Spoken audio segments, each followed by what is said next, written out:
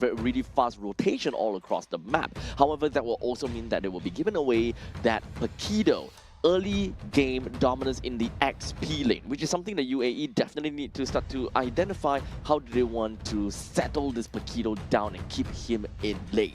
Yeah, 𝐓𝐡𝐚𝐧𝐤 currently right now sitting on that EXP lane. It is just extremely dominant in terms of getting that macro pressure and also the threat in the jungle, right? When you put him into a bush anywhere, I'm not saying he's a jungle hero, I'm saying that when he's in that bush, you don't want to invade the enemy jungle. You can't play towards the other side of the map, especially if you're alone. And now going for the Harif as well, so Team Iran looks like they're going for the best of both worlds here. Yep, so they have very strong lane presence coming in from both sides. Gold lane and XP. It's now up to UAE to identify how do they get themselves a win on both of these aspects. And if they don't, what do they want to do here? Perhaps now they have the opportunity to kind of take a look at their mid lane. Perhaps it will help them better understand, okay, maybe we take down the mid lane, we have better priority in mid lane, that will give us more of an arm extension where we can move on to the XP or gold depending on what's available to us. Wait a minute, this is an 𝐓𝐴Smeralda in the top 3 picks coming out from the side of Team UAE.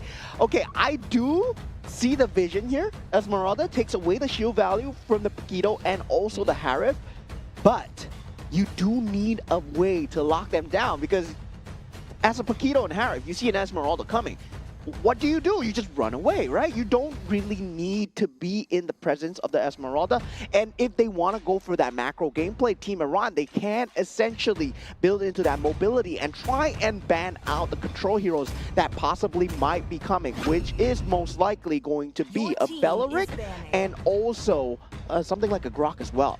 So the Valentina being picked up from the side of Iran very likely is just a way to echo towards a UAE that, look, you got a way to shred tanks, we got a way to shred tanks as well. With the Mystic Gush that is being stolen away, 𝐓𝐴Smeralda and 𝐵uXia will undoubtedly have a little bit of an issue when it comes down to team fights in general. But the way that Iran have drafted their first 3 picks really just shift themselves towards a way whereby they kind of want to play for team fights. Doesn't necessarily have to play by aerial denial, however, this can actually go towards a front-to-back form of composition. So they definitely need more ways to be able to kind of hold down the fort in the front lines a little bit to drag on time as much as possible. Good Claude ban coming out from the side of Team Iran. The Harif being picked up. The Claude really deals very well with the Harif, especially in that mid stage towards that later stage of the game, where the Blazing Duet is able to just shut down the Harif before he even enters his own Diamond Force, right?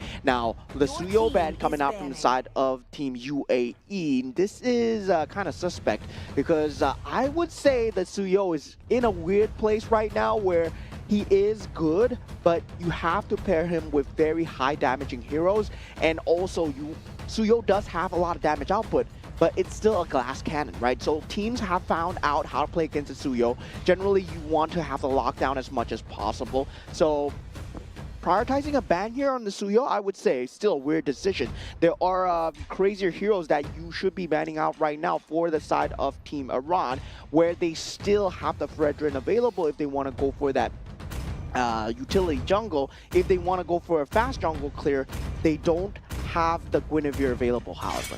Yeah, I would definitely agree. Personally, I do want to look more into utility, because right now, 𝐓𝐴Smeralda, sure, 𝐓𝐴Smeralda can kind of deal with himself, and Harif can also deal with himself. They are really good in their own respective lanes, but come out of that, break them out of that shell when we are trying to play for team fight scenarios. That is where things will start to get a little bit shaky, because they don't really have much to work with. A 𝐶𝐤 in this case would not give any form of utility. It just brings on to a lot more firepower, which the team already has a lot of. Yeah, and the 1-2 piece coming out, it's going to be the 𝐻ou and the 𝐓𝐴Smeralda. So we got both fighters, one good on the feet, one good with the hands. So that's going to be crazy combinations coming out from the side of Team Iran. And for the side of Team UAE, right, they can potentially look towards a 𝐓𝐴Smeralda, especially against the 𝐻ou, and we do know how strong the 𝐓𝐴Smeralda is. And I can't believe it slipped the entirety of the pool right now. If you think about strong priority picks, old school roamers such as Chip and 𝐓𝐴Smeralda are still available, right? That shortcut into the Esmeralda, into the Mystic Gush, that could be a combination, that could be a way into these fights. This might be a game for UAE to want to play over to the late stages of the game. As such, getting a Moskov is great. However, the Estes is not what I was expecting. Oh, no. 𝐓𝐡𝐚𝐧𝐤, huh? Oh man, Estes Esmeralda, this is ranked. This is ranked. I mean, for the side of Team UAE, I gotta say, it's a very good strategy when it comes down to sustain, having the Estes and the Esmeralda, very good beefy front line, Moskov from the back line. It works on paper, right? When your enemy team isn't organized. Now, for Team Iran, if they play their cards correctly, right? All they need to do is make sure they don't run towards the Estes. If the Estes ultimate is up, just don't take the fight. Every single one of them has the mobility to disengage, right? If you take a look at Team Iran, every single one of them can just jump away. They can go through obstacles, they can go through walls. Every single one of them can disengage. And now the problem is, how does Team UAE lock them down? Now, I think that this is a very interesting matchup coming in for UAE. I actually, on the contrary, kind of like the Estes. Now, the reason why I say that is because currently Team Iran, they don't have a way to properly poke. One of the best ways that they can poke is actually stealing the Mystic Gush and go for the poke and kind of force a way for Estes to pop his ultimate. Other than that, Iran can go for a bit of a punch and a kick and all the kind of jazz. Most of that is actually up onto 𝐴𝐵. He has to go for the assassination attempt onto the Estes. He don't have to kill him, he just have to force the ultimate usage. From that point on, things will be great. Because the thing about Amirali playing as the 𝐅𝐵 is that he's on a timer. When you bring out the Zaman Force, you actually have a timer within of the Zaman Force that you need to take everyone down and do as much as you can. With the Estes, with the 𝐵𝐷𝐷𝐤, with the Esmeralda, it extends an overall team fight timing, which makes things a lot more difficult for a 𝐅𝐵 to close things out. Yeah, but I feel that this is only in a 5v5 case, Only right? in a 5v5. You have a Paquito, you have a 𝐬, you don't take 5v5s. You don't take 5v5s at all, right? You want to burst people down, make it a 4v5 before the fight even starts. You want to get people with the Way of the Dragon, make it a disadvantaged battle for Team UAE as much as possible. If you're taking 5v5s as Team Iran, you're doing something wrong. You're doing something wrong. You have the 𝐓𝐴𝐺𝐻 Force, yes, but that 𝐓𝐴𝐺𝐻 Force is a scam. It's not there to take the team fights. It's there to disengage. It's there to disengage for sure. So at least for the side of Team Iran, they have their very specific, or rather, they have their win condition, and that is to pick off. That's the main name of the game. For the side of UAE, they want to huddle up together, they want to buy time, they want to do containment, they want to ensure that they will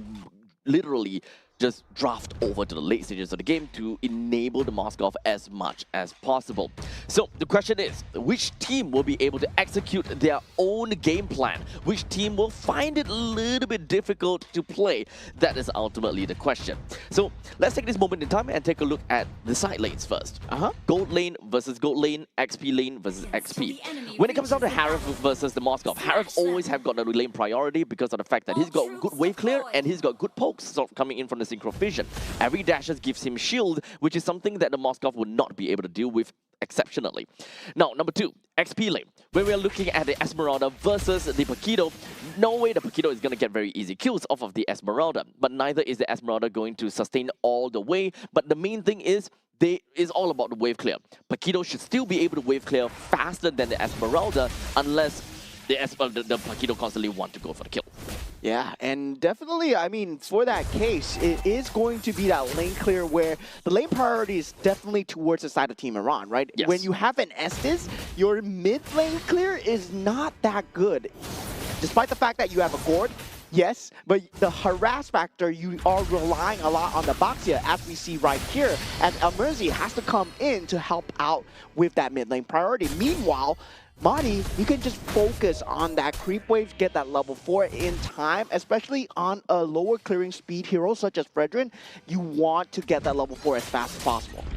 Now, of course, with them needing the Baxter to help out in the middle lane every now and then, I think that will only come in within the first few periods of time. However, as we mentioned before, whenever you have an enchanted support, that means that you would generally lose control of your own jungle. But it's not that big of a deal, because right now their opponent is a Frederick, not someone that is super oppressive in the jungle, such as a Nolan or perhaps even a 𝐓𝐡𝐚𝐧𝐤, for example, which actually really explains why they have decided to take away the 𝐓𝐡𝐚𝐧𝐤 here. Yeah, but I'm seeing a huge problem here, right? The Mystic Gush has to get a burst. If not, there's no way to lock them down to stay in that range of the Mystic Gush as well. Generally, we see a Bellaric. Generally, we see something like a lines of maybe even a 𝐓𝐴𝐺𝐵 just to keep them there. But now they don't have any way to do so. And that Baxia stun will be that main reliance factor. Now with the first turtle fight being taken, Madi does get the retribution off. So far, Mystic Gush being used in that back line, but it's currently not doing enough damage. 𝐷𝐼rzi does eventually go down, and that will be first blood for Team Iran so far.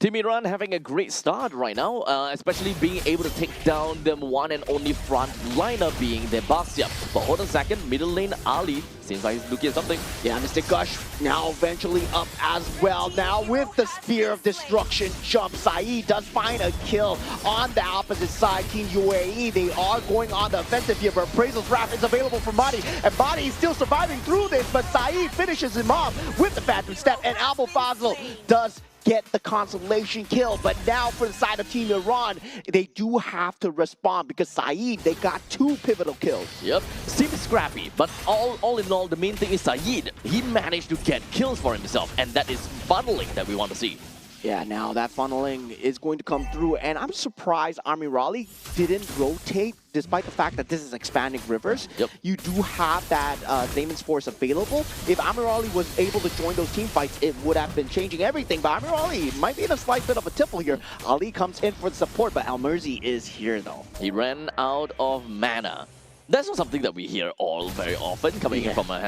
Harith. He ran out of mana to really do anything within of his own Daemon's Force. So it's really unfortunate, but regardless, that is still a Moskov that did a really good job, right? Being able to rotate all the way down to the mid lane, enjoy some of these team fights, gets himself 2 kills. Yes, sure, 𝐼rzi managed to, kind of take the lane all by himself, but unfortunately, the only thing that he got out of that was all of that shield plating from the top lane. In fact, not all of them. So all in all, I think the UAE had a way better trade from coming in from their gold laners. Yeah, I mean, for Team Iran,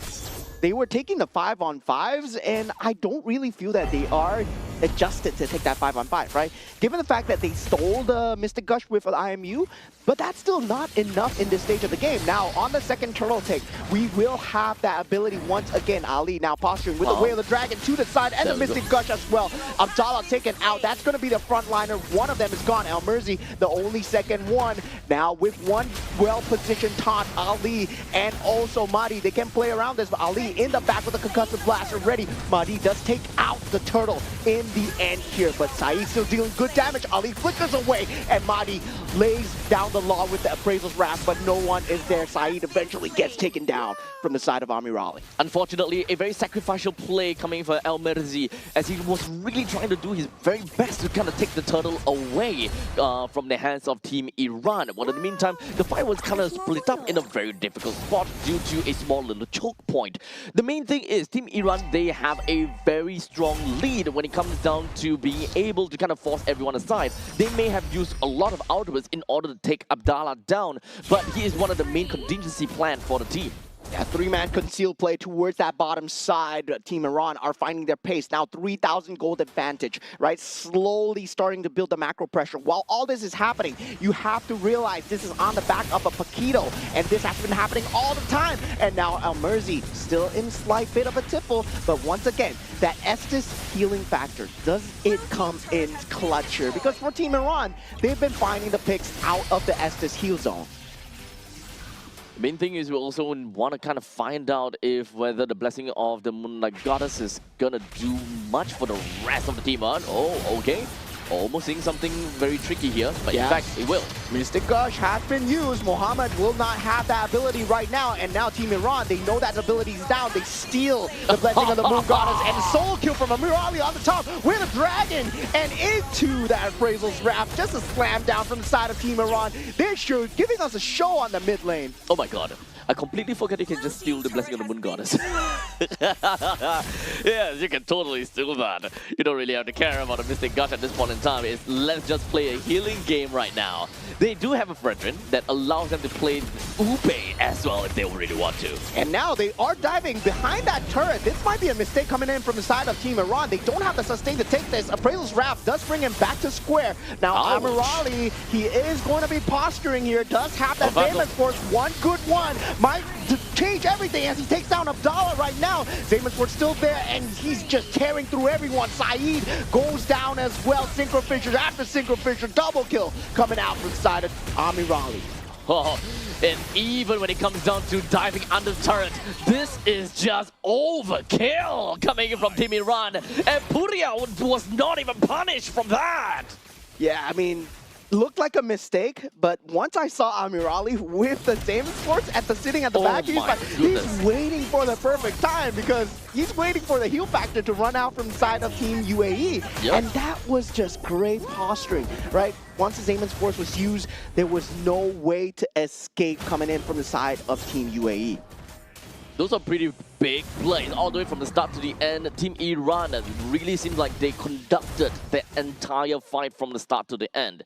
It feels like they knew exactly what's going to happen, how it's going to happen, and they would just do what they could. So just like that, we already have got 8,000 goal lead in favor for Team Iran at 8 minutes. And in a very early game-centric kind of matchup, or a very early game-centric kind of team, what you want to do to win. Oh my god, this is Slaughterhouse. Yeah, Abdallah, I mean, you picked the Esmeralda, and that's the problem with the Esmeralda as well, right? You think the survivability of the Esmeralda is very good, but if, let's say, you face so much oppressive damage as we see Team Iran with an impressive taunt onto 3, Mystic Gush being used on the Mahdi here, he will be just overextending out of his positioning, and Puria will be going down for his troubles as well, and this is kind of a comeback for Team UAE. Don't call it comeback just yet. 𝐴𝐵 still in that push. Oh no, Saeed just gets instantly taken down. Mohammed, he's in trouble as well. This man, this Paquito is so scary to deal with, and this is why he's so oppressive right now. Yeah, this is the kind of thing that a Paquito could do realistically, right? All you need to do is double straight punches and a jab, and you will be able to kill any gold laner. This is the problem when it comes down to giving a Paquito away, but also picking an enchanter support for yourself. You kind of really require that Baxia to go all around the map, which kind of forces the Baxia in a dual role situation. Just for your team to get a lot of that healing factor, your Baxia will be spread out to do a little bit too much, coming in as a jungler and a pseudo roamer, which is really very unfortunate. Yeah, now great taunt onto 2. Saeed in a lot of trouble. Ali with a flicker forward does get the finish onto Saeed. That now that's all their physical damage gone. Appraisal's Wrath towards the back. Mystic Gush, is it enough for the side of Team UAE? No, it's just to disengage. And Team Iran, they're going to be taking no casualties this time. And 𝐴𝐵 still not showing himself on the map here. They don't want to play towards his top side while this Lord is happening. And look at that. This is all towards the bait. 𝐴𝐵 goes in towards Mohammed, but now the Blessing of the Moon Goddess just comes in for 𝐴𝐵, and he has to escape. Does have the flicker available. Stun following up from the side of 𝐼𝐸, and now with the Spirit Destruction back up, Lord still in Iran's favor by the Xayman's Force, and 𝐼𝐸 stands tall throughout all this. That was a crazy exchange. It really felt as though that UAE was the one that manages to kind of bait 𝐴𝐵 going deep into the fight in order to get an assassination, only to back them up again with the Blessing of the Moon Goddess. And just like that, you know, we thought that that would be a free kill coming in for 𝐼𝐸, going in straight to 𝐴𝐵, but unfortunately, cooldown is over, gave him a jab, gave him a shield, and he got out of that, while 𝐼𝐸 is the one that overextended in the end of the day. Yeah, I mean, if you're good at team fight, we have a Valentina, we can be good at team fight too. Now, with the Mystic Gush being used on that top, do just push out the Lord. Team Iran, they're going for the throw here. 𝐓𝐴𝐴 Sports has been used. Where the Dragon as well into the Appraisal's Wrath, and Madi just tears down onto the box here. I am the better tank right now as they go for that inhibitor turret on that mid lane. There is just so much gold lead that Team Iran has, and this is only at 11 minutes into the game, and they have already lost middle lane and the bottom lane inhibitor turret. This cannot get any worse. 13,000 at 11 minutes into the game. Team Iran, they are a different kind of beast here. After the showing coming out from yesterday as well, they show superior drafting skills in terms of just having the team fight capability and the best of both worlds, right? You can see the macro coming out from the side of 𝐴𝐴 from the opposite side of lane. 𝐼𝐴𝐴 just very trustworthy on that gold lane as well. You can expect him to get the items in time. Yo, but for real, who are they? How are they so strong? I really do want to know, if, to be fairly honest, because right now, they are just showing themselves in a way where UAE is just not a competition at all. Yeah, UAE, they have a rough draft. I mean, with the Estes, I don't really like this. Into a Valentina, right? Their Blessing of the Moon Goddess can be given. Mystic Gush can be given as well. So not having the ban on the Valentina, the draft itself, I feel it's a very huge error. Now, for the side of Team Iran, they have that 𝐴𝐴, right? And not even Abdallah can stand up against the punches, the raw damage from the farm coming out from the side of Team Iran right now. Only one inhibitor turret left on the top side. Creep wave now crashing in. Team Iran look for blood here, but 20 seconds away from the Lord. I think they disengage. Yep, but perhaps 𝐴𝐴, it might be a little bit deep in, but it's okay. A quick little flicker, go get himself right out of that, which is something that they would absolutely need. Because as you mentioned, the Lord is going to come up in 10 seconds, and that is going to help Team Iran close out the game properly. Yes, they are at 13,000 gold lead, and technically speaking, they can just gatekeep the entirety of UAE from not being able to come out, and they can probably just absolutely destroy them. However, that is also going to be playing within of the UAE's hands, because there is still the Estes, and they gotta have to respect that. Oh, that was so close to Spirit Destruction coming through, but luckily Madi was on the case with the Lord as well. Now, conceal play coming through from the side of Ali. Wants to go for the Whale Dragon, gets stunned up. Now, Mystic Gush has been used as well. 𝐴𝐴 coming in for the flank positioning, does get spotted out. Now, with that, 𝐓𝐴𝐴 Sports have to drop Synchro Fishes after Synchro Fishes. 𝐼𝐴𝐴 taking so much damage at this point. 𝐼𝐴𝐴 still not punished as here as Ali. He's soaking up so much damage, has the immortality. Team Iran, they're gonna wait for the Lord. There are no ultimates at all from the side of UAE. It will take some time before they will eventually get that back. And in fact, there we go. Mystic Gush as well as Bonus Diamond, they're already available. But unfortunately, the important one, Blessing of Moonlight Goddess, do they have it? Oh, 𝐓𝐴𝐴 Sports has been knocked down, and 𝐼𝐴𝐴 dealing so much damage with the help of 𝐴𝐴𝐴. Triple kill so far for the side of the 𝐴𝐴𝐴. That's what you get when you give Team Iran the 𝐴𝐴𝐴. It is a big mistake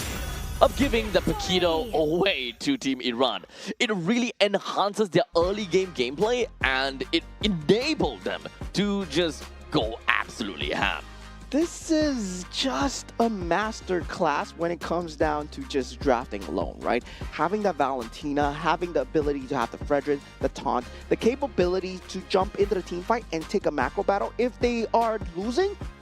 everybody can run away because it's just so scary. This is crazy. This is really crazy. Team Iran, they knew what they wanted to do all the way from the start to the end. They are dictating every single battle. They are the way that they move is absolutely phenomenal as well. Although we definitely gotta have to agree, right? UAE at the start of the game, they have enabled that Moskov really early into the game as well. Yeah. They want to accelerate his growth, and I see where they're coming from, and I do respect that a lot. However, they've just been outpaced by Team Iran solely because of the sheer power of what, number one, a 𝐴𝐴𝐴 is able to bring onto the board, and number two, just how often that Valentina can steal that Mystic Gush, and even if they were to find themselves in a team fight that they don't want to be in, Valentina comes in clutch with that Blessing of Moonlight Goddess. I think it all boils down to the fact that Estes is not good in competitive play at all. Like, Estes is just not good. But 𝐴𝐴𝐴 Of course, man of the match, MVP, he did so much on that bottom lane. He was against an Esmeralda, and laning against an Esmeralda is going to be tough, but you do have the ability to lane clear, right? We saw the rotations coming through, and despite the fact that early game didn't go their way, 𝐓𝐴𝐺𝐺 clawed them right out with that skim up throughout the entire game, and that was double frontline comp, just couldn't frontline. Yeah, completely broken down because of number one, a massive lead from Team Iran to begin with. And if you were to add this 𝐓𝐴𝐺𝐺 on top of that as well, we also need to remember the second property coming in from 𝐓𝐴𝐺𝐺 is that the higher the HP that you have, the more damage that you will be able to deal to them. And unfortunately, that is going to be a problem to number one 𝐵𝐺𝐵. Number two, the Esmeralda don't really get affected by the second property as much, but it is really just about the regeneration nerf. That makes things a lot more difficult as an Esmeralda. Yeah, that degeneration coming in time, right? You have a 𝐵𝐺𝐵, it's okay. I have 𝐓𝐴𝐺𝐵, right? So that goes hand in hand, right? You can pick the 𝐵𝐵𝐵. I'm going to pick up the 𝐓𝐴𝐺𝐵. To be fairly honest though, having a 𝐵𝐺𝐵 plus an Estes on paper doesn't seem so bad, because when it comes down to a 𝐵𝐺𝐵, the main thing that you see and the main thing that you always think of is that 𝐵𝐺𝐵 have got very strong maneuver, and you will be able to, you know, kind of join into team fights really fast, or he's able to kind of scout out the entire jungle really fast. I think what makes a roamer strong is not the utility. It's more about the vision game right now. In the current state of the game, where I feel that roamers, you need to be able to check bushes. And Estes, there's very little ways to check the bushes. Cho, you can go in with the Jeet Kune Do. You can see why Marcel is strong with the photograph as well. And a lot of the roamers, they have the ability to check the bushes and give vision without being punished. Estes does not provide that. So at this point in time, you would believe that, you know, Enchanter supports have no, I will say, no spot in the game? Yes, currently I would say definitely, especially if you're going up against a tank jungle. Right. Because there's no way that you're running into a tank jungle. If you're going up against assassin jungle, yes, you can come up with an Enchantress support for that massive healing. And if, let's say, you're going up against something like a Harley, something like a Hayabusa, and then, yes, it makes sense. But now against a tank jungle, I would say it's a rock, paper, scissors kind of situation. Now, of course, with that all said, we do have got game number one that's done and dusted, of course, in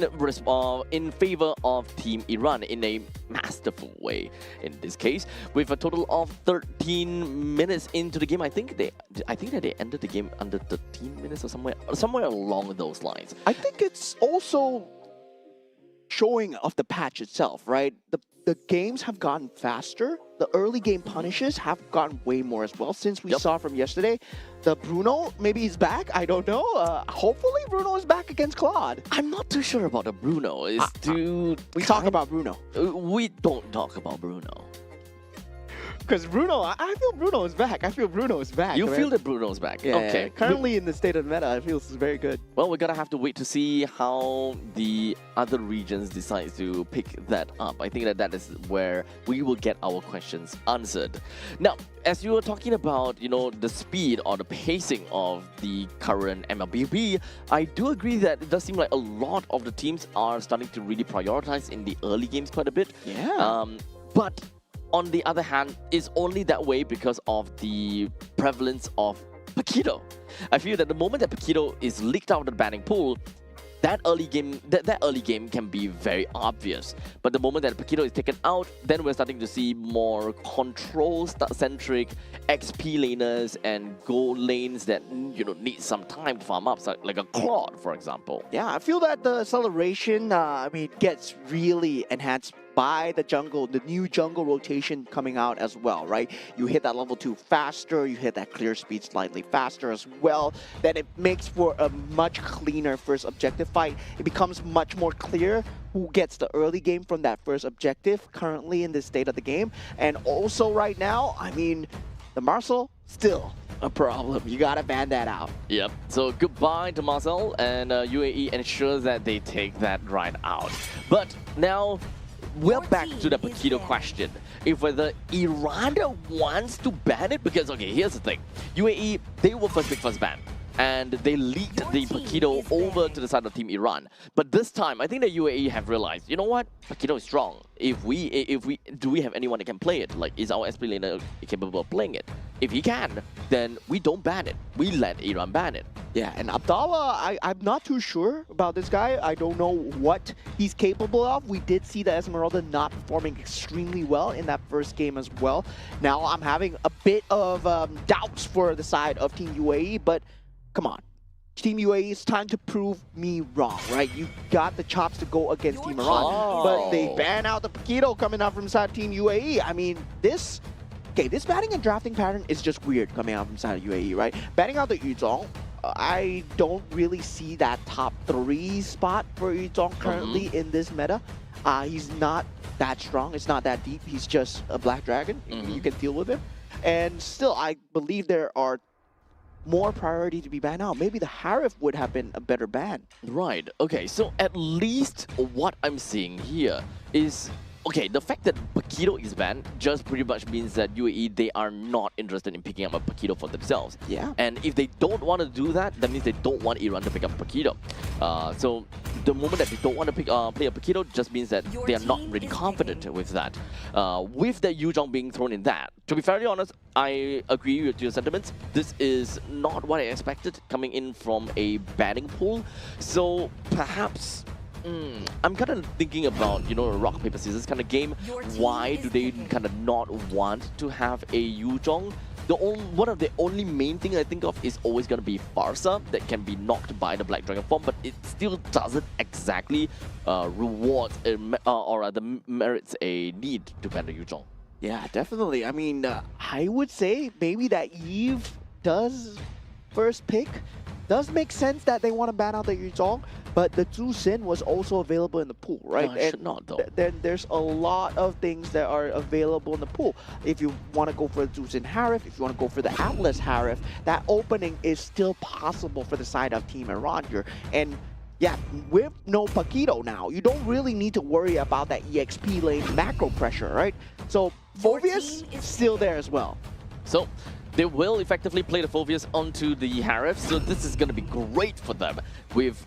literally just going to be area denial, and they will be able to play for team fights really strong. They don't particularly need to care too much about how they want to, you know, kind of layer in things, but we also need to remember, right, there's a 𝐸𝐴 on the opposite side, so even if they do have a Phoveus, they can actually still play a Gatokacha onto the roam, and that can actually be pretty bad, because that is going to go towards Team Iran's game plan very well, while also disrupting the 𝐸𝐴 to a maximum extent. Yeah, now going for that 𝐴 pick coming out from the side of Team Iran. Now, I do like this coming out from the side of Team UAE, the Leomord into the Claude, but at the same time, right, Claude is... We've seen him do well, we've seen him do bad. And Claude is a character that requires a lot of space. Yes, on theory, on paper, Claude is that standard pick against the 𝐼𝐸. Because yes, you do have that physical damage, you outrange him, you outscale him in terms of farming as well. While 𝐼𝐸 is busy taking the team fights, you accelerate your own farm. That's how this playstyle that should be played. But at the same time, you gotta make sure that the 𝐼𝐸 is left unoccupied and not destroying your team. Yep, so you need to ensure that if you're going for tit for a tat, hit, you know, eye for an eye kind of thing, then you need to ensure that your team understands that, right? Yeah. They can't just throw themselves into the ditch and hoping that, oh, I hope that 𝐼𝐸 doesn't kill me, and that kind of situation. If you want to farm fast, you want to ensure that your opponents don't get that kind of farm as well. Exactly. And now with that ban coming through as well, 𝐴, they don't want that team fight capability. Meanwhile, from the side of Team UAE, I would say their batting pattern has been slightly just on the weirder side, right? Just on the quirkier side, where they are going for certain heroes and they know that they want to go for it. But at the same time, Grok is not really a top tier ban that we see as of the moment. The wild charge, you can deal with it extremely well. And also, I would say even on Flying Clouds, it's not going to be a huge deal. That Alice, however, yes, that was a good ban on the side of Team Iran. And also, now there is that jungle capability, right? Team UAE, they are not looking towards the enemy jungle at all. Now Finally they do. Studio, okay, Studio is going to go bye-bye again, and I truly hope it's not because they want to play an Enchanter support again. Naturally, right now, the way they kind of seems like it, they don't want someone that is too oppressive in the jungle, that kind of jazz. But there is a Leomod's, wave clear or the creep clear is, kind of decent, if anything. Now, Cho is also going to be picked up coming in from the side of Team Iran. They do want to go for a little bit pick off. However, they don't particularly have anyone that can play with the Cho that effectively. So that would mean that their jungle might actually be an assassin that can make full use of the Way of the Dragon. The Kalea is open, guys. Kalea was made to fight against Cho. Yes, I agree. And I can't believe that Cho pickup. Okay, if Team UAE don't pick up Kalea here, I mean, Kalea, Leomord, Eve, that is a great center mass unit with the jungle, roam, mid trio, right? And you could give Claude so much space. If you don't pick up the Kalea here, I mean, you're just throwing the game, right? And yeah, they're throwing the game. They're going for the 𝐓𝐡𝐚𝐧𝐤 instead. And once again, the Esmeralda coming out. Okay, so the Hanzo comes in. So understandably, yes, the Hanzo is someone that can make full use of the Way of the Dragon to play kind of like a pick-off strategy. Now, the 𝐓𝐡𝐚𝐧𝐤, I'm okay with the 𝐓𝐡𝐚𝐧𝐤. I'm okay with it. It's not the best to deal with the Cho, but it is a good answer to deal with a Harif. As long as the Harif drops down the Zaman Force, you kind of have ways to kind of deal with or rather to contain the Harif as much as possible. Because you have a Eve, you have a 𝐓𝐡𝐚𝐧𝐤 right now. They generally will be able to mark out an area and say, no, good, this is my no-no zone. Yeah, and for the side of Team UAE, it feels like they're picking heroes based off of the roles, right? Where we need someone to fulfill a certain role, but they don't look at the game plan in general. Like, how are we going to get the kills? How are we going to get the wins, right? That step-by-step process is much easier said for Team Iran, where you can clearly see what's your setup going to be. The Way of the Dragon, yes, they have that Lantern Lifter. They have multiple ways to start the fight as well. Xayman's forced from the back. There's a lot of possibility to start it. Meanwhile, for the side of Team UAE, there's only one, which is possibly that Esmeralda jumping in. So right now, you can see from the side of Team UAE, they are kind of banking all the way in onto that Lizard. Now, of course, the Lizard does have, pretty good defenses, and it kind of takes time to kind of kill that. So just like that, immediately we do have 𝐅𝐴𝐺𝐺 is already at level 2 as opposed to Mahdi, which is supposed to farm really fast anyways. And now, he's being really impressive. Went straight into the opponent's jungle, went straight to the Beetle, and I don't think that UAE even knows about this. So there's a very high chance that UAE's jungle might not even hit level 4. Yeah, and so far, that rotation coming through for the side of Team UAE has always been 𝐅𝐴𝐺𝐺 put towards that mid lane for that slight prio advantage. Now, this gives Team Iran slightly better timing on that jungle creep timing as well. And now with that Mahdi being so aggressive in the enemy jungle, resources have been taken away. They all will be ahead in terms of macro for now. Now, Ali finds a good pickup, but Mahdi falling extremely low here on the Hanzo, not level 4 yet, and gets taken out. Team UAE always having a great start. Now 2-0 so far, as Poria does not have enough mana on a 𝐴𝐶. This is the first time I'm seeing 𝐴𝐶 not having enough mana here.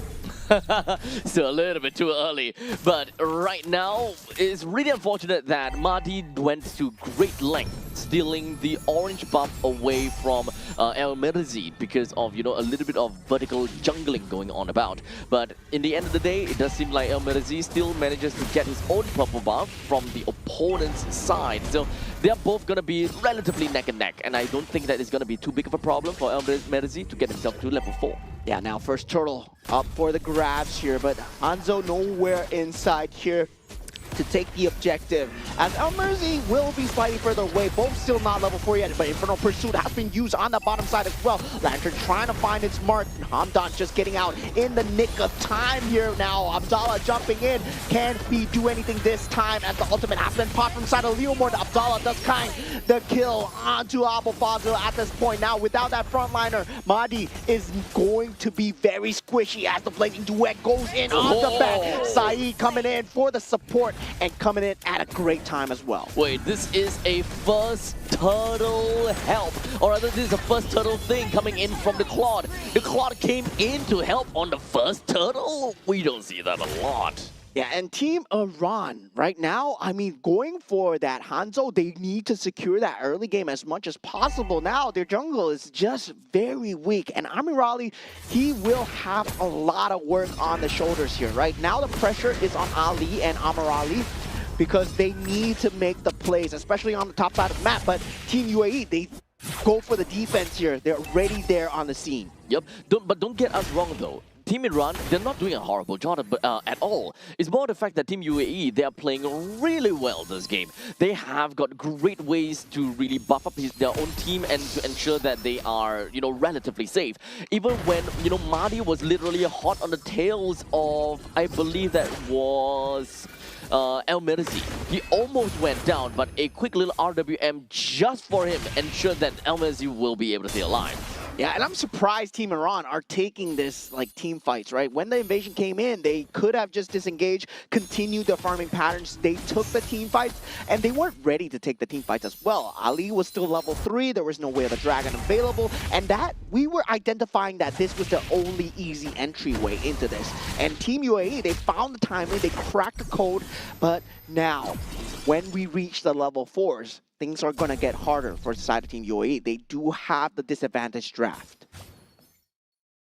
As of now, let's take a little bit of an in-depth look into the atomizations with the Claude that already have gotten a corrosion scythe for himself. Down in the bottom lane, I don't think that Abdallah is going to go down that easily either way. Dreadnought armor coming in from the 𝐓𝐡𝐚𝐧𝐤, and of course, just like that, we've got, time to kind of take a look at the bottom lane. Yeah, now 𝐴𝐵 just playing with the enemy here. 𝐿𝐴𝐺𝐬 not able to get out in time. The Infernal Pursuit is there. Room manipulation is not enough here, as Ali will not have to wear the dragon, but still tearing through the enemy back lines. This will not result in anything. But I just noticed, right? Saeed has sprint. Oh. Well, faster Blazing Duet, I guess. Faster running Blazing Duet, I guess. Hey, could be meta. Oh my god, Saeed has sprint. I'm not too sure if this is a misclick, but okay. I don't know, but probably not as bad as listening. But here we go. We're just gonna be jumping right in, and it does seem like the turtle did in the end of the day went over to the side of Team Iran. So they're slowly getting themselves in that position. Yeah, now Corrosive Scythe has been picked up inside of Mahdi. Now this is going to be a problem, right? Where the Claude is going to be easily getting caught by the way of the dragon. You don't have to purify to get out. Your BMI becomes so much more important. And if Team Iran, they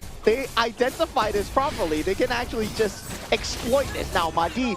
in the midst of 4 people, takes out Muhammad, and not having that flicker, it's going to be starting to ramp up, right? Team Iran, now they reach their power spike. Team UAE, all that early game advantage,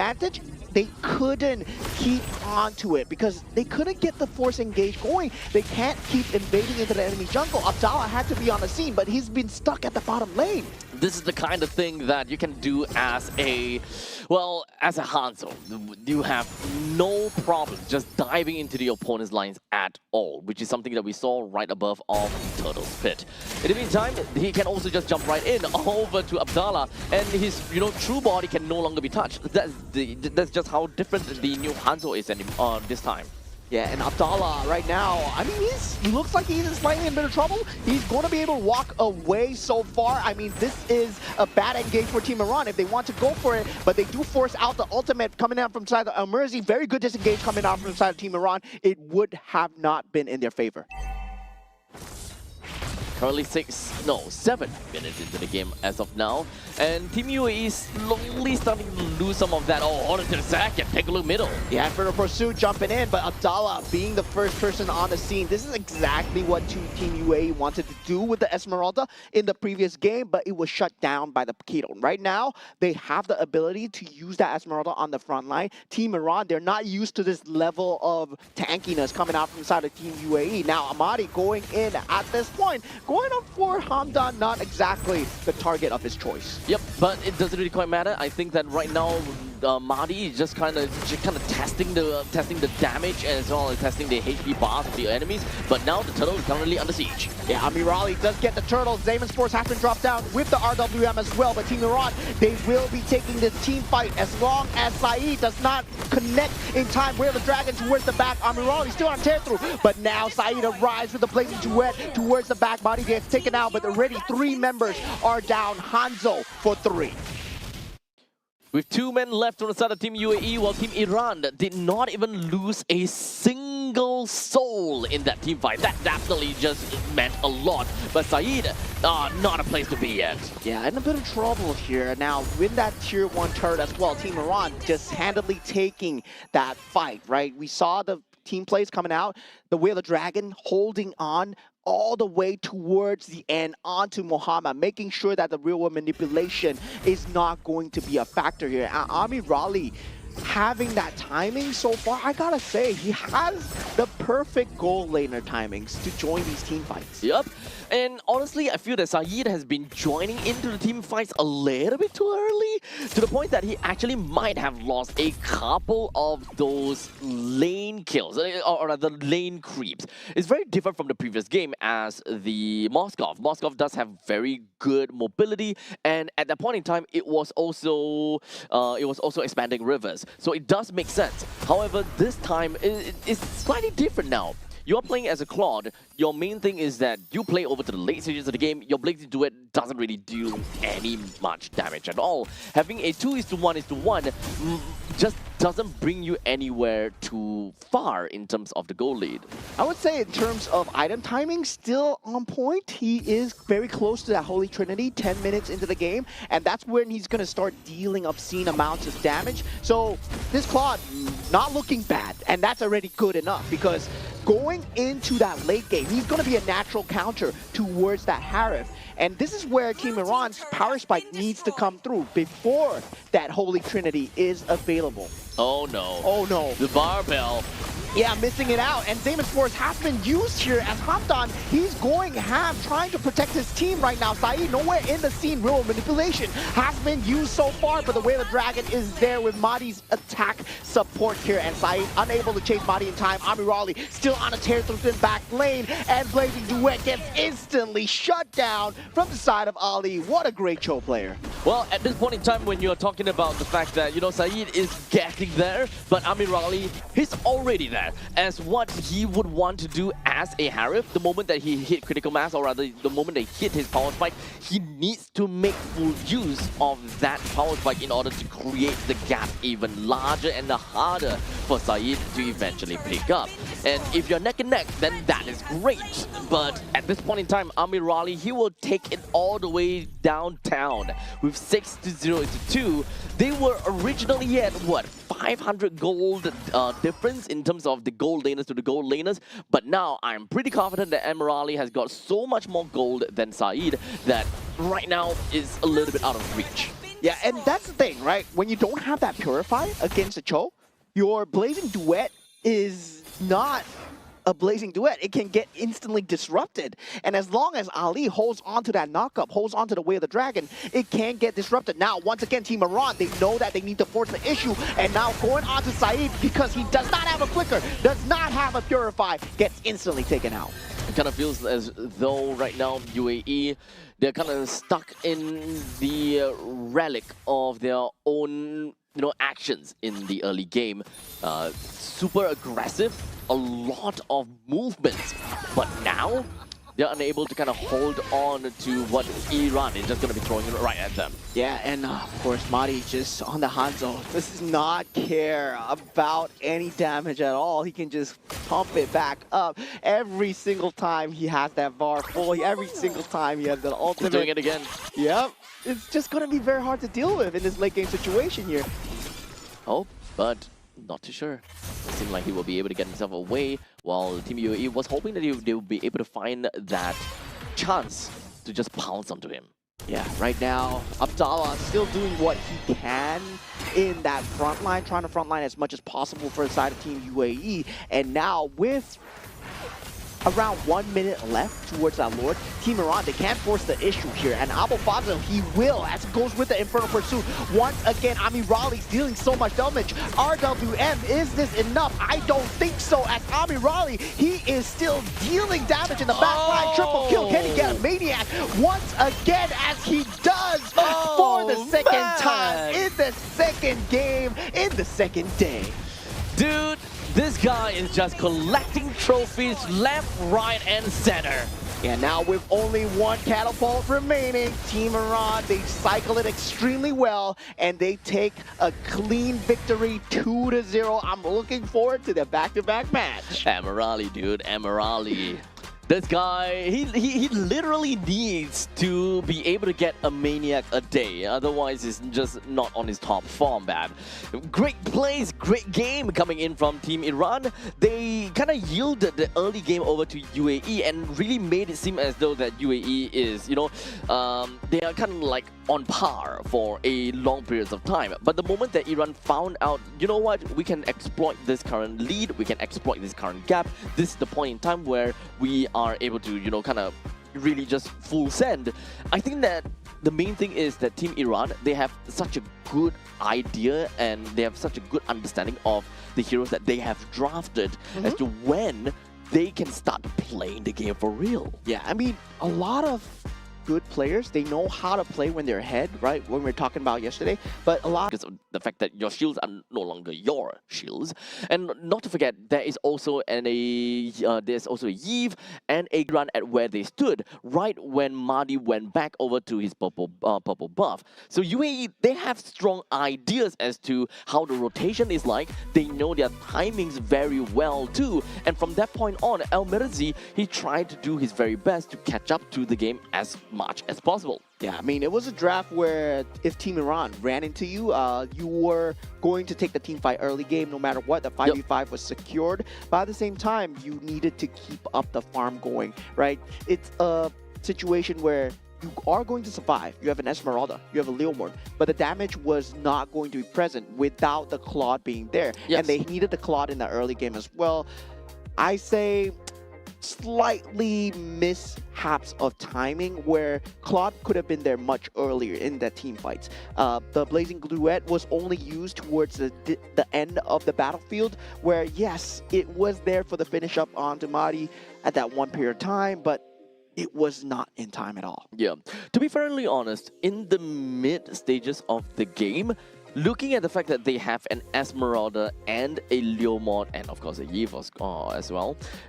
with these three, they should more or less be okay to deal with a lineup like Iran's, because the fact that Iran, they don't have someone that's super tanky that will be able to do too much. Abdallah, understandably, as an Esmeralda, should be able to, you know, stay in team fights for extended periods of time and deal some of these quote-unquote damage over time. The longer that the Esmeralda stays in a fight, the more damage that she will be able to deal over the long course of time. However, it just doesn't seem to work out as well as they have originally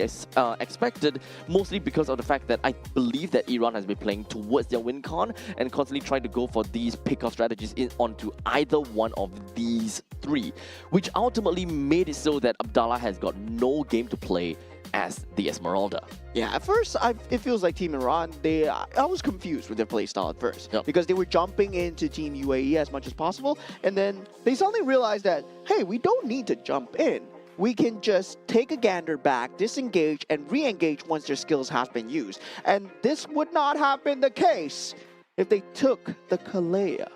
Because that 𝐓𝐴𝐵 would have been able to force that 𝐤 into that fight no matter what. But the 𝐓𝐴𝐵 does not provide that same level of space, right? You think about the AOG, yeah, you see that big red circle, just run away. Well, technically, yes. But the main thing, I suppose, is that they want to win team fights. They want to make sure that 𝐻𝐼 got no game. But even when they drafted a Esmeralda and... Oh, sorry. Even when the Esmeralda... They drafted 3 heroes against the 𝐻𝐼 and they're still unable to win that. They were unable to get a kill on the 𝐻𝐼. That means a lot. Yeah, now looking at the standings coming through, Team Iran 2-0, 4 points so far. Now standing at the top with Team Saudi Arabia. And in the concurrent stage as well, Team Jordan took the victory over Team Oman, who sits at the bottom 0-3, -6 points, and Team Jordan looking good to fight for the top 2 so far. So Team Jordan versus Team Iran. I believe that's going to be the next one. Oh, okay. So this upcoming game is going to give us a very good idea who's going to be first, second, and potentially third. Because no, even if Team Jordan were to lose in this upcoming game, that doesn't push them lower than the United Arab Emirates. Yeah. But Iran will fly all the way up on top of Saudi Arabia. Yeah, I mean, now the key match is Team Saudi Arabia versus Team Iran as well, Yeah. right? We talked about Team Indonesia, Team Philippines enough, right? When we think That's about old when we news. think about other groups,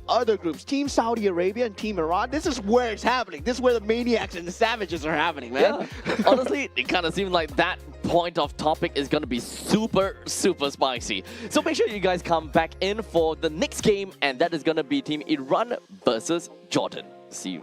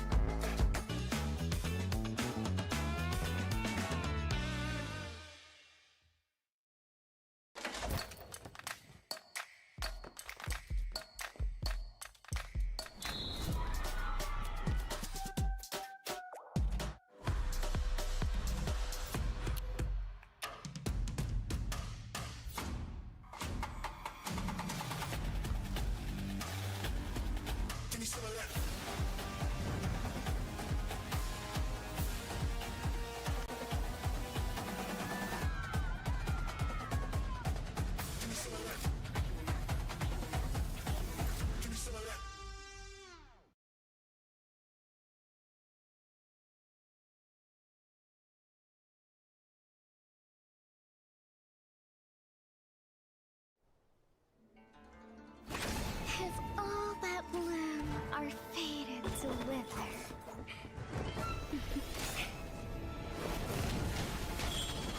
then I'll enshrine your most brilliant moment in crimson splendor. Even something so crude can be graced with a splatter of beauty.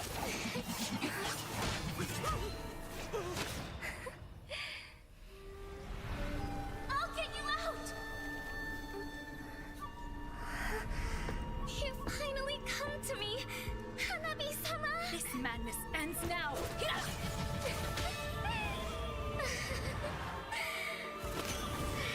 last, I'm shivering with excitement!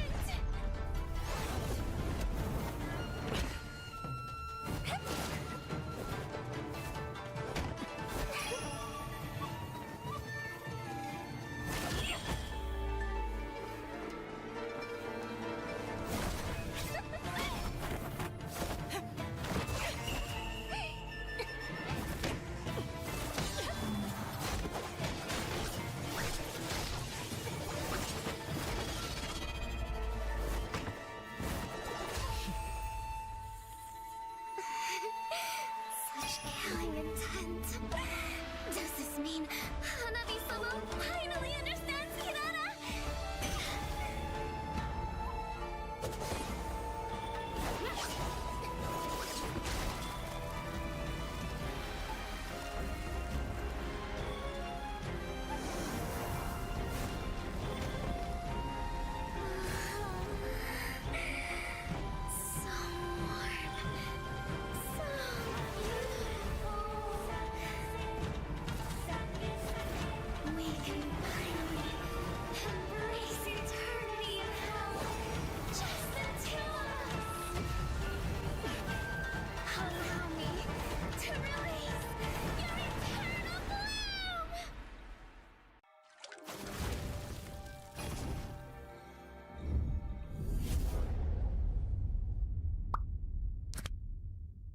The human body was built to move.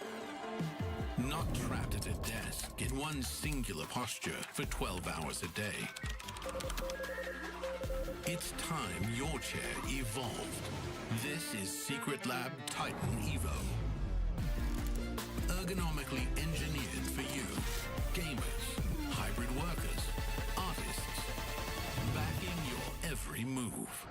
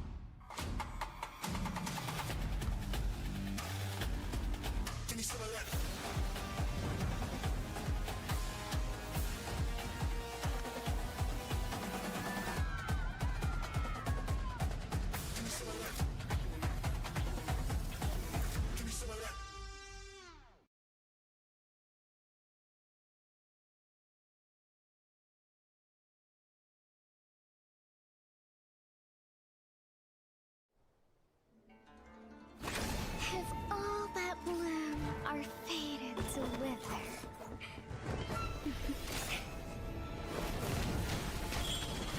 then I'll enshrine your most brilliant moment in crimson splendor.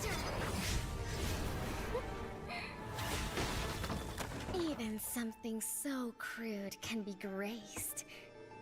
with a splatter of beauty.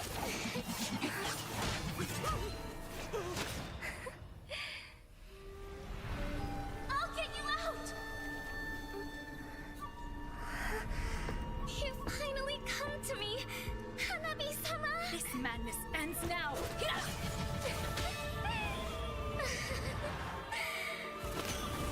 At last, I'm shivering with excitement!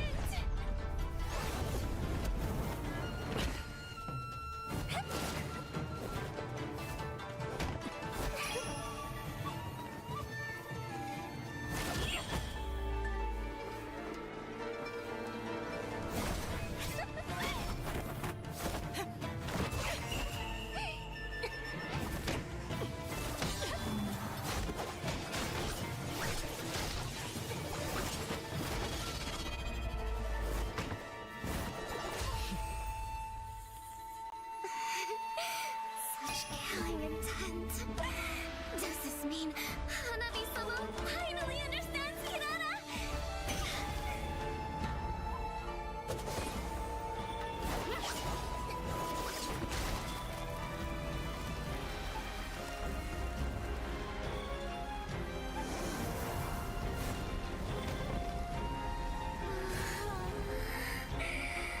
So warm. So beautiful.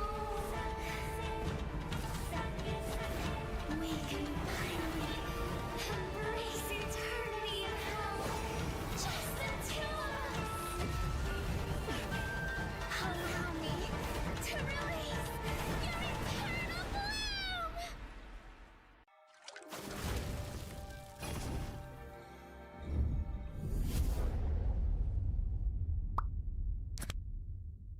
The human body was built to move. Not trapped at a desk in one singular posture for 12 hours a day. It's time your chair evolved. This is Secret Lab Titan Evo. Ergonomically engineered for you. Gamers, hybrid workers, artists. Backing your every move.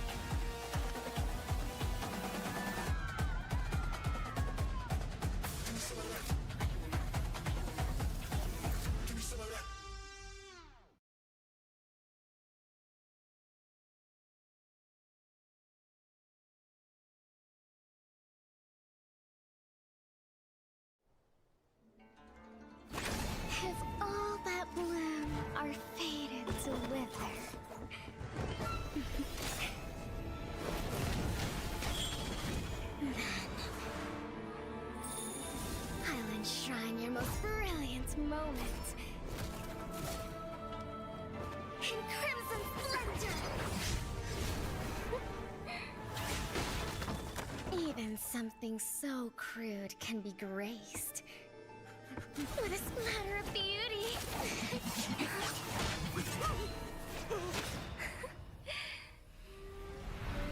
I'll get you out! You finally come to me, Hanabi-sama! This madness ends now!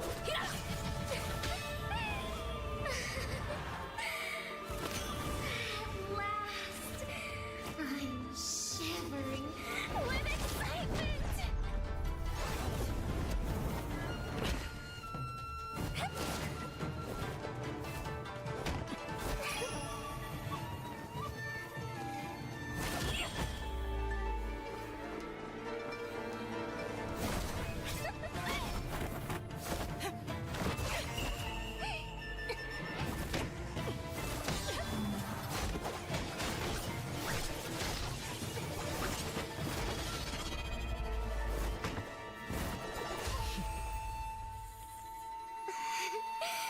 Such killing intent. Does this mean Hanabi-sama finally understands Kirara?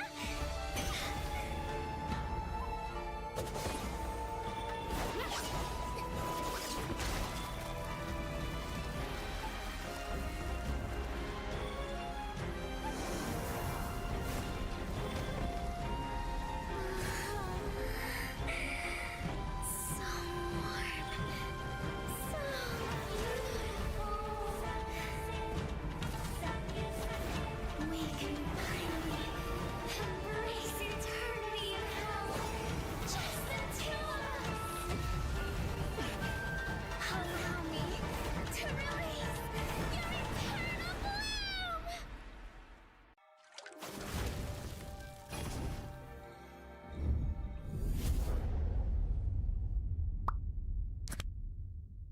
The human body was built to move. Not trapped at a desk in one singular posture for 12 hours a day.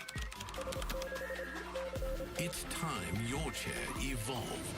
This is Secret Lab Titan Evo. Ergonomically engineered for you. Gamers, hybrid workers, artists. Backing your every move.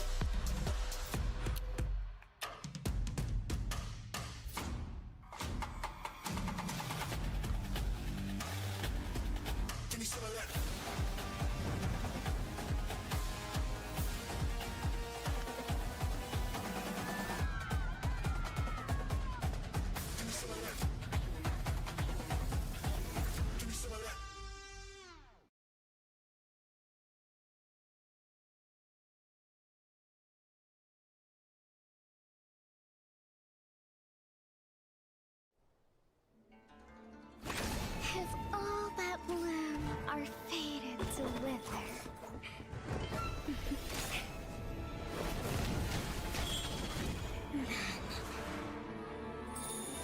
I'll enshrine your most brilliant moment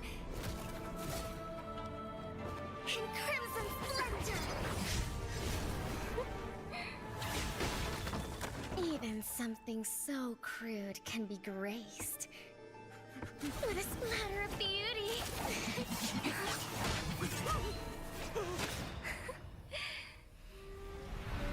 I'll get you out!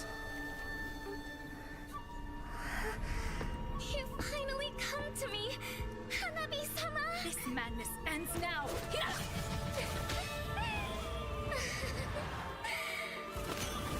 At last, I'm shivering with excitement!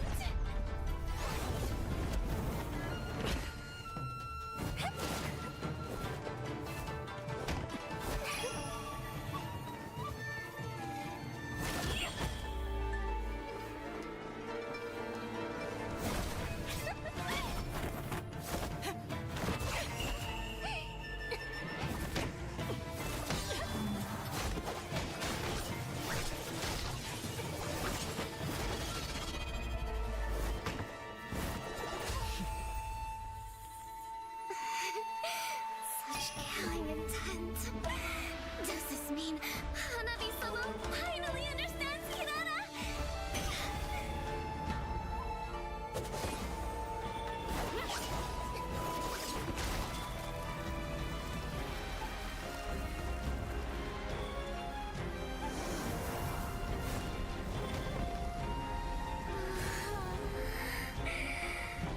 So warm.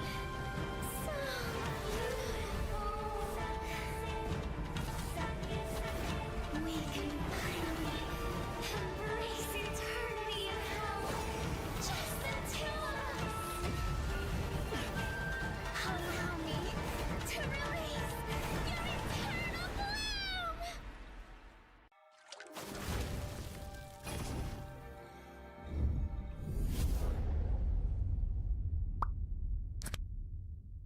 The human body was built to move.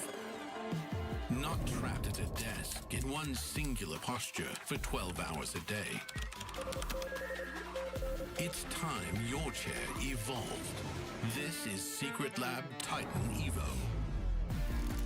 Ergonomically engineered for you, gamers, hybrid workers,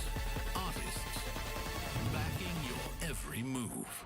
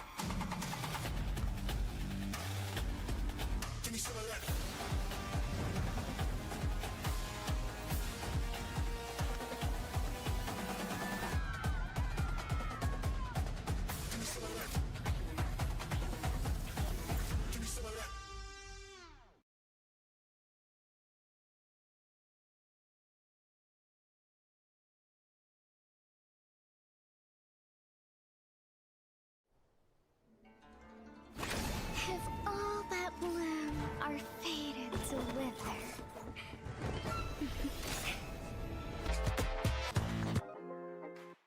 All right, ladies and gentlemen, welcome back once again, and we've got you guys a second game of the day. With the first game of the day already done and dusted, and of course, Iran came out to be extremely great going up against the United Arab Emirates. But this time, they're going up against Jordan, and we'll see how that is gonna go. And it's Abstract. With me here is Moman.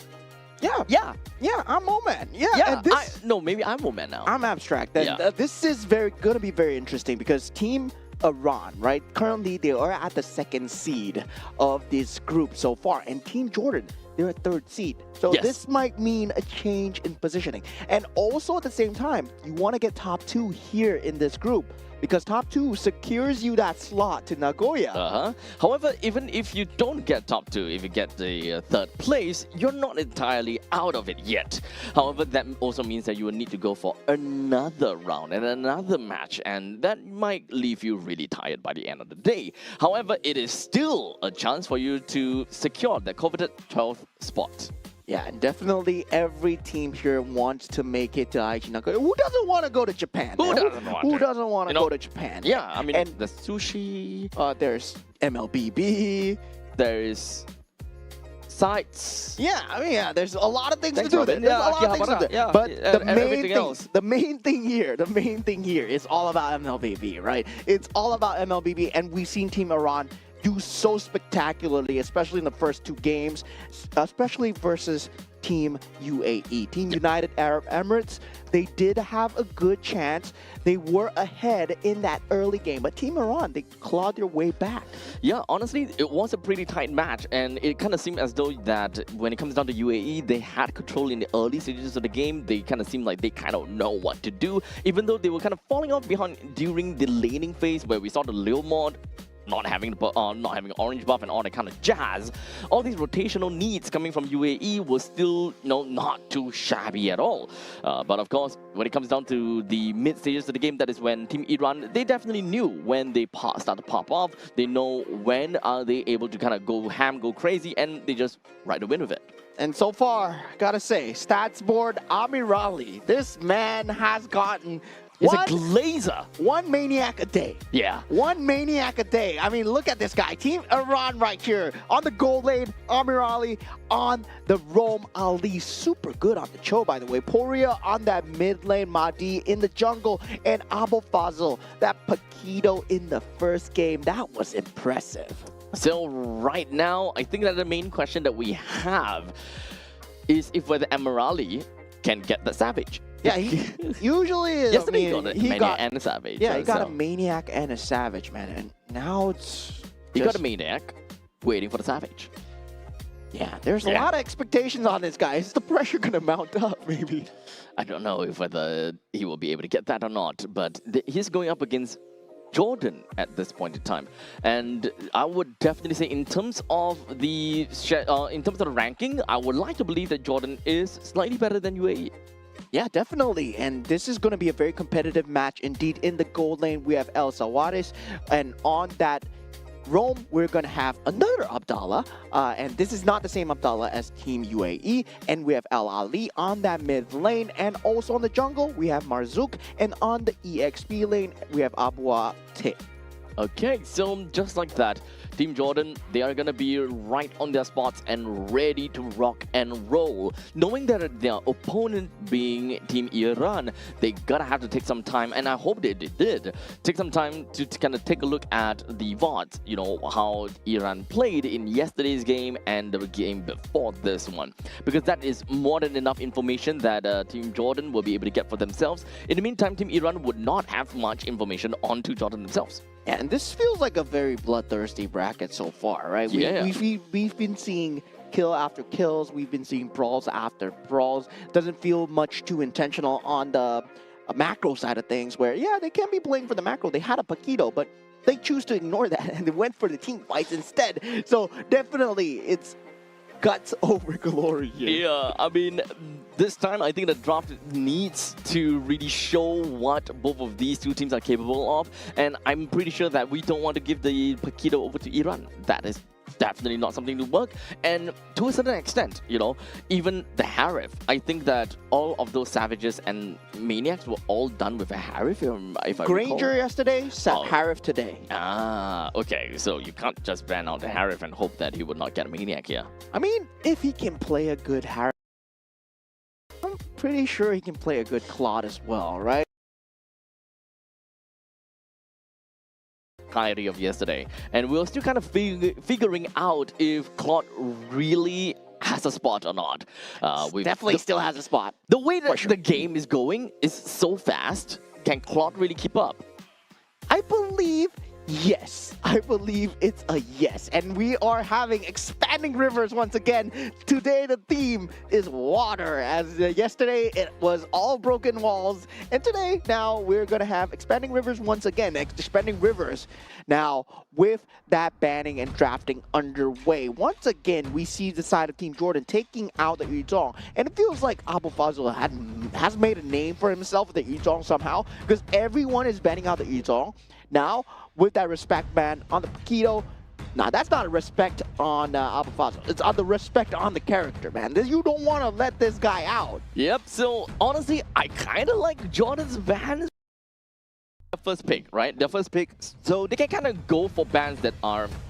respective to the opponent's side. So no more of the Harif, no more of the Paquito. I think that's relatively nice. That will mean that they will open up quite a bit of heroes that is available for Team Jordan to pick up, while Team Iran, they threw away the Marcel, the Guinevere, and the Freya.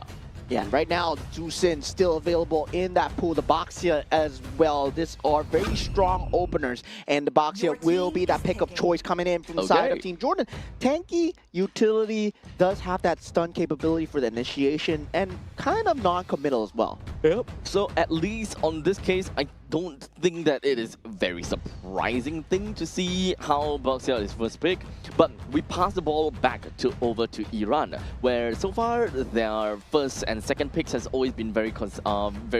Harif related, very gold lane related. They want to lock it down. So I'm not too sure if whether they actually want to go for the Granger immediately for Amorali. I hope not though. There is many other situations that they can go for, such as the 𝐓𝐴𝐵 in this current situation. It's either the 𝐓𝐴𝐵 or the 𝐤𝐚, which will still work very well. And we got it, 𝐤𝐚 Claude opener, right? The standard 1-2 piece that we see a lot of the other regions they go for. And I really like this draft coming out from the side of Team Iran so far, right? The top two, 𝐤𝐚 having the capability to fight, having the capability to disengage. That's what makes 𝐤𝐚 so strong in that mid lane as well. You can choose the best of both worlds. And now going for the side of Team Jordan, they pick up the Valentina. Now the Valentina comes into question, right? What are you trying to steal? Because there's still nothing that Team Iran wants to give away. If they go for a 𝐤𝐿 here, suddenly, I mean, Valentina, you don't have anything. Yep. So at least for a immediate pick of a Valentina, not only that you do not have anything to steal, but you also kind of lose in lane priority because of the short range of a Valentina. You don't have skills that allow you to shoot from range to poke out enemies, nor do you have something that, you know, kind of clears away fast enough. That is why you actually need your roamer to help out a lot. In this case, it is going to be Atlas. They are definitely going to be a lot slower. If we are throwing a 𝐤𝐚 right into the face of Atlas or the Valentina, Iran undoubtedly will have a really good time in the mid lane, and they just need to choose a roamer that has got a relatively decent clear, a 𝐻ou back in here because of the Hanzo pickup. It sounds to be good. With 𝐻ou plus the concussive blast, I think that Iran will have got it. I mean, Team Jordan, most likely, if they did study the previous games that are coming out, Ali was playing a monstrous 𝐻ou. They would be batting out in this current stage of the game, but let's see whether that happens or not. Meanwhile, the ban coming up for the side of Team Iran will be the Moskov. Just pair for pair in that late game, I would say Moskov can match the pace of the Claude really well, and also the ability to just traverse the map with the Spear of Destruction. Yeah, that is going to be a key ban coming in and securing that gold lane, right? The Harif is already gone, so now the Moskov already gone. The next one that you can probably think to ban out for Team Iran, I would say maybe the Granger. Maybe the Granger. I think that is fine, unless we want to get Bruno. Or maybe we don't talk about Bruno. Yeah, the Bruno. We don't talk about Bruno. Yeah, the Bruno would do extremely well here, actually, in terms of Team Jordan's lineup. The Baxia, the Atlas, Fatal Links into Worldy. Oh my God, that's a great combination coming through. Yeah, Jordan can actually look at that. Good call. Do they want to do that? That is honestly the question. Although I don't really like the ban on the carry at this point in time. If Team Iran kind of want to play based on what they have gotten, or based on what they have been playing thus far, they haven't been playing heroes that are, you know, super tanky, which really warrants a pick onto the carry so far. Yeah, I mean, the carry, I would say they're trying to secure out possibly a tanky roamer for themselves because they do need some semblance of a front line. And the 𝐓𝐡𝐚𝐧𝐤 being banned out. Yeah, I think you go for Cho right here, right now. It's either Cho or the 𝐓𝐴, right? You want to pick either one of these two. I mean, if you can play a good Cho, you can play a mean 𝐓𝐴 as well. Yeah, but I think that the only reason why 𝐓𝐴 lose to Cho right here is mostly just because of the wave capability in the middle lane. Like, yes, you can still go for Concussive Blast, but you want it to be a little bit faster that will enable the Juicing to really just beam down the opponents as much as possible without the need to shift that lantern back over the creep waves. Yeah, definitely that's going to be the case. Now, for the side of Team Iran coming in with the last two picks, what will they open up with here? Definitely going to be one EXP, one roam, and they do have the Atlas as well. All right, now I see why they ban out the carry, right? But now, Lapu pickup coming from Jordan. I'm okay with that. I do like it. But right now, Valentina still have got no ultimate steal. Yeah, there's nothing. There's nothing, dude. There's nothing to take, man. Okay, TOR, probably the only best thing. TOR is the only best thing. Yeah, I mean, currently I would say they're hoping for a roamer that you can steal the ultimate from. Lapu, definitely a very good pick, definitely against a Hanzo as well. Does give a bit of capability to jump into that back line with the Bravest Warrior, but needs to be paired very well with the Baxia. They have a very beefy front line coming in from the side of Team Jordan, right? Now they need the damage. Your team is Clint. Okay. They do have Baxia, Lapu, Clint, they can kind of go early game-ish, but they will start to drop off a lot more into the later parts of the mid-stage. Time where the opponents will definitely catch up. Something to steal, right? The Raging Sandstorm? Yeah, you can steal that actually very well from the side of Valentina. Now, for the Clint as well, I would say, they were looking for a lane bully versus Claude. And feels like, yeah, we don't talk about Bruno, right? Bruno was not the answer, and they chose Clint instead. Guns over soccer ball.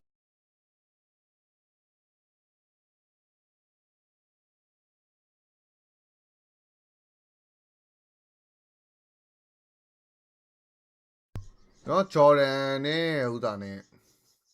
Iran, okay, let's go. Get touchy like John, let's go. Hanzo တွေကတော့တကယ်ကိုင်းတာပဲမင်းဟုတ်တာမဟုတ်တာနော်တကယ်ကိုနှစ်ပွဲအောင်ဆိုတော့မဟုတ်တချို့ရက်တွေနှစ်ပွဲဆော့ရတယ်ကျွန်တော်မြန်မာအသင်းဆိုလဲအဲ့တိုင်းပဲဥစားနေပေါ့နော်နေဦးနေကြလို့ရှိရင်၃ပွဲဆော့မှာကျွန်တော်မြန်မာအသင်းလဲ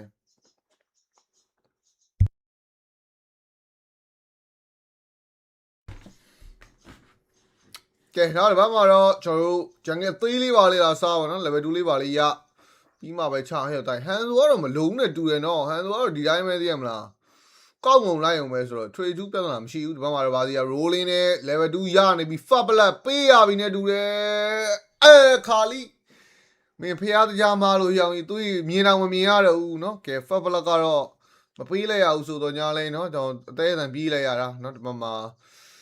ကျွန်တော်ဗာစီကဗန်မစားဘဲနဲ့မင်းနော်ဟိုသာrotation ကြလာတာပါတဲ့เนาะအောင်လို့မဆုံးကဲအပေါ်မှာတော့ clean cloud easy လေးပဲတော့တွားနေနေပဲဒီဘက်က Alice ကတော့ဖြဲမှာဘလို့เนาะကဲဆို rubber ဘာညာပြန်စား hand ဆိုကတော့မြန်နေမင်းကန်ကောင်းတာတကူက hand ဆိုဂျန်ငယ်လာမစားဝပဲကျေးဇူးတင်ရမှာ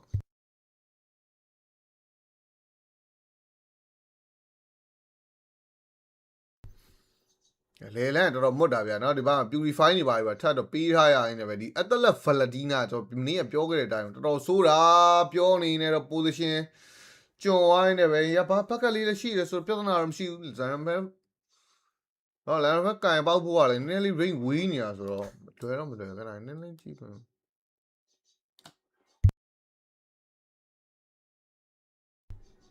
ကဲနောက်ဒီဘက်မှာ first starter လေးတွေထွက်တော့မယ်ဆိုတော့ starter လေးများကြည့်ရမလားနောက်ရဝါးရဗျာကိုလည်းရတယ် brother ရတယ် brother ကျွန်တော်ဒီမှာလောက်ကိစ္စလေးရှိရတယ်နည်းနည်းလေးနောက်ကျသွားတယ်ဗောနော် sorry ပါညီမလို့ကဲဒီဘက်မှာတော့ Kali Alice ရှိတိုင်းနဲ့ပဲတတဲလေးတော့ကြည့်ရမယ်နေတာ Hanzo လာပြီနော် Hanzo လာပြီဒီဘက်မှာတော့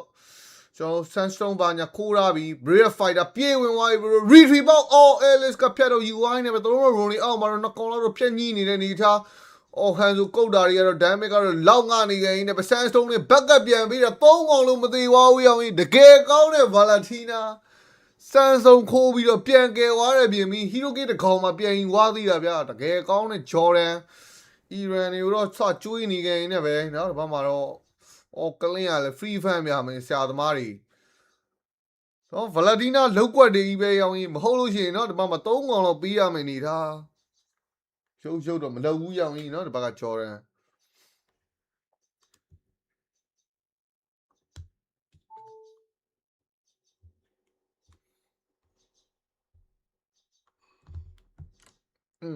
ကဲနော်ဒီဘက်မှာတော့ဂျန်ကဲဘာညာပြန်စားမလား Hanzo damage ထွက်ဖို့လိုနေရဘလို့ Ali Hanzo တွေကထင်သားတော့ကြီး damage ကပါများမနေတဲ့အနေထားဆိုတော့နော် Hanzo ကတော့နည်းနည်းလေးတော့သူဟုတ်တယ်လောက်အောင်မေးcaution sky လောက်တစ်ခွက်လောက်ထွက်ရင်တော့မစိုးဘူးပေါ့နော် item လေးတစ်ခွက်လောက်တော့သွားမှာရမယ်သူလောတယ်တော့သူဟုတ်တာလေးနဲ့သွားတာတယ်ပေါ့နော်ကူတောင်းဖက်လေးနဲ့ပဲကူတောင်း short ချတဲ့ဖက်လေးပေါ့နော်စောဘောသိန်းလာပြီလားဘလို့အဲ့လိုကြီးမပြောနဲ့လေမင်းတို့စောစောစီးစီးကိုကွာတဲ့ကောင်းအဖြူရောင်နှလုံးသားရတယ်ဘလို့နာမည်နာမည်ကအဖြူရောင်နှလုံးသားဆိုလို့ရှိရင်အဖြူရောင်နှလုံးသားစိတ်လေးနဲ့ပဲကြည်လေးဘလို့ oh my god နော်နာမည်ကအဖြူရောင်နှလုံးသားဆိုပြီးဆဲနေတယ်စောက်ဘောသိန်းလာပြီလားဆိုပြီးတော့ကဲပြောနေနေတော့ lemma rotation Pickle တွေပါလိုချင်လို့လား Federline 2 man 1 man beautify နဲ့နှိပ်သွားခဲ့ရင်းနဲ့ပဲဆွဲတဲ့ကောင်သိလားနော် 1 for 1 trade တွေပါဖြစ်နေခဲ့ရင်းနဲ့ breeder fighter လက်အရှိက Stanley ကတော့လွဲသွားခဲ့တဲ့နောက်နော် Hiroki ကတော့1 for 1လောက်နဲ့ပဲကျင်းနှက်လိုက်ရတယ်ဗျနာမည်ကအဖြူရောင်နှလုံးသားပါတဲ့ငါစောက်ဘောသင်းလာပြီလားနော်အဖြူရောင်နှလုံးသားစိတ်လေးနဲ့ပဲကြည်လိုက်တော့လေကဲပြောနေနေတော့မှာ Alice ကျွန်းနေတာ Alice တော့ပြန်လဲခင်းပြီးရဆိုဒီ Valentina တော်တော်ကောင်းနေတာ Hanzo ကုတ်တာနဲ့တော့သေသွားဖို့တော့ရှိနေနေပဲ Tornado 3 စင်းဖြတ်ရိုက်ထားတဲ့နေတာတခုမှာတော့1 for 1 trade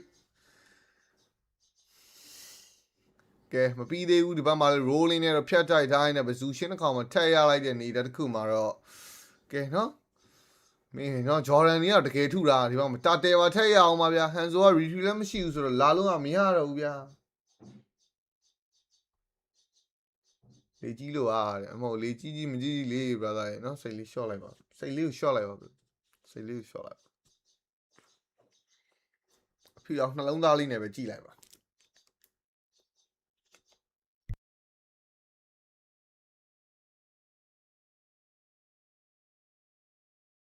ဟုတ်တယ်မလားချက်ပြောတာဖြူအောင်နှလုံးသားလေးနဲ့ပဲကြည့်ကဲနောက်တစ်ပတ်မှာတော့ကျွန်တော်ကျွေးနေကြပြန်ပြီလားဒီကောင်လေးတကယ်ချရင်တော့သိနော်အရင်ကြီးတော့မကွာဘူးပြဒီလိုသိနေရကဲဒီပတ်မှာတော့တန်းတစ်ပတ်လေးတော့ပါလာပြီနော်ဒီပတ်တော့ Iran အလီလာနော်မိုဟာမက်အလီလာပါအလီလေတော့မသိကဲဒီပတ်မှာတော့ land shake stand ဥမာပြေးခုတ်ပေးတိုင်းနဲ့ပဲဇူရှင်းကောင်တော့တန်းသေးသွားနေထားမရဘူးဘရိုဒီဇူရှင်းနဲ့ကလောက်နဲ့ဘလို့မှစိတ်မဖြစ်တော့ဘူးဟန်ဆိုကုတ်တာတော့ကုတ်တယ်ဆိုပေမဲ့ဘယ်မလဲဒမ်းမစ်ကမထွက်သေးဘူးเนาะတပတ်ကတည့်ရတိုင်းပဲလက်ပူးလိုပါဟွာကြောင့်တအားမှာ203ဆိုတော့เนาะကော့ပြူကခတ်လာကဲပေါ်လန် first tower တလုံးကာလို့ကမရတော့ဘူးအလီဘတ်မှရမယ်နော် Sunstone နဲ့တော့ပြန်ဖတ်ဖို့တော့စဉ်းစားနေဆိုပေမဲ့ Federline ရချင်းတန်းဆွဲပေးရနေတာတခုမှ quick second ဟီးတာတော့မလောက်ခဲ့ဘူးเนาะမ quick draw တွေနဲ့တော့ကလင်းပြခွဲပေးတိုင်းနဲ့အောက်မှာလက်တွေ့သွားပြီဖလစ်ကာမရှိလို့ဖလစ်ကာရှိရင်တက်လို့ရလောက်တယ်ဒီဘက်ကဟန်ဆိုလိုကီ Orange Sky သူနောက်မှာ Golden Stat လေးတော့သွားဒီမွန်တာတွေပါထပ်လို့သေးတယ်ဘလို့ဒီကောင်ကော့ရမယ်ကောင်တွေကြည့်လိုက်အောင်အတလက်တွေဘာစီယာတွေ နော်လက်ပုတွေဆိုတော့နော်သွေးများတဲ့ကောင်လေးHanzo အော်စပယ်စလာတယ်လွယ်တော့ရုံလေးကတော့လာတယ်ဆိုပေမဲ့ဘယ်မလဲဂျမ်မင်နောက်မှာတော့ကလောက်တောက်လျှောက်ပစ်ခွဲပေးသွားရင်းနဲ့ပဲရအသက်လက်လေးတကောင်တော့ပြန်တော့ရလာတဲ့အပိုင်းလေးကိုရှိမယ်ပေါ့နော်ဟီရိုကီကတော့82ကနေတော့83တော့ဖြစ်သွားပြီက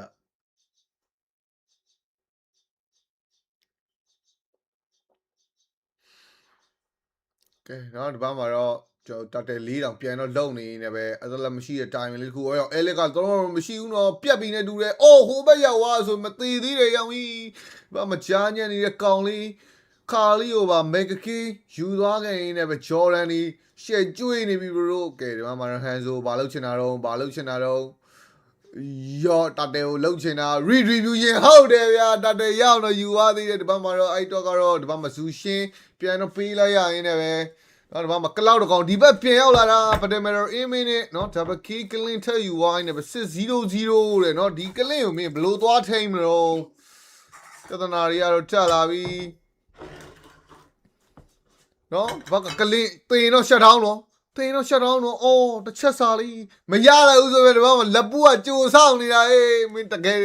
နော်ဒီလက်ပူကမင်းဟန်ဆိုမုံနေတာလို့မင်းမတွေ့တဲ့နေရာမှာလိုက်လုံနေတာ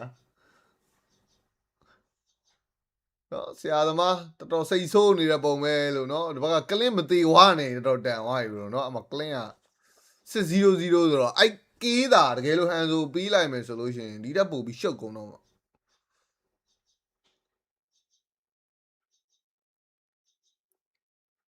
ကလောက်ဒီဘက်ပြန်ရောက်လာတာပါတဲ့နော် rolling အတိုက်ခံရမှာဆိုလို့မင်းအန်အောလို့မဆုံး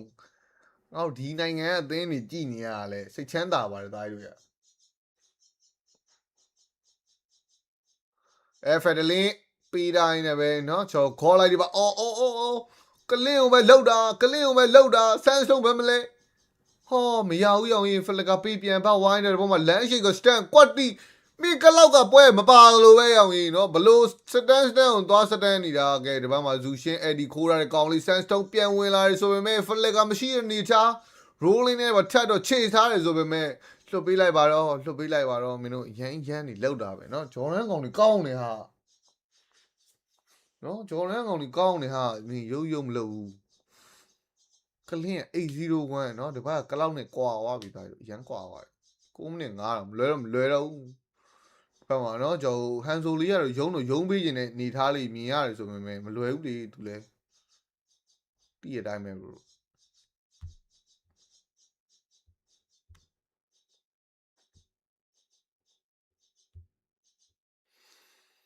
ကဲဒီဘက်မှာတော့ကျွန်တော်လော်လေးတော့စတော့လှုပ်ထားနေပဲ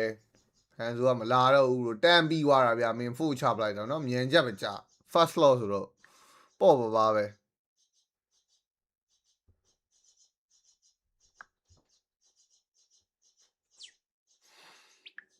ကဲဟောင်းလန်းနေပါရောမင်းတော်တလုံးမှတော့မကြိုးသေးဘူးလို့နော်နေထားမင်းတော်တော်ဖြတ်တာဗျာ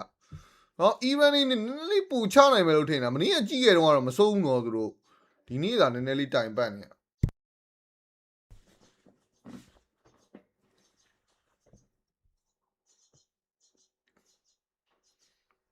ကဲနော်ဒီဘက်မှာတော့ကလောက်လေးစပေးရတော့တော်တော်ရှာအောင်ပါဗျာနော်ဒီဘက်ကအမားအောင်တွေပြစ်ဖို့တော့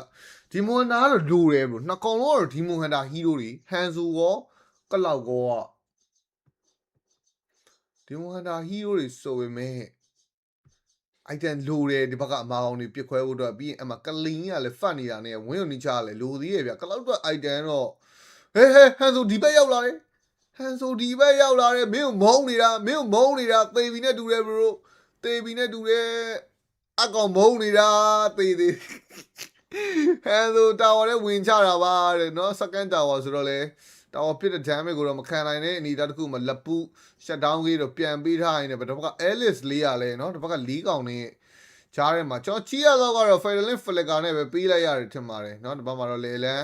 ကာပြီးတော့မဲ့ဒါပေမဲ့ဟန်ဆိုတာမင်းချက်ချင်းတန်းတည်သွားတာဗျဒီဘက်ကဇူရှင်းတန်းမနေနဲ့တော့ကျွန်တော်အက်တလက်လေးတော့ပြန်ရလိုက်တယ်ဆိုပေမဲ့ first slot နဲ့ mega talent ဆိုတော့เนาะကျင်းတဲ့ချင်းတော့ကျင်းနဲ့လိုက်လို့ရပြီပြိတ္တာဟဲ့တာဝါဘာလို့တာဝါ0လေဟာဘာလျှောက်ပြနေရတော့ mega ရလိုက်တယ်လीတာဝါ mega ရလိုက်တယ်လीကဲအောက်လန် second tower လေးတစ်လုံးနဲ့ထည့်ရသွားဖို့တော့ရှိနေသေးနေပဲ Jordan အားစိတ်ဆိုးနေပြီလို့နော်မင်းက Iran နေဆော့တော့ကောင်းလားလို့နော်မင်းက Iran နေဆော့တော့ကောင်းလားလို့ကဲဒီဘက်မှာတော့အော်သူတို့ရောနေပါပေးတာဆိုပေမဲ့ Valentina တကောင်တေးအိုးအဲ့လေသွေးတော့နီးပါအောင်နော်မင်း Grand နဲ့တစ်ချက်ထုလိုက်တာတန်းသေးသွားတာ Sky ပြရတာလဲပါတာဆိုတော့ကလိန်ကြီးကိုလည်းကြည်လိုက်အောင်10-01 bro 10-01ဆန်နမီနဲ့10ကောင်တတ်ထားတယ်နော်ဒီ Clint damage ကတော်တော်နာတာ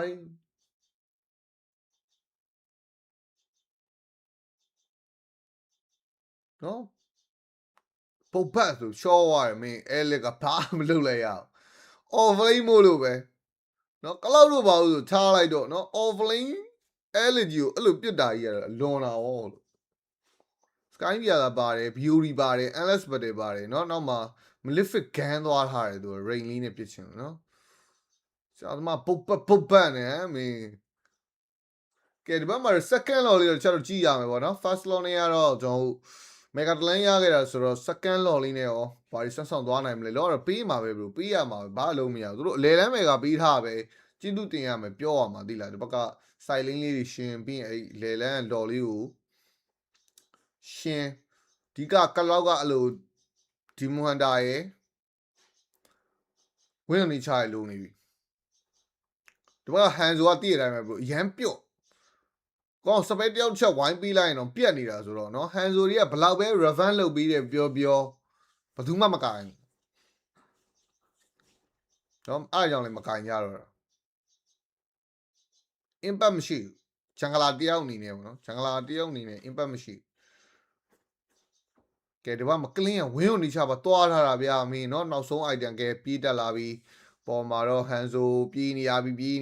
ဟန်ဆိုပြေးနေရပြီဒီမှာတော့အဲလေသရောရောဖလက်ကာလေးနဲ့လာတော့ဖြတ်ပေးတိုင်းတော့ဝမကလင်းကိုပြေးကုတ်တာဝင်းကိုနေချကန်ပြီးပြန်ပြေးဖက်တယ်လင်းတော့3ကောင်လောက်ဒီတော့သွားဝင်နေနေပဲအော်ကလင်းပြစ်ချက်တွေတော့ဘလို့မှမခံစားနိုင်တော့ရဆုံးဟီရိုကီနှစ်ကောင်3ကောင်ချွတ်ပကေးကလင်းမီနီယာပါယူအောင်မလားမီနီယာယူအောင်မလားစိတ်ကိုရှော့တော့ဒီဘက်မှာဟဲ့တော့မချိုးသေးဘူးထိုင်ပြစ်နေတာမီနီယာလိုချင်နေအရန်နေမရလိုက်ဘူး GG game number 1မှာတော့ Jordan နေเนาะပြက်တရလက်တစ်ခုတော့ပုံဖော်ပြခဲ့ပြီလို့ပဲပြောရမယ်ဗျာเนาะတကယ်ရှင်းနေလက်ကိုစီရတယ်ကိုစီရကျွန်တော်လော်ကိစာလေးနဲ့ခီးသွားလို့ပါဘရိုเนาะအခုဒီနေ့တော့လာ join မယ်ပြောပါတယ်ဒီနေ့လာ join မယ်ပြောတာပေါ့เนาะဘယ်ချိန်လဲတော့မပြောလိုက်ဘူးဗျာကျွန်တော်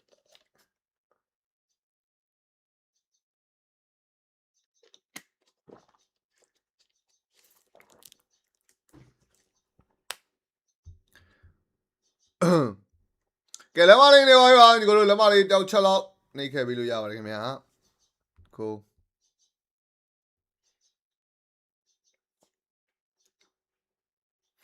ကျွန်တော်လာဆော့လို့တဲ့သုံးမချရင်ချောင်းရအောင်မယ်မင်းအဲ့လိုစိတ်ဓာတ်တွေမထားသမ်းပါနဲ့ကွာမင်းတို့ကောင်နေတယ်မျိုး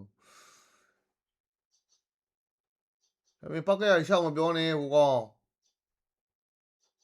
ဟိုရောထော်ဝိုင်းလာမြန်မာမထွက်သေးဘူး brother ကြီးမြန်မာပွဲရဥစ္စာရှိမယ်ဘရိုနော်မနေ့ကဆော့တဲ့အချိန်ပဲကျွန်တော်မြန်မာစံတော်ချိန်9နာရီကနေ9နာရီခွဲဝန်းကျင်ပေါ့နော်အဲ့ချိန်တော့ပါပဲနော်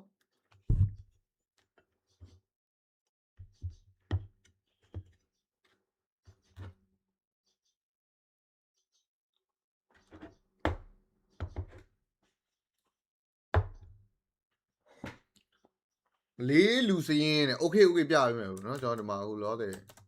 ဝါဒီလေးဆွဲဖို့လုပ်သူကြည့်ရင်ပြပေးမယ်ဗျာ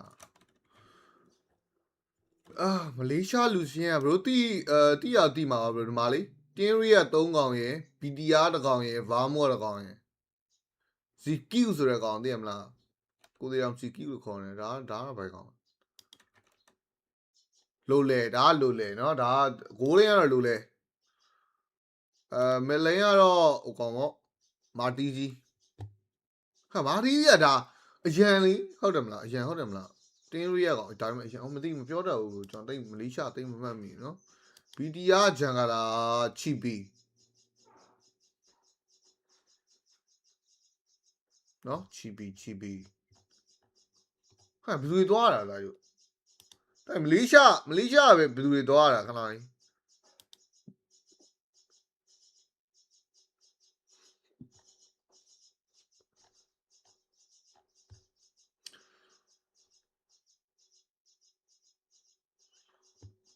MBM မလေးရှားဖယ်နေသင်းသွားတာလေဘာမှုလားဘာမှုနဲ့ဟုတ်တာနဲ့နော်ဘာမှုနဲ့ SRD ဟုတ်ကဲ့ PDR မပါဘူး PDR မပါဘူးPDR မပါဘူးဆိုတော့ PDR ကရှန်ဂလာထည့်ဆော်ထားရပါတော့ experience လေးရအောင်ကောင်းစစ်ကာဟိုလိုကြီးတော့ main line မဟုတ်ဘူးဆိုပေမဲ့ short တွက်လို့မရတဲ့ player ဒီကောင်တွေအကုန်လုံးကောင်းတယ်ဒီကောင်တွေအကုန်လုံးကောင်းတယ်နော် NBA ဆော့နေတဲ့ကောင်တွေဆိုတော့ကျွန်တော်မြန်မာအသင်းနဲ့တွေ့လို့ရှိရင်တော့မှเนาะဟိုကောင်တွေကလောက်ကြီးကြောက်နေမှာတော့မထင်ဘူးတည့်ရတိုင်းပဲเนาะတည့်ရတိုင်းပဲဒီကောင်တွေ NBA မှာအများနဲ့ဆော့နေကြကောင်တွေသူတို့တင်း9ယောက်ဟုတ်မဟုတ်မလေးရှား9ယောက်ဖြစ်တဲ့အတွက်ကိုเนาะတတိတော့ထအောင်မှာဖိလစ်ပင်းတွေကတော့ရှင်းနေတယ်ဘယ်လိုเนาะဖိလစ်ပင်းတွေဘက်မှာမနေ့က2စီးနဲ့ရှင်းသွားတယ်မလေးရှားတွေပေါ့ပါပဲဒီနေ့တော့ကျွန်တော်မြန်မာအသင်းကိုပြန်ရှင်းပြမှာကျွန်တော်ဒီပွဲဟိုဒီကျွန်တော်အခုပြနေ live stream ကပဲတန်းလာမှာဘလို့ဟိုလိုကြီးတော့မဖြစ်ဘူးเนาะကျွန်တော်အဲ့တခုလေးတော့မစိုးဘူးကျွန်တော်ဒီနေ့လဲမြန်မာပွဲတစ်ပွဲရှိမယ်မလေးရှားနဲ့ပွဲမနေ့ကအချိန်လောက်ပဲပေါ့เนาะမနေ့ကအချိန်လောက်ပါပဲကျွန်တော် day 3ကျရင်တော့နှစ်ပွဲရှိမယ်ပေါ့เนาะဖိလစ်ပင်းနဲ့ဆော့ရမယ်အဖွင့်ပွဲကိုကျွန်တော်ဥစားလောက်ပေါ့3နာရီလောက်လာတယ်အေး3နာရီမဟုတ်4နာရီလောက်4နာရီလောက်ကိုကျွန်တော်ဖိလစ်ပင်းနဲ့ရင်ဆော့ရမယ်ပြီးရင်တော့ဒီနောက်ဆုံးပိတ်8နဲ့လွယ်မဲ့ပွဲကိုတော့လောင်နဲ့ပိတ်ရမယ်day 4မှာじゃ3ပွဲရှိမယ်ဗျာเนาะဒါကတော့မနေ့ကဆော့သွားတဲ့အချိန်မှာအင်ဒိုနဲ့ဆော့ရမယ်ဗီယက်နမ်နဲ့ဆော့ရမယ်တပွဲချပြီးဗီယက်နမ်နဲ့ဆော့ပြီးရင်တော့ချက်ချင်းထပ်ဆော့ရမှာစင်ကာပူနဲ့เนาะဆန်ဒီကတော့ကျွန်တော်မြန်မာပွဲ3ပွဲတောင်ရှိမယ်ဘလို့ပွဲတရားထဲ3ပွဲဆော့ရတဲ့အသင်ရှိလို့လားကမ္ဘောဒီးယားနဲ့2ပွဲပဲเนาะဒီ3ကမလေးရှား2ပွဲလာအို2ပွဲစင်ကာပူ1ပွဲအင်ဒို2ပွဲမင်းတော့ဟိုတရားထဲ3ပွဲဆော့ရတဲ့အသင်းကငါမတွေ့သေးဘူးသိလားတရားထဲ3ပွဲဆော့ရတဲ့အသင်းကမရှိဘူးငါတို့မြန်မာအသင်းပဲတရားထဲ3ပွဲဆော့ရတာလားမသိ shit သိလား2ပွဲစီပဲအင်ဒိုဆိုလဲ2ပွဲ1ပွဲ2ပွဲ2ပွဲเนาะမလေးရှားဆိုလဲ1ပွဲ2ပွဲ2ပွဲ2ပွဲတွေ့လားတရားထဲ3ပွဲဆော့ရတဲ့အသင်းကိုမတွေ့သေးဘူးခဏဗီယက်နမ်ကိုကြည့်လာမယ်ပြောတော့မစောသေးဘူးเนาะဗီယက်နမ်လည်းမရှိဘူးဖိလစ်ပင်းအော်ဖိလစ်ပင်းလည်းရှိတယ်ဖိလစ်ပင်းရှိတယ် sorry ဖိလစ်ပင်းက day 3မှာကျွန်တော်မြန်မာရယ်အင်ဒိုရယ်ဗီယက်နမ်ရယ်เนาะဖိလစ်ပင်းလည်းတရားထဲ3ရက်ဆော့အောင်3ပွဲဆော့အောင်နောက်ဆုံးfinally ဆန်ဒေးကြလို့ရှိရင်တော့ဥစားဖြစ်မှာเนาะ okay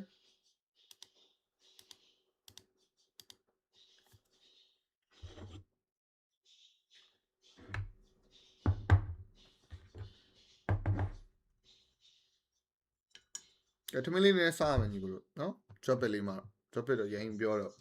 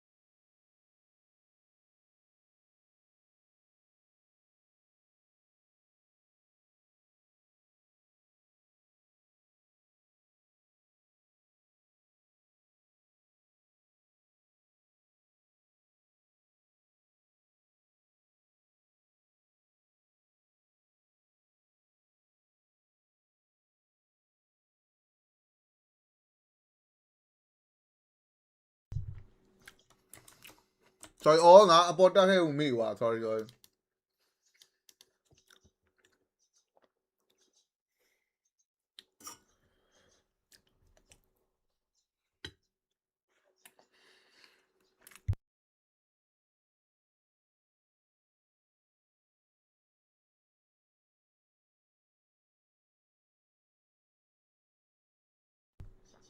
မြန်မာပွဲရှိတယ် brother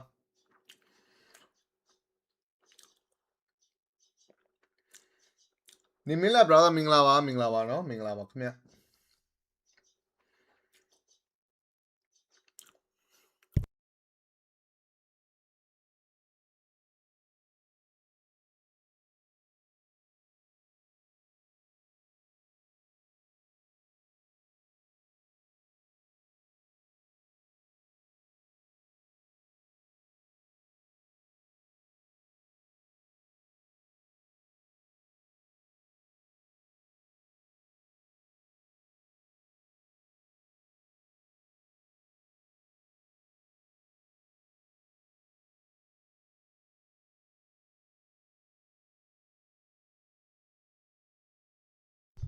မဟုတ်ပါဘူးကွာမင်းပေါက်ကရရှောက်မပြောပါနဲ့ငါကောက်မလေးနဲ့ငါပါနော်တို့မင်းကလေးသိခါရှိသေးရဲ့အဲ့လိုရှောက်မမှန်နော်ကျွန်တော်ကောက်မလေးရှိပါတယ်နော်ကျွန်တော်ကောက်မလေးရှိပါတယ်ကျွန်တော်တော့မဟုတ်ပါဘူးနော်ဒီမှာတို့ကအင်ဂျင်နဲ့ဘာဖြစ်တယ်ညာဖြစ်တယ်အဲ့လိုလိုက်ပြောနေလို့အင်ဂျင်တော့လည်းမကောင်းကျွန်တော်တို့လည်းမကောင်းညာသေးလားကျွန်တော်ကောက်မလေးမြင်လဲစိတ်ကောင်းမှမထင်ဘူးနော်အဲ့လိုရှိပါတယ်နော်ဆိုတော့အဲ့လိုမဲ့ထင်ရမြင်ရရှောက်မပြောပါနဲ့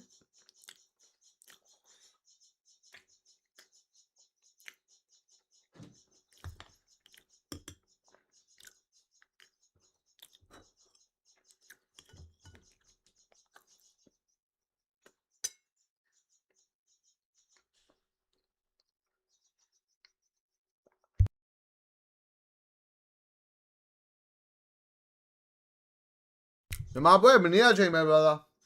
ကိုဝင်းရပြီမြန်မာပွဲမနေ့ကချိန်ပါပဲ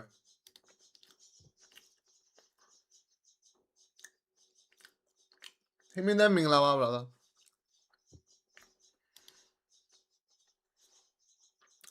မလဲဘာလဲဆိုကျွန်တော်ထမင်းကျော်ကစုံရွက်ချက်သားငပီတောင်း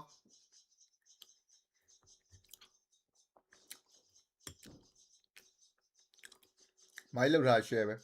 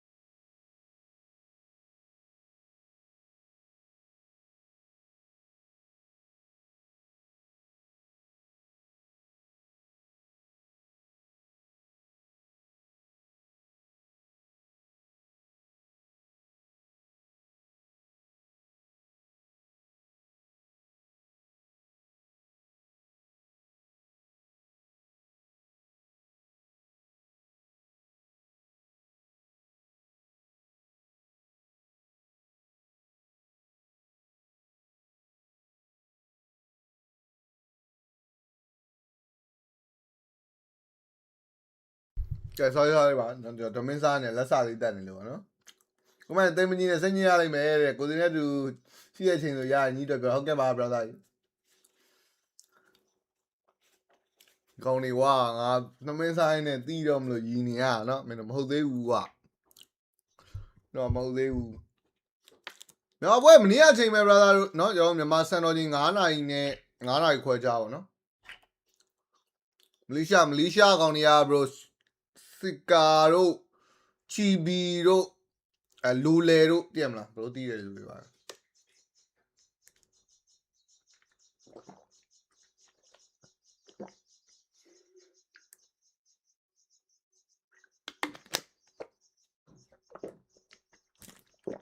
ကိုလေးမင်းကချဟုတ်တယ် brother ဒီဘာမှကျွေးကုန်မီအောင်ကြီး Federal အနေနဲ့เนาะ Jordan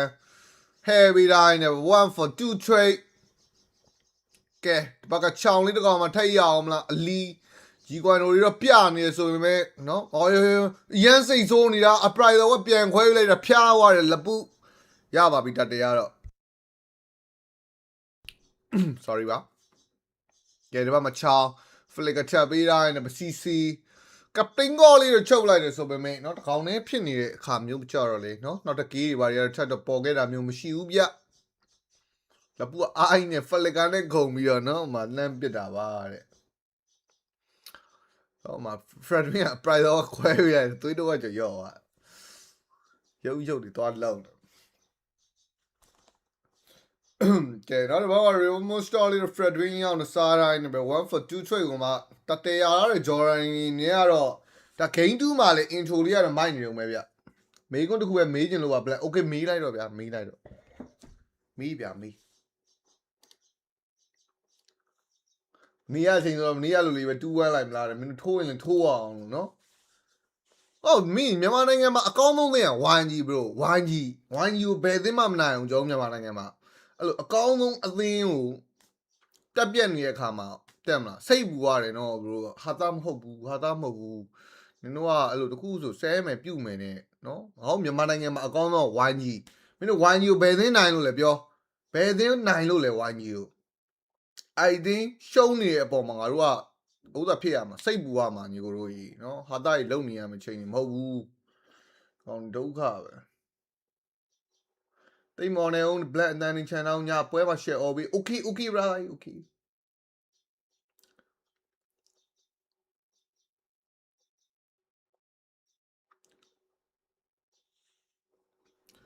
ဒီစီကကောင်းနေလားဖြစ်နိုင်တယ် brother ဒါပြီးမှပွဲပြီးမှတော့ကြည့်ရမယ်နော်ဘာမှလောတယ်ကတော့ထုကြပဲကြားရ bro Federal ထပ်ပေးတိုင်းနဲ့ပခိုးပြီးပြန်သုံးနောက်ဆုံးတော့သူပဲသေးဝိုင်းနဲ့ပဲเนาะဒီဘက်ကအလီလေးတကောင်မှာပါဆယ်ဗျာတတ်တယ်ပါပြီးလိုက်လို့ရပြီ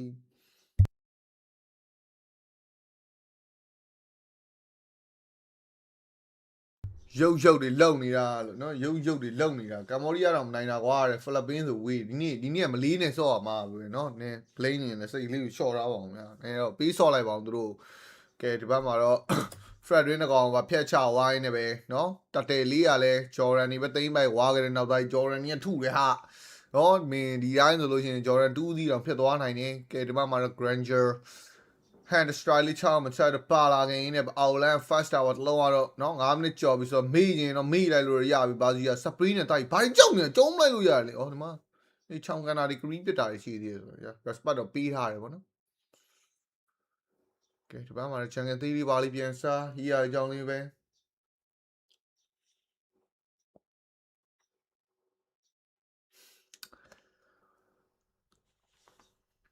နောက်ဆိုငါတို့မြန်မာ e-sport อ่ะเนาะ Mobile Legend တိုင်ပတ်တော်မှာကဲပြောနေနေတော့ဟိုဘက်မှာပြေးချနေပြန်ပြီ Fredwin ကပြော့ဖက်နေတာเนาะအလီရန်ကောင်းတယ်ဒါကြီးတော့မကန်နဲ့နော်မြန်မာ e-sport ကမင်းအခုတော့မှကျွန်တော် M8 တို့ဘာလို့သိရမလား direct invite မရတော့ဘူး slot direct invite slot မရတော့ white cat ဆော့ရတော့မယ်ဆိုတော့နော်ဘယ်လောက်ထိချိန်နေစိုးနေလဲဆိုတော့စိတ်ပူပါမှာနောက်ဆိုဒီ Mobile Legend game ကနော်မြန်မာနိုင်ငံမှာဟာမင်းဆော့လဲဘယ်သူမှနိုင်တာမဟုတ်ဘူးမဆော့တော့ဘူးဆိုတော့ပုံစံတွေအောင်ဖြတ်သွားနိုင်ဒီရှေမှာပေါ့ဒီရှေမှာပေါ့ညနေလောင်မှု channel မလိုင်းတိတ် on နေဟုတ်ကဲ့မလေးရှားနဲ့မြန်မာပွဲမနီးကကျွန်တော်ဆော့သွားတဲ့အချိန်ပဲဗျเนาะကျွန်တော်မြန်မာစံတော်ချိန်9နာရီနဲ့9နာရီခွဲချားပေါ့နော်ကျွန်တော် time မှာဆိုလို့ရှိရင်တော့9ခွဲ6ပေါ့နော်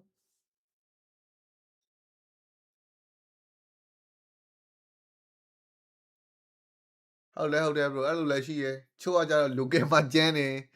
အင်တာမှာအဲ့လောက်မလုံးပြနိုင်ဘူးချို့ကြအဲ့လိုနော်လူကဲမှာဒါပေမဲ့လေလူကဲမှာနိုင်မှ international ထွက်ရတာလေဘရိုနော်အနည်းဆုံးတော့ international ထွက်ချင်တယ်ဆိုရင်တော့လူကဲမှာတော့နိုင်အောင်လုံးမှာတော့ရမှာပေါ့ကဲဒီဘက်မှာတော့ granger ပြစ်ချက်တွေနဲ့ကတော့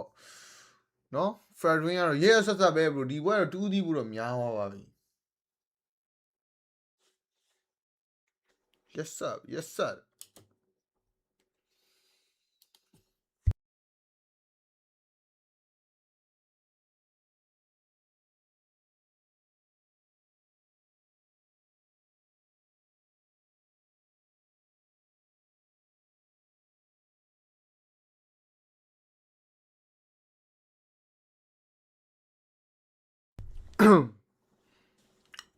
နော် UK 91 corner minute network corner ထောင်ကွာဟနေတဲ့ပွဲကိုတော့နော်ကျွန်တော် Iran နေနေနဲ့ကတော့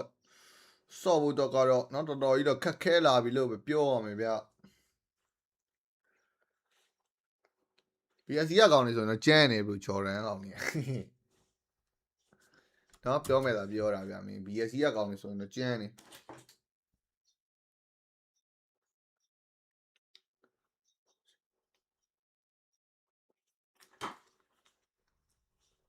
ကဲနောက်တစ်ပတ်မှာတော့ CC လေးဖြစ်ရလားမဖြစ်တော့ဘူးနဲ့တူတယ်နော်မရတော့ဂျူလေးပဲကြံကလာနော်ကဲဒီဘက်မှာတော့ blue buff လေးတော့စားသွားသေးတယ်ဆိုပေမဲ့မရလိုက်ဘူးဆရာသမားမင်း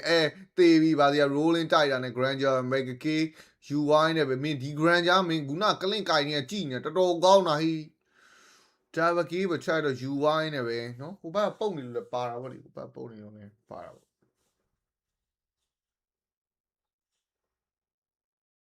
ကဲ mega she တွေပါတက်ယူပြီးဒါတို့စိတ်ကိုလျှော့တော့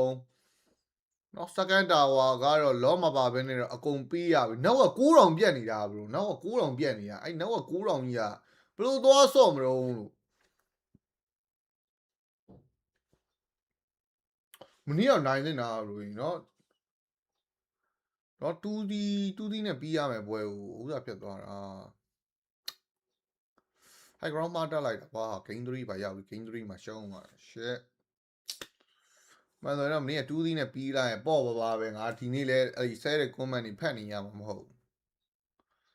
အခုကတော့မင်း live stream နဲ့ live stream မဖွင့်ရဘူးဗျဖွင့်တာနဲ့မင်းဆဲနေပြီနော်မြန်မာပွဲရောက်မှဆဲတာမဟုတ်မြန်မာပွဲမရောက်ခင်တည်းကကြူဆဲနေတာဒီကောင်တွေကတော်တော်စိတ်ချမ်းသာတယ်ဟောဘယ်ကျွန်တော်လည်းနိုင်စီချင်တာဗော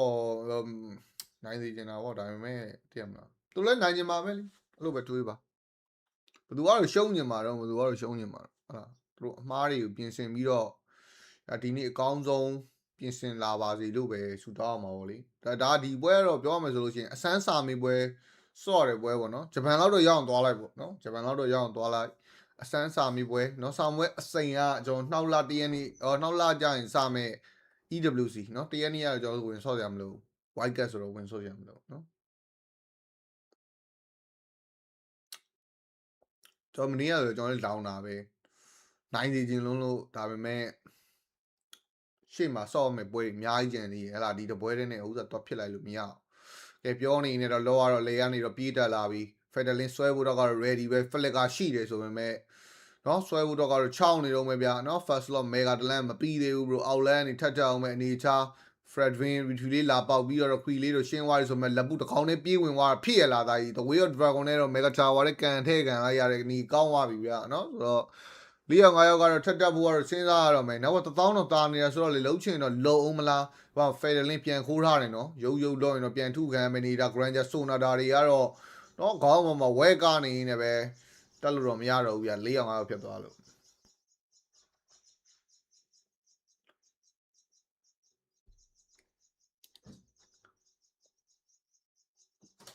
ဟုတ်ပါရှင်မြောက်ဝဲမင်းဆော့ခဲ့တဲ့ချိန်မှာပဲဗျာသားကြီးနော်ကဲ Federlin တကောင်နဲ့ပြီးဖြတ်တန်နေ CC second 30လောက်အိမ်မောချနေမယ် timing လေးမှာတော့เนาะတပတ်မှာတော့ကျွန်တော် mega တွေဘာတွေတက်ယူဖို့တော့ထက်လာအောင်မလား elite position သွားယူရတော့ကောင်းတယ်နောက်မယူနဲ့ဟိုအကောင်ကြီးကအောက်မှာ mega ယူနေပြီသူက position ယူလို့မပြီးသေးဘူးเนาะရန်ကောက်ပါတယ်ကဲ mega 2လမ်းဖြစ်သွားပြီဗျာတန်မအံ့မလားမသိဘူးရောင်ကရီဆိုနာတာတွေအောက်မှာတော့တန်သေးဝိုင်းနေပဲကဲမစမန်မရှိတော့တဲ့နေတာတခုမှာတော့ဗတဲကတော့ဘလို့မဆိုင်လို့ဖြစ်မှာမဟုတ် Federlin ပြန်ဆွဲမလား ဘာမှာတော့ record တွေပါပြတ်ထားရင်းနဲ့ပဲ Jabagi Tribagi Mini ရဲ့စားပြီလေရအောင်မလားစားပြီလေရအောင်မလားစားပြီပါထက်ယူဝိုင်းနဲ့ပဲကျွန်တော်ဒုတိယမြောက်စားပြီကိုတော့ Jordan သင်းရနေတော့ထပ်မံသိမ့်ပိုက်သွားခဲ့ရဖြစ်ပါတယ်မနေ့ကစားပြီအသင်းရသွားတယ်ဒီနေ့စားပြီသင်းထက်ရတယ်နော်မင်းရန်ကောင်းပါတယ်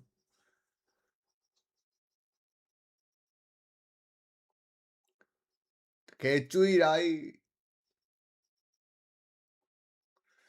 ကဲជីជីပါလက်မလေးနေပါပြီပါလက်မလေးတယောက်ချက်လောက်ထောင်ခဲ့ပြီးလို့ရပါတယ်ဂိမ်းမင်းကဂိမ်းတော့ဝင်ကြဟုတ်တယ်ဗျာဟုတ်တယ်အဲ့ဒါတွေကတော့သတိထားမှာပြေးအားခဏလေးနောက်မယ်ဘရိုနော်နောက်မှာပွဲတွေအများကြီးကြံနေသေးတာဆိုတော့ကျွန်တော်ဒီအားချန်နေတော့ပါနော်ခဏလေးပြန်လာခဲ့ပါမယ်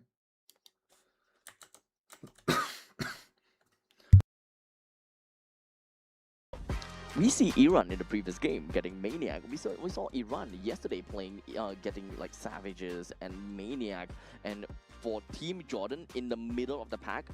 By the way, they lost one match, huh? They lost one match, and I think that the match they lost to is probably Saudi Arabia, if I'm not wrong. Yeah, they wait. Hold on a second. Let me double check real quickly. For Team Jordan.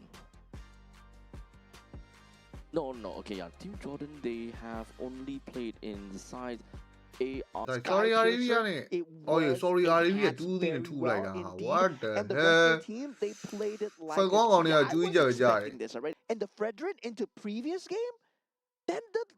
matchup would have been crazy. It would have been good. You think so? Yes, because they're relying on that mobility coming out from the CC and also the Hanzo taking the segmented team fights. Meanwhile, the previous time with the Claude, they needed that front line from the Alice and also a Fredrin. So they were going for the best of both worlds and it ended up biting too much more than they can chew. Right. So what you're suggesting is that sometimes too much balance ain't no good. You know, sometimes it's not about a yin and a yang, but sometimes it's about the yin. Yeah, you can't. Yeah. Currently, I feel that in this meta, you can't be a jack of all trades and a master of none. No, you gotta be a master of one. Yeah, that's why even when you see the top tier teams, they go for the drafts. When the enemy team is playing a Paquito, they forsake the macro. They're going damage. Yeah, they're good. They're going team fight. Paquito, Harif, Suyo, Cho. That's why you gotta be a master of one. You can't be a jack of all trades. And a lot of these teams they think they can get the best of both worlds because they see this draft and they're like, oh, this works for this draft, this works for that draft. But there are things that make that particular draft work so well. Well, this is one heck of a transformation, I suppose. You know what, we are used to having nice little balance where you gotta have a good balance between your utility, your tank, your damage dealer. You know, they have to be in a pretty nice equal circle so that you can deal with most teams altogether. But right now, I guess the main idea is you don't have to deal with most teams, you just need to deal with the composition right in front of you. Yeah, and the main suspects are right here, right? Group A, we're going to see them later today. The people that have changed the scape of the meta. Coach Zephyr himself, Team Indonesia. What a landscape, dude. Oh man, this guy, he changed the scape of the game indeed. And also, Team Philippines, they are going to be playing later on today as well. So there's going to be a lot more scrappy matches. But for the next match, actually, we're going to have a team that we have not seen before. I believe it's going to be Team Uzbekistan and Team Kyrgyzstan. But looking at Team Group B, the standings coming in. Team Saudi Arabia still sitting at the top. All right, so this is fun to watch because right now we already have got Team Iran and Team Jordan that's already completed. So that means that Team Jordan will go up on top of Team Iran, putting Iran at third place for now. But do note that it's also because of the fact that Team Saudi Arabia did win against Team Jordan in one game. They are going to be way above in terms of points. Yeah, and I believe that top two will be decided by Team Iran versus Team Saudi Arabia, right? Yep. So Team Saudi Arabia in these in the second stage, they have fought against Team United Arab Emirates, and they have already won. I believe it's either already won or they are winning. So that's why they're definitely going to go a lot higher from from this point. Yeah, I mean, I'm kind of doubting the Estes coming in from the side of Team UAE. I believe Estes bad. but yeah, I mean, this... You know, if not care about Jack of all trades, but Master of one, right? Why don't we just go for a full healing team? Yeah, I mean, I would love to see that. I would love to see that. That would have been a crazy team. Huh? Florin, Estes, Angelo. I will beat you. I don't know how that's gonna work out, but hey, if we're looking at like a Ruby Gold, Lapu Lapu, Estes, who else in the who else in the jungle? Yeah, sure, Fredrin. Maybe they sound good. Yeah, maybe we'll see that. I don't know. Well, you guys gonna have to tune in order to find out, as we are gonna go off for a break, and we'll see you guys in a short bit.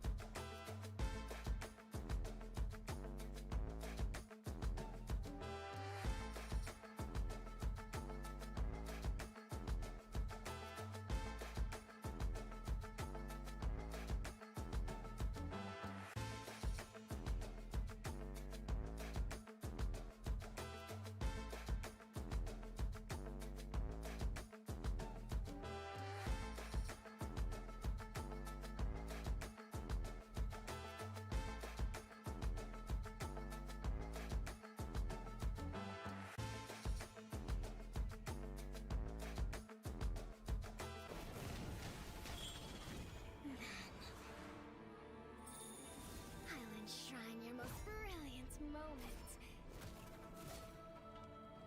in crimson splendor. Even something so crude can be graced with a splatter of beauty.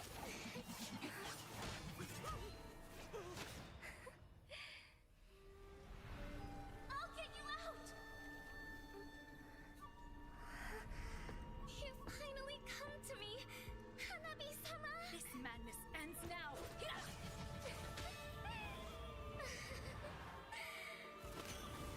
At last,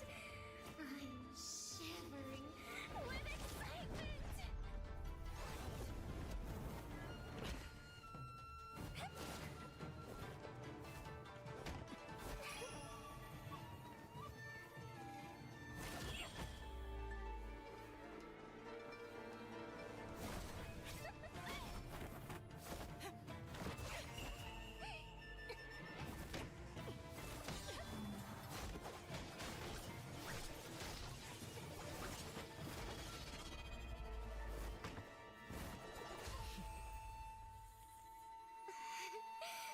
Such killing intent. Does this mean Hanabi-sama finally understands Kirara? So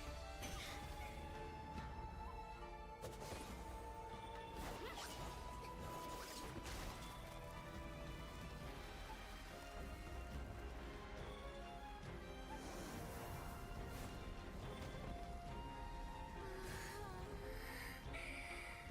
So beautiful.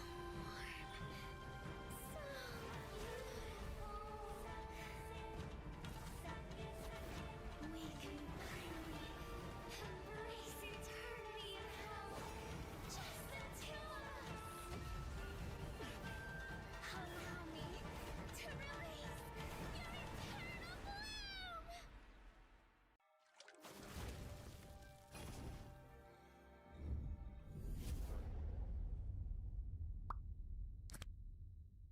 The human body was built to move. Not trapped at a desk in one singular posture for 12 hours a day. It's time your chair evolved. This is Secret Lab Titan Evo. Ergonomically engineered for you. Gamers, hybrid workers, artists. Backing your every move.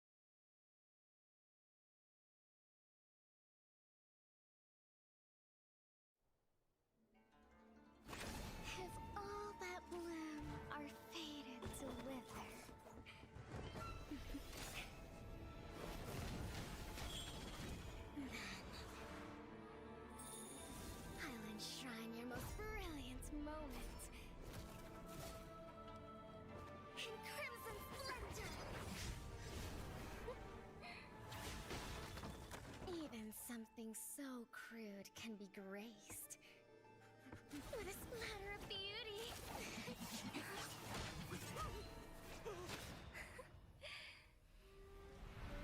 I'll get you out! You finally come to me, Hanabi-sama! This madness ends now!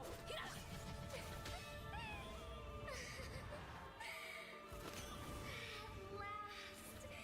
I'm shivering with excitement!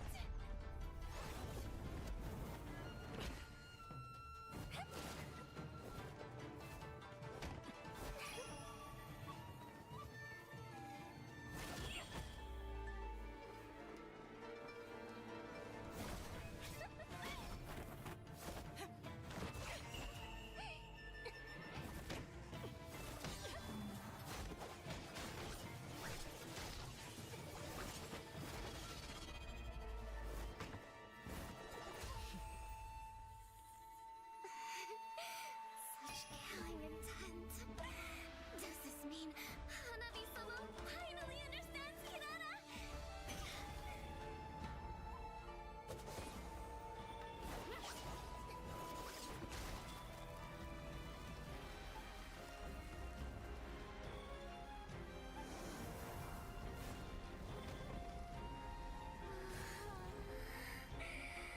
So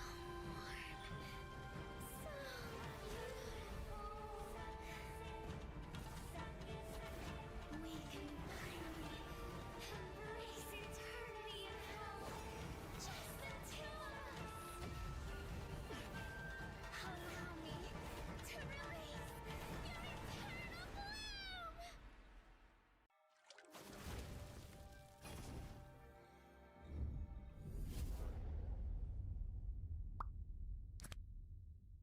The human body was built to move.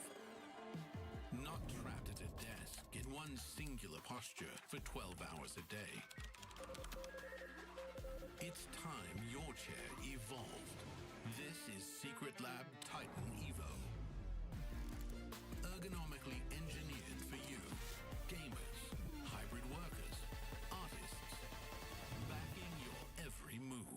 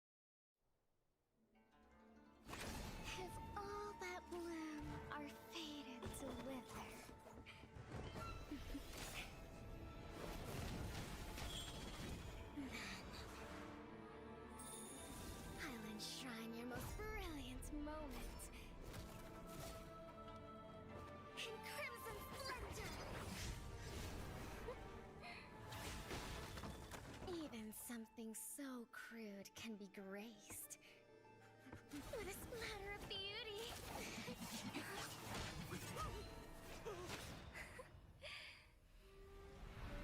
I'll get you out! You finally come to me, Hanabi-sama! This madness ends now. At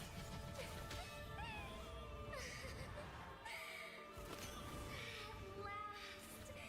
I'm shivering with excitement!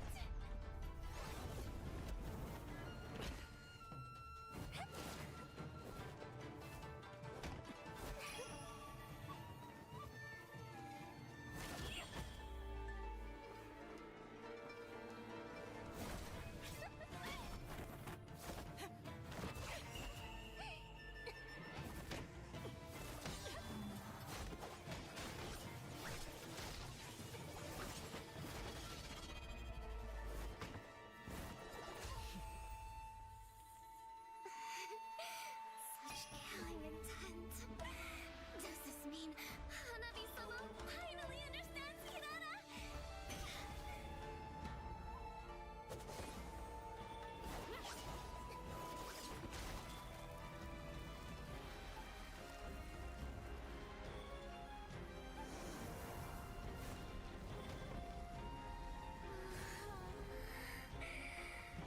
So warm. So beautiful. We can finally embrace eternity in hell. Just the two of us. Allow me to release your eternal bloom.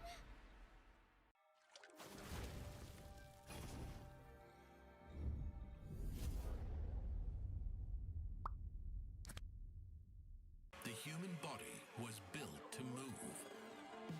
Not trapped at a desk in one singular posture for 12 hours a day.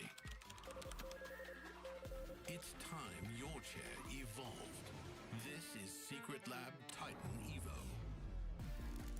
Ergonomically engineered for you. Gamers, hybrid workers, artists. Backing your every move.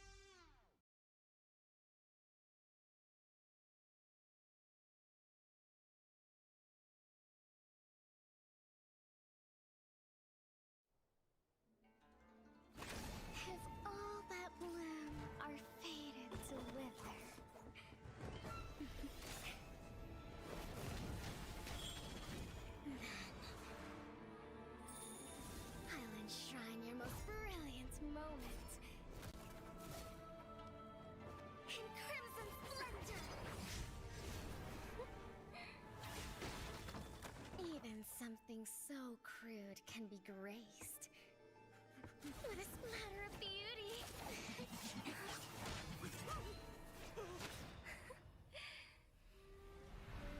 I'll get you out! You finally come to me, Hanabi-sama! This madness ends now!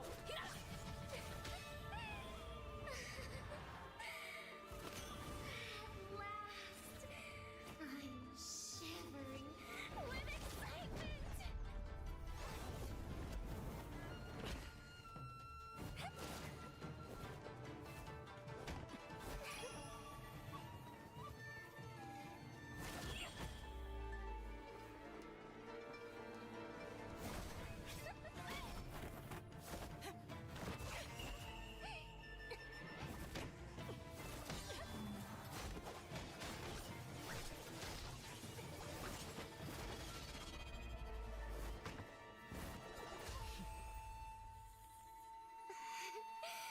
Such killing intent. Does this mean Hanabi-sama finally understands Kirara?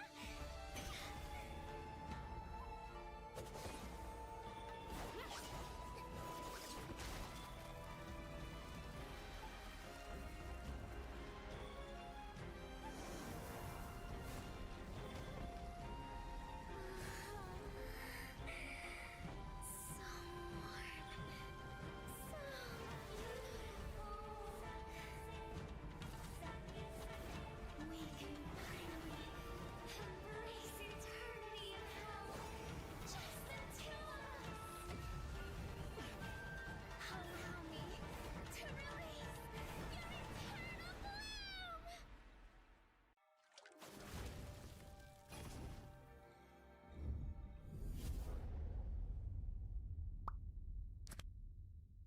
The human body was built to move. Not trapped at a desk in one singular posture for 12 hours a day.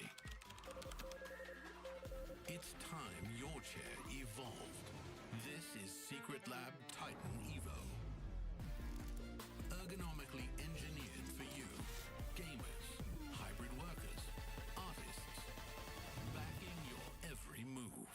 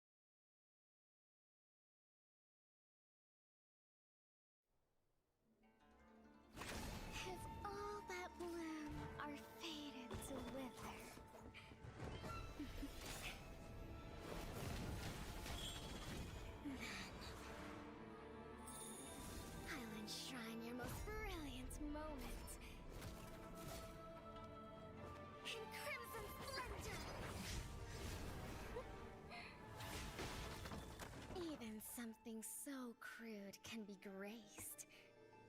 with a splatter of beauty.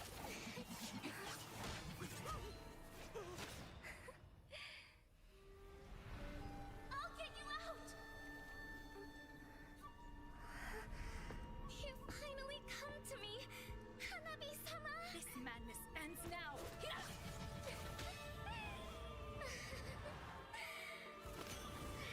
last, I'm shivering with excitement!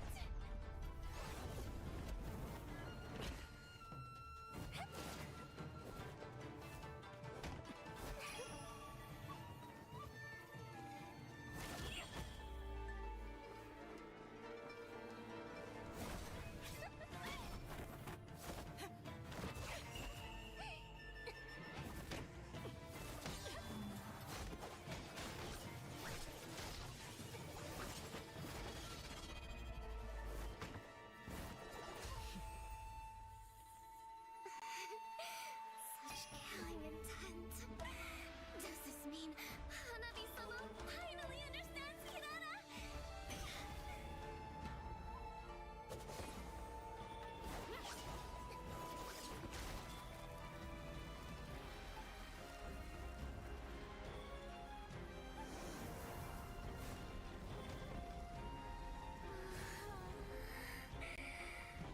So warm. So beautiful. We can finally embrace eternity in hell. Just the two of us.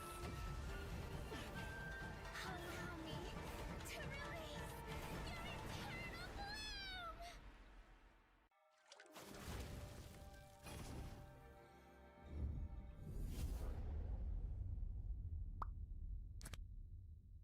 The human body was built to move. Not trapped at a desk in one singular posture for 12 hours a day. It's time your chair evolved. This is Secret Lab Titan Evo. Ergonomically engineered for you, gamers, hybrid workers, artists, backing your every move.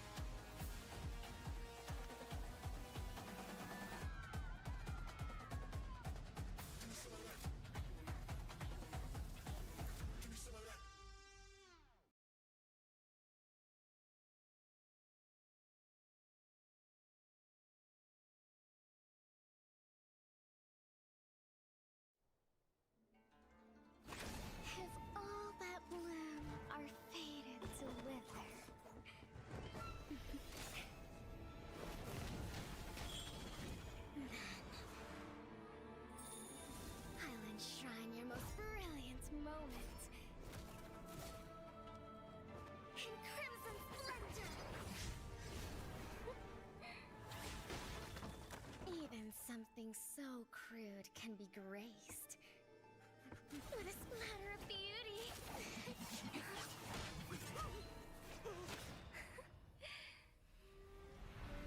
I'll get you out! You finally come to me, Hanabi-sama! This madness ends now.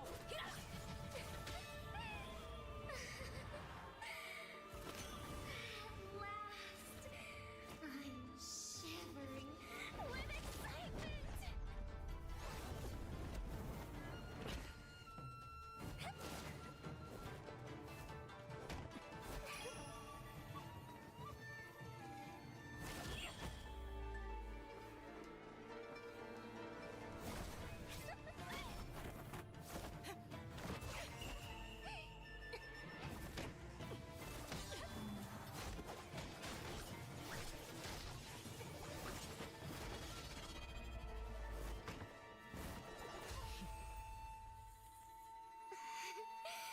Such killing intent. Does this mean Hanabi-sama finally understands Hinata? So warm. So beautiful.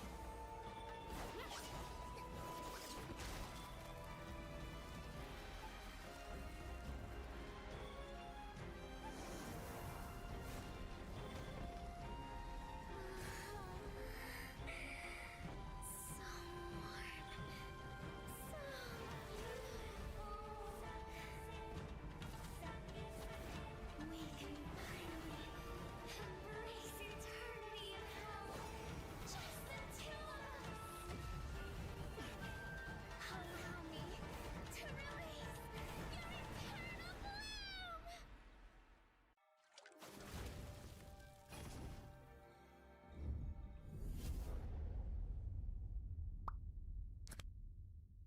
The human body was built to move. Not trapped at a desk in one singular posture for 12 hours a day.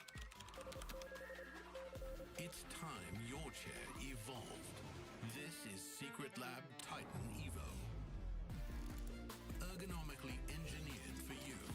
gamers, hybrid workers, artists.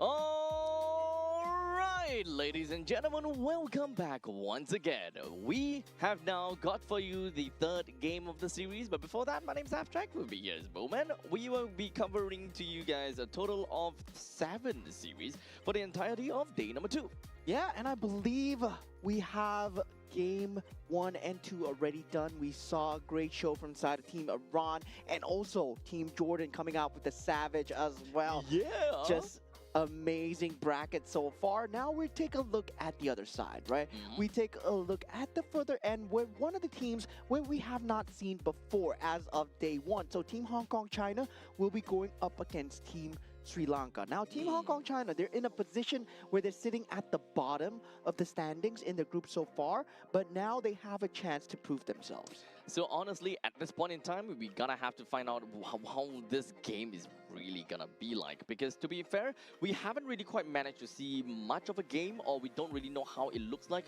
when it comes down to Hong Kong China's game. And of course, when it comes down to their specific, I would say their very specific bracket itself, it is also, you know, we never really covered too much. In fact, the only game that we covered, if I'm not wrong, was Sri Lanka and Pakistan, if I recall correctly. Yeah, I mean, Team Pakistan took that victory 2-1, I believe, right? Yes, 2-1. So, yeah, that was the first best of 3 that we saw in that day 1. Now, going up against Team Hong Kong China, right? Coming from a region where I believe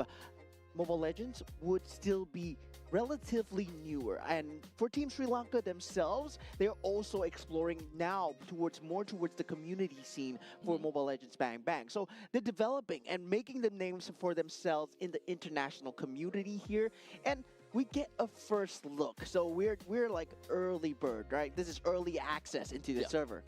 So this is kind of like the infancy stage of Mobile Legends Bang Bang within of their region, the East Asia and the South Asia region at the very least. But before that, let's jump right in and take a look at the standings that we've got so far for Group D, which is the East Asia and the South Asia region. We've got Mongolia that is at the top of the list with 2 points to their name, and Nepal with a total of 1 point to their name. And the reason that that is the case is because they went 2-1 in their game against who is that? Pakistan. Against Pakistan. Yes, that is right. Well, in the meantime, Pakistan themselves, they got 1 win or 1 losses. Win against Sri Lanka, loss against Nepal, 0 points. Unfortunately, they kind of tally each other out. Well, for Team Sri Lanka, -1, and Hong Kong China -2. Yeah, so only 2 teams will have a guaranteed spot in the playoffs here for Group D. So if we take the standings as of now, Team Mongolia, Team Nepal, they're secured that spot if this were the last day. Now, this is not the last day, however, and that 3rd place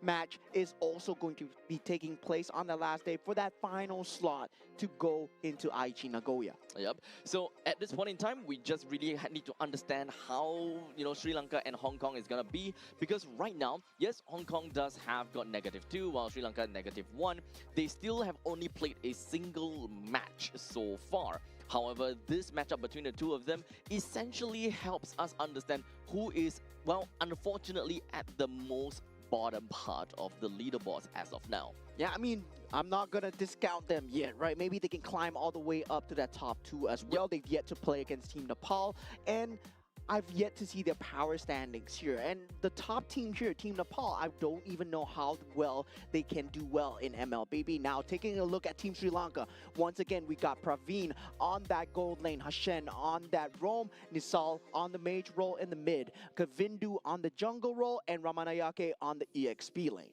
Yep, so we have seen the way that they played yesterday. It was not too shabby. The fact that they managed to take 1 point off of Pakistan. Although there is, of course, a very obvious trend that Pakistan has constantly went complete 3 games in the games that they have played all the way so far. And unfortunately, here on the main stage, we won't be able to see Pakistan games anymore though. So, in terms of trend and in terms of consistency, Pakistan always goes up 3 games. So if you guys are looking for Pakistan game, well, you can kind of take a look at the second stage, which will come, later on into the day, where Pakistan will go up against Hong Kong China. Yeah, definitely.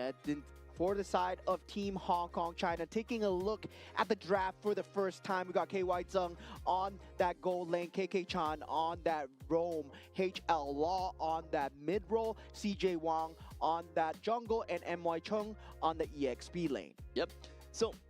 it's the same thing as, okay, at least for the entirety of the East Asia and South Asia region, we don't particularly have got a lot of information about any of these teams. When you kind of drop right in and take a look at the Wikipedia page, the Liquipedia page, some of these teams we can tell, like for example, Team Mongolia, we can tell who they are. Well, in the meantime, for Hong Kong China, it does seem like the only one that we can kind of look at things. Okay, never mind. I don't. Okay, so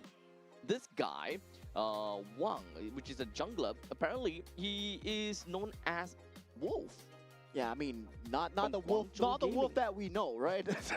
Yeah, not the like literally there's a line that says for Filipino talent, see wolf. Yeah. So that's not the wolf that we know. So this is a wolf from, I believe, from the MLBB series, the Super Cup that we did have in the Chinese region as well. So there's a bit of statistics over there for him playing on that competitive scene. Now, when you're faced with that international challenge, we have other teams coming in from that same region itself. But now for Team Hong Kong China, it's a first look into that newer team, newer setup when it go up against that international talents coming in, right? Team Sri Lanka, maybe not too strong, maybe a good test of wherever they are on that power level. At this point in time, it's just -1 and -2. The difference is not that big, because in the end of the day, the match wins are undoubtedly more important because of the head-to-head tiebreaker, right? So ultimately, as long as whichever one of these 2 teams wins, they will be on top of one another. Sri Lanka win, then they will be on top of Hong Kong China. If Hong Kong China wins, then they will be on top of Sri Lanka no matter what. Yeah, definitely. For that head-to-head, very important. But that top 2 spot, also very important. Now we're going into the map randomization. Broken walls. Not again. Broken walls. It will be broken walls. And yeah, broken walls was the theme. We did get that map 5 times in a row yesterday, but now for today we had a good plethora of maps so far. Yet to see dangerous grass, but I'm looking forward to see the drafts here, right? Because this is not drafts that we can try and make sense of, especially when it comes down to Team Sri Lanka. I was trying to make sense of the draft yesterday. Didn't make sense, but still worked out for them against Team Pakistan. Yep. So ultimately, I do kind of want to see what these two teams have got in store for us. Team Sri Lanka as well as Team Hong Kong China. Understandably, we did talk about Team Sri Lanka before. We also don't have any information on any of these players. Now, in terms of the staff, though, Okay. at least from what I see, I don't Program see or that there's chui any gomi. coaching staff for the side of Sri Lanka. While from Team Hong Kong China, they do have a coaching Chui staff. So I gomi. think that is going to make a bit of difference. But as you can see, right behind of Team Sri Lanka, they do have someone behind after all. Yeah, I mean, possibly someone to. I'm not too sure whether that's a coach or maybe that's one of the players. But now for this side, I mean, there he is. There he is. That coach. Evangelon. Yeah. Evangelon? Evangelion. Evangelon? Yeah, I mean, it's Evangelion with an I. Yes. Yeah. Yeah. Yeah, there we go. There we go. We got it settled. But okay, you know what else is not settled yet though? The batters. As we do have a carry, Guinevere, Baxia, and Marcel that will be thrown into the batting pool. Have yet to see the Paquito being thrown in as of yet. Yeah, the Paquito still very strong here, but Team Hong Kong China, they do throw out that Akai ban, and this opens up quite a lot of premier picks into the pool, right? You talk about the Harif that's available, Tucson available, Paquito, Phobius, all there still in that pool. And yeah, Phobius, we see it being one of the priority picks here, and Team Sri Lanka actually going for the Fredrin ban here. I mean, if this was a draft that makes sense, Team Hong Kong China, you go for the Paquito here. Without a question. Oh, okay. I mean, Harif is not bad. Harif is great. But if you were given the situation whereby you gotta choose between Paquito and Harif, I without skipping a heartbeat, I'm going for Paquito. Yeah, and Your team is looks like picking. Paquito is totally ignored here. Yep. So maybe both teams, they don't feel Okay, now the Bama in Harry going first Paquito. pick, Bama Leo Mori. Probably that might be a Slide comfort you check pick what because, about I mean, the we're shit. Like talking about Pianavi, people that, yeah, you're just coming into that competitively scene. You might not have the biggest pool of heroes. Exactly. And learning what's to play in the meta is also pretty difficult, I would say. Yeah, so we can expect and we should be expecting that their pool are going to be slightly restricted, but the main thing is they gotta have to make full use of what they have drafted for themselves. They have picked up an Alice, they do have a Harris for themselves, so at least the way that we are seeing right now is that Team Hong Kong China, they do want to play for a little bit more towards the crowd, no, I'm not sorry, crowd control, but it's more of like the AoE, you want to play for team fights, most definitely gonna be more team fight oriented. Yeah, I'm surprised that they went for the gourd instead of picking up the Okay, combo mingla piece ba that is tordi kwa the de ma Atlas, ibyo right? li lu The da Atlas ai do ma together pyo ba with the bu no Harif kwet would pya. have been a great combo Don't worry, maker, don't worry, definitely my with the friend. Phoenix Force and also the Fatal Links as well. Now this opens up Don't for worry, Team my Sri Lanka friend. to go No, okay, with the Bama quite a Alice lot of Jangala picks phit twa ma here, la no especially the for Bama that ro. mid lane versus that gourd. Yeah, Generally, gory ba you ba can yu che pick da up ne be Sin, no the you Bama ro can tap still pi. pick up the Eve that's still available Tiri as well. linger. And Hong Kong yeah, and you Dream don't boy. have to worry about the ability to lock down the gourd because you can pick that up on later on. There we go, as you were talking about the Not Atlas, tap the it will be taken away by the side of Team Sri Lanka. So far, Team Sri Lanka's lineup, they are looking at to be very tanky, and they do want to play for more on the durability route as what we see over here, which may actually be a little bit difficult for them to play due to the fact that there is a presence of Gord over to the side of Hong Kong China. Yeah, so definitely on that mid role to have that mid priority as well. Lilia's still in the pool if they want to go for that and if they want to try and get that Claude for themselves, right? Very good pick against the Harif. I'm surprised they didn't go for that earlier. Now they banned out the Suyo. Now for Team Hong Kong China, what do they respond with, right? Generally, we see teams, they instantly look at the Claude as an answer towards the Harif. But at the same time, Claude, you gotta pick heroes that make Claude work. And so far, Leo Mord and Atlas in the pool, yes, it can work in that team fight-centric lineup. So, with that all said, for the side of Team Hong Kong China, they're looking for the frontliners, right? Or rather, the jungler and the roamer, which can be frontliners for the jungle, but it really depends on how they would eventually want to play it. Right now, it looks like they have a decent balance, someone that has pretty good firepower. If they would want to have pretty good transition, then someone in the early game will be great coming in from the jungle role. Unfortunately, 𝐓𝐡𝐚𝐧𝐤 is already been taken away, so we've got a slightly small pool to work with. Yeah, and right now for Team Hong Kong China, something that can take away a lot of that pressure would be. I was gonna say the 𝐓𝐡𝐚𝐧𝐤 would. I mean, lockdown heroes would have been good, but the Atlas was still there. So the Kadita ban, right? So 𝐸 and 𝐴 Paquito still in the pool as well. Oh yeah, completely forgot about Paquito, dude. Yeah, Not used to that. Yeah, not I'm not used to the fact that Paquito is still leaked out until this very moment itself. But it does seem like we have a couple of the players that took down their headsets and the graphics went out as well. It kind of seems like we are in the midst of a lobby pause. With probably a little bit of technical error or something along the lines. We will keep you guys updated as to what exactly is happening as of now. But don't worry, our voices will keep you entertained. Yeah, maybe this is the players thinking that, oh, this is a rehearsal and this is not the actual draft. Then that would make a lot of sense, that right? Would make some sense that would make more sense because you leave Paquito out. I mean, after the performance that Mr. Vinuya Sanford had yesterday, you leave the Paquito out. Man, oh man, that's just blatant disrespect towards the hero itself. Sorry, mean, sorry. Salty.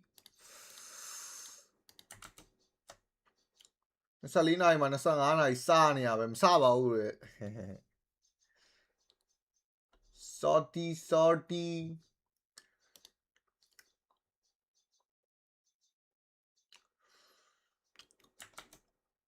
Okay, Hong Kong ne,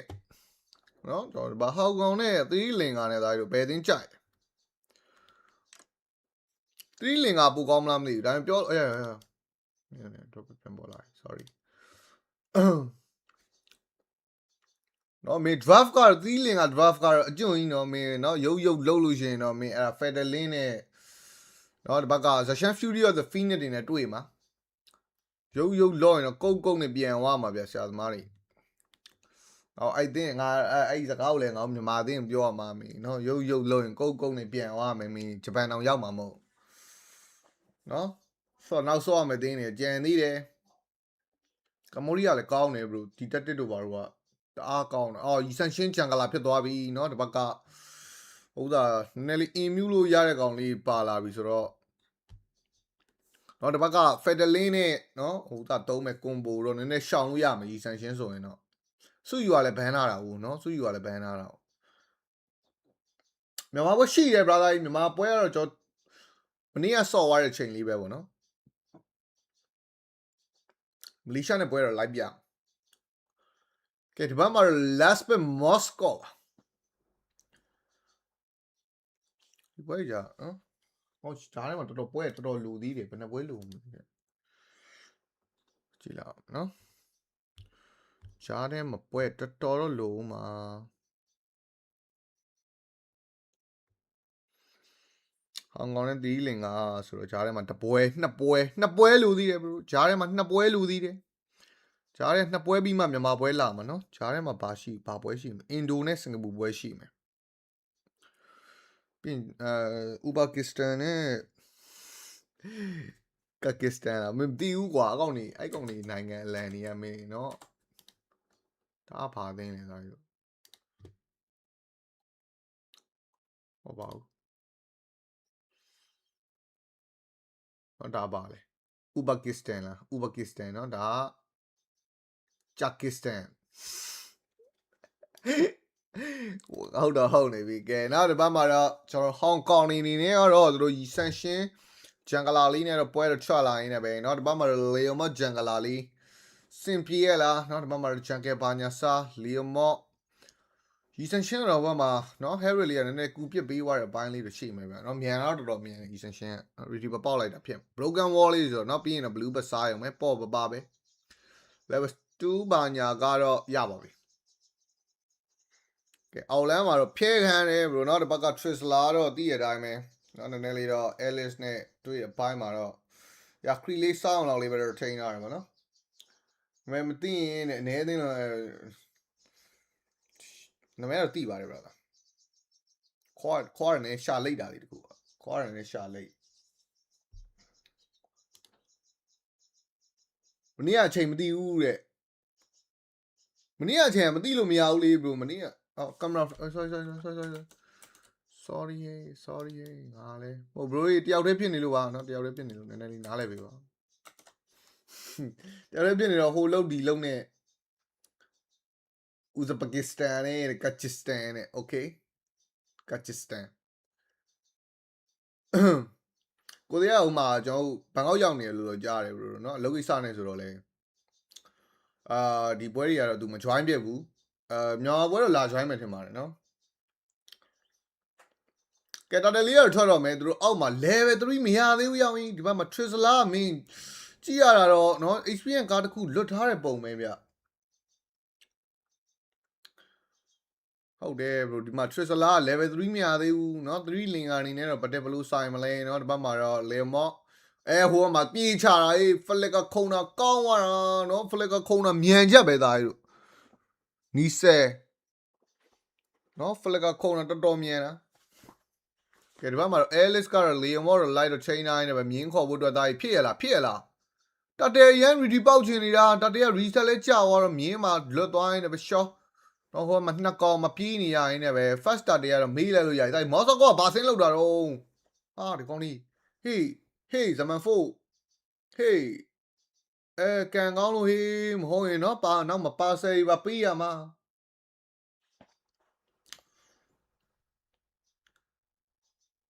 အောင်လန်တကယ်အဆင်မပြေတာဟာလို့နော်ဟိုအဲလီကြီးကသွေးထိုင်စုပ်နေတာနဲ့ Trisla ရှေ့မတက်ရဘူးဖြစ်ရင်ဆရာသမား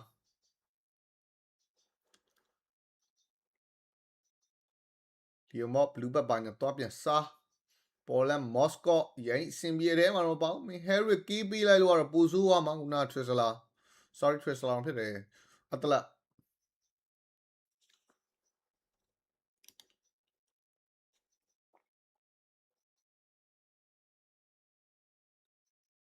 ချိုင်တို့ကဟောင်ကောင်နေရလဲနော်ရုပ်တော့မလုပ်ဘူးဗျာမင်းကျူးမှာဒီပွဲရော2-0ပဲသွားမလား2-1သွားမလားတော့ချက်ကြည့်ရမယ်လောတွေကတော့ဘယ်လိုဟောင်ကောင်ဆော့တာတော့တော်တော်ကောင်းတာနော်ပြောလို့တော့မရသေးဘူးစပဲရှိတယ်ဟိုမှာ cash ထိုးတာနဲ့ကတော့တေးရလာကဗင်ဒူပြေးနေရပြီ bro အဲ့တော့လည်းဗမလဲဖက်ဒလင်းမပေးရဘူး bro ဖလစ်ကခုံပေးလိုက်ရတယ်9နာရီပါ bro မြန်မာစံတော်ချိန်9နာရီ15လောက်ပေါ့နော်9နာရီခွဲ9နာရီ15အဲ့လောက်ပါ level ranking ရှင်းရတော့ level 8တော့စရရသွားပြီပေါ်လဲမော့စကိုလေးဖြစ်ရလား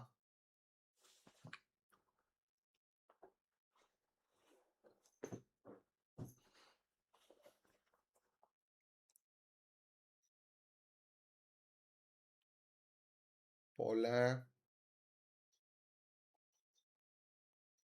ဖက်ဒလင်းဟဲ့ဟုတ်Fury of the Phoenix ဘာလို့နေရတော့ကဲရလိုက်တယ်ဆိုပေမဲ့Harry ရောင်းတောင်ပေါင်ဆောင်နဲ့တီတော့မလို့နော် Hiroki ကတော့ 1 for 2 trade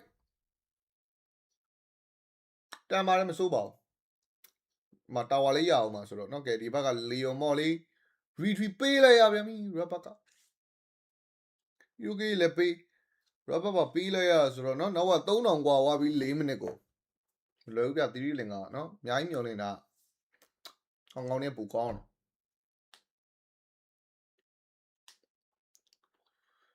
ကဲဒီဘက်မှာတော့ Glory 1လေးချောင်းတော့ပါလာပြီ Mr. God အဲ့ God တွေကိုမြင်ုံငါမုန်းနေပြီလို့နော်အဲ့ God တွေမြင်ုံငါမုန်းနေပြီ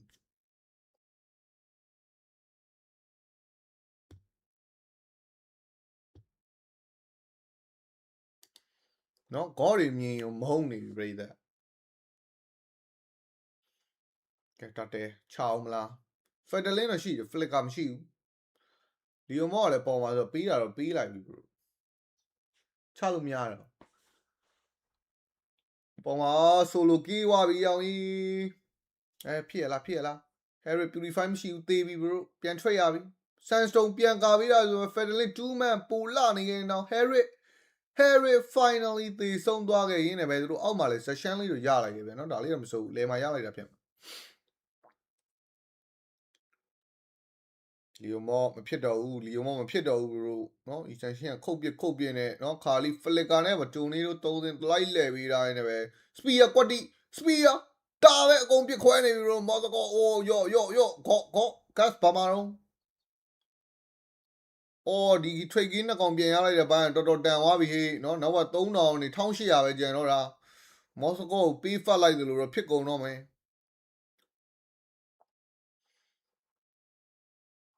နော်မင်း spear စိုက်လိုက်တာနှစ်ကောင်နည်းစိတ်တန်ရတယ်မှန်ပဲ spear စိုက်ရလား back အိုးနော်အဲ့ဒီပါပြက်ပြီးတော့ခေါ်ခက်ရှိရင်နှစ်ကောင်လုံးတော့သေသွားအောင်ပါမင်းအဲ့နေဟာ Fury the Phoenix Harris 4 purify နေပြီးတော့ပြန်ထုပေးနေနေမသွားပြီ bro Harris ကနော် Moscow တော့ YB လိုက်တယ်ဆိုပေမဲ့မရဘူးဒီဘက်မှာအဲ့ goal ကွာမင်းအဲ့ goal ကွာတော်တော်မုန်းနေပြီသားတို့ goal တော်တော်မုန်းနေပြီသားတို့ goal တော်တော်မုန်းနေပြီ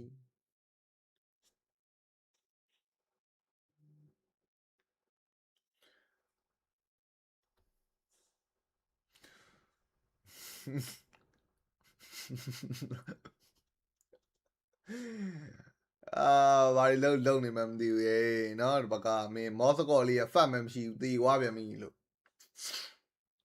ကဲလိမ့်နေပါချိန်အောင်လန်းမှာတော့နောက်ဆုံးတက်တယ်လေးကတော့ချအောင်မယ်ပေါ့နော်မင်းငါအိုက်ကောတော်တော်မုန်းနေပြီသားတို့ကြီး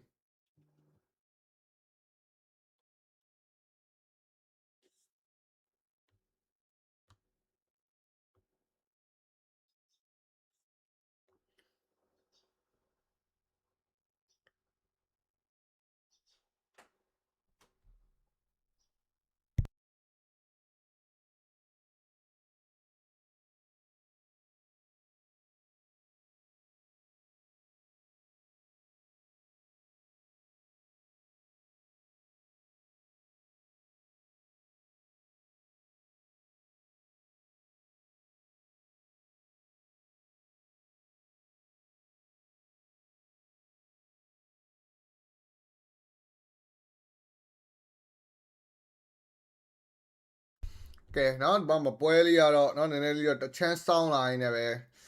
3လင်္ကာတွေနော်ရုံးကန်လို့ရှာနေအောင်မလားမော်စကိုလေးရတော့အောက်မှာကတိုးလေးတော့ကူးဖန်နေရလေးတော့အဲလစ်လိန်လာကာပြီးတိုင်းတော့ပန်နတီဇုံတော်ကာဘူးတော့ပဲတုံးလိုက်တာပါHarry မင်းတော်တော်များနေပြီနော်တော်တော်များနေပြီမင်းတော်တော်များနေပြီစမန်ဖုန်းနဲ့ purify လည်းရှိနေတာဆိုတော့ရ session furious phoenix tsunami slam တကောင်နေဆိုပေမဲ့တန်နေ bro အဲ့ goal တက်မင်းအဲ့ goal တက်နှစ်ကောင် trade လိုက်ရတယ်ဆိုပေမဲ့ goal ရလိုက်တာနဲ့တော့တန်နေပဲပြောရမှာပဲ bro နော်အဲ့ goal မုန်းနေပြီနော်အဲ့ goal တော်တော်မုန်းနေပြီမော်စကိုကြီးဖြစ်ရလားဒီမှာမခါလီ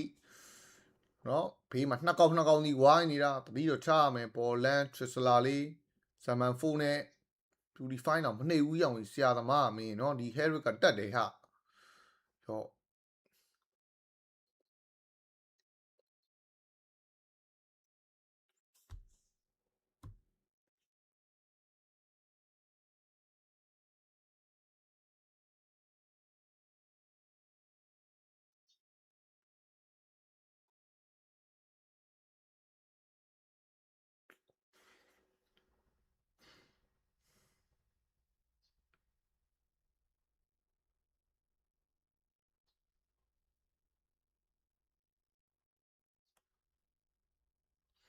ကဲနော်လောကတော့ပေးရပါပြီ bro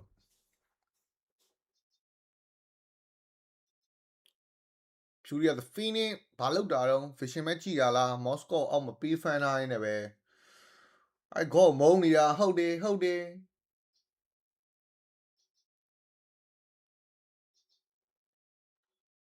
Moscow လွတ်တာတော့လွတ်ပါတယ်နော်လော်တွေဘာတွေပြန်ကာအောင်ပါဆိုတော့ရုပ်တော့လုံးလို့မရဘူးเนาะနောက်ဘက်ကတော့1500လောက်တော့ကွာတယ်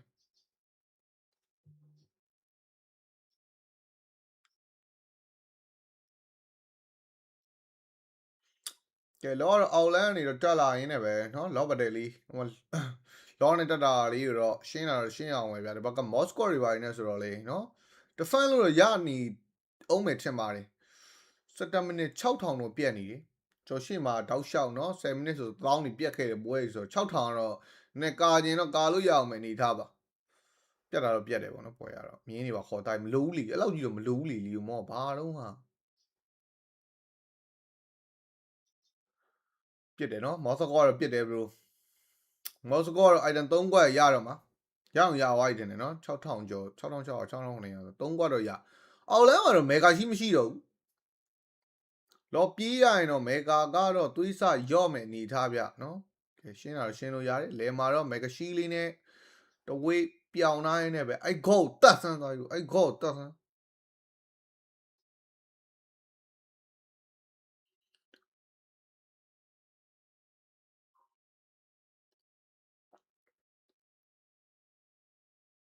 တာမုံနေပြီလို့အဲ့ goal ဘာစကင်းနေတာရော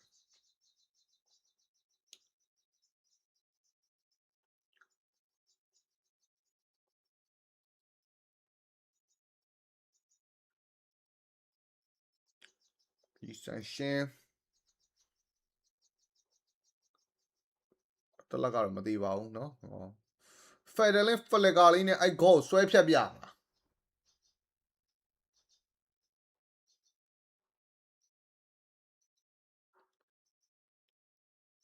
တို့ချက်တိုင်ပြည့်အောက်လမ်းမှာတော့မေဂါလီတလန်တက်ယူသွားတာမသိကြအောင်အဲ့လေသူတို့ရုံသွားပြီ Furious the Phoenix King မဲ့ကောင်လေးအရင်သေးဆုံးသွားရင်လည်း Harry ပြစ်ချက်တွေကတော့ယော့တာဝါ damage နဲ့တော့ပြန်တော့သေသွားခဲ့တယ်ဆိုပေမဲ့ triple key ရလိုက်တာဆိုတော့အန်လို့ရမလားတနိုင်တဲ့လောက်လေးတော့ကာကြည့်နေတယ်ဆိုပေမဲ့ Moscow အပွဲတော့မပြီးသေးဘူးပွဲတော့မပြီးသေးဘူးကာလို့ရသေးတယ်ကာလို့တော့ရသေးတယ်ဆိုတော့လော်လေးပဲသွားလို့လိုက်ပါเนาะမင်းเนาะဆရာသမား Harry ကမင်းထမ်ထောက်ကုန်တက်ပြစ်တာ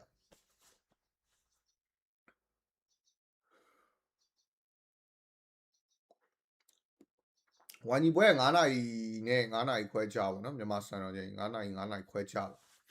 လော်လာလူတော့မရလာဘူးဘရိုเนาะဒီဘက်မှာ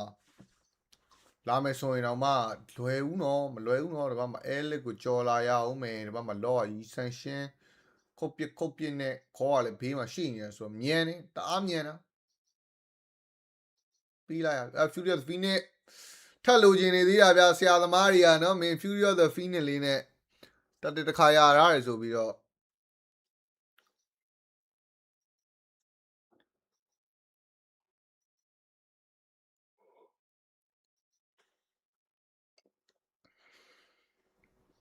ကဲဒီလော်လေးရော defend လို့ရနိုင်အောင်လား Moscow item 4ခွက်ဗျာ4ခွက်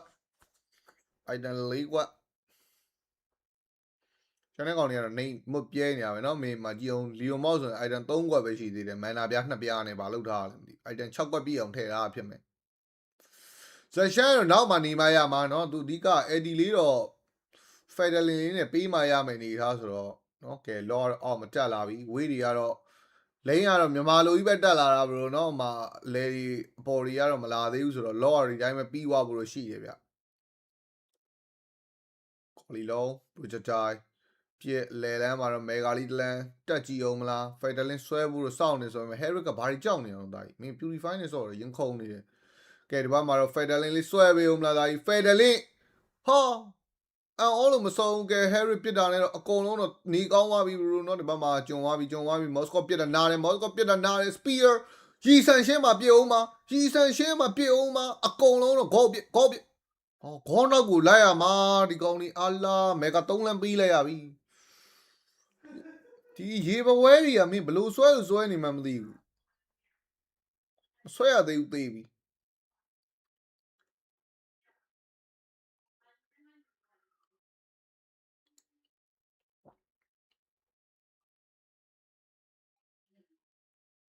ကျွေးတယ်တကယ်ကျွေးတယ်မော်စကိုကမင်းပြစ်တာဆိုမဟုတ်ဇမန်ဖို့အပြင်ရောက်သွားအောင်တွန်းထုတ်လိုက်တာကြောင့်လေပါတော့ပါတယ်ကောင်စကေးတူးတုံးလိုက်တာဇမန်ဖို့အပြင်ရောက်သွားတာ ကိုလိုက်ပြရမှာမော်စကိုဟိုလိုကကြားခဲ့ကြီးနဲ့ပြစ်နေလို့လားမသိဘူးမင်းနော်ခါလီသွားပြစ်မိ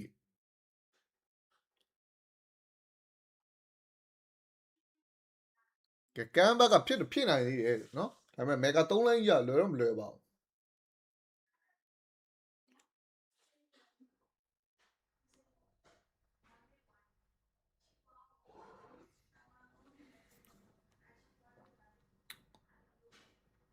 ကဲလောစက္ကန့်30မေဂါ3လမ်းဝေးတွေကတော့3လမ်းလုံးကစီးနေတာညီကိုတို့တီးလင်ကလွယ်တော့မလွယ်တော့ဘူး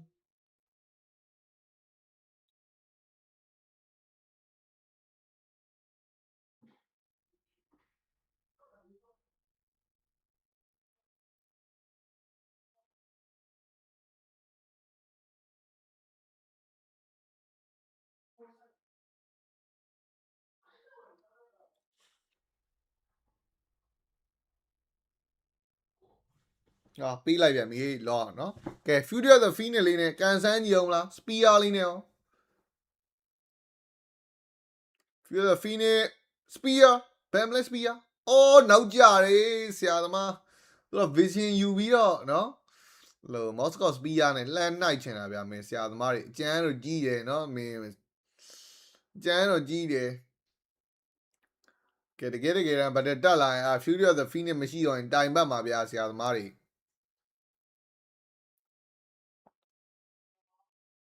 ကဲဝေးရရှင်းရမှာဒေါ်နေရတော့နော်အလဲကနေကြလာမှာဆိုတော့ပြီးလောက်ပြီပွဲရတော့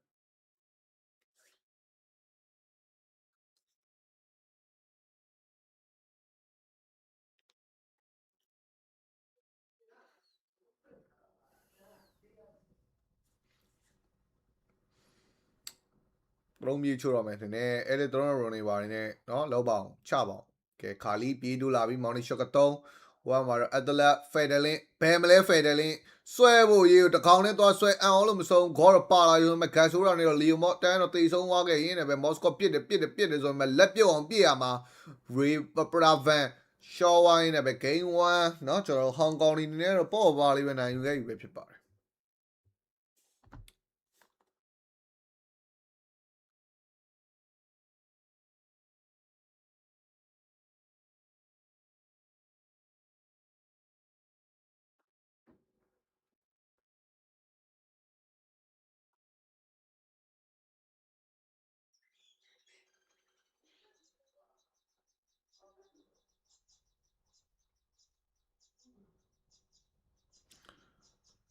ကဲတော့မင်းတို့ဒီပွဲပြီးမှကျွန်တော်မြန်မာပွဲကြည့်ရမှာလို့เนาะမင်းတို့မြန်ဆန်ဆော့လိုက်လားမင်းတို့မြန်ဆန်လေးဆော့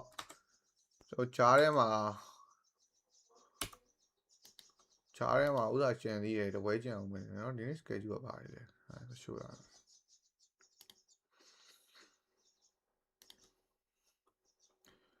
မြဲရှင်နေပြေးချင်လို့ black မေးပါအောင်နဲ့ဘာလို့လုံးနေလဲအဲ့ဒါပြောတာဘလို့เนาะဒီမှာနေဆော့နေပွဲเนาะဒီလင်ကပွဲဆော့နေပြီโอเค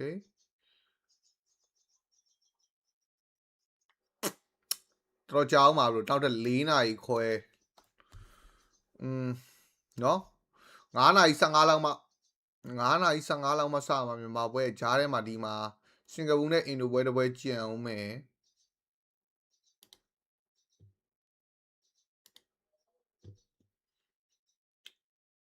အားပေးရစိတ်ဒဏ်ရာရလို့ပြိုင်ပွဲအသင်းကိုအားပေးမယ်စိတ်ချမ်းသာအောင်ဟာဘလို့အဲ့လိုတော့မလုပ်ပါနဲ့အဲ့လိုတော့မလုပ်ပါမြန်မာအသင်းလေးတော့အားပေးကြပါဦးပွဲပဲချိန်လဲအမှတ်မရှိပဲကြည့်ရင်လို့ပြောပြပါဦးမြန်မာပွဲတော့ဘလို့ခုနပြောခဲ့တဲ့အတိုင်းပဲ9နာရီ15ပေါ့နော်မြန်မာစံတော်ချိန်9နာရီ15လောက်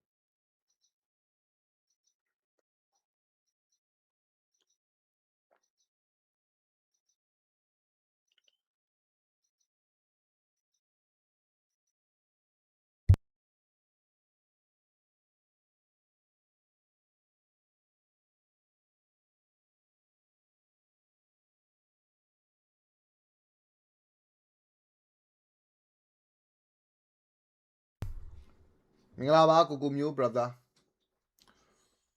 ပွဲပင်းတီးအေးရမလားပွဲပင်းတော့တီးတော့အိတ်လို့ရမယ် brother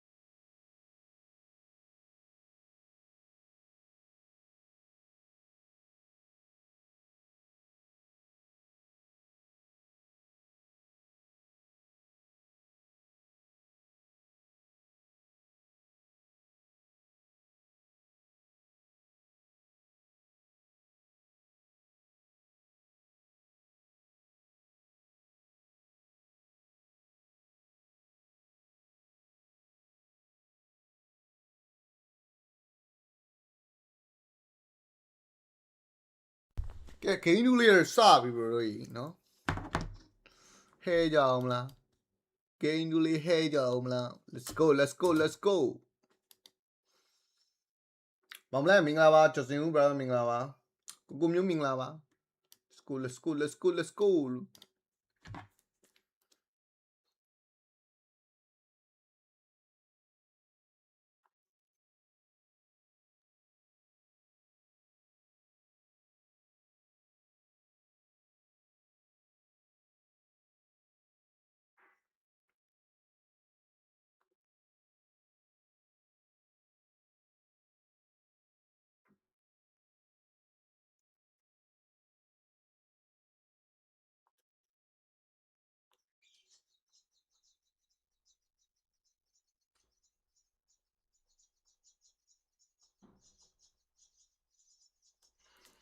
ကဲနောက်တစ်ပတ်မှာတော့ကျွန်တော်တို့ Uranus တွေ Hero တွေ Carry တွေတော့ရွေးချယ်ထားနေတယ် 3 Linger အနေနဲ့ဒီကောင်းနေမီ Carry Fast Bit အားကြိုက်တာဗျာနောက်တစ်ပတ်ကဒီဆန်ရှင်းတွေမင်းစစ်သားတွေပါထွက်လာပြီသားတို့မင်းစစ်သားတွေပါထွက်လာပြီလုံးမင်းစစ်သားတွေပါထွက်လာပြီ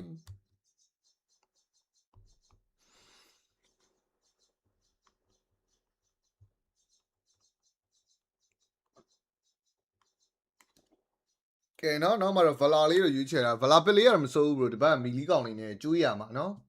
စားပြီလားကျွန်တော်မနှက်စာတော့စားပြီးသွားပါပြီ brother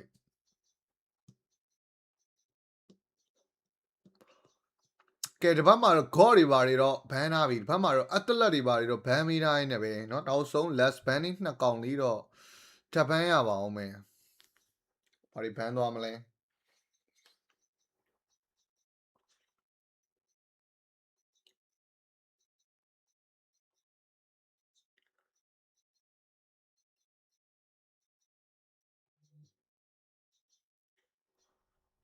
ကဲနောက်မှာတော့ Zushin နောက်မှာ high lot ban 9နဲ့ full pit 3 linger အနေနဲ့ကတော့ဘာ ban မလဲဘာယူမလဲ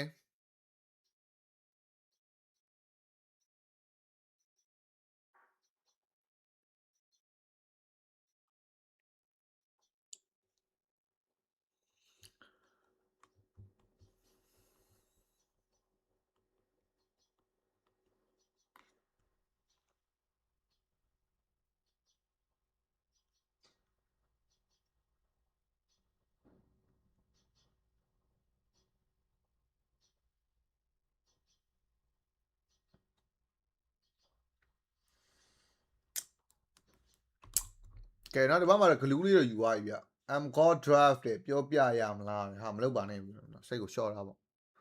ဒီနေ့တော့စိတ်မဆိုးချင်ဘူးဟေ့မလေးရှားတော့ထူဝေးမယ်လို့တော့ထင်နေဗျာတို့เนาะကျွန်တော်တို့ယုံကြည်ချက်ရှိပါတယ်ကဲနောက်ဒီဘက်မှာတော့ Fasana เนาะမိတမျိုးလေးဗျာเนาะအော်ဟိုဘက်က glue နဲ့ဆိုတော့ Fasana နဲ့တော့ပြန်ထောက်ထားတယ်ဗျာဘာရင် top လောက်ဒီ man ထားလဲတဲ့အဲ့တော့မပြောတော့ဘူးเนาะအဲ့တော့မပြောတော့ဘူးဒီနေ့ဆော့တာပဲကြည့်လိုက်တော့ကဲဂျန်ဂလာတော့စုပြီပါ3 linger အနေနဲ့တော့ကျွန်တော်တို့ last pick glue roam မှာပဲသွားမလားเนาะမင်းစစ်သားကို goal lane ဆော့မလားမင်းစစ်သားကိုအော်ရောမင်းစစ်သား off lane ပြောင်းမလိုက်တယ်เนาะသူတို့ ASIA ထုတ်ပလိုက်တာဆိုတော့เนาะ glue roam မှာမင်းစစ်သား off lane စီလကာတဲ့အေးငါ့ကို3 linger လို့ပြောနေလို့သားတို့เนาะမင်းတို့ငါ့ကိုတီတီလင်္ကာလို့ပြောနေလို့တားလို့မာပြောမိနေဦးမယ်နော်မင်းတို့အဲ့ကိစ္စတွေရှိသေးတယ်ဆရာသမားတွေအဲ့ကိစ္စတွေရှိသေးတယ်ဆရာသမားတွေနော်ဟောအဲ့ကိစ္စတွေရှိသေးတယ်နော်စရီလန်ကာပဲဖြစ်မှာပါဘလို့နော်အဲ့ကြောင့်ပြောနေစရီလန်ကာနော်တီတီလင်္ကာတော့မဟုတ်လောက်နဲ့တူတယ်နော်ညီကိုတို့နော်တခုတော့ something ပဲဗျsomething ပဲเนาะဆရာသမားတွေအဲ့ဒါတွေတက်ကုန်မယ်ကျွန်တော်မားပြောလို့သိရမှာမကောင်းလေကိုရီးယားမားပြောဘလို့ပြောချင်တာပြောလို့ရတယ်ကျွန်တော်မားပြောလို့မကောင်းเนาะလောက်ပါအောင်သားတို့ Sri Lanka လို့ပဲခေါ်ရမှာလားသီးလင်္ကာလို့ခေါ်ရမှာဘယ်လိုခေါ်ရမှာလဲပြောနော်ငါလည်းမဟုတ်ငါကြားဘူးလေဒါပေမဲ့သီးလင်္ကာလို့ဘာလို့ကြားဘူးတာပေါ့သိရမလားဒီဥစ္စာနေနေကြနည်းနည်းဥစ္စာဖြစ်တယ်လေဝေးတယ်လေသိရမလားနော်ပေးလည်းမရှိဘူး Sri Lanka လို့ပဲခေါ်ရမှာသူတို့အင်္ဂလိပ်လိုရေးထားတဲ့အတိုင်းပဲခေါ်လိုက်မယ်နော် Sri Lanka ပဲခေါ်လိုက်မယ်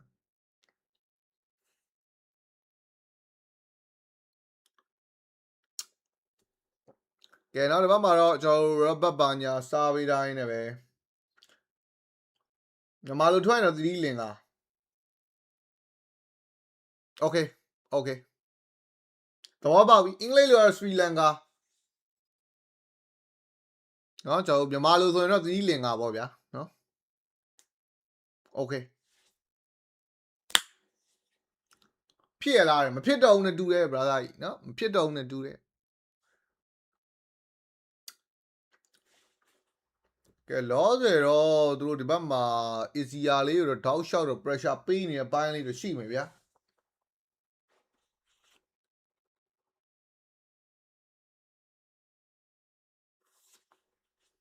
အေး sorry အဲ့ကိစ္စရှိသေးတယ်ဗျာအမေဆရာသမားတွေငါပြောတော့မှအောက်မသိရင်နော်လဲစိတ်ဆိုးနေပြီလားမနေ့ကတော့စိတ်ဆိုးလိုက်ရတယ်ဘလို့နော်ဒီနေ့တော့စိတ်မဆိုးချင်ဘူးကဲအပေါ်မှာ fat blood တွေဖြစ်တော်မလားတာကြီးကရီစိတ်ကိုလျှော်တော့မင်းနော်အသေးပြန်သေးမယ်ဆိုရင်တော့တန်သွားပြီနော်ဖလက်ကာနဲ့နော်ဒီဘက်မှာ fat blood ရင်ယူသွားတာဗျာဆရာသမားရမ်းစိတ်ဆိုးနေပြီ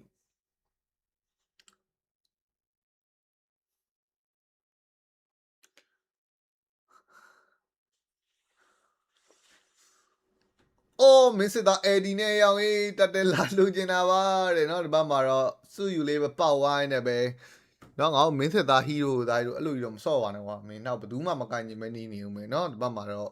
မင်းစစ်သားကင်တဲ့ညီကိုတွေရှိလားမိုဘိုင်းလကြံ player တွေနော်ကျွန်တော်မင်းစစ်သားကင်တဲ့ player တွေရှိလားမင်းစစ်သားဟိုမှာလုံးဝ favorite နော် signature hero ဆိုပြီးကင်တဲ့သူတွေရှိလားရှင့်ရှိလို့မှန်သွားပြီနော်ကဲဟိုမှာကရီးတော်တော်စိတ်ဆိုးနေတာဘလို့ကရီးတော်တော်စိတ်ဆိုးနေရတာခွာဖို့ကလည်းဂလူးက level မရသေးဘူး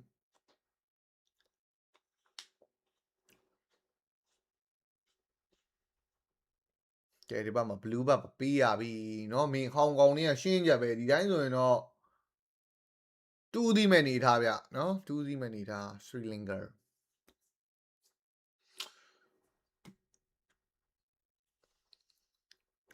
ရှာသူတွေလဲမလီရှာတော့ဥစားတွေပေါ့လိုလေတို့စီကာတို့ပေါဝိုင်းနဲ့အန်တော်ဟန်နေ3စင်းနဲ့တော့ရလာရင်လည်းပဲ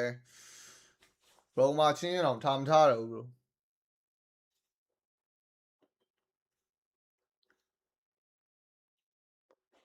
မာကိုစ်ကားအမ်ကောပဲလားဖလပင်ကိုလည်းပါတယ် brother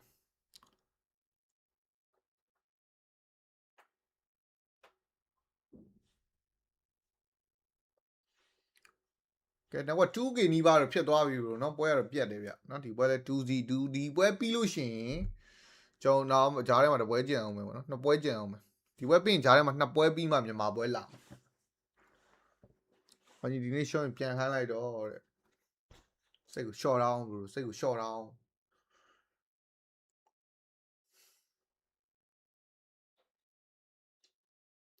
မင်းစစ်သားဒီနဲ့ဟုတ်တယ်ဗျာမင်းเนาะဖစားနာကိုလောချပြီးတော့ဝိုင်ပေးထားတယ်ဗျာနော်မင်းစစ်သားအေဒီလေးနဲ့လှလှပါတတယ်မှာတော့အေဒီမရှိတော့ဘူးဘရိုအဲ့တခုလို့ရှိတယ်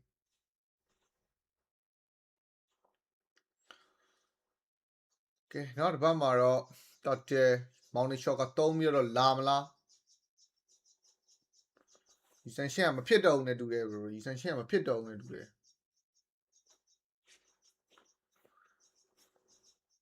မလေးရှားကိုသားပြုတင်ရအောင်လို့ဟိုကောင်နေလေးဘရိုပါလဲချီဘီတို့ပါတို့ချီပီတို့လိုလဲတို့စီကာတို့မာဖ်တို့မာတီးစီလားရာမာတီးစီတို့ပါတို့အကောင်အဲ့လိုကောင်အကောင်နဲ့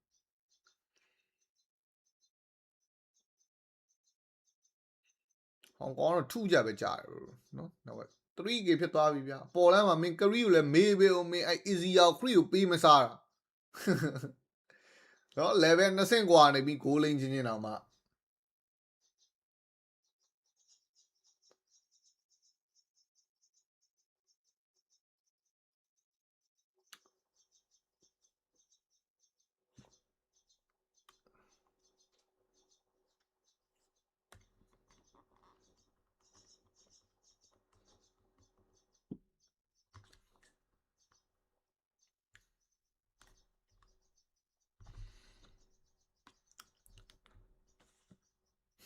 တလောင်းမှာပဲထက်ချမလားမင်းတာဝါတွေဘာတွေတော့လိုက်မယူသေးဘူးเนาะ9မိနစ်ကျော်ပါပြီ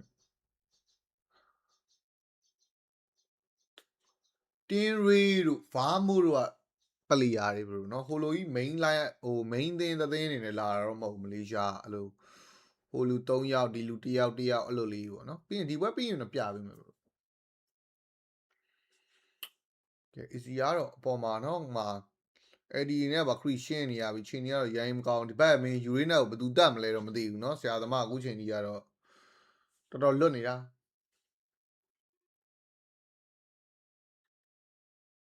ကဲဒီဘက်မှာဂလူးတက်ခွာပေးတာဂလူးတက်ခွာတဲ့ကောင်မှာပြစ်တာဟေးကရီစိတ်ကိုလျှော့ရအောင်မလားဟာအဲ့ဒီကရီတော်တော်စိုးနေပြီလို့မင်းဂလူးခွာထားတဲ့เนาะဟီးရာဟိုထိုင်ပြစ်ပေးပလိုက်တယ်ကဲဒီဘက်မှာ morning shocker လေးနဲ့တော့ဗစားနာလေးတော့ပြန်တော့ယူထားပေးနေပဲ one for 2 trade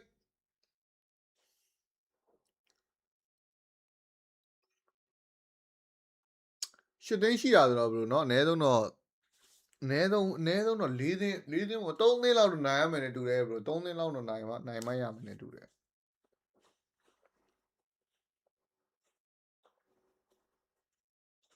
ကဲဒီဘက်မှာကြာကျဲနောက်ဆုံးတတ်တယ်လीဒါတော့ချမှာဒီလင်္ကာဒီဘက်မှာစုယူလာဖို့တော့ကတော့ဂလူးကာနေတာနဲ့ကတော့ပေးရပြီနဲ့တူတယ်ယူရင်းနာကိုကြည့်အောင် bro ယူရင်းနာစိုးနေပြီမင်းစစ်သားအက်ဒီနဲ့တော့ဒီဘက်မှာစုယူလေးကိုဖြတ်ထိန်းထားဆိုရီပေါက်တာရသွားသေးတယ်ချိန်နဲ့တော့ပြန်ပါသွားတယ်ဆိုဒီတိုင်းနေတော့လွတ်မှာဖလစ်ကာလင်းတော့လိုက်ယူထားတဲ့ဘိုင်းလေးကတော့မစိုးဘူးပဲပြောရမယ်เนาะယူကီ2ကောင်trade ပေါ်မှာတော့ကရီကတော့ share white တာကရီလာဖို့လိုနေပြီ bro ကရီလာဖို့လိုနေပြီအောက်မှာတက်ပြက်နေပြီဗျာเนาะဒီဘက်မှာဒီဆန်ရှင်းလေးနဲ့เนาะယူရင်းနာလေးနဲ့တော့ချက်ချွေတိုင်းနဲ့ပဲအလဲမှာတော့ကရီခွခံတာတော့သေပြီနဲ့တူတယ်သေပြီเนาะရုပ်သွားလုံနေတာကရီက killing speed တင်တော့နောက်တစ်ခေါက်တင်ရင်တော့ shut down ဘလို့เนาะနောက်တစ်ခေါက်တင်ရင်တော့ shut down လေကောင်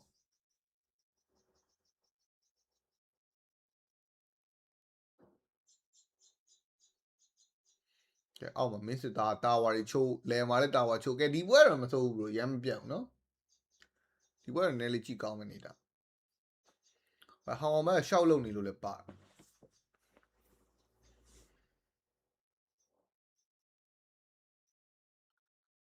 လာမှာ bro ကိုစီကမှာဟိုမြန်မာပွဲလောက်တော့လာမယ်ထင်တယ် bro เนาะ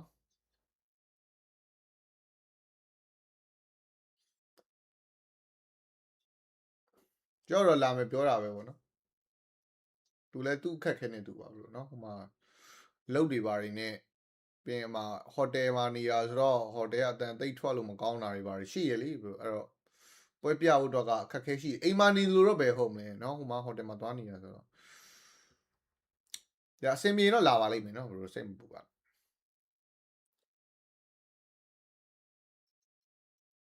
ကဲအောက်လန်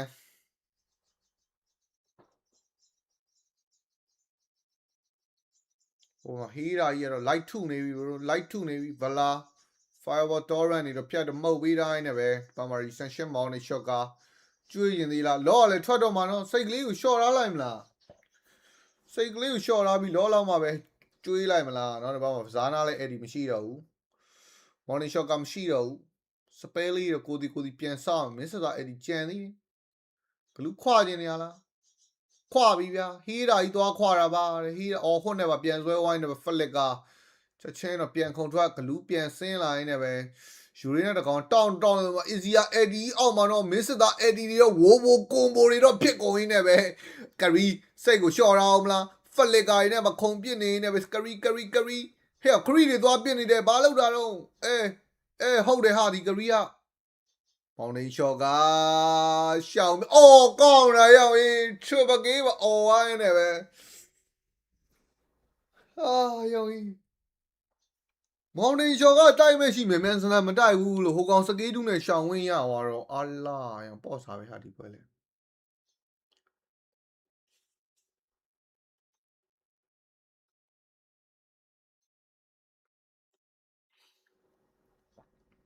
ငါပွဲအကြောင်းမြန်မာစံတော်ချိန်9နာရီခွဲကြားပါနော်အဲ့လောက်မှဖြစ်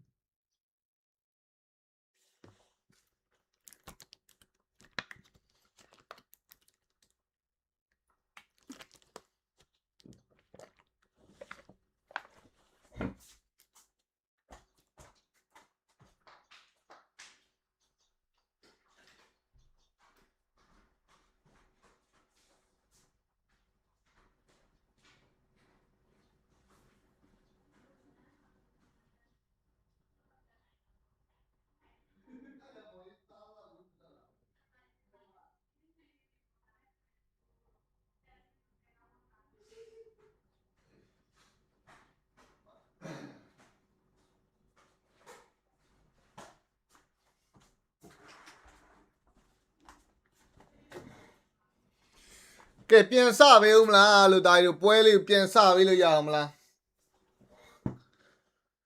ဒီပွဲရတော့ကြည့်ကောင်းမှာမဟုတ်သေးဘူးဟိုပွဲကျွန်တော်မြန်မာပွဲနဲ့ဟိုမှာအင်ဒိုပွဲတွေကြည့်အောင်နော်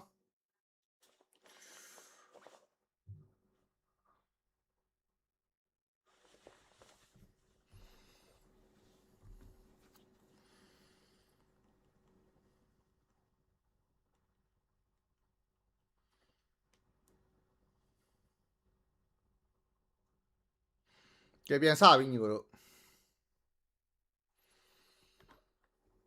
တော့မင်းဒီကရီးယားတကယ်လောက်တာဟာမင်းဆရာသမားထားမထားမင်း easy ရအောင်ကန်ကောင်းလို့လွတ်သွားတာနော် easy ရအောင်ကန်ကောင်းလို့လွတ်သွားတာမင်းဒီဆရာသမားမင်းခရီးယားပြစ်နေသေးတယ်နော်မင်းရေးနေအကြောင်းတွေးတော့တတ်ပါတယ်ခရီးပြစ်တာလေနော်မောင်နီချော့ကတိုက်ဆရာရှိတာမတိုက်ဘူးဆရာသမားလေး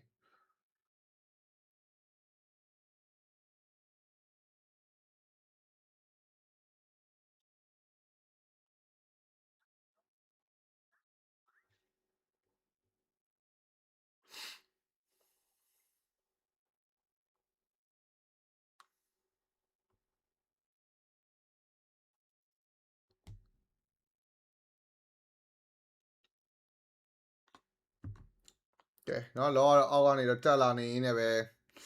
ပေါ်လန်စကန်တာဝါတလုံးဟောင်ကောင်နေနဲ့တော့ထိတ်ရသွားဖို့ရှိနေရင်းနဲ့ပဲမေခါရီဘာတွေကတော့မလွယ်တော့ဘူးထင်တယ်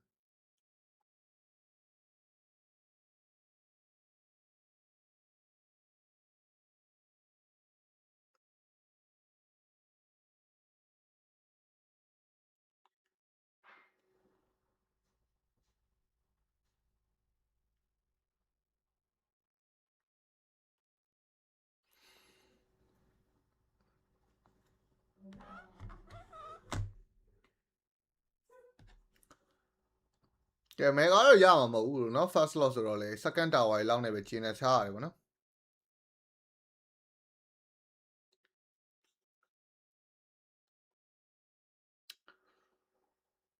ကရီးယားဝင်းဝင်နေချပါလာပြီ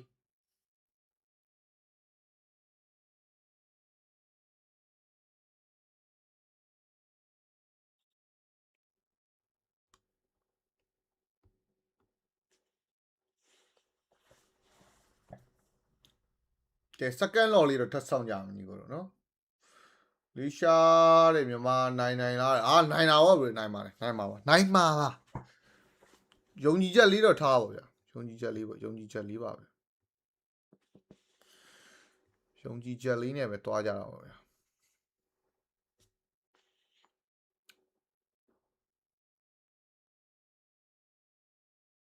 အော်တွေ့သွားပြီဆန်ရှင်း record ထောက်နေတာ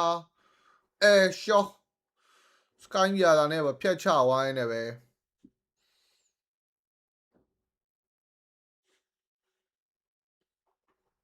ရတယ်ဦးတူးစီဒီပွဲတော့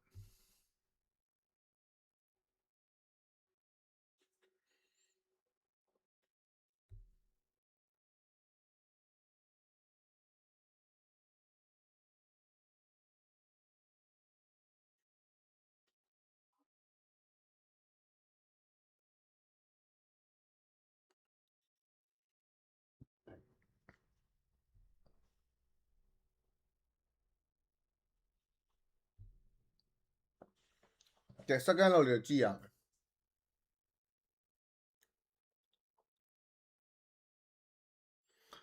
ကဲနောက်တစ်ပတ်မှာတော့ law လေးတော့စတော့ phone နေနေပဲမလာတော့ဘူးပြိတ္တာ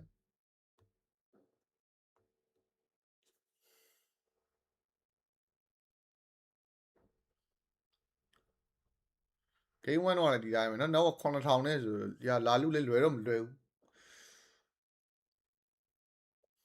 ဖဇာနာကောင်းတာတွေသာပြောတာเนาะမင်းဟိုလိုဂလူးတခါကောင်းတာတွေလို့မတွေ့သေးဘူးမြန်မာပွဲမပြီးသေးဘူး brother မြန်မာပွဲဥစားမလာဘူးနည်းလိုသေးရဲ့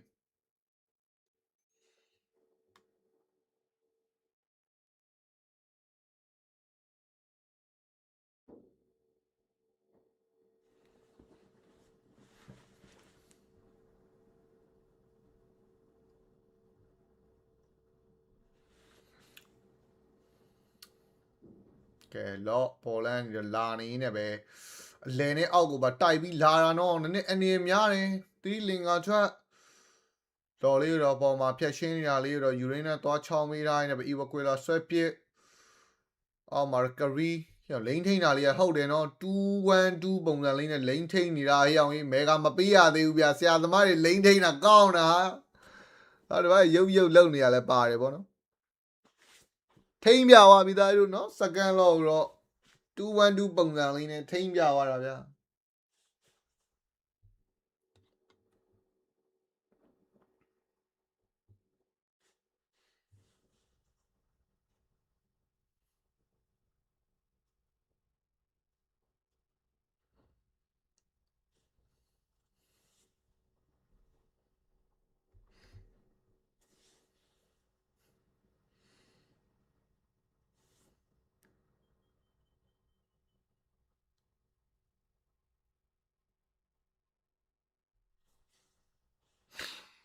ကဲလော်လေးတော့ထပ်ဆောင်ပါနော်ဒီပွဲလေးတော့ bro နည်းနည်းတီးခံပြီးကြည့်ပါနော်ဒီပွဲလေးကတော့ရိုင်းကောင်းတဲ့ပွဲတွေမဟုတ်ဘူးဆိုတော့ကျွန်တော်မြန်မာပွဲလေးစောင့်ကြတာပေါ့နော်ပွဲရကြားထဲမှာ2ပွဲကြံအောင်မယ်2ပွဲကြံအောင်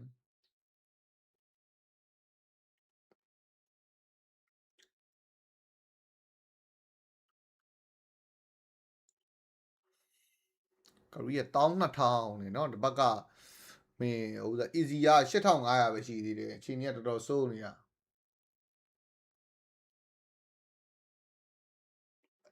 သေတာပဲဟောင်းကြီးမင်းပြစ်ချက်ကိုလည်းကြည်လိုက်အောင် item 6ကွက်နဲ့ပြစ်နေတာဖူးနဲ့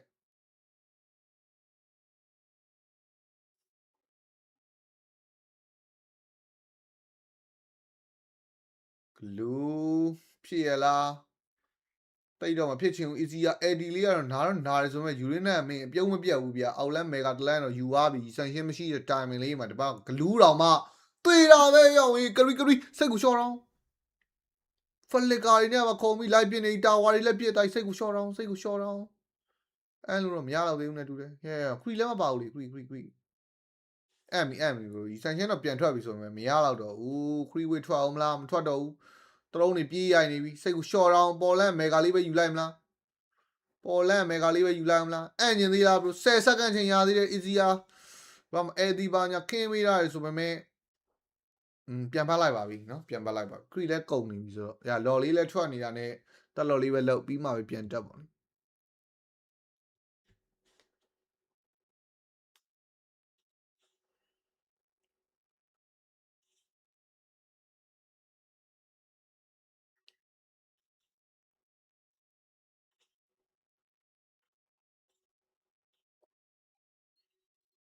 ကဲလာပြီဗျာဒီပွဲပြီးသွားပြီ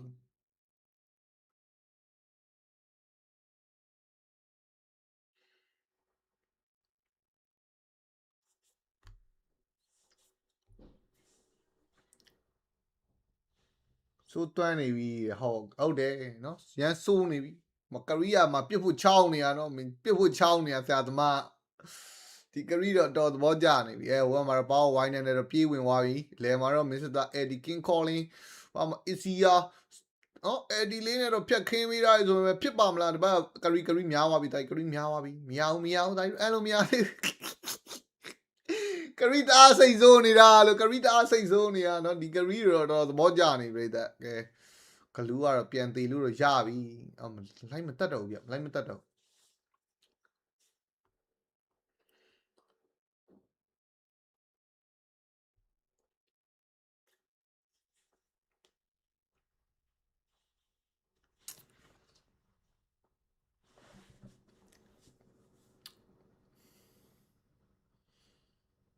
ကရီးရမင်းပြစ်ထဲကခရီးသွားပြစ်တရုံးနေသွားရှောက်ပြစ်နော်မော်နီရှော့ကတိုက်ခံလိုက်ရတာဝါပြစ်တာနဲ့ရှော့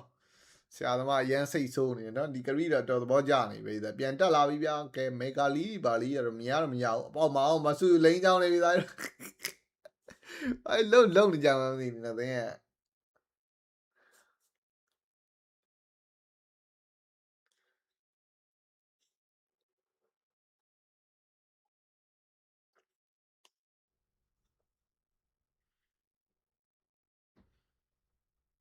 နော်ဘာလုံးနေကြမသိ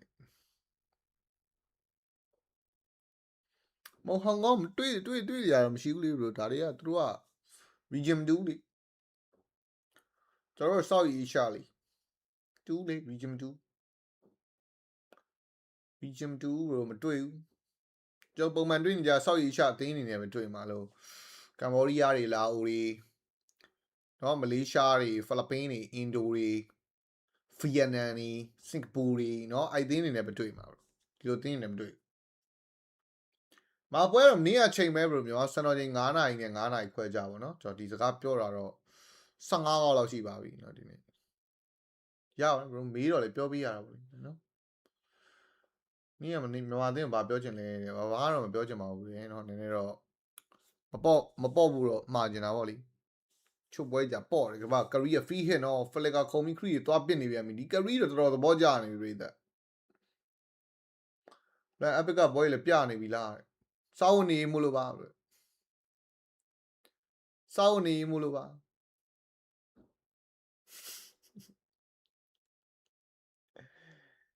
စောင်းနေလေးဖြစ်နေလို့ပါเนาะ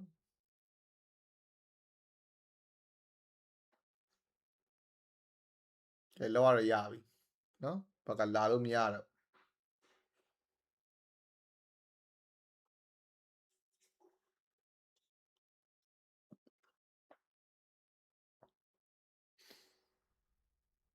မျက်စိကမတတ်တာဘူးလားမျက်စိကမတတ်တာဘူးဆို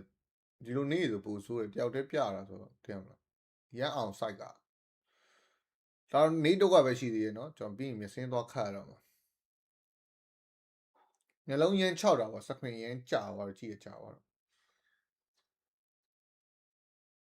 ကဲတက်လာပြီဗျာဘာနဲ့ကာမှာလဲမေဂါ3လမ်းလဲပြီးထားမလွယ်တော့မလွယ်ဘူးเนาะကရီပြစ်ပြီးဗျာဂလူးမခွာလိုက်အောင်မင်းစစ်သားဝင်းအောင်နေချာနဲ့မင်းစစ်သားပါပြစ်မင်းစစ်သားပါပြစ်တာရအောင်ကြီးကဲ3ယောက်5ယောက်တော့ဖြစ်သွားရင်လည်းဘယ်မှာ Winter Crown ခဲထားတဲ့ယူရင်းနဲ့မသေးဘူးရောင်ရင်ခရီးတွေကတော့ကုံတော့ဖြစ်သွားပြီဆိုပေမဲ့အန်ကြီးအောင်မလားနောက်ဝင်လာတော့မှာပြီးသွားပြီမရတော့ကာလို့မရတော့ကြီးတူသည်ဆိုတဲ့ရလန်နေတော့အောင်ကောင်းသင်းမှတ်ပြီးတော့ယူဆောင်သွားခဲ့ပြီပဲဖြစ်ပါတယ်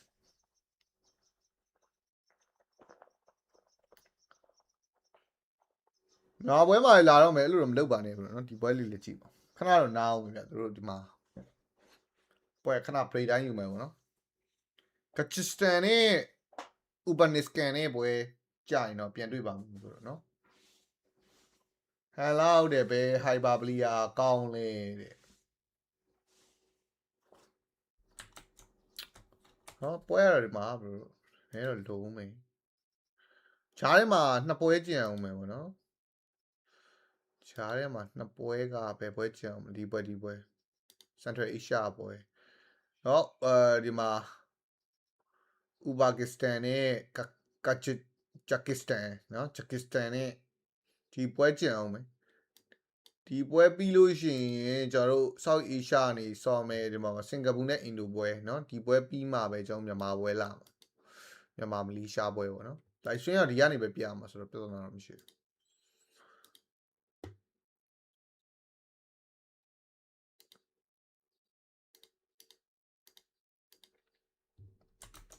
ကဲခဏနေပြန်တွေ့ပါမယ်ညီတို့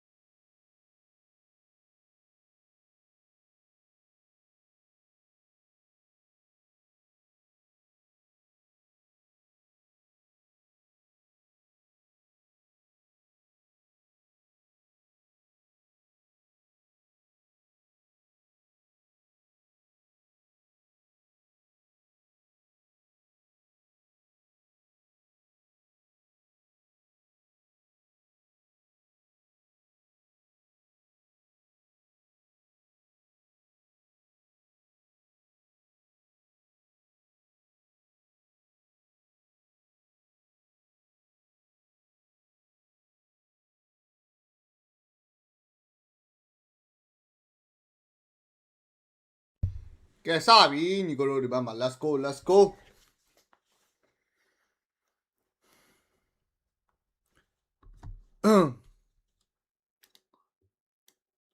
Uzbekistan နဲ့ Pakistan เนาะ let's go let's go မင်းเนาะအသင်းနံပါတ်ရလမ်းနေဟာကဲနောက်ဒီဘက်မှာတော့ကျွန်တော်တို့ Uzbekistan နေနဲ့တော့ကျွန်တော် FIA တွေ hybrid တွေတော့ယူထားတယ်เนาะဒီဘက်မှာတော့ကျွန်တော် glue တွေ if တွေတော့ရွေးချယ်ထားတယ်ပိုင်းလေးတော့ရှိမယ်ပြိသက်ကဲနောက်ဒီဘက်မှာတော့တပ်ပစ်လေးရတော့ Harley ရွေးချယ်ဝိုင်းနေပဲဒီဘက်မှာဘာယူမလဲတပ်ပစ်လေးတကောင်တော့ထုတ်ပြအောင်မလား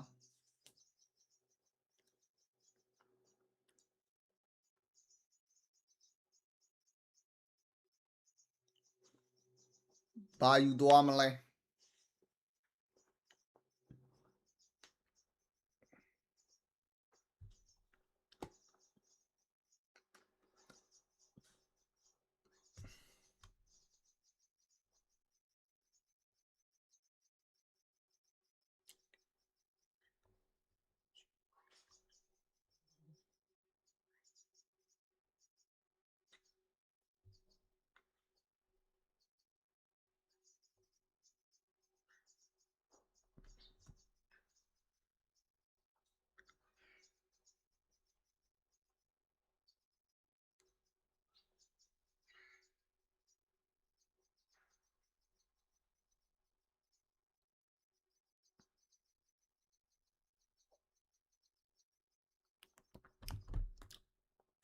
ဒီမှာမလီးနဲ့ဟိုတဲ့ပေါ်သင်းပါတယ်တဲ့ခဏလေးပါเนาะခဏလေးအင်ဒိုပွဲလောက်ပြီးရင်တော့ live stream ခွဲလိုက်တာကောင်းမှာเนาะမြန်မာပွဲမလာခင်ကဲနောက်ဒီဘက်မှာတော့ဘာဒီအသက်ပစ် banning ကတော့ဒီဘက်မှာလီလီယာဘာညာဘန်တိုင်းနေပဲကဲဒီဘက်မှာဘာဘန်မလဲဥဇဘကစ္စတန်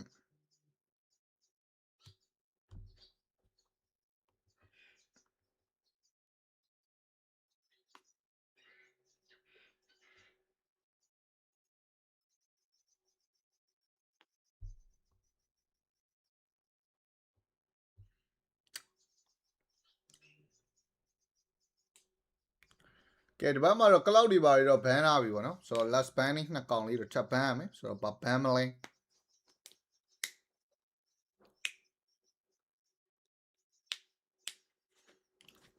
ကဲဒီဘက်မှာ god ban ကအဲ့ god ban သမ်းပါမင်းအဲ့နော်နင့်မဆဲရသေးဘူးတဲ့ဟာစိတ်ကိုလျှော့တော့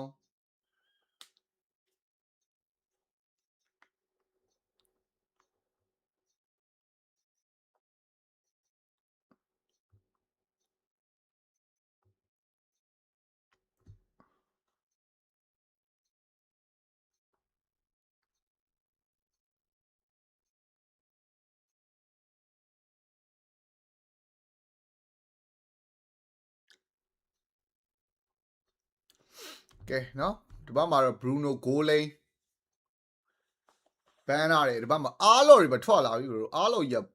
နော်ဟိုလိုကြီးတော့ရမှာပါအားလော်မြန်အားပေးနေပါတယ်ပဲခေါ်ပြပါအောင်နဲ့ရဲမင်းထွန်း brother မင်္ဂလာပါနင့်နိုင်နဲ့ဆဲလို့ရပြီမို့လားတဲ့ကိုလေးကတော့ခီးသွားလို့ပါ brother တော့နော်ကိုလေးကခီးသွားလို့ပါ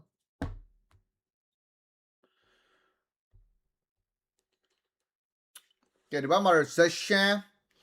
ရွေးချယ်တိုင်းနဲ့ပဲလိုအပ်နေတဲ့ Roma ဘာထုတ်မလဲခါလီလားဟိုကတော့ချာတို့ high low လို့တော့နော်အဲ့လိုကောင်တွေရတယ်လွယ်တော့မလွယ်ဘူးနဲ့တူတယ်နော်ဒီဘက်ကဘာစီယာတွေဂလူးတွေနဲ့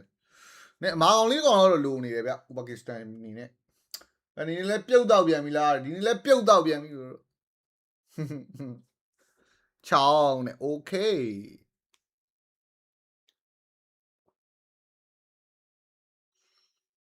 ကဲဒီဘက်မှာတော့ last bit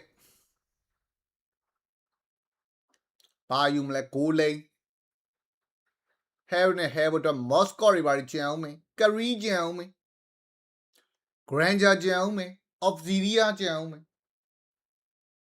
ဘာထုတ်မလဲ Granger okay let's go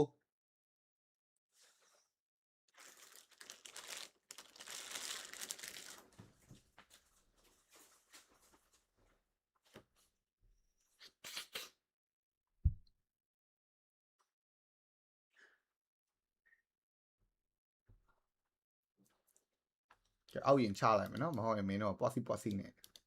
မိမကြီးကြာငါ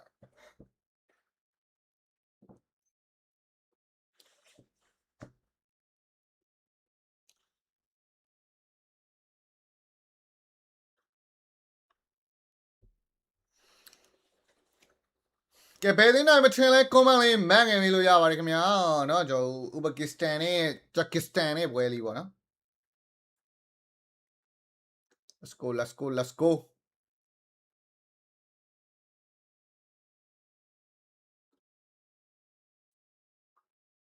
ဈေးရထက်နဲ့တူတာကြီးရများတာပေါ့လို့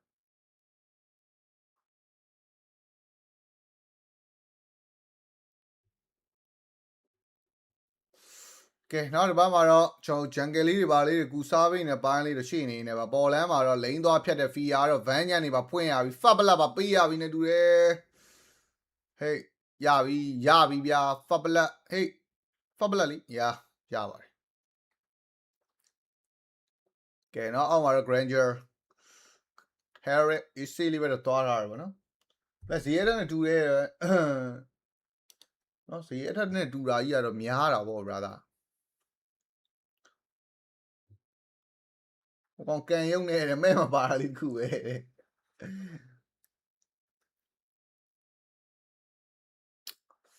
ok nó được bao mà đó phi à khá tì ra bà nhà này nên lên nhìn qua là mình phê để bia alo rồi tinh này nè nó lấy nghe ok bác cái lấy giao là vì nó bác cái lấy giao là vì phân lệ cao pi ra đấy bia phân lệ cao pi ra đấy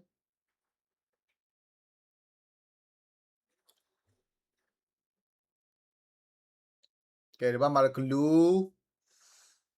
ya BZTV bà bà đấy mà cha tiếng bác cái Halia cũng rất phiền này chuyện sao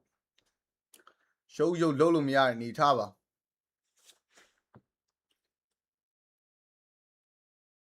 cái ta đây là chi à nó ta đây bật đây thì vậy rồi lối nhanh làm con rồi nó easy về toa ra mình rồi nó vậy Indo vậy mà vậy chuyện này đi à rồi tiếng thằng lý chàng lại tao tí ở đây mà bro vậy tao này con cho đấy bia này à mua luôn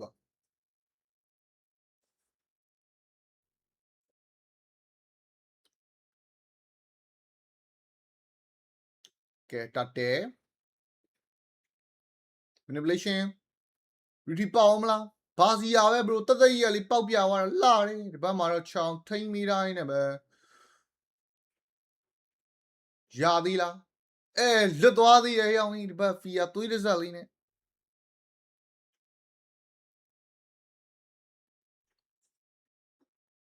cái thì bao mà Harley deadly imagine này giờ lại bị bia e-flea nó e-flea là số gì thì mà để còn càng cao nè cái ông mà Harry cái solo đi bảo white chain đi ra zaman 4 này xây của short down xia mà cả là lướt qua đấy nó grand ya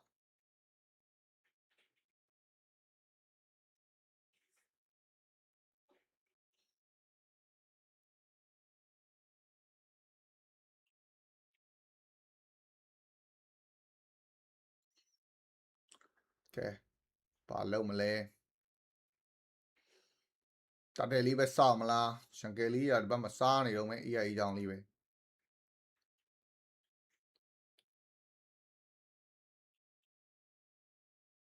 ôi sao cho nhà này bà để tao của mẫu lúc cái sao lý này khí toa này luôn nó lúc cái sao lý này khí toa này luôn à tu thì này nhà bữa đó là lấy mày luôn nó nhà bữa đó là mày luôn thêm mày và hồ loမျိုးပွဲ cast ပို့တော့မဟုတ်ဘူးเนาะဒီတိုင်းစကားပါညာလေးလာပြောပေးမယ်တဲ့ချောင်းအော်ကန်တော်လေးလာတဲ့ TikTok ကွာလေးနဲ့ဆရာသမားတွေ TikTok ကွာနဲ့ကန်ပြသွားတာ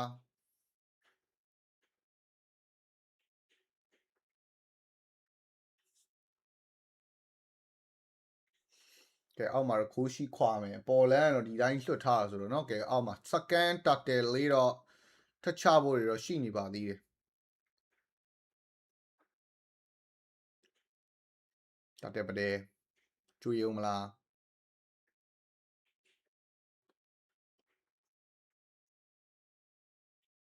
Fury of the Phoenix manipulation final slot ကလည်းဖြစ်တယ်လို့ရှောက်ရိုက်နေ Fear နောက်မှာဝင်ခုတ်ပြီး Harley damage နဲ့ကတော့အားလုံးတကောင်ရှင်သေးဝိုင်းနောက်မှာ Fear ခုတ်တော့လဲမေးပေးဦးလို့เนาะအကုန်လုံးတော့လဲကွဲတော့ဖြစ်နေကြရင်လည်းပဲ double key Fear နဲ့တူပဲเนาะ Uzbekistan နေနဲ့ကတော့တတင် fight မှာတော့เนาะအနိုင်ရရှိခဲ့တဲ့လျောက် second တတယ်လေးပဲထိတ်ရသွားဖို့တော့ရှိသွားပြီဗျာ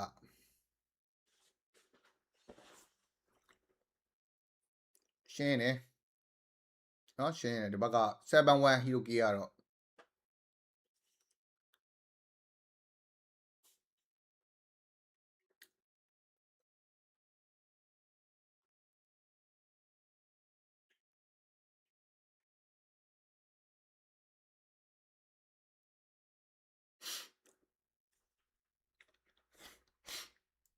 ဟုတ်တကယ်ကန်နဲ့တူတာဘလို့ကန်မဲ့ပိုင်တကယ်ကန်ပဲဘလို့ဟိုကောင်နောက်ဒီဘက်ကကာကစ္စတန်ဘက်ကကောင်ကဲဒီဘက်မှာတော့ကျွန်တော် easily တော့သွားเนาะ9မိနစ်နောက်က3000မြပေါ့ပပပဲ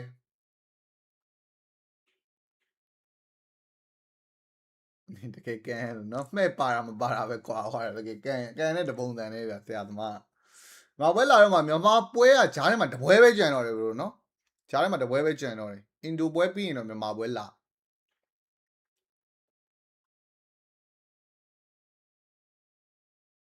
နည်းလေးတော့စောင့်မယ်နော်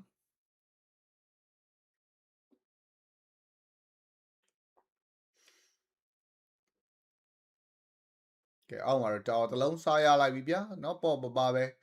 တင်းရလဲတာနေရဆိုတော့တာဝါလေးပါလေးယူတတဲလေးပိုင်းနိုင်လို့ Herrick ကလည်းဖတ်တာတော့ဖတ်တယ်ဆိုပေမဲ့เนาะ Granger လည်းရင်နေနေထားမျိုးတော့မဟုတ်သူက Hunter Strike သွားပြီးတော့မှဒီဘက်မှာဘာလို့တာတော့ Herrick ကဆရာသမားသွားယူရတယ် Purify ပေးလိုက်ရတယ်ဗျာเนาะရုပ်သွားလုံနေတယ်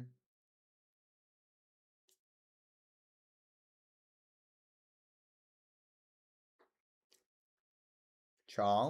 vision ပြထားတယ်ဗျာအောက်ကเนาะ Purify မရှိရဲ့ Herrick ကိုလုံချင်နေတာစိတ်ကလေးရှော်တာနောက်ဆုံးတတယ်လေးလည်းချဖို့ရှိနေသေးတာဆိုတော့เนาะတတယ်ပတယ်လေးကိုကြည့်ရမယ်ပေါ်မှာ Herrick sorry Harley တာဝါတစ်လုံးထပ်ချိုးပြီးရအောင်ပဲဗျတတယ်လေးတော့ဆင်းလာမှရမယ်เนาะ Harley ပေါ်မှာဆိုဒီဘက်မှာတတယ်ဖူတော့မှာ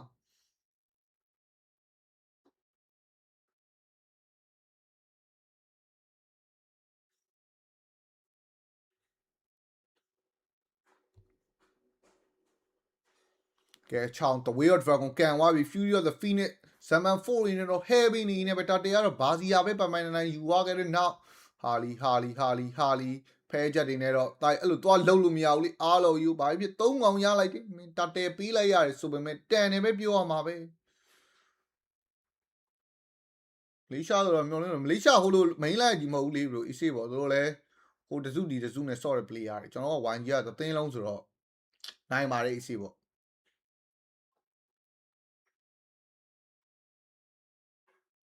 ကဲ outland second tower လေးကိုတော့ Granger ပြီးလေးတော့လာကောင်မယ်ဗျာဇမန်ဖူးနဲ့ဟောအကောင်သွေးဆိုးနေတာဘလို့အကောင်သွေးဆိုးနေတာနော်အကောင်သွေးဆိုးနေတာကဲ second tower တစ်လုံးမှာ Harry ရိုက်ချိုးတိုင်းနဲ့ Granger ကိုလဲ solo key ချောင်း The Way of Dragon ဖြတ်တော့ကန်လာ all of finest line နဲ့ပြန်ကာပြီးရဆိုမဲ့ဘာစီယာလွတ်ရလားနောက်မှာ Fear လိုက်ခုန်နေတာနော်တာဝါတွေပါကြော်ကုန်နေနေပဲတေးလို့ရပြီတိုင်းနော်အရန်ကောင်းပါတယ် shut down key ပြန်တော့ပေးတာနေပဲ Harry ကတော့ tower လေးတော့ဦးစားပေးပြီးတော့ကျွန်တော်လိုက်ချိုးပေးနေတဲ့အပိုင်းလေးတော့ရှိမယ်ပေါ့နော်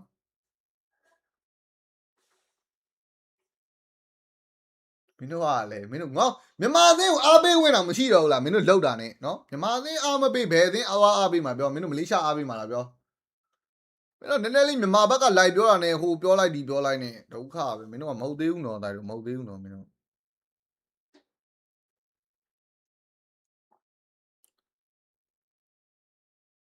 မဟုတ်သေးဘူးဒါတို့ရုပ်တွေလုံ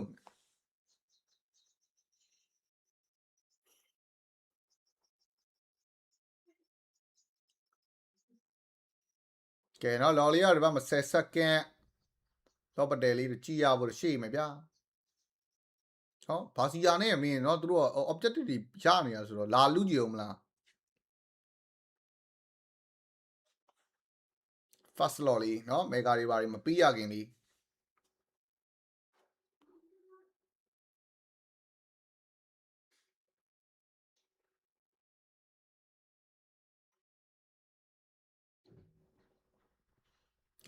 လူတော့နော်ရန်ကောင်းပါတယ်နောက်ဘက်ကနော်8000လောက်ကွာနေတာဆိုတော့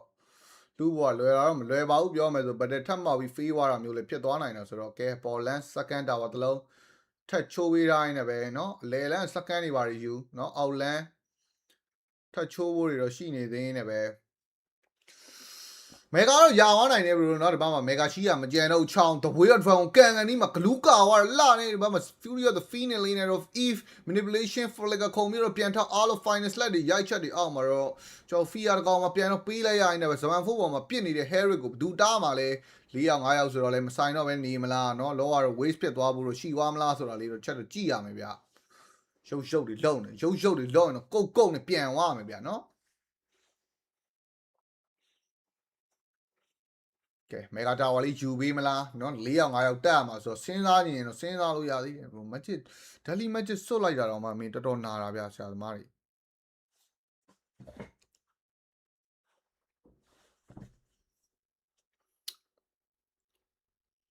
ကဲနောက်တစ်ပတ်မှာလည်းမေဂါပါရင်တော့မရလိုက်ဘူးမေဂါတာဝါတွေပါတွေကတော့တော်တော်ကြီးသွေးလျှော့လိုက်နိုင်တာနဲ့စိုးတာတော့မစိုးအပေါ်မှာတော့ချောင်းလေးတစ်ကောင်ဖလစ်ကာမပေးချင်တာအသက်ပေးရတော့မယ်နေတူတယ်ဖလစ်ကာနောက်ဆုံးတော့ပေးလိုက်ရရင်ဟာလီယိုဖြတ်တော့တိုက်ဖီယာပြေးဝင်ခုတ်ပြန်ပြီး Valkyrie နဲ့တောင့်ခံနေတဲ့ဘာစီယာတော့တန်းတီဝိုင်းတော့ Fury တဲ့ Phoenix 3កောင်တွားညက်နေတဲ့အနေထားမှာအားလုံးရုံးကန်နေရရင် Vengeance နဲ့ဓာတ်တယ်ဆိုတဲ့နောက်မှာချောင်းတော်မရလိုက်ရင်လည်းပဲကြီးသွားပြီကဲရှာသမားတွေရုပ်လောက်တာနော်အပေါ်မှာမေဂါလေးတလန်းမချက်ရိုက်ချိုးသွားရင်လည်းပဲမေဂါ2လမ်းပြတ်သွားပြီအဲ့ညတော့အဲ့လိုရတယ်10 second manipulation ပြန်ထောက်ဒီဘက်မှာ glue ခွာပေးထားတာလေးနဲ့တော့ဖြစ်ရလားရှိတော့ပြန်တက်နေရဆိုမျိုးမရတော့ဘူး glue ပါရှော့အဲ့လိုက်မလားပြောအဲ့လိုက်မလားဘက်မှာတော့ throne only တော့ပြေးရိုက်သွားရင်လည်းပဲ game number 1ဥပကစ္စတန်နေနဲ့တော့စတင်နိုင်ရရှိခဲ့ပြီပဲဖြစ်ပါတယ်ရန်ကောင်းပါတယ်လက်မလေးနေပါပြီပါညီတို့ရန်ကောင်းပါတယ်လက်မလေးနေပါပြီ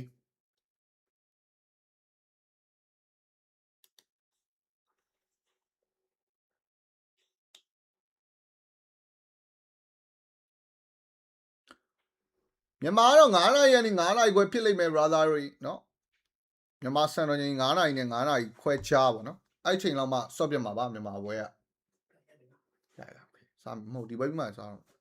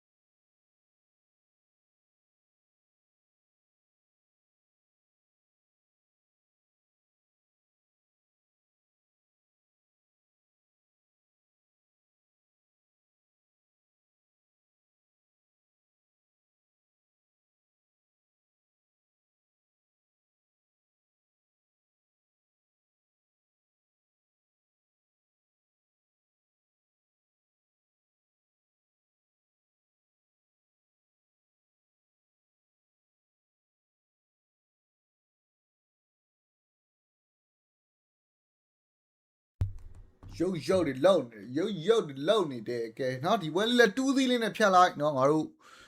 ပြီးရင်အင်ဒိုပွဲကြည့်မယ်ပြီးရင်မြန်မာပွဲကြည့်မယ်ဟလား let's go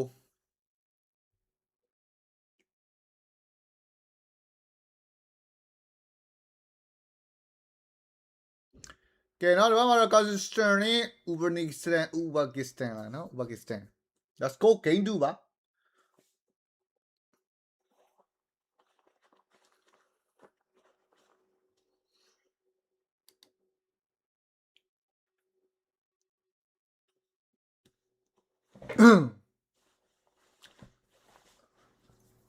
နေ့ကလည်း Fred နဲ့ကောမပန်းမဲ့လုံနေတာတဲ့ဝူရှူဝါးတာတွေဖြစ်ကုန်ရောတဲ့ဟာစိတ်ကိုလျှော့ထားပါအောင်စေးချေ relax ငါ sorry ပေါ်တင်မရုံမယ်နော် sorry ကဲနောက်ဒီဘက်မှာတော့မာဆယ်ဒီဟာလီတွေဘန်နောက်ဒီဘက်မှာတော့ကျွန်တော်တို့ကွန်နက်ဘီယာဘာညာဘန်ထားတယ်ဆိုတော့တပ်ဘန်နင်းလေးတွေထပ်တော့ကြည့်ရမယ်ပေါ့နော်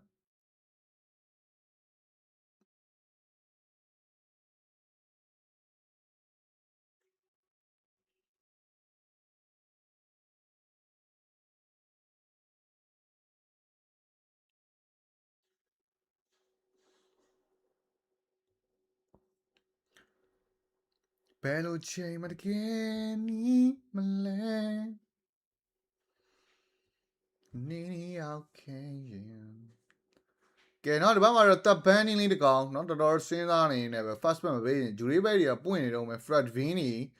ဘာစီယာဘာညာပေါ့နော်ပွင့်နေတော့မယ်ဗျဆိုဘန်မလား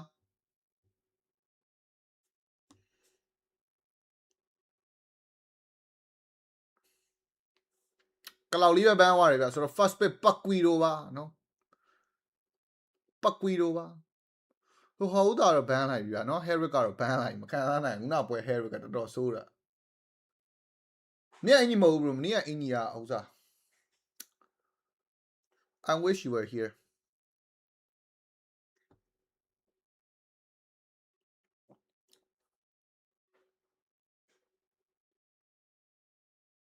ကဲနော်ဒီဘက်မှာတော့နှစ်ကောင်ရွေးချယ်ရမယ်နေချာဥပကစ္စတန်လားနော်ကျွန်တော်ဘာယူသွားမလဲ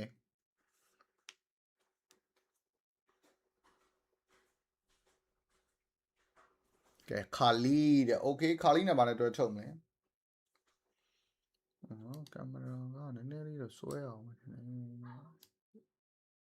ရောဟုတ်တယ်မဟုတ်ရင်ပြပြကြီးဖြစ်နေ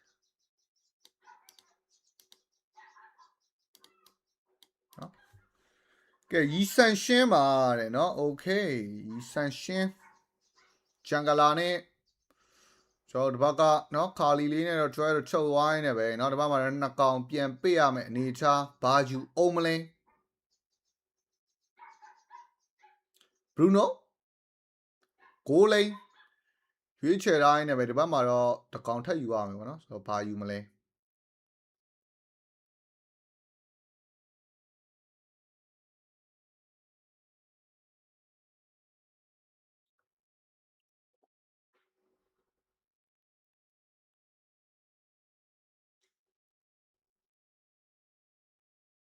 ဖလာတီနာတဲ့เนาะ Sunstone ဘာညာပြန်ခိုးလို့ရမယ် Mountain Shot ကပြန်ခိုးလို့ရမယ်မစိုးလို့ပဲပြောရမယ်ဗျကဲဒီဘက်မှာတော့တပ်ပစ်လေးတကောင်ဇူရှင်းလေးတစ်တန်းချုပ်သွားနေပဲ full band last band လေးတော့ထပ်တော့ကြည့်ရဥပကစ္စတန်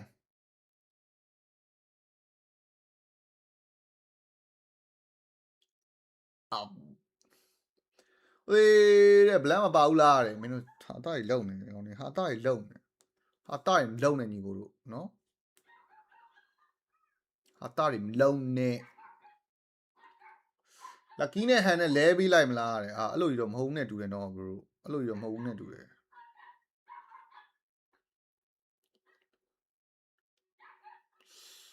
ကဲနော်ဒီဘက်မှာတော့ဟီးဒါဘာညာလေးတော့ဘန်းသွားပြီ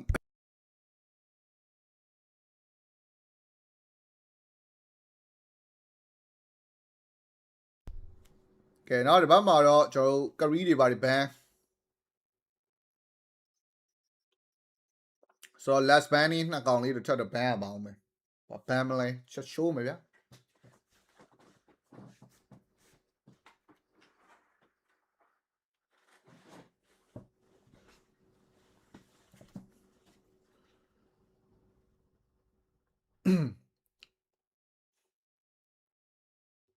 ရတယ်ညီကိုတို့ AC လောလားနောက်မပွဲတွေက3ပွဲလောက်ကျင်နေတယ်3ပွဲလားဒါ4ပွဲမြောက်ထင်တယ်နော်ဒါ4ပွဲမြောက်3ပွဲကျန်အောင်ကဲအတိုင်းတွေပါတော့ဘန်ဝါပြီဗျာနော်ဂျူရေးဘဲဂျန်ဂလာတွေပါနေရင်းရှင်ချနေတဲ့ပုံမပေါ်ဘူးဒါပေမဲ့ကျန်နေသေးတယ်ဘာစီယာတွေဖရက်ဒဝင်းတွေတော့ကျန်နေသေးတယ်ကာကစ္စတန်တို့က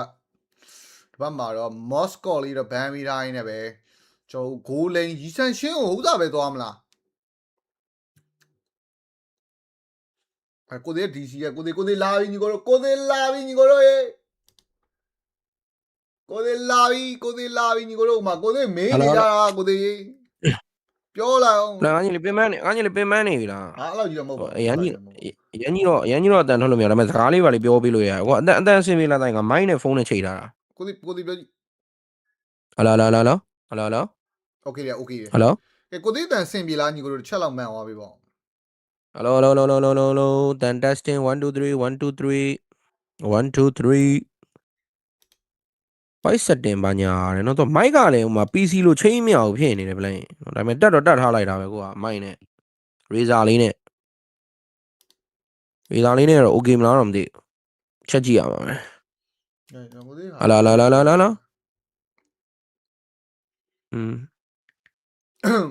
ကျလာပြီကိုသေးမင်္ဂလာပါတဲ့မှာကိုသေးကမှာနော်ဝိုင်းမန်နေကြပြီပြည်တယ်တဲ့โอเค plan ကိုသေးပြည်တယ်တဲ့ plan ဝါလေးလုပ်ပေးပါအောင်ဒါရွာ screen လေး share ပေးပါအောင် ဟောโอเคနီရောက်အတိုင်းတွေပါတော့ဘန်ဝိုင်းနေရတော့ရလာပြီ အေးရတယ်တိုင်းမြင်ရတယ် ကိုသေးတန်ရောက်ရှိတုံးကျွန်တော်ဒီဘက်ကပဲချဲလိုက်တော့ အေးဝါမိုးလေးဟိုကနေချဲ့လိုက်လေငါဟို speaker ရှိရလေ speaker မှာအလုံးလေးရှိတယ်အလုံးလေးသွားလဲလိုက်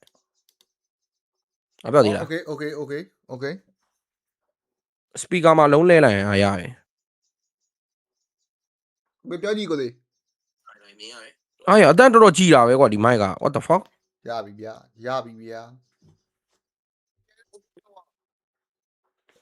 ဝါလေးလုပ်ပေးပါဒါရွာ screen လေး share ပေးပါ ဟောโอเค အေးမင်းဟိုတိုင်မင်းဟိုမှာအရန်တော့ကျဲနေလို့ပဲသေးလားတိုင်ဟို OBS ကိုသွားလိုက်တိုင် OBS မှာလေဟိုအပေါ် desktop audio သိလားဗလား မကျွန်တော်ဒီကချဲလိုက်တာ sorry မအဲ့ဒီကဟို OBS မှာじゃအရန်ကျဲနေမှာ OBS မှာကိုယ်တန်အဲ့ဒီပရိသတ်တွေ audience ကိုရောက်တဲ့ခါမှာအရန်ကျဲနေမှာဆိုတော့အဲ့ကြတော့ဒီလုံးစေချင်တာဟို OBS ကိုဖွင့်လိုက် OBS ကိုဖွင့်အဲ့မှာ desktop မှာငါအတန်လိုက်ပြေးနေလိမ့်မယ်ငါစကားပြောလို့ရှိရင်အဲ့ဒါကြီးအနီအောင်ထိရောက်နေလိမ့်မယ်အဲ့အတုံးလေးဟိုဟာလောက်သုံးပုံတပုံလောက်ရောက်လိုက် ပြောကြည့် လာအခုဝါလိုင်းလောက်ထိပြေးရင်မစိုးအနီလိုင်းလောက်ထိဆိုရင်တော့အရန်ကျဲသွားပြီ အဝါလိုင်းကြီးပဲရောက်တာကိုသေးရကျွန်တော်တန်ပူကျဲတယ်ဒီမှာကျွန်တော်တန်ပူကျဲ โอเคကောင်းတယ် ကဲတော့ပွဲလေးရစပြီပြိသက်ပွဲလေးရစပြီเนาะဒီဘက်မှာတော့ကျွန်တော်1သီးလေးနဲ့တော့ဥပကစ္စတန်နေနဲ့တော့ဥဆောင်တိုင်းနဲ့ပဲเนาะ2သီးလေးနဲ့ပဲပြီးသွားမလားကိုသေးဒီပွဲပြီးရင်တော့အင်ဒိုပွဲရှိမယ်အင်ဒိုပွဲပြီးရင်မြန်မာပွဲလာ အေးနော်မြန်မာပွဲလေးတော့မနေ့ကတိုင်းမြန်မာသင်ဖြစ်ရလားတိုင်း မင်းကတော့မဖြစ်ဘူးကိုသေးမင်းကတော့မဖြစ်ဘူးတိုးသွားပြီတဲ့ဟုတ်တယ်ဟိုနည်းနည်းတိုးသွားပြီခဏနည်းနည်းပြန်ချက်ပြန် ဟုတ်လားလောပါလား1 2 3 testing 1 2 3မြန်မာ 2-1 မြန်မာ 2-1 ကောမဘန်စင်ပြေလားဗျ85ရာခိုင်နှုန်းလောက်ထားတဲ့ okay အခုရပါပြီမဟုတ်ကျွန်တော်တန်တိတ်နေတဲ့အချိန်ဆိုကိုသေးတန်ထွက်ပါတယ် okay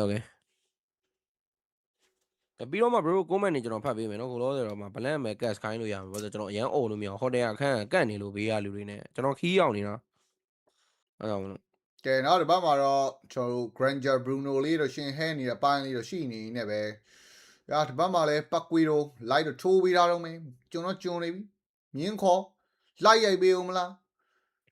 ပြက်ပြီး bro Trisla တော့เนาะဘလို့မှာတော့စာပိုင်းမဖြစ်တော့ရင်းနဲ့ပဲ Fablet ပေးထားတဲ့နေတဲ့တစ်ခုမှာတော့ရာတတဲပတဲပါလက်လို့ရမယ်နေထားဗျာเนาะဒီဘက်ကကာကစ္စတန်တွေကတော့တင်ထိသွားတော့ပုံမဲ့ bro game 1ရှုံးသွားဆိုတော့ မလက်တိုင်းကောမြန်မာလန်မင်းကတ်မှရမယ်နေတူတယ်နော်မင်းမကက်မပေးဘူးလုံနေတယ်ဘယ်လိုလုံလဲ ဘာကြီးလဲ မြန်မာလန်လေးငါတို့ မာလန်စတစ်ကာတစ်ခုရှိရလေ အေးဘယ်တော့မှကတ်မလဲဘယ် စန်ဒီမှာကတ်မယ်လီစန်ဒီကမြန်မာပွဲ3ပွဲတော့ မဟုတ်တာကြီးတော့နေတိုင်းကတ်စီနေတာလေမြန်မာပွဲမှာဟောမြန်မာပွဲတော့ကတ်လိုက်မယ်လေ အင်ကြီးမှာကတ် ဟောဒီနေ့ ဒီနေ့မြန်မာပွဲမလေးရှားပွဲလေးကတ်နိုင်မယ်လေပါမှာ နှစ်ခုတည်းကနဲနေတယ်တင်တယ်ဟိုစတစ်ကာလေးရှင်းကောင်းမှာဗျာသေးတာသူတို့လို့တကိုယ်လုံးကတ်ပေးထားလိုက်မယ်မျက်နှာတွေရော တကူလုံးတော့မလုပ်ပါနဲ့တိုင်းပါးနှစ်ဖက်လောက်သေးရပါတယ်အေးဆေးပေါ့ မြန်မာတုံးအေးနော်မြန်မာပါးနှစ်ဖက်ကတ်လိုက်မှာပဲ ပါးနှစ်ဖက်လောက်ကတ်လိုက်အဲ့ဒါမဆိုးနှစ်ဖူးမှာတော့နည်းနည်းရုပ်ပေါက်လားမသိဘူး ပါးနှစ်ဖက်လောက်ပဲကတ်ပါရောက် အေးပါးနှစ်ဖက်လောက်ကနှစ်ဖူးမှာဆိုရင်တော့တစ်ခုပဲကတ်ပေါ့ကွာနှစ်ဖူးမှာတော့နည်းနည်းပို့ပေါ်တာပေါ့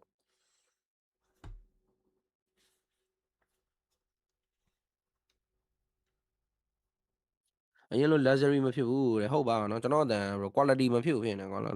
ဟိုတယ်ခန်းထဲမှာကျွန်တော် mic လေးနဲ့ချိတ်ပြီးတော့ပြောနေတာ KGZ တဲ့နော် UZB တဲ့ဒီကောင်လေးကဟိုစက်တန်နိုင်ငံကောင်နေနေတူတယ်ကွာ ဥစားလေသူတို့လည်းအီရှာနိုင်ငံနေပဲ အေးလို့ဒီကောင်လေးစောပေါ့ကောင်းအောင်လားဒါဘလို့ချင်းနေရှိ ကျိုင်းတော့မဟုတ်ပါ ချင်းတော့လည်းမဟုတ်ဘူးပေါ့ ကိုဟန်နေကောင်နေကတော့ epic ကပွဲတွေတောင်ပြနေပြီလားတဲ့ဟိုစားဝတ်နေတောင်ပြနေရတာ အောင်းနေတော့ပြနေရတာဘလို့ဒီ Asian Game မှာကျွန်တော်တို့မှာပတ်စံဒေါ်လာပေးမယ်ဆိုပြီးပါတယ်ဟိုက MSC တို့ MCV တို့လို့ပတ်စံတော့နောက်နှစ်မှရမှာပေါ့ဗျာ ရန်ကောင်းပါတယ် စိတ်ညစ်လဲလို့ ကဲနောက်တစ်ပတ်မှာတော့ကျွန်တော်တို့ first starter လေးနဲ့စာထားတဲ့เนาะ Pakistan နေနေကတော့ intro လေးကတော့ mic တယ်ပဲပြောရမှာပဲဒါပေမဲ့ game 1ရှုံးတာဆိုတော့အများကြီးတော့တွက်ပြောလို့တော့မရဘူးဗျဆရာသမားတွေเนาะ game 2ပြန်လာနိုင်လား second starter လေးတော့ကြည့်အောင် မဟုတ်ရင်မင်းတန်ပြန်ဝင်နေလိမ့်မယ်ဆောငါငကြက်တက်ဖို့မေးနေ ။ရာ2စီးလေးနဲ့တော့เนาะဖြတ်ပေးမလားပေါ့เนาะကျွန်တော်မြန်မာပွဲလေးလည်းရှိနေသေးတာဆိုတော့เนาะနည်းနည်းအားနာပါနာလေးပေါ့လေ ဘလန့်တန်ပြန်ကြားနေရမှာ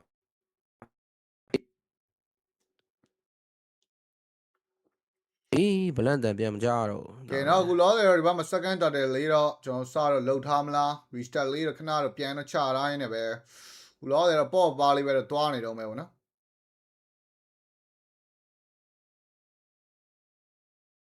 ကျွေးပါအောင်ဒါတော့ကျွေးပါအောင်မဟုတ်ရမ်းအတန်မထွက်ဘူးဆိုတာလို့ပွဲတန်ချန်နေရဘူးဒီနေကုန်တယောက်တည်းဆိုတော့ကဲဒီဘက်မှာတက်တဲစတော့လုံနေရင်းနဲ့ပဲတော့ကျွေးမလားသားတို့နည်းနည်းလေးချကြည့်အောင်မလားဒီဘက်ကလီယိုမော့တွေရော9កောင်လုံးရှိနေရနော်ကျွေးမလား 5/5 penalty zone တကောင်နဲ့ဖြတ်တော့ပေးတိုင်းနဲ့ပဲမောင်လီရှော့ကတိုက်လီယိုမော့တော့တက်တဲတော့ရအောင်တော့ယူပေးဝိုင်းနဲ့ပဲเนาะဒီဘက်မှာ overgrow တွေဘာတွေအောက်မှာတော့ဟီရိုကစ်3កောင်ပေးလိုက်ရရင်တော့သွားပြီတင်နေဘရိုဂိမ်း3ကတော့သွားအောင်ပါဒီပုံစံတိုင်းဆိုရင်တော့ရုပ်လုံနေတယ်လို့ရုပ်လုံနေတာဂိမ်း3ကသွားအောင်မယ်နဲ့တူတယ်လို့ငါဒီဘွဲပြီးရင်တော့ထမင်းသွားစားအောင်မယ်ဒါနေ့လည်းတော့မစားရသေးကဲဒီဘက်မှာကြာဝါလေးတစ်လုံးတော့ Bruno ပြစ်ချဝိုင်းနဲ့ပဲဖြစ်တာတော့မဖြစ်တော့ဘူးနဲ့တူတယ်နော်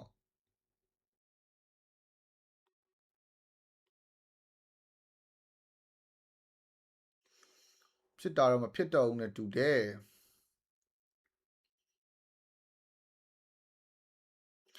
ဗဇက်မှာသွားကတ်မှာတော့မင်းငါဘလို့ပွဲသွားပြောမလဲလို့ဒုက္ခမင်းတို့ကတမီးရော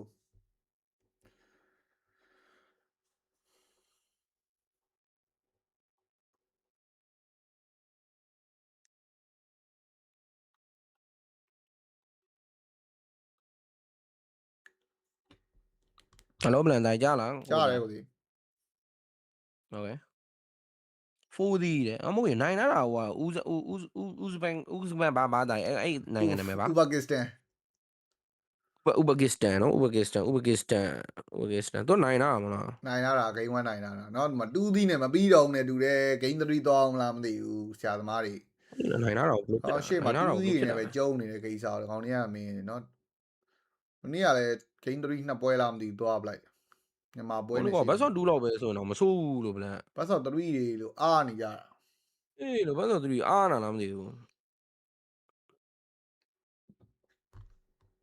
မြန်မာကမနေ့ကကမ္ဘောဒီးယားအသင်းကိုရှုံးသွားတယ်လက်လန်ပါတော့ဖြစ်တင်နိုင် ဟာပြောတာလို့2သီးပြီးတော့ထင်တာ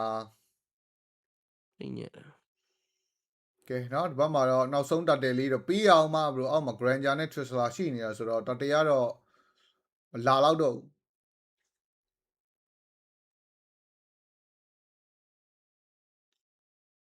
ဖိုးစီ နေပါ လီ ပြီ ယို တော့ မော့ 2900ဆိုတော့ကြည့်အောင်မယ်ဗောနော်ဒီဘက်မှာ Granger တို့ဘာလို့ထမ်းပေးအောင်မလားသူလည်းတစ်ခါတည်ထားရဗျာရန်ကြီးတို့ချီနေမကောင်းရီဆန်ရှင်းကတော့ end up ပါ Uzbekistan လို့မြန်မာလိုထွက်တာဟိုဘက်အသင်းကတဲ့ Kyrgyzstan နဲ့ okay ဗျာ Rodrigo ကတော့အများနဲ့ရှိတယ်နော် Uzbekistan လား Uzbekistan လား မနေ့လူတွေကမနေ့ကဒါအောက်ကပြိသက်တွေမေးကြသေးလားကောင်း17နာရီငါလုံးဝမပေါ်လာဘူးမင်းလွတ်ရင်တော့ အဲ့ဒါပြောတာမေးနေတာလို့ ဟုတ်လားအမေဘယ်လိုပြောထားလဲ ကိုသေးသွားပုံးနေပြီလားဒီပဲရှောက်ပြောနေတာလို့ခီးသွားပါတယ်ဆိုနေမှာဒီကောင်တွေက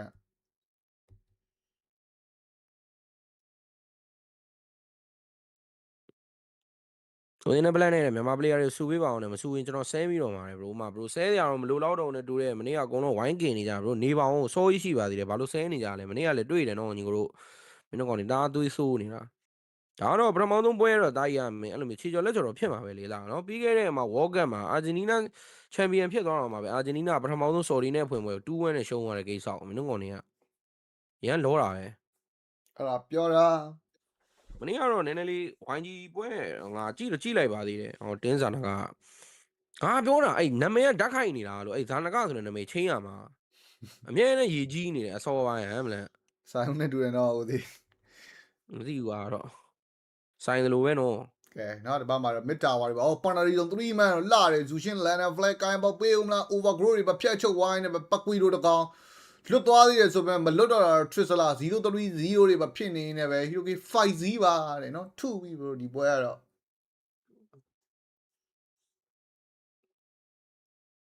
ကိုသေးလည်းမေးတယ်တဲ့မနေ့ကမြန်မာပွဲလည်းတနေ့ကုန်မေးတွေ့တယ် bro randomly fat bro comment မှန်တာမှာပင်တော့ပင်ထားလိုက်တယ်နဲ့တူတယ်အရင်မေးတာများလို့မဟုတ်လေမနေ့ကပထမ main stage မှာမြန်မာပွဲမပါဘူးဆိုပြီးဖြစ်တာလေနော်ဗလန် ဟုတ်တယ် ကျွန်တော်အဲ့မှာနောက်မှပဲ live stream ရှာပြရတယ်ပုံပဲဗလန် အဲ့ဆိုရင်ပြန်ရှာပြရတာဟိုပြေးလိုက်ဒီပြေးလိုက်နေကဲဒီဘက်မှာ low battery လေးတို့ကြည့်ရမလားနော် low battery လေးစိုင်ပြအောင်မလားဒါ low battery လေး9ဆိုင်2သီးလေးနဲ့ဖြတ်လိုက်ရင်ငါတို့ဥစားဖြစ်လို့ရပြီနော်စောစီမြန်မာပွဲကြည့်လို့ရ အော်မြန်မာပွဲပဲတော့ မှာပွဲဂျားထဲမှာအင်ဒိုတပွဲကြံအောင်လို့ ဟမ် ဥစားလာပေါ့နောက်2နာရီလောက်နေရင်ပေါ့နောက်2နာရီကျော်တော့2နာရီမဟုတ်ဒီပွဲစားလာပေါ့3နာရီလောက်ပေါ့ ဒီပွဲတွေပြင်မလန့်ပါလေငါဒီပွဲတွေပြင်ဂျပန်သွားအောင်မှာ bro ဂျပန်သွားအောင်မှာနော် bro Rico ဟုတ်တယ်မလား bro Rico 9တင်9တင် top 5ကိုခေါ်ပြီးတော့ ကျွေးပြီးဇူရှင်ဘေကွန်တော့ချက်ချင်းတော့ခုံပြီးလိုက်ရရင်လည်းပဲတိုင် Granger အပေါ်မှာတော့လုံးမယ်ဆိုလဲနည်းနည်းလေးစောင့်လိုက်မလား Granger အပေါ်မှာဆိုလို့ရှိရင်တော့ပြီးလိုက်တာပဲကောင်းမယ်ဒီဘက်မှာဇူရှင် Eddie လေးတော့ပြန်တော့ကို Panari zone 2 man ဖြတ်တော့ထိမိတာဆိုတော့ overgrow တွေအောက်မှာတော့သွားပြီး040 လောပါပေးလိုက်ရရင်လည်းပဲ Granger မင်းသင်လှဲ့တော်မကြည့်ဘူးဗျာမင်းသူကလည်းသူသွားဖမ်းနေတာ Malefic gang လေးတော့ပါလာပါပြီ Malefic raw ပေါ့နော် Malefic raw sorry ဒီနေ့မလေးရှားလေးနိုင်တော့မစိုးဘူးလက်ပြီးတော့မှ bro comment လေးဖတ်ပေးမယ် bro ရေတော့မှပွဲရကြည့်ရမှာလို့မကြည့်ရမှာဘူးလို့ဖြစ်နော်မြန်မာပွဲတော့ကြည့်ရမယ်နဲ့တူတယ်နော်ဗလားမလေးရှားနဲ့ပေါ့ ငါဝဲတော့ကြည့်ရ ကြည့်ရမှာ bro မလေးရှားနဲ့ပွဲကတော့နိုင်မယ်ဆိုတော့ကောင်းအောင်တော့3သင်းနဲ့လုံးနိုင်အောင်ဆော့မှရမှာလာအိုတို့ခုလုံးတယ်ဟိုမှာကမ္ဘောဒီးယားကိုရှုံးသွားပြီဆိုတော့လာအိုရဲ့ VNN ရဲ့စင်ကာပူရဲ့တော့နိုင်အောင်ဆော့ရမယ်ဗလား ကဲနောက်အောင်မှာ second tower တလုံးမပေးခြင်းလဲပေးရမယ်နေထားလဲမှာလဲလော်တွေပါတွေဖြည့်ရှင်းနေရတဲ့ဘိုင်းလေးတော့ရှိနေသေးတယ်ပဲပြင်းခေါ်ပြီးတော့ရိုက်နေမင်းနော် Trisla ဘလူးမှာ respect မပေးတော့နေထား Sandstone လေးပြန်ဝင်လာပြီဆိုပေမဲ့လည်းမရဘူး bro နော်ဒီ Trisla ရဲ့အသက်ကိုတော့မကယ်လိုက်နိုင်တဲ့နေထားတစ်ခုမှာကဲ second tower ပေါ်လန်းနေလေလန်းနေတော့ထပ်ယူသွားဖို့တွေတော့ရှိအောင်မယ်ပေါ့နော်4ယောက်5ယောက်အားနေရတော့ပြန်အောင်မှာတော့မဟုတ်ဘူး Hiroki လေးကတော့7စီးပါ bro ကဲပန်နဒီဇုံခိုးပြီးပြန်တော့တယောက်မှမထိပါဘူးရန်ကောင်းနေညီနောက်မလုံးနဲ့အောက်မှာလဲเนาะကျွန်တော်မေဂါတွေဘာတွေကာဖို့တွေရရှိနေသေးနေပဲ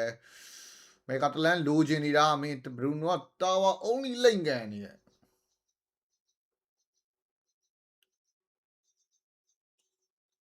ကမ္ဘောဒီးယားတော့မနိုင်ကမ္ဘောဒီးယားမနိုင်တာလဲအကြောင်းတော့ရှိမယ်နဲ့တူတယ်เนาะဘရူเนาะဒီဘက်ကကမ္ဘောဒီးယားလည်းကောင်းနေဒီတက်တစ်တို့ပါတော့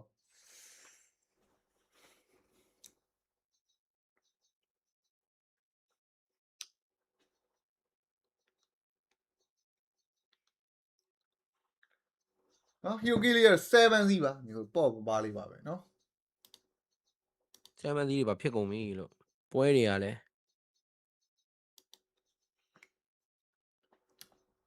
ကဲနောက်ဒီဘက်မှာတော့6နေတာဟေးလှုပ်ချင်တာ Valentina ခါလီစတန်စတုန်းလေးပဲတော့ပြန်တော့ခိုးရိုင်းနေပဲပတ်ကွေတို့ knockout strike နေတော့ဝင်ထိုးတာ Flicker ခုံပြန်ပတ်လိုက်ရရင်လည်းကြံခဲ့ပြန်ပြီဒီ Trisla ပဲ060เนาะမင်းတကောင်နဲ့ တကောင်နဲ့ကို6ခါတီရတာဗျဆရာသမားတော့တခုဆိုမင်းခါလီတို့ဘာလို့ပြန်ပတ်လို့ရတယ်ထရစ်စလာကြီးကကန်းလန်ကြံခဲ့ရောနော်ဘလို့မှရုံထွက်လို့မရချီနေရတော့စိုးနေပြီချီနေကတော့မကောင်းနဲ့တူတယ်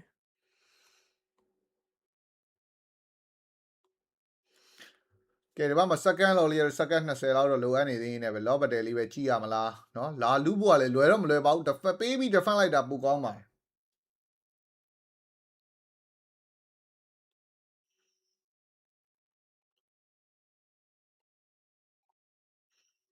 ကဲဒီဘက်မှာလော်လေးကတော့ပေါ်ချင်းပဲတန်းလုံးပဲနေချာခါလီတိုးလာခြင်းနေသေးလားပေးမယ်ဆိုလဲပေးလိုက်လို့ရတယ်ပေါ့နော်2 match man နဲ့ဆိုလေဂိမ်းမဲဆော့တော့ထရစ်စလာတိုးလာပြန်ပြီငါဒီထရစ်စလာတော့တော်တော်သနာနေပြီပြိသက်နော်ဒီဘက်မှာလော်သွေးတော့ဝက်ဒီဆန်ရှင်းလေးများလေးတော့ဆွဲတော့ပြစ်ထားရင်လည်းခါလီ vision တွေပါ light scout လော်လေးကိုတော့ restart ခဏပြန်ချထားရင်လည်းဗတဲ့ရင်ဆိုင်မနေတာဗျနော်မေဂါတွေပါလည်းမရသေးဘူးဆိုတော့ကာကစ္စတန်နေရိုင်းလောနေတဲ့အနေထားမျိုးတွေတော့မပြထားသားသေးဘူးဗျเนาะဒီမှာမလောသွေးတဝက်ဤဆန်ရှင်းဘေးမှာရှိတယ်เนาะမင်းတို့လူပေါက်မယ်ဆိုရင်တော့မှားပါမယ်ဘာလုံးမလဲလဲမပြထားပြီအော်လန်ဘရူနိုခရစ်ရှန်လော်စီပြန်လာဘာမှ rubber blue bat တွေကလည်းစားဖို့ကြံနေသေးတဲ့ချိန်လေးမှာဒီမှာပတ်ကွီတိုလေးဖက်လစ်ကာမရှိတဲ့ချိန်လေးအော်မရလိုက်ဘူးအောင်ကြီးเนาะဒီမှာချက်တွေနဲ့တော့ပြန်တော့ပြေးသွားရင်လည်းပဲလော်လေးကိုတော့ခဏလေးပြန်စိတ်လျှော့လဲမှာတော့ရီဆန်ရှင်းမစ်တာဝါကြီးသွားချိုးကျင်နေတာစိတ်ကိုလျှော့ရအောင်မလားလော်လေးတော့ပြန်တော့ခေါ်ရပြီလီယိုမော့မဖြစ်သေးဘူးနော်ဒီစတက်ခဏပြန်ချလိုက်မလားတော့သူရဲ့တဖြည်းဖြည်းနဲ့တော့များလာပြီ4200ဟောပြန်ဝင်သွားရတယ်သူရဲ့များသွားတာလို့ကဲဒေါ်နာမှာတော့9កောင်လုံးတော့ဝဲနေနေပဲပေါ်လန်းနေရှင်းရပြဿနာရှိလော့ဖုန်းနေပြီလားလော့ဖုန်းနေပြီလားသွေးတဝက်ရီဆန်ရှင်းဘယ်မလဲ retribution လီယိုမော့ပဲရောက်တော့ပေါက်ပန်နတီဆုံး2 man လေးနဲ့တော့ဖြတ်တော့ထိန်းနေဆိုမဲ့ရာတိုင်းကတော့နောက်ကျနေခဲ့တဲ့နောက်မှာ4ယောက်ပြေးပြီးတော့ပဲပြေးနိုင်မှလွန်မယ်ညီကိုတို့ sandstone ပြန်ကာပေးတာလေးမချနဲ့လीခါလီကပြန်ကာပေးတာကိုသူတို့ကနောက်ပြန်လှည့်လာသေးတာဗျာမင်းเนาะတမိသားစုလုံးသေသွားမှာပွဲပါတန်းအခံမှာအောင်လို့မဆုံးနော်070ပါရတယ်နော်ထရစ်စလာမင်းတယောက်တည်းနဲ့ game 3သွားပြီနဲ့တူတယ်ဟုတ်လား game 3သွားပြီနဲ့တူတယ်ဒီလောက်ကောင်းနေတော့ game 1ဘယ်လိုရှော့ဆော့ပလိုက်လဲနားမလဲဘူးအဲ့ဒါပြောတာ502ဗျာနော်ဘရူနိုပစ်ကရှုပ်တော့မရှုပ်သေးဘူးမေဂါတော့ယူပြီးကွန်စီနဲ့တော့တက်လာရင်းနဲ့ပဲဟိုဘကရိုဘာညာရှိအောင်မလားပြန်ပြည့်ပြီဗျကူတောင်းလေးပြန်လဲတဲ့နေချာမေဂါလေးလန်တော့စတော့ယူတိုင်းနဲ့ပဲလဲလန်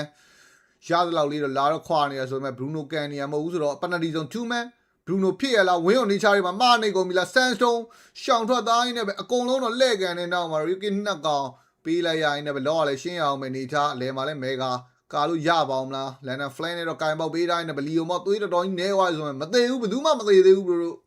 ဆိုတော့မေဂါ2လမ်းလောက်နဲ့ပဲဂျင်းနဲ့ထားနေပဲเนาะဟီရိုကီ11-0ပါတယ်ဥမကွဲသေးဘူးเนาะဥဘကစ္စတန်ရန်ကောင်းပါတယ်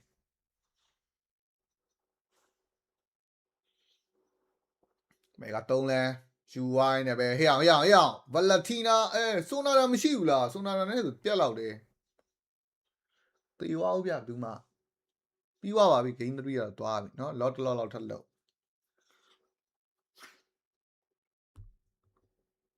အားနေတာနဲ့တူတယ်မြန်မာပွဲကြည့်ကြမှာလေဆိုမှပဲဟာပြောတာ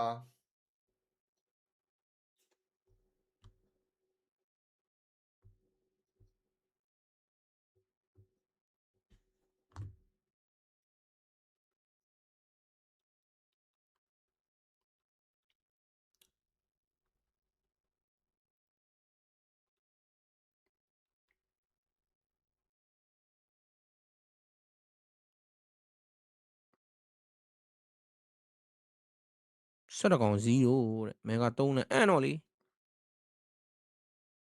တော့ဆိုတော့ရပါပြီ game 3လေးပဲစလိုက်တော့ဒီကောင်နေတပွဲစကြာလာတိုင်းကြားတယ်မကြောက် game 1 game 2ဆိုမကြောက် game 3ဆိုနဲကြာတယ်ဟုတ်လားတူးသေးနဲ့ပြီးရင်တော့မြန်တာပေါ့တာရန်မှန်တယ်တူးသီးနဲ့ပြီးရင်တော့မြန်တယ်ဒါပေမဲ့အဲ့ဂျားထဲမှာ break time တော်တော်ကြာနိုင်ဝက်လောက်နာဂျားထဲမှာ break time ဒူးစီနဲ့ပြီးသွားရင်အမှဂျားထဲမှာဖြတ်နားလိုက်အောင်ကိုလိုကန်လိုက် ကောင်းပါလေဗလဲမင်းနားကျင်ရတော့ဗောငါမင်းအားနာနေတာတယောက်တည်းသွားနေရတော့ ငါမဟုတ်ဘူးမှ game 3တွေသွားတော့ပွဲတွေဇက်တိုက်တွေဖြစ်သွားအဲ့နောက်ဆုံးပွဲတွေရောမျိုးလုံး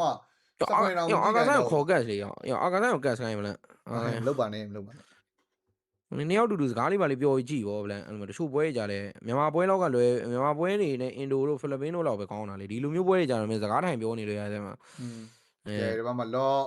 ဘလက်ရစ်ကဂျူဝါပေးတာဗျာနော်ထရစ်စလာသေသွားပြန်ပြီ090တဲ့ Grand Java short ဝါဆိုတော့လေပွဲကတော့ပြီးသလောက်တော့ဖြစ်သွားရင်လည်းပဲเนาะဒီဘက်မှာရီဆန်ရှင်းစုရှင်းခါလီ3កောင်နဲ့ဘလူကာမလဲဘရူနိုတောက်လျှောက်တွေကန်နေတာတာကြီးကွစ်စကန်ဟီလဲကန်တာပဲเนาะကဲဂျီဝါပါပြီเนาะကာလိုကမရတော့မောင်နီရှော့ကလည်းမရှိတော့တဲ့နေသားဘာမလီယိုမော့မြင်းခေါ်ပြီးတော့ throw only ပြေးရိုင်နေနေပဲကဲဂျီ game 3လေးတော့သွားအောင်ကျွန်တော်ထမင်းသွားစားအောင်လို့ကျွန်တော်ထမင်းမစားဘူး ဘလန်တော့ငါကွန်မန့်ဖတ်ပေးလိုက်မယ်ကွန်မန့်ညီကိုတွေကိုစကားပြောမယ်ဟေ့စကားပြောမယ်ဟေ့ကွန်မန့်ညီကိုတွေနဲ့စကားပြောမယ်ဟေ့စကားပြောမယ်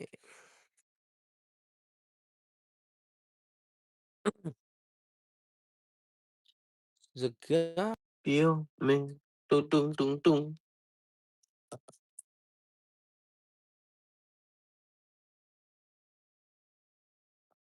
ကဲမင်းတို့ကောင်လေးကွန်မန့်ဖတ်ပေးမယ်ဟေ့ပြောပြပါတဲ့စင်ကာပူကလမ်းတွေကိုရှင်းပြီးသားတဲ့နော်စိတ်ချလက်ချစင်ကာပူကတော့အမိုက်ကတန့်နေ brother စင်ကာပူကတော့တန့်နေအေးစီပြောပါဟုတ်တယ် bro အားနာဘလန်တယောက်တည်းဆိုတော့နင်းခေါ်ပေးတယ်နေလင်းထုံး bro မင်္ဂလာပါအာကာဆိုင်ဆိုရင်မကတ်ခိုင်းပါနဲ့တဲ့သူဆိုရင်ထိုင်နေလဲရတယ်တော်တော်ဆိုးနေတာပဲကွာမင်းတို့နော်အာကာဆိုင်ကိုမင်းတို့ကောင်နေကောင်မလေးတွေနော်ကောင်မလေးတွေလားမသိဘူးကောင်မလေးတွေတောင်းဆိုမှုများတယ်အညီလေးအာကာဆိုင်နောက်လိုက်မိုက်ကိုရင်မပေါ်တဲလိုက်လဲပြီးတော့ကွန်မန့်ဖတ်ပေးကြတော့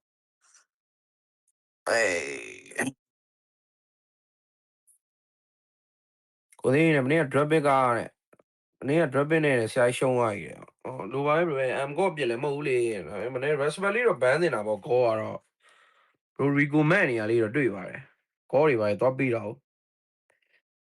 စလုံးရတဲ့မာလိုင်းရုပ်ထူကြီးသွားချိုးတာတဲ့ဟာကိုသေးခိုးအိမ်နေတာမလားကိုသေးကမနေ့က game 1 BAC နိုင်နေပြီးတော့မှ game 2ကပေါ့ပြက်ကြီးဆော်တာတဲ့ game 2ကသူတို့ comeback ခံပြီးဆဲဆဲပဲမလား bro မေဂါ3လည်းပွဲတော်တော်ကြာတယ်ပွဲချိန်ကျွန်တော်တွေ့လိုက်တယ်ကိုသေးပရိသတ်တွေအားတဲ့ကိုသေးကို fan တွေကခင်ကြပါတယ်ကိုသေးကလည်းဖန်ပြန်ဖန်ပြီးခင်လိုက်မလားတဲ့အားချောင်းနေတယ်ကိုသေးဘယ်ရောက်နေလဲကျွန်တော်ဟို bro ဘန်ကောက်မှာ bro ဘန်ကောက်မှာကျွန်တော်လောကိစ္စအရေးကြီးလောကိစ္စလေးပေါ်လာလို့ဘန်ကောက်ကိုဆင်းသွားတာဘန်ကောက်မှာတော့အဲ့လေရက်ကြာမယ်နဲ့တူတယ်ဘလန်တော့သူအဟွာနေ့ကြာမှာ AsianGames ပြီးမှသူဘန်ကောက်ကိုလိုက်လာမှာကျွန်တော်နည်းနည်းလေးစောရောက်သွားတဲ့သဘောပဲဗျာလူခွဲလိုက်တဲ့သဘောပေါ့လောလဲပြီးတော့ comment ဖတ်မယ်ဆို KTV ရောက်နေမဟုတ်ဘူး bro ဟိုတယ်မှာအခုတဲ့ဘယ်ပွဲဆောင်မှာလဲကိုသေးတဲ့နော်အတန်ကတော့ quality ကတော့အရင်ကြီးကောင်းမှာတော့မဟုတ်ဘူးနော်ဒါပေမဲ့ကျွန်တော် mic လေးယူရတယ် mic နဲ့ဖုန်းနဲ့အဲ့လိုမျိုးချိတ်ပြီးတော့ bro ပြောနေတာ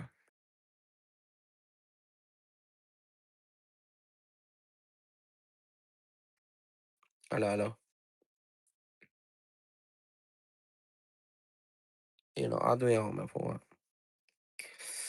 ဘန်ကောက်မှာတဲ့ဖျက်ဖောက်ချုပ်သွားလုံနေတာပါတဲ့စီဗလင်းယူပြီးတော့တဲ့အိနဲ့သွားတွေ့တာမဟုတ်လားတဲ့အကြောက်ပြီးလို့မဟုတ်ဘူးဒီ bro တကယ်လောကိစ္စရဲ့အလုံးရှုံနေတာဒီအပိုင်းတွေအရှုပ်တွေလို့အလုံးတွေရှုံနေတယ် bro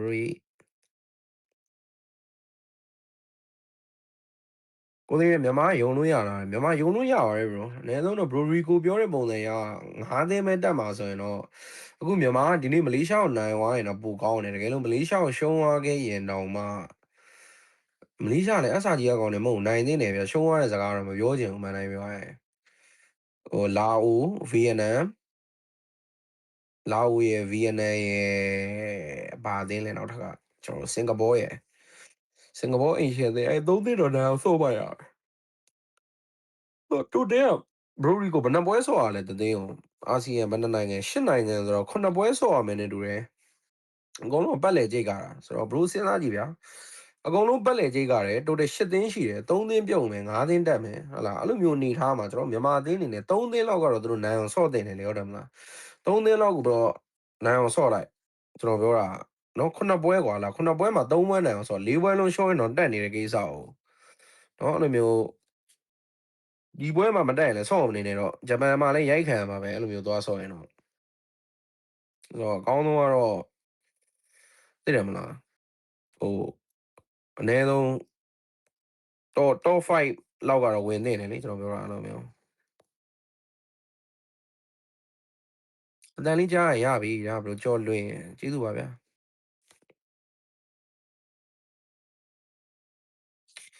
ရှုံးမမြင်ပဲအတန်ကြားနေတော့ခန်းခက်တယ်မိုက်ဘာလွတ်မလိုက်တော့တယ်မဟုတ်အတန်ကဘယ်လိုလဲဘယ်လိုအတန်အဆင်ပြေလားခဏကြောင်အတန်ပြန်နားထောင်ကြည့်လိုက်မယ်ကိုအတန်ကို wait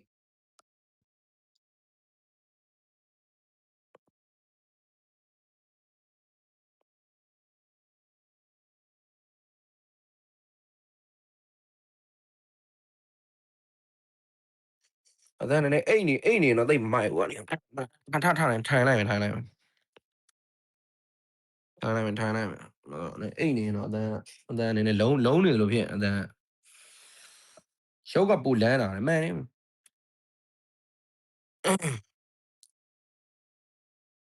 မိုက်ကျူးကရှီနေတယ်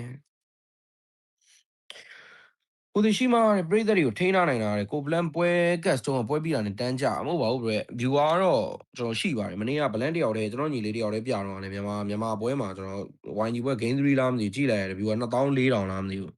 ချဲ့ပဲအတန်းကြားတယ်ရုံးမပေါ်ဘူးတဲ့ဘလန်ခေါ်ပြပါအောင်နည်းနည်းရောက်တူမြင်နေရတယ်လွမ်းနေပြီကိုဒီလိုစုံတယ်ဘရိုတရက်ပါပဲကိုဒီတန်တစ်မျိုးလေးနဲ့လူပင်မန်းနေလားမဟုတ်ဘူးဟိုခုနကအဲ့ရလို့ဘာမှလည်းမစားရသေးဘူးဟိုတယ်မှာစားရင်ကောင်းမလားစဉ်းစားနေဈေးကြီးလို့ဗျာဟိုတယ်စားတော့တွေကနည်းနည်းလေးနော်อืม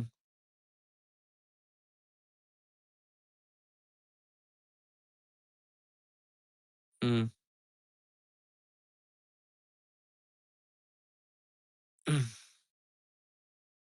အဲ့လို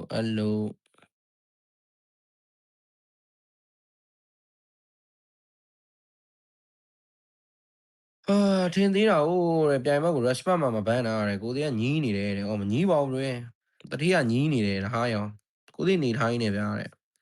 ဟုတ်လေ bro မနေ့ကဆိုရင်လည်းဗျာကျွန်တော်တို့ဟိုမှာဘာလဲကျွန်တော်စန်ထရယ်ဝေါ်လာညတာကိုစန်ထရယ်ဝေါ်ကခုနလောကျွန်တော်တို့ဖူးကောင်မှာစားတာသင်မော်ဒီလောင်းလေးတော့ပါတော့တန်တယ်လေကျွန်တော်တို့ဖူးကောင်ဆိုရင်ပတ်စံရမ်းမကုန်သေးတာမလားဘိုင်လဲဝါဝါလင်စားတယ်ကိုကြိုက်တာလည်းအများကြီးစားရတယ်တပွဲမှာဘတ်80ဘတ်80ဘတ်100အများဆုံးပဲ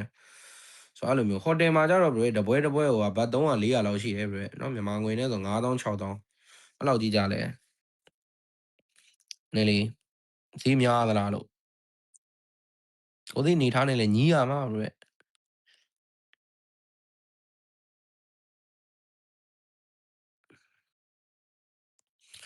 ကိုသိတဲ့မနေ့ကတဲ့မြန်မာအသင်းနဲ့ဘာကြောင့်ရှုံးတာလဲပြောပြပါလားတဲ့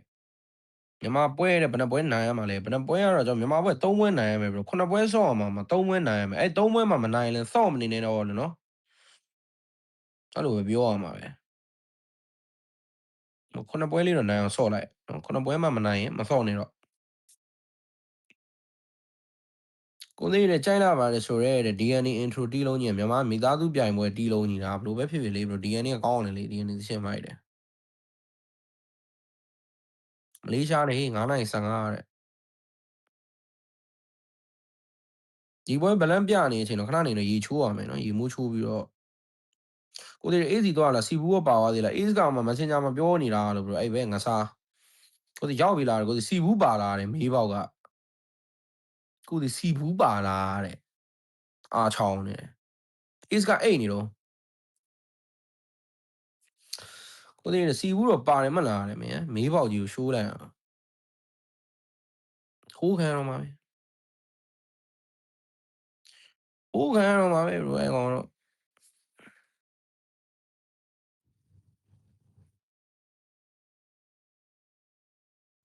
is the playing poker in Bangkok တဲ့ no bro ဒီတစ်ခေါက်ကအဲ့လိုအပျော်ပါကိစ္စဘလန်လာမှာပဲလုံးဖြစ်လိမ့်မယ် bro ဆော့တာတော့ဆော့မှာပါ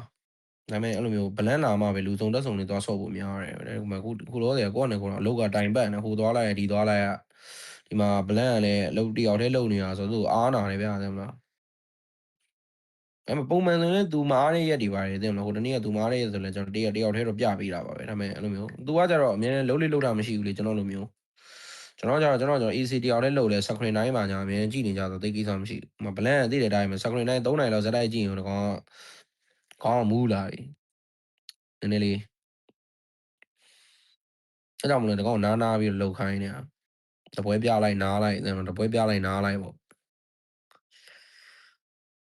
မနေ့ကကိုဒီမကတ်လို့လည်းမြန်မာရှုံးတာတယ်မဆိုင်ပါဘူးဘယ်မဆိုင်ပါဘူးနည်းပေါ့တာ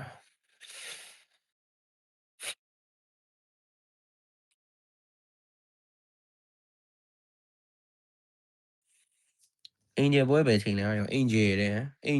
သားတို့အင်ဂျယ်တဲ့ပြောရက်လိုက်တာအင်ဂျယ်တဲ့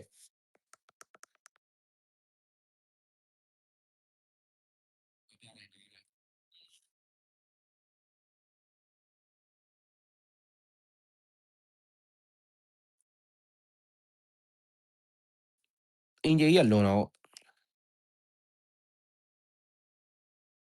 မနေ့ကတော့မြန်မာဆော့တာဘလို့ခံစားရလဲတဲ့မစိုးကိုဒီပြန်လာပြီလားမဟုတ်ဘူးကြောက်အောင်ပါနေမှာတော့ဟိုဘလန်လာမှာဘလို့ဘန်ကောက်အလဲလာမှာနဲ့အလုပ်ကိစ္စနဲ့ကျွန်တော်စောလာလိုက်တာဘလို့အေရှန်ဂိမ်းနဲ့လွတ်သွားတယ်နည်းနည်းတော့မဟုတ်ပါဘူးအေရှန်ဂိမ်းတပွဲလုံးလွတ်သွားတဲ့ပုံစံမျိုးဖြစ်နေဆိုတော့ I'm sorry guys I'm sorry guys ကိုဒီကန်ကောင်းပါတယ်တဲ့ကိုဒီတဲ့စိတ်မစင်းရတော့ဘူးတဲ့ကိုရီးယားတဲ့ပြန်လာထိုင်ချိအောင်ပဲတဲ့မဟုတ်ပါဘူးဘလို့တက်ပါတယ် bro drum beat လေးပြောလိုက်မလားတဲ့ drum beat ကတော့ bro ဘာမှလည်းဒီ hero တွေပါပဲ bro မာဆယ်ပါပဲဒီ meta ပဲရှိသေးတယ် bro comment လေးပဲဖတ်ပေးမယ်လေဟိုဟုတ်လို့ပါတယ်တက်ကဲတပတ်ပါကိုရီးယားပြန်လာထိုင်ချိအောင်ပဲတဲ့မဟုတ်ပါဘူး bro တက်ပါတယ်အတန်းမစိုးဘူးပဲเนาะဒီ mic လေး Razer လေးနဲ့ iPhone နဲ့ချိတ်လို့ရမှာမသိခဲ့ဘူးကိုလောရတော့အဲ့လိုမျိုး mic လေးနဲ့ mic ရယ်ဗျာကျွန်တော်ယူလာတာဆိုလို့ကျွန်တော် MacBook တောင်ယူမလာဘူးကျွန်တော်ဖုန်းရယ် mic လေးတစ်လုံးရယ် mic လေးတစ်လုံးရယ်လားကျွန်တော်အဲ့ဒါလေးနဲ့ပဲကျွန်တော်ပြ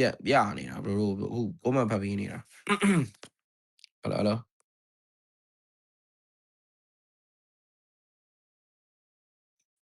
အဆင်ပြေတယ်ဟိုမှာကျွန်တော်တို့ airport ကြီးနဲ့ပြောနေရတဲ့ဆိုင်တော့နည်းနည်းလေးကောင်းတယ်အတန်အရင်ကြီးလည်းမဆိုးဘူးဗျာဒါပေမဲ့အရင်ကြီးလည်းမကောင်းဘူးတင်မှာကျွန်တော်ပြောတာခုတ်ကြီးကတော့မြန်မာတော်3ထီအနည်းဆုံးမှန်းပေးထားတာတဲ့နော်ဒီလက်ရည်နဲ့ဆိုတော့ထင်သေးခံတော့မှာပဲအမှန်နဲ့ကမ်ဘောဒီးယားလောက်တော့နိုင်တင်တာဗျာဒီလားတခြားကြောင်ပြောတာမဟုတ်ကမ်ဘောဒီးယားလောက်တော့တကောင်နေနိုင်တင်တယ်ရုပ်ပေါက်တယ်အဲ့ဒါကြီးကနေ့ကဒါမှမဟုတ်ခြေကျော်လက်ကျော်ဖြစ်သွားရလို့ပဲတွေးထားလိုက်ပါမယ်တဲ့မှာဘာလို့2-1နေဗျာတဲ့မှာအဲ့လို2-1နေဆိုတော့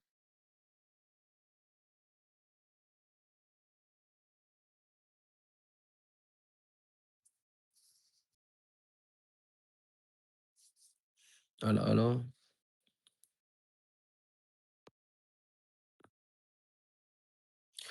မြန်မာတက်မှာပါတဲ့သွေးတက်မှာတဲ့ဘရိုရီကိုကြီးနော်ဘရိုရီကိုဒီအပိုင်းလေးနည်းနည်းကျွန်တော်ညီလေး blank ကို view ဆိုင်ပေးပါအောင်နော်ကျွန်တော်ဒီအပိုင်းနည်းနည်းအလုံးနည်းနည်းရှုပ်မယ်မနေ့ဖြန်တစ်ပတ်ခါနေရတယ်ကျွန်တော်အားရတော့ဟိုမြန်မာပွဲလေးတော့လိုက်ခဲ့ပါမယ် guys နော်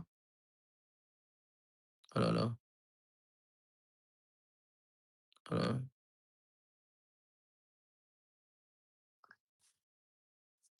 ယ်လို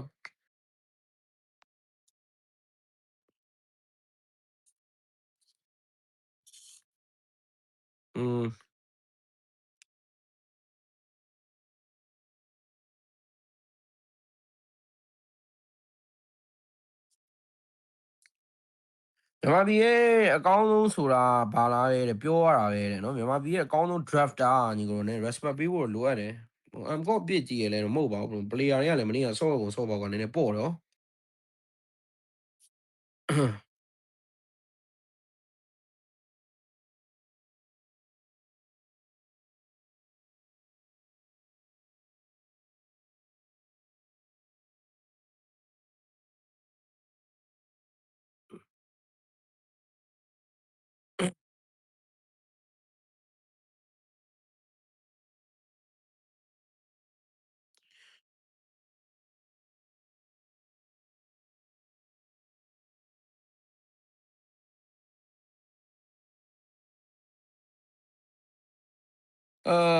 ကယ်ရာ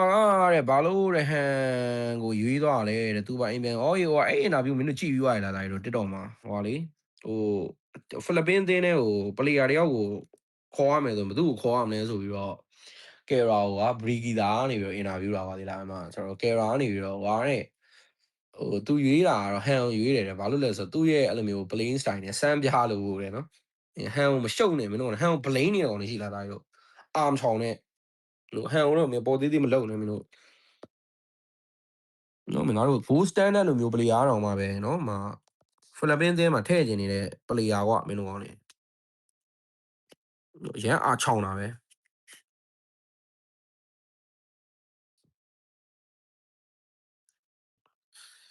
ရန်အားချောင်တာပဲမင်းတို့ကောင်းနေ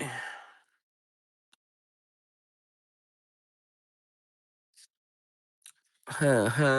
တဲ့နော်ဟန်မနေ့ကကစားဖို့ကောင်းလာဟိမနေ့ကမကြည့်လိုက်အောင်ဟန်ဆော့တာဟန်ချီနီဘလူးရှိလေသားတို့Oh my god မနေ့ကဟန်ရဲ့ချီနီဘလူးရှိလေတဲ့နေဟန်ချီနီကောင်းလားမကောင်းလားရွှဲနေတာတော့မဟုတ်တော့ပါဘူးဒါရဲ့မင်းတို့ကောင်းနေရတယ်မင်းတို့ဟန်ဆိုရင်မင်းတို့အကောင်းအောင်မမြင်တာနော်မင်းတို့ကောင်းနေတအားပဲသူများကိုတအားဗျသူများကိုတအားပဲ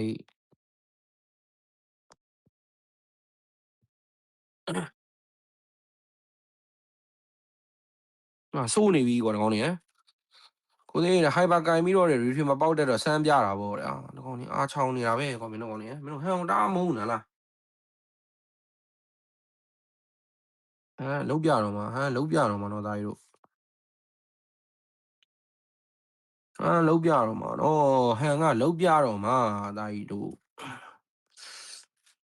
မြောက်ပေးနေတာတဲ့ကိုကောင်တလွဲတွေလုံနေတယ်တဲ့မနေ့ကတော့လိုမျိုးမကြည့်လိုက်ဘူးသူကင်တော့ဘယ်လိုမျိုးအောင်ကဲတော့ရေးသွားတဲ့အကြောင်းတာဝါချိုးမဲ့လူတဲ့တင်းမှမရှိလို့ဖြစ်မယ်တဲ့ဟာ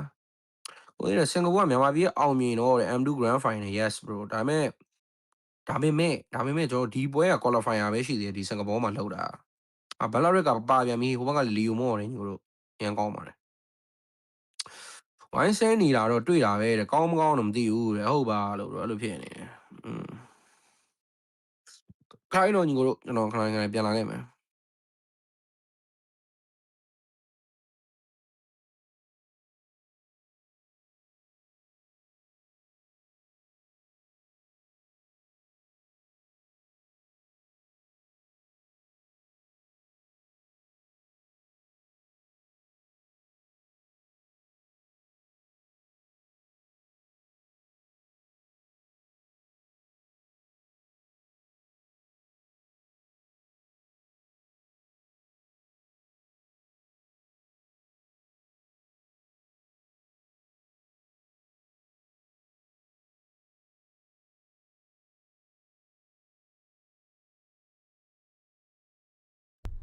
လာပြီမလန့်လာပြီညီတို့လာပြီအဲ့ဒါသမင်းစားနေနည်းနည်းလေးကြာသွားပါလိမ့်မယ်နော် sorry ပါ makeup ပြင်လုပ်ပြီးသွား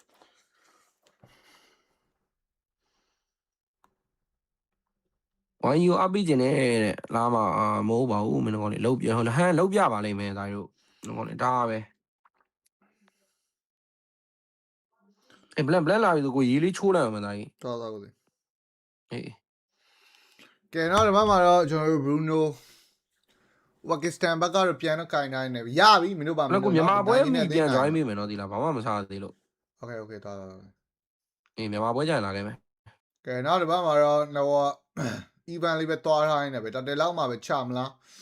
အကိုင်းဂျန်ဂလာနဲ့ CasterZyZyy နေရပွဲထွက်လာနေပဲဒီဘက်မှာလေမော့ဖြစ်ရလား level 4လေးတော့လိုနေပြီလက်ပုပါတီဖိုင်းနဲ့တေလောက်တယ် bro အိုးကန်ကောင်းပြီတော့နည်းနည်းလောက်ထချဝင်ရလို့ရှိရင်တော့ပြတ်လောက်တယ်ကဲဒီဘက်မှာတာကျဲအကားစားတော့လှုပ်ထားနေပဲယူဆောင် Dragon Fall နဲ့မောင်းထုတ်ပြီး Leo Mod လာမရတော့ဘူး bro အဲ့ပုံစံတိုင်းဆိုရင်တော့ကဲရပြီဗျ objective ကတော့အပိုင်ပဲ manipulation လပူ Beta Fighter ပြေးရမှာ bro မနိုင်ချမရအောင်ရှုပ်ကုန်လေးမချရင်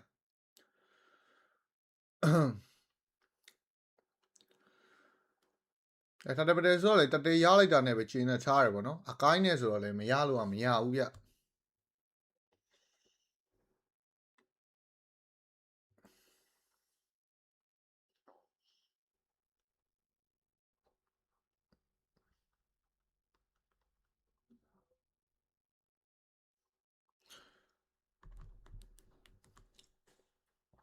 ကဲနောက်တစ်ပတ်မှာတော့ဥပကစ္စတန်နီနောက်နည်းနည်းလေးပြန်ရုံးကန်မယ်အနေထားဗျနော်ကောင်းနေ game 1နိုင်ပြီးတော့အမှာ game 2 game 3ပြန်ရှုံးတော့မယ်နဲ့တူတယ်ဒီဘက်မှာ Ripper Monster လေးကိုတော့အကိုင်း Beauty ပေါက်စားထားနေပဲသူ rapper တွေပါတယ်တော့သွားပြန်စားအောင်မယ်ပေါ့နော်အောင်လမ်းမှာတော့ goal လေးနှစ်ကောင်နဲ့ငိမ့်ပါတယ်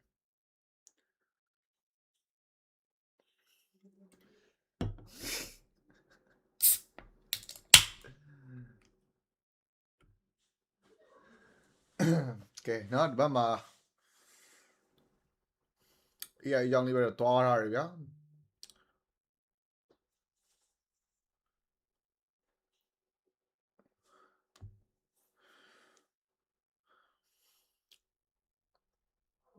Breeder Fighter ယူဆောင် Dragon Form ပေးပလိုက်တာဗျာမင်းเนาะပေးမနေဘူးနောက်မှာ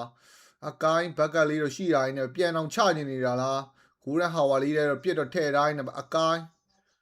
တောင်းတော့တောင်းနေ bro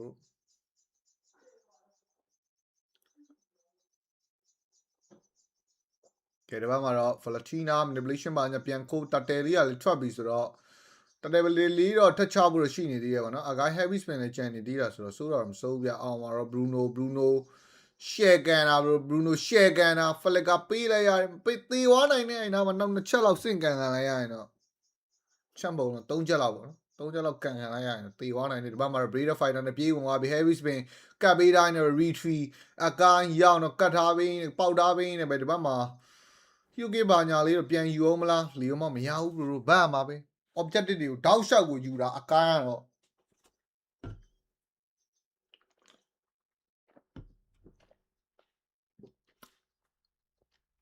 Bruno ကလည်းအောက်မှာလူပါတော့ဝရတယ်ဗျာနောက်တစ်ခါမှာကလောက် Black အာကိုလီနဲ့တော့ပြန်တော့ဖျဲတိုင်းနဲ့ပဲပြေးရမှာစိုးတာစိုးတယ်နော်အဲ့တစ်ပင်ရ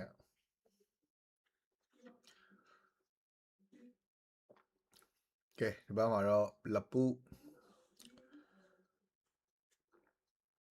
ပဟီရိုကီ0-0ပါတယ် bro เนาะဒီနှစ်သိန်းတောင်0-0ဆိုရင်တော့မင်းတွေးကြည့်စိတ်ညစ်တယ်ချတယ်ကီးရမပေါ်ဘူးပြင်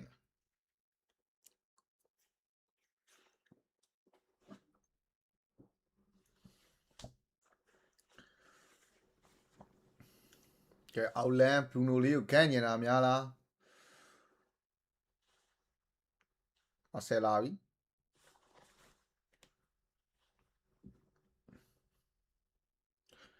ဟောဒီပွဲပြီးရင်အင်ဒိုပွဲကြံသေးတယ်တပွဲကြံသေးတယ်ကြားထဲမှာတပွဲပြီးမှမြန်မာပွဲ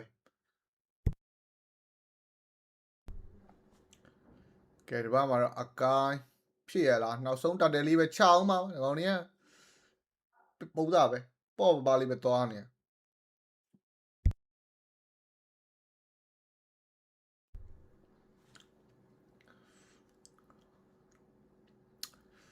ကဲလပူကတော့ wise ပါညာထည့်ထားရတယ်ဗောနော်ဒီဘက်ယူဆောင်တော့ hand strike လေးနဲ့ပဲဒီပွဲကဂျားထဲမှာတပွဲကြံအောင်မယ်နော်ဂျားထဲမှာတပွဲကြံအောင်မယ်အင်ဒိုပွဲကြံအောင်မယ်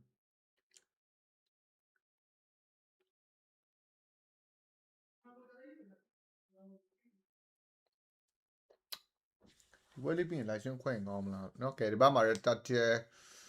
စတော့လှုပ်ထားနေပါအကိုင်း ready ပဲအောက်မှာတော့ပိုင်ဝမ် fabulous အခုမှပဲရတာရအောင်နော်6မိနစ်ဖြစ်နေပြီဒီဘက်မှာလည်း heavy spin ဘာညာလေးနဲ့တော့ကျွန်တော်တက်တယ်မလုပ်ဘဲနဲ့ဗဒေးရင်ပြေးဆိုင်နေနေထားမှာတော့ golden hour ဘာတွေနဲ့တော့ဖြတ်တော့ကြာအကိုင်းညက်နေပြီဖြစ်ရလားအကိုင်းဖြစ်တယ် retreat ပေါက်တာစောပေါက်လိုက်တာလီယိုမော့တာတယ်ပြန်တော့ယူဝိုင်းနဲ့ပဲနှစ်သိန်းရတယ်တကယ်တော့ချတယ်နော်မင်းတကယ်ချတာ1-1ဆိုတော့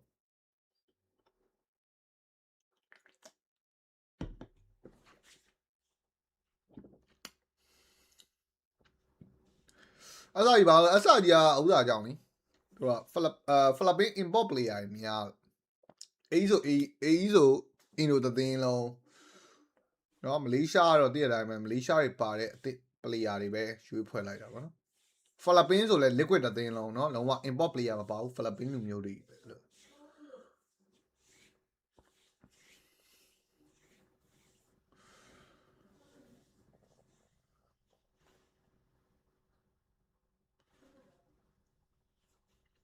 အကိုင်းကြီးပုတ်လာတော့မယ်ထင်တယ် bro เนาะဒီပုံစံလေးဆိုမင်းအကိုင်းကြံကလာကြီးဟုတ်ပါမလားเนาะ level တော့သူထိတ်ဆုံးမြန်เนาะမင်းဆရာသမားကဲဒီဘက်မှာတော့ Bellary manipulation နှစ်ကွက်နဲ့အမလီ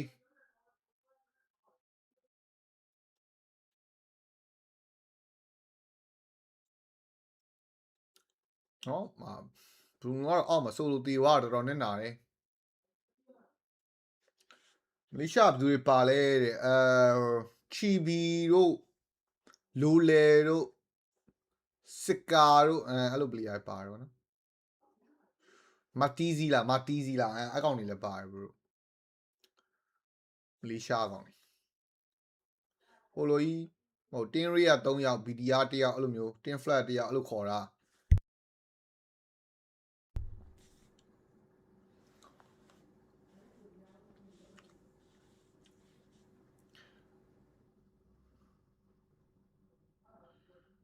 ကဲဒီဘက်မှာတော့ကျွန်တော်လော့ဘတယ်လေးတော့ကြည့်ရအောင်မလားဟေးစုစည်းနဲ့ယူဆောင် Dragon Fall တွေပါပြောင်းပြီးတော့ချနေတာတိုက်လော့တိုင်မင်းအဲ့လိုယူဆောင် Fall ပေးပလိုက်တော့သွားပြီးနေတူတယ်ယူဆောင်ဒီဘက်မှာ Bruno လေးတော့တောက်လျှောက်လိုက်အိမ်မိနေဆိုပေမဲ့မရဘူးသူပါပြန်သေးဝိုင်းနေအကိုင်း heavy spin နဲ့တော့ရောင်းနေခဲ့တဲ့နောက် Eve လေးတော့ manipulation ပြန်ခိုးပြီးပြန်သုံးတာလာတယ်နော်ဒီဘက်မှာလက်ပုတကောင်ချားတော့ညံ့နေနေပဲကလောက်ပြစ်ပေးဦးလीဟဲအေးလောက်ပါ1 for 1 tradeချာရင်တော့ချာလို့ရနေသေးတယ်ဆိုပေမဲ့အကိုင်းတော့ Bruno လိမ့်ကန်သွားတယ်နောက်အကိုင်း Bruno လည်းပြန်သေးသွားဖို့တော့ရှိပါတယ်ဟေးphysically နဲ့ shot 2 for 2ဒီဘက်ကတော့လီယိုမော့ဂျန်ဂလာကြီးကြံနေသေးတာဆိုချရင်တော့ချလို့ရတယ်မြင်းဘလို့ကြီးခေါ်ပလိုက်တာတော့ဆရာသမားအန်အောလို့မစုံ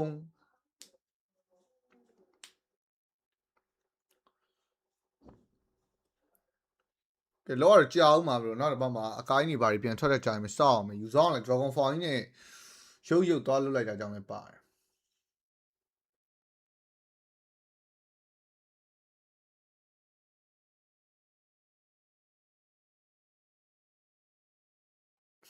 ဒါတော့မင်း Bruno ကမသိရင်ဘူးเนาะဆရာသမား Bellary နဲ့မို့လို့ကန်ဟိုမှာကန်ကလောက်ကိုင်းနေဟာအော်ကကစ္စတန်ကန်ဟန်သူဟိုမှာ Golden Star ပါလာပြီเนาะ item 3ခွက်တော့ပြီးသွားတဲ့ပုံပဲကျွေးမလားပင်းလိုင်းပြပေးမယ်မလေးရှားလိုင်းကဒီဘွဲပြီးပြပေးမယ်เนาะဒီဘွဲပြီးပြပေးမယ်ကဲဒီဘက်မှာတော့ fast slot ဘဒယ်လေးဆိုင်ရဖို့ရှိနေတင်းနေပဲယူဆောင် Dragon Fall တွေပါဒီကိုင်းလာတော့မယ် Master Trucking shot ဘာညာလေးနဲ့တော့ပြေးတော့ဝင်လာတယ်ဆိုပေမဲ့ဘာမှတော့ဆက်မဖြစ်ခဲ့တဲ့နေချာတော်လေးပြန်ဖို့မလားအကိုင်းနည်းနည်းလေးလှမ်းနေတယ်ဂိုးရန်ဟောင်းနဲ့ကြားပြီးတော့လော့ရီဒီပေါက်တော့မယ်လို့အာရုံရနေတယ်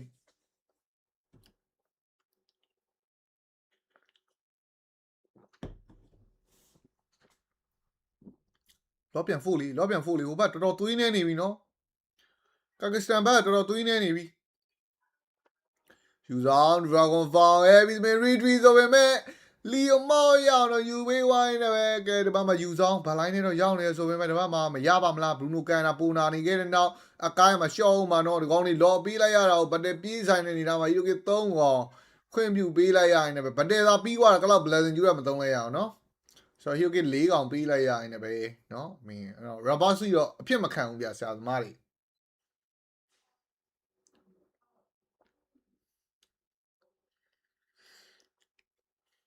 ကိုရေသွားချိုးပြီးပါခဏပေါ်လာရေသွားချိုးအဲ့စိတ်ကိုရှော့တော့ဘူးနော်ရောက်ဟေးဒီဘက်မှာတကယ်လောက်တာလို့เนาะကလောက် blessing ကျူးရမဖြန့်အောင်ဖြစ်နေတာဖြန်းဖို့လည်းချိန်ကောင်းမရပါဘူးကဲအောက်မှာတော့ mega လေးတလန်းစားတော့ပွင့်ဝိုင်းနေပဲ first slot နဲ့ mega ပေးနေရတဲ့အပိုင်းတော့တိတ်တော့ပျော်ဘူးတော့မကောင်း mega ရှိရလည်းမကြံတော့တဲ့နေထားဒီဘက်မှာ Bruno ကန်နာတယ်နော်တစ်ပင်ဟိုပါလိမ့်ကန်ဝိုင်းနေပဲတစ်ပင်မှာကျိုးသွားတယ်နောက် second mega လေလမ်းမှာတော့ထပ်တော့ယူဝေးဦးမလား manipulation king ခွေးတွေကလည်းဝင်လာဖို့တော့ရှိနေသေးနေပဲ every spin အကိုင်းကိုဘရူနိုတဲ့ကန်နေရနဲ့တော့တဲ့ယူဆောင်မဖြာသွားတာဟေးဒီဘက်မှာကလောက်တွေပါလိမ့်ငယ်သားစိတ်ကိုလျှော့တော့ဘရူနိုတော်တော်ဆိုးနေပြီသားတို့ဘရူနိုတော်တော်ဆိုးနေပြီမဲက2လန်းချက်ချင်းဆိုလိုပဲเนาะတောက်လျှောက်တော့ဥပကစ္စတန်ဘက်ကတော့တာဝါခဲ့တဲ့နောက်ချန်နေခဲ့တဲ့မဲကလေးနောက်တလန်းထချွားညီအောင်မလားမရတော့လော်လေးပဲစောင်းလိုက်တော့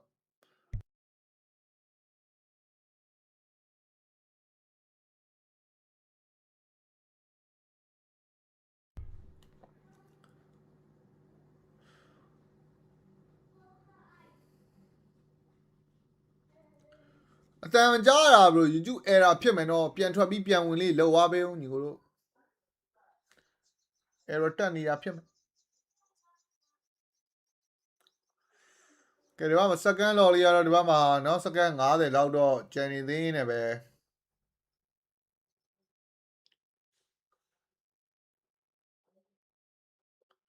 လော်လေးတော့ထပ်ဆောင်ဖို့တော့ရှိနေသေးတယ်အကားတော့ထင်တယ်ဘလို့အကားတိတ်လုံးမလို့တော့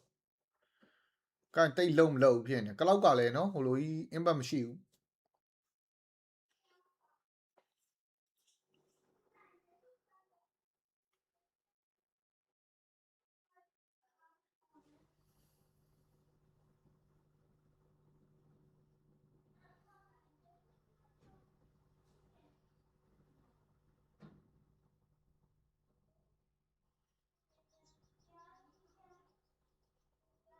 ကဲတော့ထွက်ပြီလာလူကြည့်အောင်မလားကကစ္စတန် come on လည်းလုံးကြည့်အောင်မလားချကြည့်အောင်မလားယူဆောင် dragon fall နဲ့ heavy spin နေနဲ့ကွန်စီဖြောက်9កောင်လုံးတော့ပြေးတိုးလာမယ်အနေထား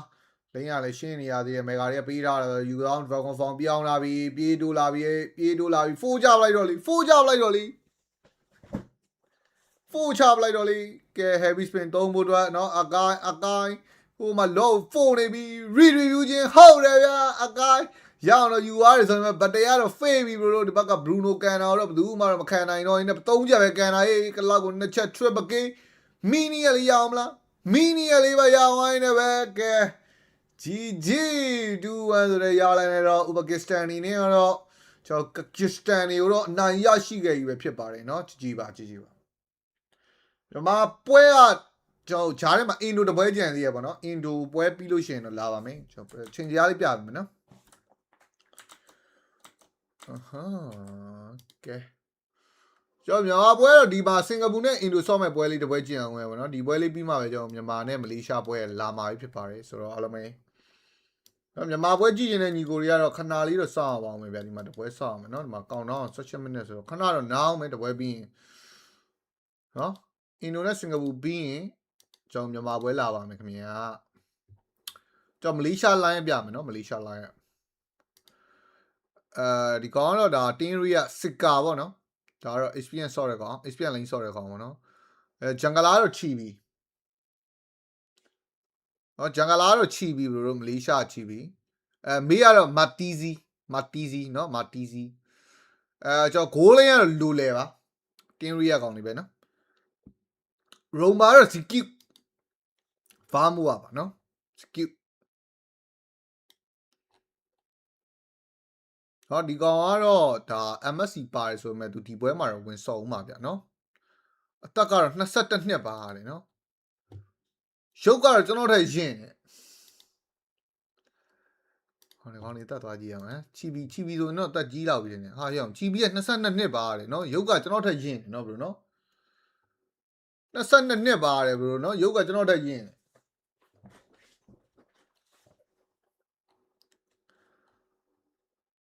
ကဲဘာသိကျင်တာရှိသေးလဲဘယ်လိုဘာသိကျင်တာရှိသေးလဲ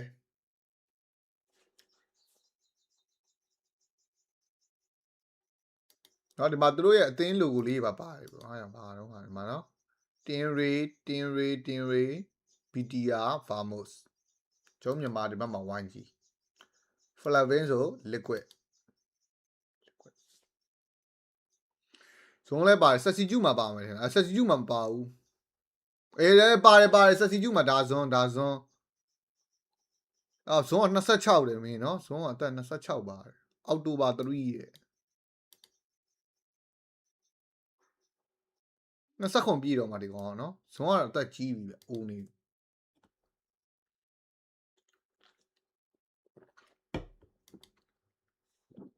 ဘရိုဖလာပင်းလိုင်းက liquid ကကောင်းနေလေ liquid ကကောင်းနေ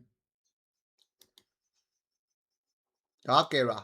ဆက်စီဂျူကကယ်ရာဆက်စီဂျူပါတယ် on in တော့ပါမနော်ဒါကတော့ JP ကိုလိန်တက်ဒီမေးဆန်ဂျီဂျန်ဂလာကာတီဇီ HPN လိန်ဆန်ဖော့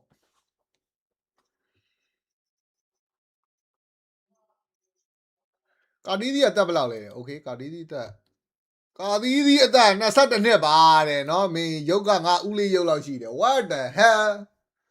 ဘကာတီဇီနဲ့ကြော်ရဲဆိုဘူးပိုရင့်တယ်ပြောအစင်စရာโอเคအစင်စရာပြပေးမယ်ဗျာเนาะစင်စရာကတော့ဒီတိုင်းပါကျွန်တော်အင်ဒိုကတော့ကျွန်တော်နှစ်ပွဲဆော့ပြီးွားပြီ2သီးနှစ်ပွဲ4မှတ်နဲ့เนาะကျွန်တော်အမှတ်2မှတ်ရရှိတာပါတယ်เนาะပလက်4နဲ့2မှတ်ရရှိတာပါတယ်ဖလပင်းကတော့တပွဲဆော်ထားတယ်ဗောနော်တပွဲကို2သီးနဲ့နိုင်လာပြီးတော့တမှတ်ရတာပါတယ်ကမ္ဘောဒီးယားကလည်းကျွန်တော်မြန်မာအသင်းကို2-1နဲ့နိုင်ပြီးတော့တမှတ်ရတာတယ်ပလက်1နဲ့ဗောနော်သူတို့က game network ကတပွဲပဲဒါ2-1ဆိုတော့တပွဲဗောနော်လာဝါကတော့1-1တည်ကြထားတယ်ဗောနော်ဟဲ့လာဝါဘယ်သူနဲ့တည်ကြပါလဲလာအိုကစင်ကာပူကိုနိုင်သွားတာဟိုဟိအောင်စင်ကာပူကိုလူတိုင်းနိုင်နေတာနော်ဒါကြီးစင်ကာပူလူတိုင်းနိုင်နေတာVNL လည်းစင်ကာပူထုထားတယ်လာအိုကလည်းစင်ကာပူထုထားတယ်ငါတို့မြန်မာစင်ကာပူရှုံးရင်အဲ့ဒါမတက်တော့ဘူးเนาะဒုက္ခပဲလာအိုက1122နဲ့เนาะတမှတ် VNL လည်း22 VNL ဘယ်သူပြန်ရှုံးသွား VNL စင်ကာပူနိုင်တယ်အော်အင်ဒိုရှုံးတယ်ဟုတ်တယ်အင်ဒိုရှုံးတယ်เนาะ sorry အင်ဒိုလိုင်းက AE လေ brother အင်ဒိုလိုင်းက AE လေငါဟိုကောင်တက်သွားကြည့်မယ်ဒါနီနိုအသက်ဟောနီနိုအသက်22နီနိုကအသက်22နှစ်ယာဇူကီကတော့ငယ်ဦးမယ်ဘရိုနော်ယာဇူကီကတော့ငယ်လာအောင်မယ်ယာဇူကီဂျွန်27ဒီကောင်အသက်မကြီးတာဘူးနော်အသက်မကြီးတာအသက်30လောက်ရှိပြီထင်တယ်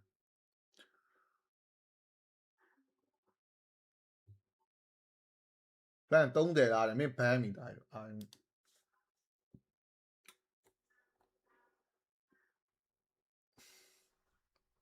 ပလန်ဘီယာဘူးပုံငါပါတော့ဟာအေးတောက်တာပါကဲဘာသိကျင်သေးလဲကုလာမဲ့ပွဲမြန်မာမဟုတ်သေးဘူးဘရိုဥစားပွဲလာအောင်ပါအင်ဒိုပွဲရင်လာအောင်ပါအင်ဒိုနဲ့စင်ကာပူပွဲရင်လာအောင်ပါအင်ဒိုနဲ့စင်ကာပူပွဲပြီးမှကျွန်တော်မြန်မာပွဲလာမှာ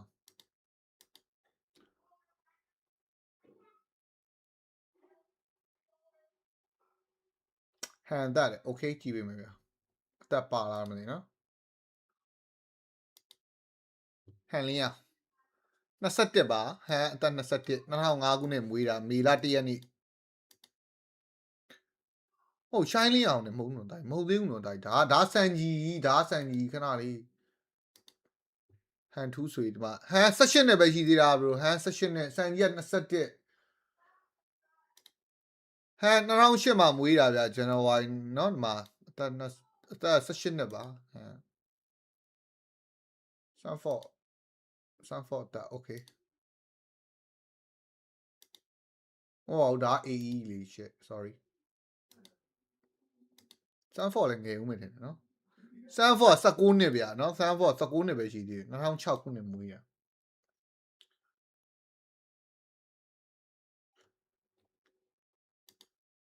ကာဒီဒီသက်ပြောပြီးပါလေဒီမှာ21လဲ21မပါလဲ22ကာဒီဒီက21ကယ်ရာသက်โอเคကယ်ရာလေး21ပဲဗျာနော်ကယ်ရာလေး21ကာရီ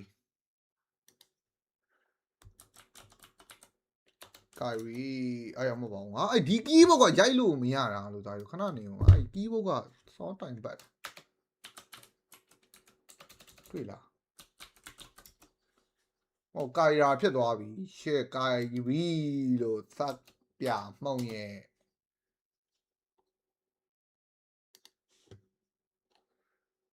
ကာရီလည်းမှာ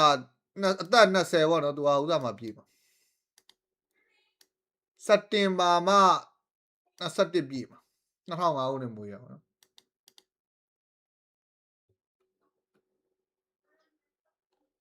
Ace က20ခွန် bro Ace က20ခွန်ကျွန်တော်26ကဲ20ခွန်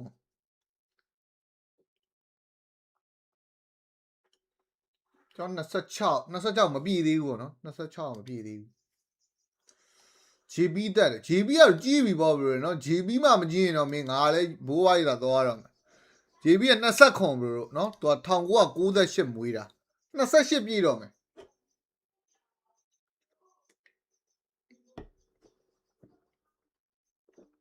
စံကြီးအောင်ငယ်ဦးမယ်ထင်တယ် bro စံကြီးက20ပါ bro စံကြီးက20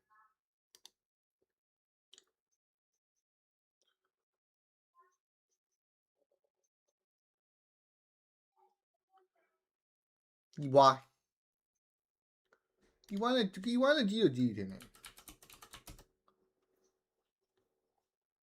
ကီဝိုင်း23မြန်နော်ကီဝိုင်းတော့ငါထက်ငယ်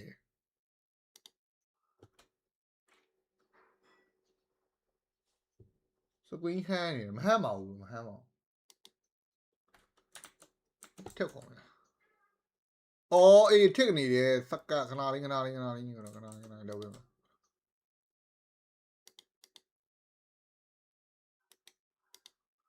အာရတက်သွား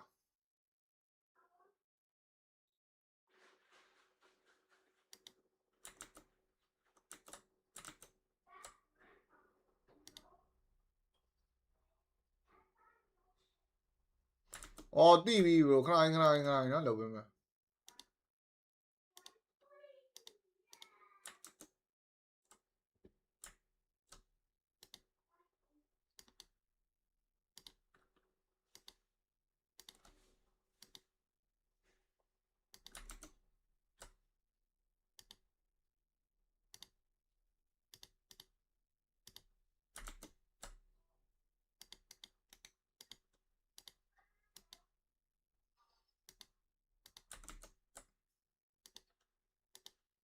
ဒီမှာပွဲရ73မိနစ်လောက်လုံနေသေးရမှာနော်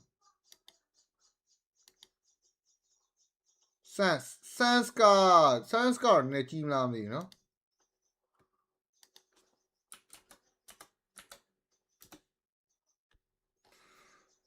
Sans က23 bro 23နှစ်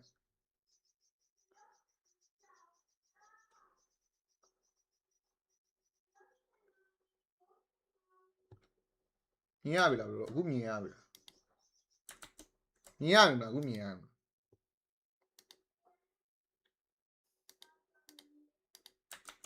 ကဲပြန်လာခဲ့ပါမင်းတို့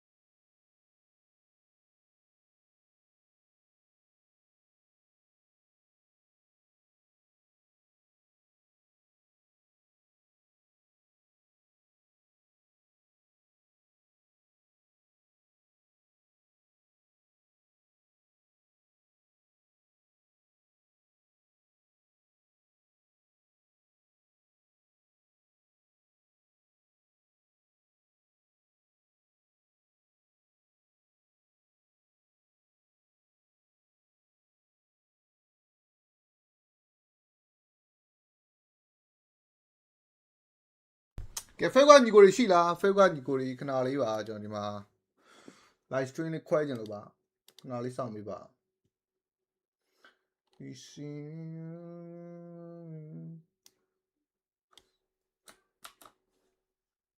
ကဲ Facebook ညီကိုတွေကျွန်တော် live stream လေးပြန်တက်လာခဲ့ပါမယ်ခဏလေးစောင့်ပေးပါကဲ YouTube ညီကိုတွေကဆက်ကြည့်လို့ရတယ်နော် YouTube ညီကိုတွေကဆက်ကြည့်လို့ရပါတယ်ခင်ဗျာ YouTube ညီကိုတွေကဆက်ကြည့်လို့ရတယ်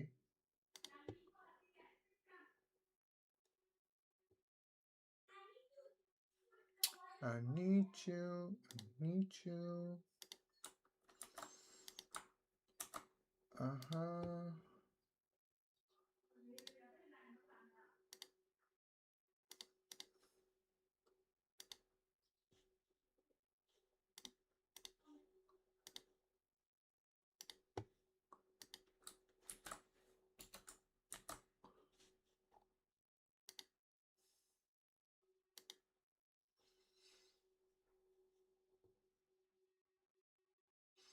ကဲ အင်ဒိုနဲ့စင်ကာပူเนาะအင်ဒိုကတော့ထုမှာ bro အင်ဒိုကတော့ထုမှာเนาะအေးရတော့ထထားမှာမဟုတ်ဘူးအေးရထထားမှာမဟုတ်ဘူးတကယ်ဒီဘက်မှာတော့ကျွန်တော်တို့ phobia တွေခါလီယာတွေ chip တွေတော့ ban เนาะဒီဘက်မှာတော့ကျွန်တော် fear တွေပတ်ကွေတွေ fan တွေတော့ ban မိတိုင်းနဲ့ပဲကျွန်တော်2 week လေးနဲ့တော့ကြော်လာအောင်နောက်ကျနေမှာတော့နောက်တော့မကြောက်เนาะ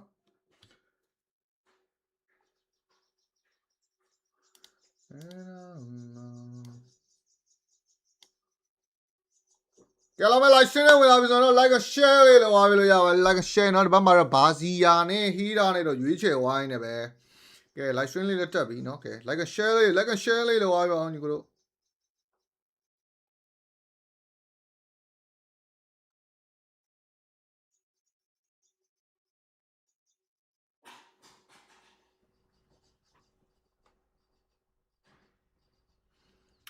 ကဲ Fred Win နဲ့ Cloud တယ်เนาะအေးကြီးကတော့ထားမထားတော့ဘူးတင်တူတယ်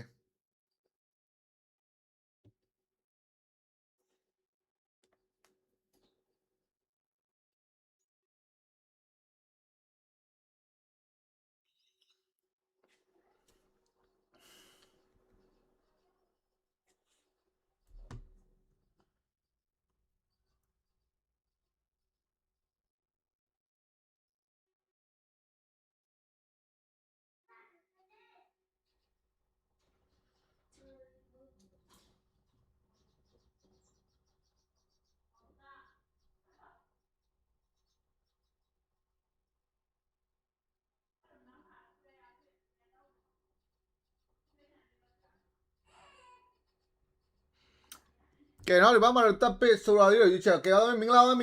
ပါကျွန်တော် Facebook မှာ live stream လေးတစ်စားထားပါတယ်လက်မလေးနေပါအောင်တယောက်ချက်လောက်လက်မလေးတယောက်ချက်လောက်နေခဲ့ပြီလို့ရပါတယ်ခင်ဗျာ thank you so much bar thank you so much bar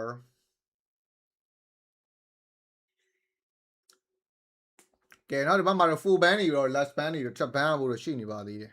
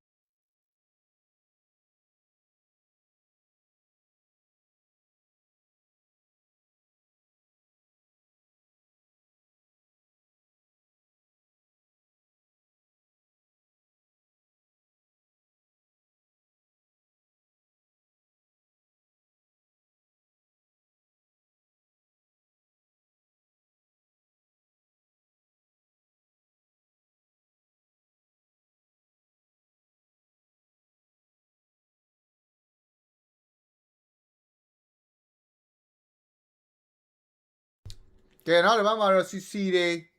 Valentina တွေ ban တိုင်းနေပဲဒီဘက်မှာတော့ကျွန်တော် if တွေဘာတွေ ban နောက်ထပ် last banning လေးတော့ထပ်တော့ကြည့်ရမယ်ပေါ့နော်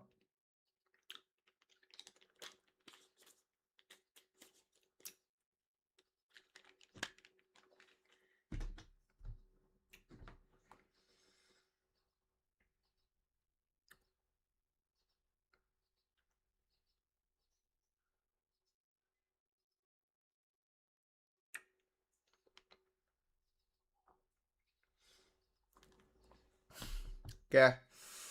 အေးအော်တ ego go go go ကိုဒီမြန်မာပွဲလာလိမ့်မယ်ဘရိုနော်ကဲလက်မလေးနေပါပါလက်မလေးတယောက်ချက်လောက်ဒီမာကြီး fail မာကြီးလက်မလေးနေခဲ့ပြီလို့ရပါတယ်ဒီပွဲပြီးရင်တော့မြန်မာပွဲလာမယ်ဘရိုနော်ဒီပွဲပြီးရင်မြန်မာပွဲလာမယ်ကဲဒီဘက်မှာတော့လီလီယာဘာညာဘန်ဝိုင်းနဲ့4 pick ကျွန်တော်စင်ကာပူတင်းအနေနဲ့တော့ဘာရင်ယူမလဲသူတို့ကလိုအပ်နေတဲ့မေးနဲ့6လိမ့်ဘာ Fred Win တွေဘာတွေကိုကျုံဖို့အတွက်เนาะ if တွေရော Lilia တွေရောအကုန်ဘန်းလာတာဆိုတော့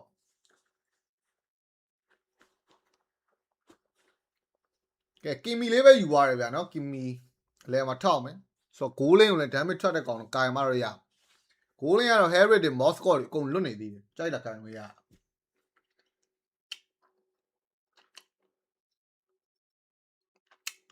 have to give Fred Win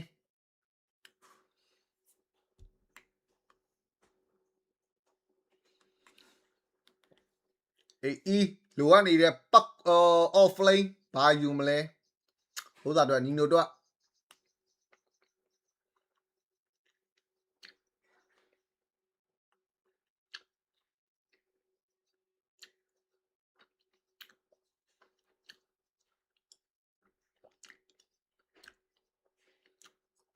အော်ဂလူးနဲ့အားတော့ Fred Win bro ကြီးနော်အားတော့2မှာ bro နော် Fred Win အားတော့နီနိုအားတော့ရုံရတဲ့ထဲမှာပါတယ်2 DB နဲ့တူတယ်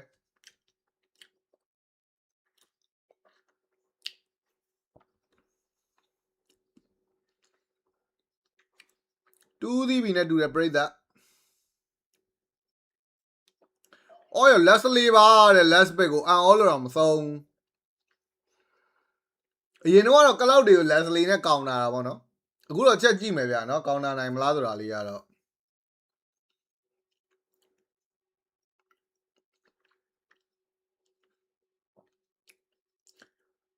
ဘယ်မြန်မာပွဲပါလာတယ်ဒီပွဲပြီးရင်မြန်မာပွဲလာမယ် brother တို့နော်ဒီပွဲပြီးရင်မြန်မာပွဲလာ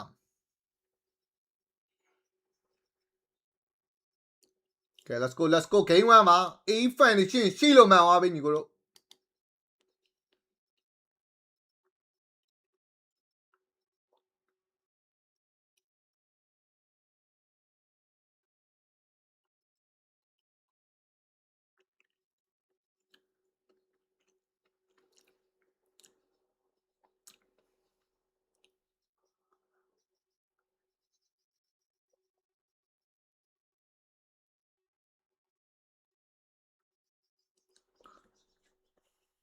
ကဲ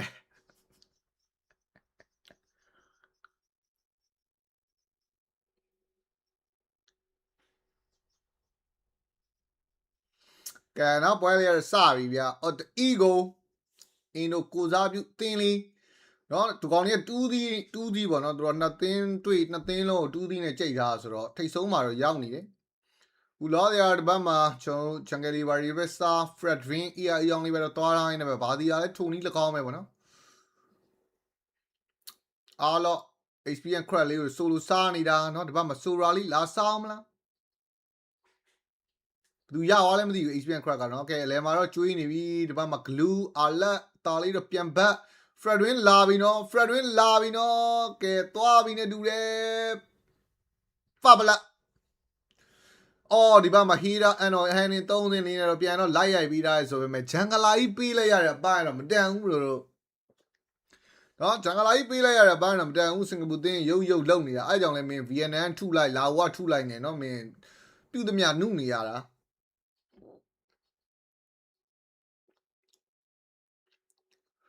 ဒရမာတွေကတကားပြောတယ်လို့နော်ကဲဒီဘက်မှာကြည့်အောင်ပဲဗောနော်ဒီမှာ flicker ဘာညာလည်းမရှိဘူးဆိုတော့တတဲ့ပတဲ့တွေဘာတွေဘယ်လိုဆိုင်မလဲနော်ဒီဘက်မှာ second first start လေးကတော့မကြခင်မှာတော့ start ထွက်တော့မယ်ကြည့်ရတာတော့ bro เนาะခုန experience crack ကတော့ Sora ရသွားတဲ့ပုံပဲဗျာเนาะ Nino level နည်းနည်းလေးနည်းနေတဲ့ပုံကြည့်ရတာ ਨੇ ကဲဒီဘက်မှာ Fredwin လာပြီးเนาะပြေးတာသားကြီးเนาะဒီဘက်မှာဘက်ကတ်ရှောက်ထားရင်းနဲ့ပဲကျွန်တော်ဘာစီကတောင်းတာတော့တောင်းနေဒီဘက်မှာချားညက်နေတဲ့ကောင်လေး glue အာလက်ပြေးနေရင်းနဲ့ပဲเนาะဒီဘက်မှာတာတယ်လေးတော့ထပ်လုပ်ဖို့တော့ရှိနေပါသေးတယ်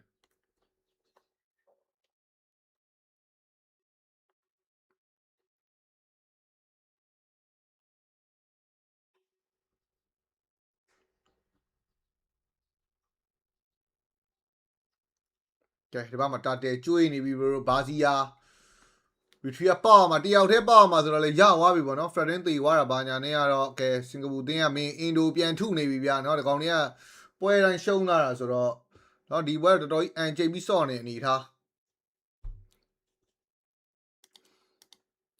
ကဲဖြစ်ရလားခွဲပြီ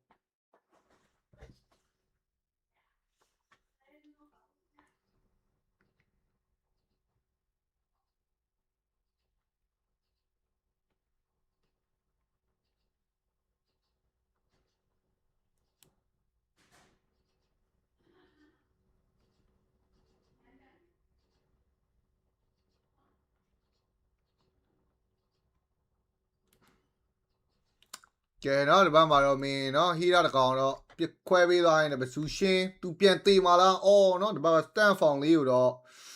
ဟဲ့ဘေကွန်လေးနဲ့တော့ immune ပြသွားရင်လည်းပဲနော်ဒီဘက်မှာရှောင်ပြသွားတာပေါ့နော် immune ပြတာမဟုတ်ရှောင်ပြသွားတာပေါ့ကဲပွဲရမြတယ်ဘလို့နော်စင်ကာပူတင်းသူတို့လည်းတော်တော်ကြီးတော့အန်ကျိတ်နေရတဲ့အနေထားပါသိရတိုင်းပဲဘလို့နော်ရှုံးပွဲနေရင်ဆိုင်နေရတဲ့အတင်းဆိုတော့လေအင်ဒိုနဲ့အတွေ့မှာတော့နည်းနည်းလေးအားစိုက်ထားတဲ့အနေထားပြပွဲမပြတ်ဘူးနော်ပြဘူးဒီဘက်မှာ Fredwin ကောင်တော့ဘာစီယာဖြတ်တော့တိုက်ထားနေတယ်ပဲနောက်မှာ၄ကောင်တော့ဖြစ်ရလားဟေးတာစပဲဝင်မစားပေးဘူးဟေးရက်ကြည့်နေတာနဲ့တော့သွားပြီးနေတူတဲ့ upright ဝက်ခွဲခေါင်းမှာပွင့်ဝိုင်းနေပဲ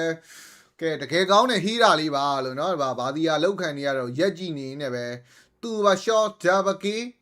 ယာဒူကီနဲ့အတူပဲเนาะကျွန်တော်ပွဲရတော့တိစမပြတ်ဘူးပြောကမှာပဲ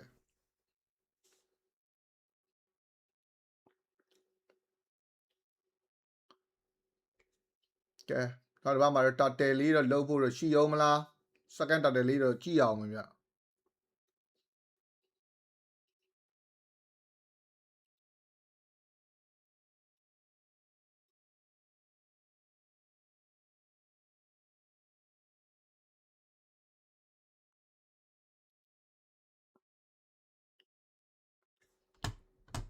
နော်ဆရာသမားရုပ်လှုပ်တာ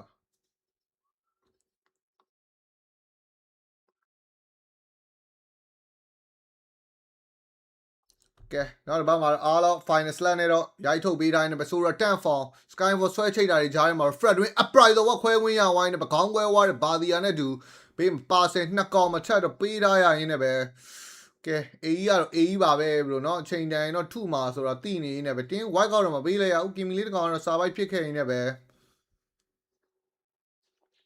ကဲဒီဘက်မှာတော့ကလောက်လေးလဲအောက်မှာပြန်ဖန်းเนาะတာဝါလေးပါလေးပြန်ချိုးရင်တော့ချိုးလို့ရမယ်ဗျ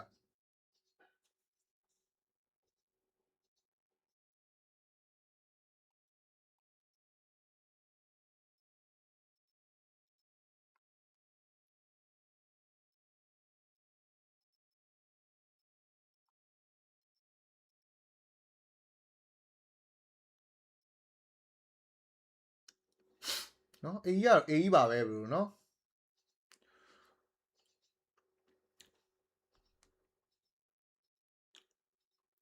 ကဲဒီဘက်မှာတော့ Fredrin rubber ဘာညာပြန်စောင်းမလားလေလန် miss first tower တွေဘာတွေလိုချင်နေအေးအောင်လေးတော့ပြထားရပါတော့ငါဟိုဘက်ပြောင်းမရမနင်တို့အေးဖန်တွေကအေးဘက်ပဲကြည့်နေတယ်နော်ကျွန်တော်ဒီဘက်ပြောင်းပေးထားလိုက်မယ်ဘလို့အေးရပလီယာတွေမြင်နေတဲ့သူတွေ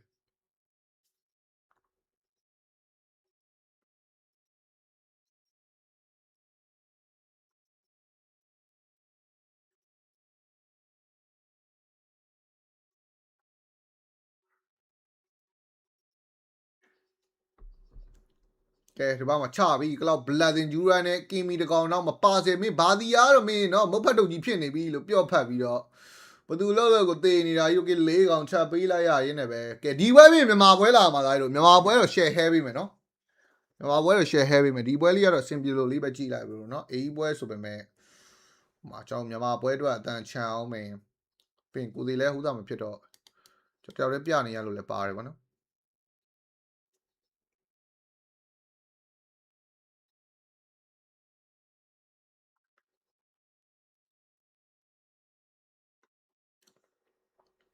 ကဲနောက်ဆုံးတက်တယ်လေးတော့ချအောင်မလား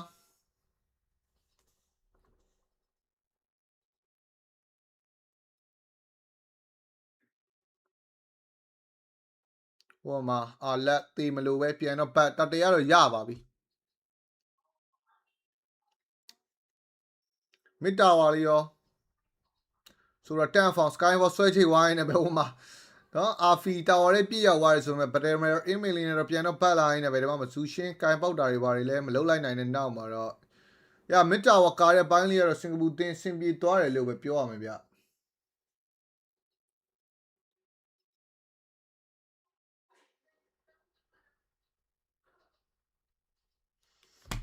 ကဲနောက်တစ်ပတ်မှာတော့ blue bat တွေပါဝင်တော့ကြိုက်နေပြီဘာစီကမင်းတော်တော်မုတ်ဖတ်ထုတ်ကြီးဖြစ်နေတာလို့ဘာစီက spray ခင်းထားတဲ့ blue မှာတော့ response မပေးတော့တဲ့နေတာတစ်ခုမှာအပရိုင်သာဝက်ခွဲဘာစီကတောင်းတာတော့တောင်းနေတော့မဲ့ဆိုရင်ဟိုမှာနောက်မှာ blood and jura skyfall ဆွဲတဲ့ချိန်တိုင်းနဲ့ killing speed rv နဲ့ဘာစီယာကပြစ်ချဒီဘက်မှာဆိုရာတကောင်ပါကလောက်ရိုက်ခွဲပေးဝိုင်းနဲ့ final slat nino triple k rv နဲ့တူပဲဒီလိုကလေးကောင်ကြီးမင်းအိုက်ကင်မီလေးပဲလွတ်တာလို့ကျန်တဲ့ကောင်တွေအကုန်ရှောင်းနေတာနဲ့ဟေးတာယူလည်းကြည့်ပါအောင်လို့060တွေပါဖြစ်ကုန်ပြီ18ကောင်2ကောင်ပါတဲ့မင်းအေးရနော်မင်းရိုက်ရင်လည်းအဲ့လိုရိုက်တာလို့အေးရိုက်အဲ့လိုရိုက်တာလို့အပြတ်သက်ကြီးတွေလို့ဒီကောင်တွေစော့တဲ့ပွဲတွေအကုန်လုံးမနေ့ကလည်း2 3 2ပွဲကို2 3 2ပွဲကိုအဲ့လိုဟီရိုကီအပြတ်သက်ကြီးတွေနဲ့ရိုက်တာနောက်တန်းကြီးတဲ့နော်6မိနစ်မပြည့်သေးဘူးလို့အချိန်ကြီးကတော်တော်စိုးနေပြီစင်ကာပူတင်းဘာမှတော့ဟေ့အောင်ဘာစီယာကိုပြစ်တာကိုကြည့်လိုက်အောင်လို့ကလောက်ပြစ်တာကိုကြည့်လိုက်အောင်ဘာစီယာမခံနိုင်ဘူးရောင်ကြီးဟာမင်းလှုပ်ချင်တိုင်းသာလှုပ်သွားလိုက်ပါတော့ဒီဘက်မှာအာလက်လေးတော့ပြန်တော့ထွက်ရမယ်ဆိုပေမဲ့အာလက်တောင်ရှက်တောင်းကြီးဗျာဈေးကြီးတယ်ဗျာဆရာသမားကနော်ဒီဘက်မှာကင်မီလေးကတော့အသင်းကိုတော့ထမ်းမှုတော့ကတော့ပြစ်ပေးနေဆိုပေမဲ့မလုံလောက်တော့ဘူးလို့နော်နောက်တော့တောင်းပြက်နေတာဆိုတော့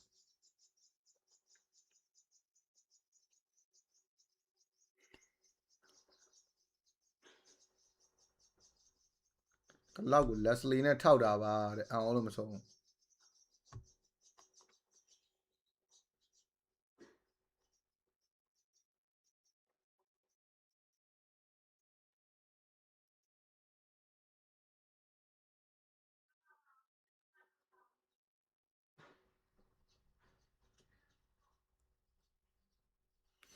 ကဲလော်ရီပါတော့ UI နဲ့ပဲ AE ကတော့နော်ပေါ့ပါလေးပဲနိုင်သွားဖို့တော့များပါတယ်နော်ရိုင်းတောင်သူတို့တော့အားဆိုင်နေရတဲ့ပွဲတော့မဟုတ်ဘူးဗျ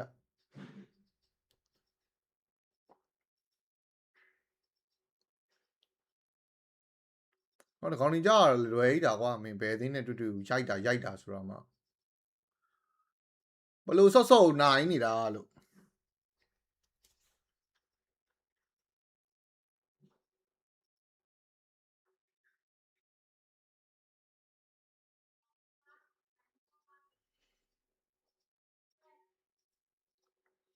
ကျော်ကြီးကလည်းအလွန်ကြီးเนาะ all of fred တွင် sushin glue ကလောက်အထောင်နဲ့ကလောက်ကလည်းထောင်ချက်ပဲကြားတယ်မင်းဘာစီယာကိုပြစ်တာဆိုတာเนาะဘယ်စက္ကန့်မှမကြောက်ကဲဘေကွန်ခုံလန်နယ်ဖလက်ကင်ပေါက်ပေးတိုင်းနဲ့ပဆိုရတန်ဖောင်မရတော့ all of finance လန်နဲ့ဘာစီယာကိုဆွဲတော့ထုတ်ထားပေးနေပဲလန်နယ်ဖလက်ကင်ပေါက်မှာတော့ဂျပကေးဇူရှင်းနဲ့တူပဲဟိုမှာကလောက်ဘလက်တင်ဂျူရလက်စလီရန်ကောင်းနဲ့နောက်မလုံနဲ့ဆိုတဲ့နေတာတခုရာတူကီလေးတော့သေသွားတယ်ဆိုပေမဲ့တင်း white ကောင်းနဲ့တူပဲเนาะAE game 1လေးကိုတော့ဒီလိုက24ကောင်4ကောင်နဲ့အနိုင်ရရှိခဲ့ပြီပဲဖြစ်ပါတယ်เนาะရမ်းလွယ်ပါတယ်เนาะ AE ထွက်ကတော့ရမ်းလွယ်ပါတယ်ရာဇူကီယုတ်ကြီးကိုလည်းကြည်အောင်ရအောင်ဘာတွေစားထားရလဲမသိဘူးเนาะအာဖီယုတ်ကိုမေးပေးအောင်ဟမ် မြန်မာပွဲဒီပွဲပြီးမှလာမှာเนาะအင်ဒိုပွဲ2သီးနဲ့ပြီးမှဆိုတော့အင်ဒိုပွဲ2သီးနဲ့ပြီးရင်ကျွန်တော်မြန်မာပွဲကြည့်ရပြီဟလားကဲလက်မလေးနေပါအောင်ညီကိုတို့ YouTube မှာကြီး Facebook မှာကြီးလက်မလေးနေခဲ့ပြီပေါ့ Facebook မှာဆိုလဲကျွန်တော် live stream လေးတစ်ဆတာလို့ပါညီကိုတို့လက်မလေးနေခဲ့ပြီပေါ့ခင်ဗျလက်မလေးတယောက်ချက်လောက်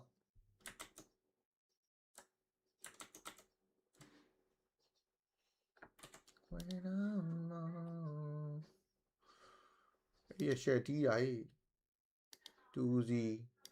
2စီဒီမှာလဲ2စီအောင်မယ်ထင်တယ်เนาะမင်းဟောဘာမှာဘာပွဲလာဒီပွဲရမလားဟောအသာစိတ်ညစ်တယ်မင်းအဲ့ပွဲတွေပြနေရတာမင်းတော်တော်စိတ်ဆင်းရဲဖို့ကောင်းတာများမင်းဆရာသမားတွေမင်းတို့ကတော့မနက်ပိုင်းထားမကြည့်လို့เนาะအဲ့ပွဲတွေပြရတာမင်းတော်တော်စိတ်ဆင်းရဲပါရဲ့ရီလဲရီရเนาะဟုတ်တယ်ဗျာဂျပန်ကဒီမှာ qualifying ဖြစ်မှဥစားဖြစ်ရမှာပေါ့နော်သွားမှာတော့ဒီမှာဂျပန်မှာ3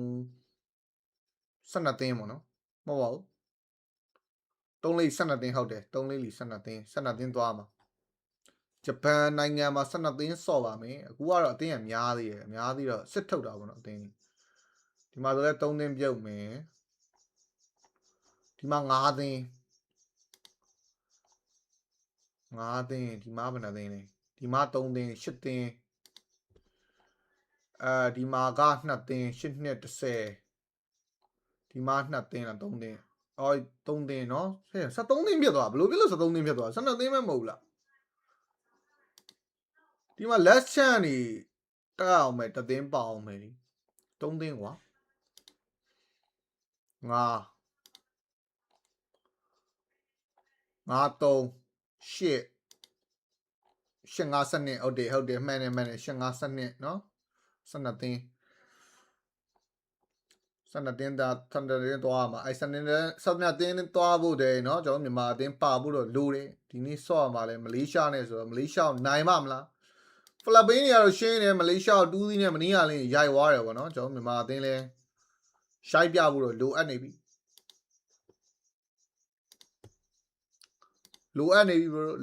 ရိုက်ပြပေးဖို့လိုအပ်နေပြီ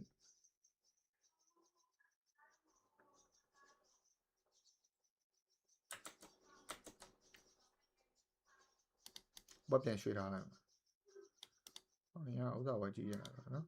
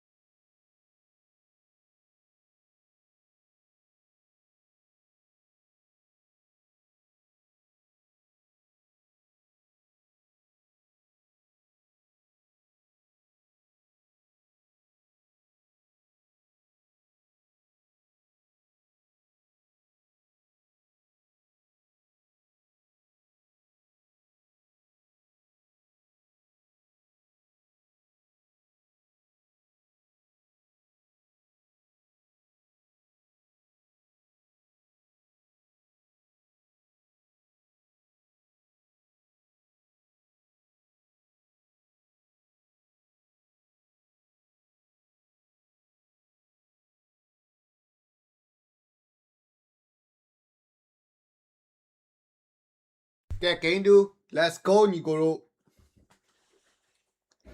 Okay. Sunday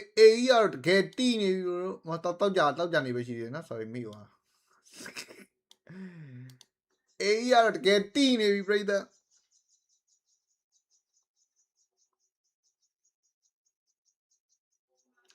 Okay, not about my fanny, if you are but Yazuki fanny, I'll ban if you sell money.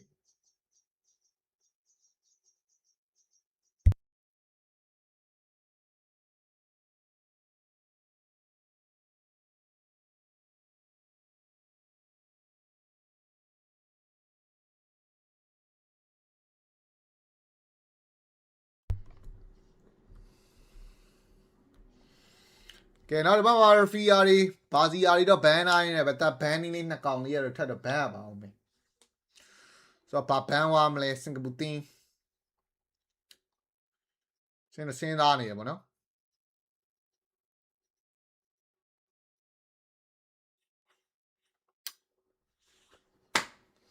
Plus, simply lamb meaning.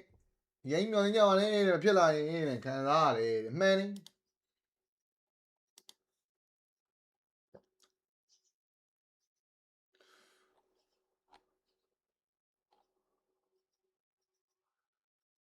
Okay, John, the map where the weapon a lamb, no? Malia Asadi Mobu, brother, Malia Asadi Mobu. Damn loud, then Larry, brother, then Larry, Philippine boy, Basin, Philippine boy, now somewhere, Maro, Philippine boy, John, your map will be my lamb. Then the way one you wear, how there, brother, the way be one you boy. The weapon one you wear lamb and you go.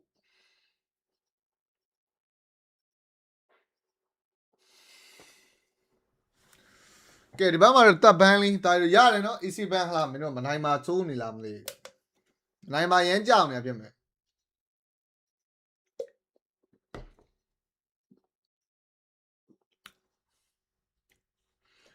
Go the Lalime, Yama Boya Lalime, no, go the Lalime, Yama Boya. To my Sadiali, to a sa. Then do it or him. Don't know, bro. Boy, gas like losing, and then hang net it off. Did that. So then who can show that? So then, boom, in the piano, no?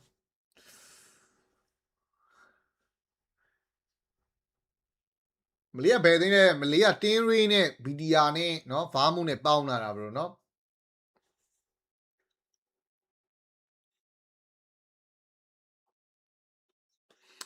Okay, Sushin inherit depend not about the phobia first pay, Nemesan labor you wine of Paquido Calaulian Pinimala, Paquido Cloud. Frederick Cloud, Paquido Cloud.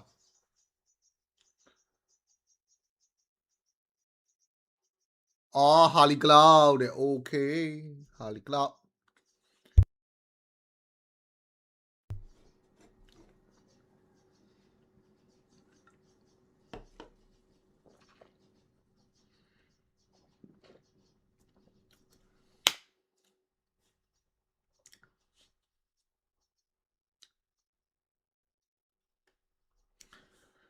Okay, the Bama Naka, Singapore team, buy you warmly.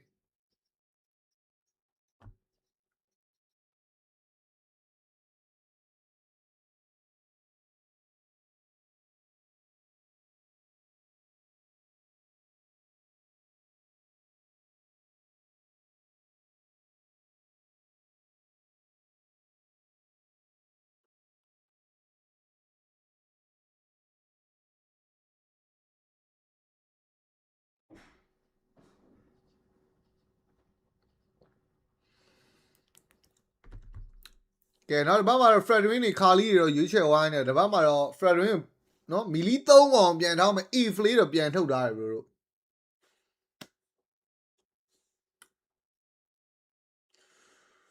My boy, the webby lame, look, bro. The webby lame. Time at the webby lame, so we may chime a pre dino you own it in no, look, some minute sell out. Jolly Jimuchu line, eh, no, Jimuchu, my head up.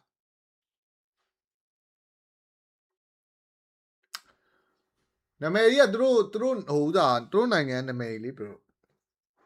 Through in the Jenny Bobby, I was dormant, doing the Jenny in a sorrow.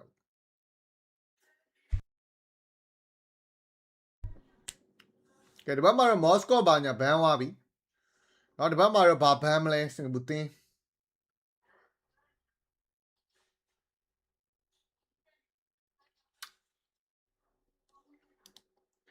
ဘာညီနဲ့အာကျူဆော့ရင်နှစ်သိန်းလုံးရှုံးတော့တယ်ဒီဘက်ပြင်ပါလို့ရတာရတော့ဘလို့နော် share ပေါင် share ထားလိုက်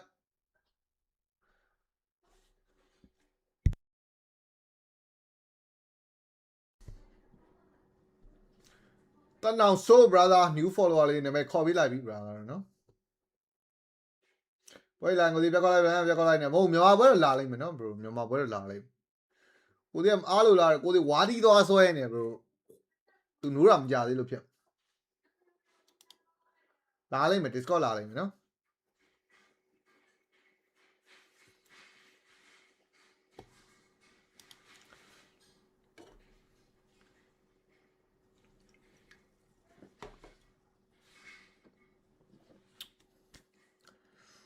ကဲတော့ဘာ Leslie ပါဘန်းနေရပြီအောင်ကြီးနော် respect တော့ပေးတယ်ဗျအေးက respect ပေးတယ်ဟိုလိုကြီးနိုင်နာမနိုင်နာနောက်ထား respect ပေးရရှိတာလေးတော့ပေးတယ်မြန်မာပဲချိန်လဲဒီပွဲပြင်လာမယ် brother နော်မြန်မာပွဲကမင်းတို့တိရတာနဲ့မင်းနေရလားမသိလို့မင်းနေရလားငါ့ကိုပြောငါဒီမှာနော်မှာ drop it စာလေးကထိုင်နေတာတိုင်ပြောရတာအခါတရာမကတော့အဲ့ဒီကြီးမှာဖြိုးကြီးနာမည်ခေါ်ပေးလိုက်ပါပြီ brother နော်မသိလို့မင်းနေရလားတကယ်ပဲငါအရွက်တိုက်နေရလားမသိဘူးနော်မင်းစိတ်ကဆိုးလာပြီစိတ်ကဆိုးလာပြီ bro နော်ပြင်အမှလာအောင်မယ်မြန်မာပွဲကြည့်ပြီးလာအောင်မယ်ဘီယာချတိုင်းငါလုံနေတဲ့အချိန်မှာငါအဲ့ဒါတွေတောက်မလားမင်းတို့စဉ်းစားလေးလေပြောပါအေးတောက်နေတာအေးက gas ပါလို့လေတက်လို့အဲ့ဒါကြောင့်အတန်ပိတ်ကျွန်တော်စားရဲ့စာရင်သိမကောင်းအဲ့ဒါကြောင့်ပေါ့မြန်မာပွဲပြီးပြီလားဆိုတော့မီးနေပြန်ပြီငါဟောပဲအရွယ်တိုက်နေကြလားမသိဘူးရောင်ကြီးပေါ့ဘူး bro ကျွန်တော်ရွယ်တိုက်နေရလားမသိဘူးချို့ရအဲ့လိုရှိရဲလို့တိနဲ့မေးပြီးတော့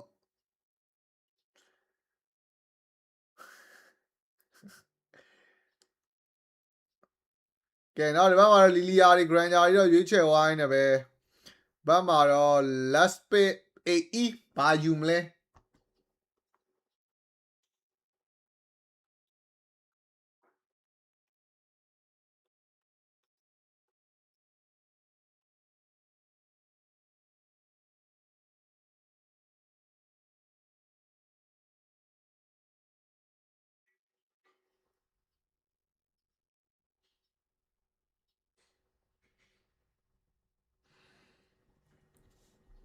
ကဲလမလေးနေပါအောင်ညီကိုတို့နော် AE fan တွေရှေ့လို့မှန်ပါပြီလား2သီးလေးနဲ့ဖြတ်မယ်ပြီးရင်ကျွန်တော်မြန်မာပွဲကြည့်မယ်လား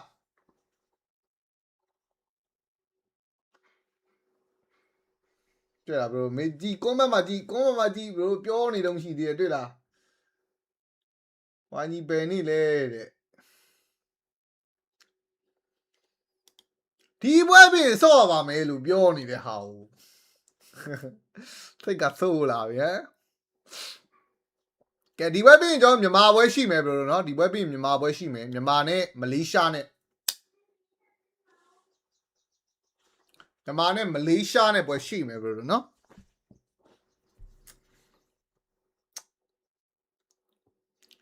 ကဲနောက်ဒီဘက်မှာတော့ကျွန်တော်တို့ AE နဲ့စင်ကာပူတင်းကတော့သူတို့မှာဗဘာညာတင်းပါဟိုကောင်နေတော့မဟုတ်ဘူးအခုစင်ကာပူမှာ qualifying ဖြစ်သွားတဲ့ကောင်တွေလीဘာတင်းလဲကျွန်တော် EWC ကို qualifying ဖြစ်သွားတဲ့တင်းနော်အိုက်တင်းကမှဥစ္စာဖြစ်အောင်မယ်နော်အိုက်တင်းတော့ဆိုလက်ခံရရဲ့ EWC ထားပါစင်ကာပူတင်းကတော်တော်ဝဲတယ်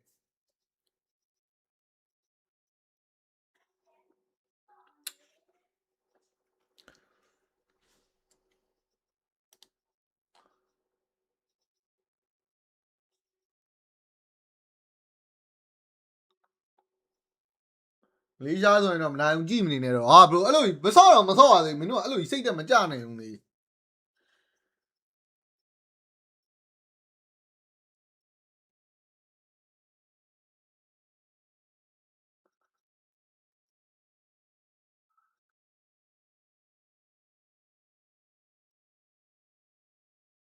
နော်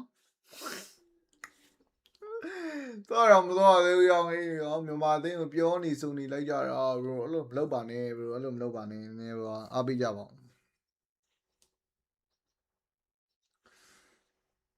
let's go let's go let's go เนาะ A2 စီးပဲလား A2 စီးလားညီကိုတို့မန်ဝါပင်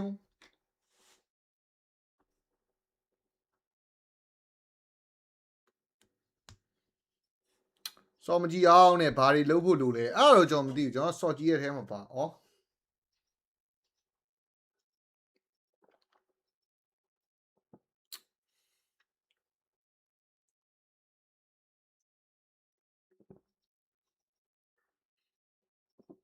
ချက်စီကကဘာပလားတော့မရနိုင်ဘူးဆိုပေမဲ့ကလပ်ဝေါ်ကတော့ရထားတယ်ဘရိုနော်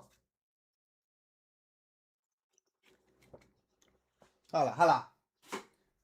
ကလပ်ဝေါ်ကတော့ရထားတယ်ဟလားနော်ချက်စီကကဘာပလားမရဘူးဆိုပေမဲ့ကလပ်ဝေါ်ကတော့ရထားတယ်ကဲနောက်ဒီဘက်မှာတော့ game number 2လေးတော့စတင်လိုက်ပဲဖြစ်ပါတယ်เนาะဘာမှတော့မပါတော့ဘူးဘလီယာဝက်ကန်နေလည်းမပါတော့เนาะမြန်မာလိုဖြစ်သွားရင်လည်းပဲလဲမှာတော့ fat blood ဗျာမင်းအာလက်ရုပ်သွားလုံနေတာ fat blood ပေးလိုက်ရပြီဘရို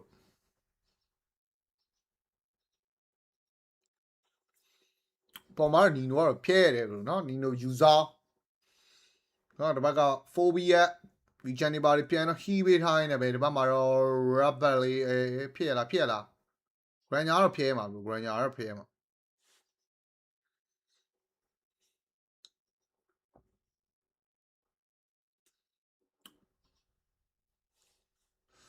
ကဲဒီဘက်မှာတော့ rubber လေးပါလေးစားပြောနေနေနီနိုနော်တော်တော်သွေးနေဝါနေထားလေးတော့မြင်လိုက်ရတယ်ဗျ quality ကတော်တော်ဝါနေ player work ကနေပြန်ပေါ်လာပြီနော်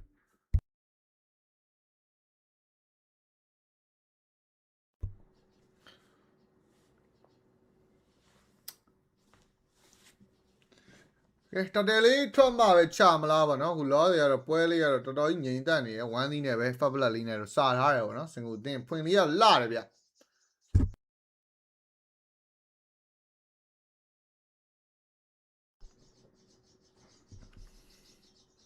hello alexander အလက်ပြေးနေရပြီလို့နော်ဒီဘက်ကလီလီယာမင်းဘုံလျှော့ဝင်းနေမင်းနော်ဒီဘက်ကဟိုက်လောကမင်းနေရမရှိဘူးဗျကဲဒီဘက်မှာတော့ fast starter လေးကတော့ထွက်တော့မယ်ဟာလီလာ join အောင်မလားပေါ်မှာတော့ယူဆောင်ဘုံတစ်ချက်စားရင်တော့သေပြီနော်သေပြီနီနိုဟာတတဲ့ပတရားဆိုင်ရတော့မယ်နီနိုဖြတ်သေးွားဆိုတော့ပေးလိုက်လို့ရပြီဘရို fast starter နော်မင်း game 3သွားအောင်မလားမသိဘူးမလုပ်ပါနဲ့တော့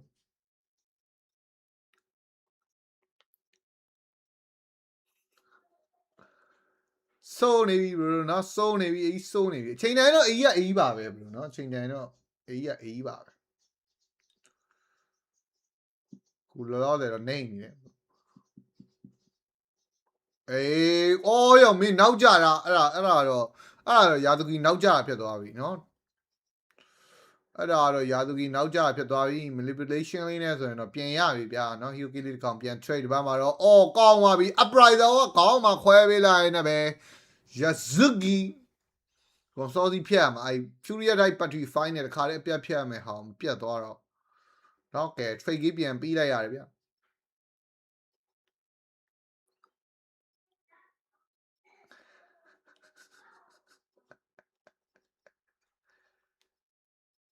ကဲနောက်ဒီဘက်မှာတော့ blue buff Yazuki ရပါစားပြီးမှလာစားမလားအကြောင်းလေးပဲတော့သွားရတော့မယ်ပေါ့နော်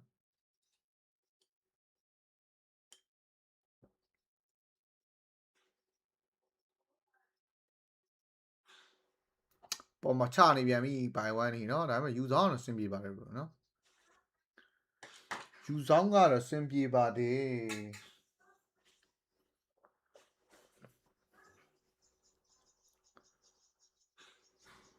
ကဲဒီဘက်မှာတော့ high lock ဖြစ်ရလား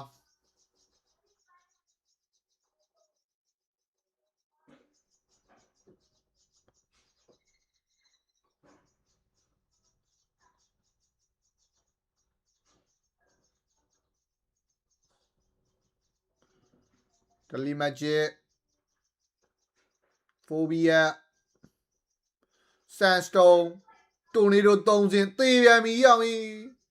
Fury ရဲ့ die လေးနဲ့တော့ကဲဒီဘက်မှာ Hyuki လေးတစ်ကောင်တော့ပြန်တော့ trade ထားတယ်ဆိုပေမဲ့ Jungler မရှိတော့တဲ့ second တတရာဆိုရင်တော့ဖြင့်စင်ကာပူအသင်းကိုပဲချက်ပေးရဖို့တော့ရှိသွားနေပဲယူဆောင် Dragon Fall နေပါပြေးအောင် light ချေဆုံးမလားဟိုကမသေးပြီးအောင်ဟုတ်တယ်ဟာ Jungler မှာပါပဲနဲ့ပတ်တဲ့ဆိုင်နေတာ Black Shoe ကောက်စီးဝိုင်းနဲ့ပဲ Retribution Upright တော့နဲ့ခွဲပေါက်သွားတော့သွားရှော့နှစ်ကောင်လုံးရှော့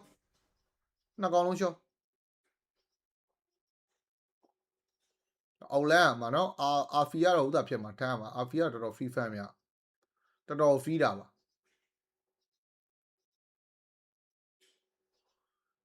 တာတဲမလုတ်ဘဲနဲ့အဲ့ user ဥသာကိုပဲ Restream ကိုမတတ်မယ်ဆိုရင်တော့တန်တယ်လို့ဒီကောင်လေးတာတဲပြီးတော့မှာဆိုပြီးတာတဲပစ်တဲ့ပြေးဝင်သွားတယ်ဟိုကောင် Upright တော့ခွဲတာနဲ့ကွက်တိဖြစ်သွားတော့နော်နှစ်ကောင်လုံးရှော့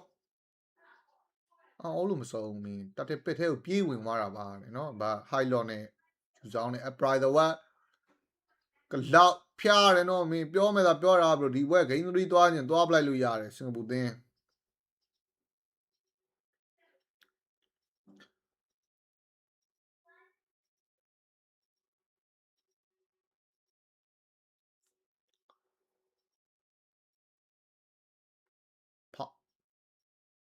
အော်လန် first tower လေးတော့ကောင်းမယ်ပေါ့နော်သူတို့အပေါ်လန် tower တော့ပေးထားရတယ်ဗျနှလုံးတွေကညောင်းနေပြီဘလို့မြန်မာဘွဲ line လဲလာတော့ဟာလာဒီကောင်တွေဘွဲမကြည့်ချင်တော့ဂိမ်း3တော့မသွားပါနဲ့ကွာနော်ဒီမှာတောင်းမှမှာပြီးရင်မြန်မာဘွဲအတွက်တန်းချအောင်မယ်မျိုးလုံးကချမ်းအောင်မယ်ဒီဘက်မှာတော့တေးပြန်ပြီးအာလက်တကောင်ပွဲစာတွေကလှူလိုက်တဲ့အလူကနော်3-5ရှိပြီဗျာမင်းဒီ high lot ကြီးကတော့နော်မုတ်ဖတ်ထုတ်ဖြစ်တော့မယ်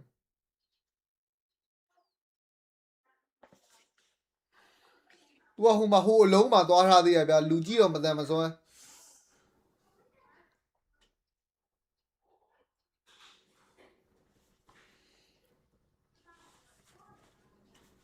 ကဲပေါ်လန်တာဝါလေးတော့ရပြီเนาะအေးအဲ့လိုတာဝါလေးစပလစ်ပြီးတော့နောက်ဝက်လေးရှာနေနောက်ဝက်ရမ်းမကွာအောင်ပေါ့နော်ပန်ချဖို့တော့လွယ်တော့မလွယ်သေးဘူးနောက်ဆုံးတက်တယ်လေးကိုကြည့်ရမယ်ယူဆောင် Dragon Fall လေးနဲ့လောက်တာလို့မမြင်ရသေးတာကဲပြေးတာသေပြန်ပြီလားသေပြန်ပြီရောက်ရင်ကဲဒီဘက်မှာတော့ Daily Magic နဲ့တော့ဆိုယူဆောင် Dragon Fall Fury Attack ပြေးဖို့တော့ပဲ3လား Sandstone ဝင်လာနေပဲတော့ကောင်းလေး Blood and Jura ကင်မေရာနဲ့ပဲအော်ရောင်ရလိုက်မလားမရောက်လားရလိုက်ပြီတကောင်လေး3ကောင် trade မစိုးဘူး bro အာဖီ10မှာbro ဒီဘက်က grand ညာလဲ full 01နော် bro တကယ်ပြစ်တာဟိုဘက်ရက်ွက်တွေကြီးပဲလိုက်ပြစ်တာဟေးကလာ shut down ကြီးပဲ UI နဲ့ပဲအာဖီတကောင်တော့တကယ်ကောင်းနိုင်အာဖီတကောင်တော့တကယ်ကောင်းတာမနာဘူး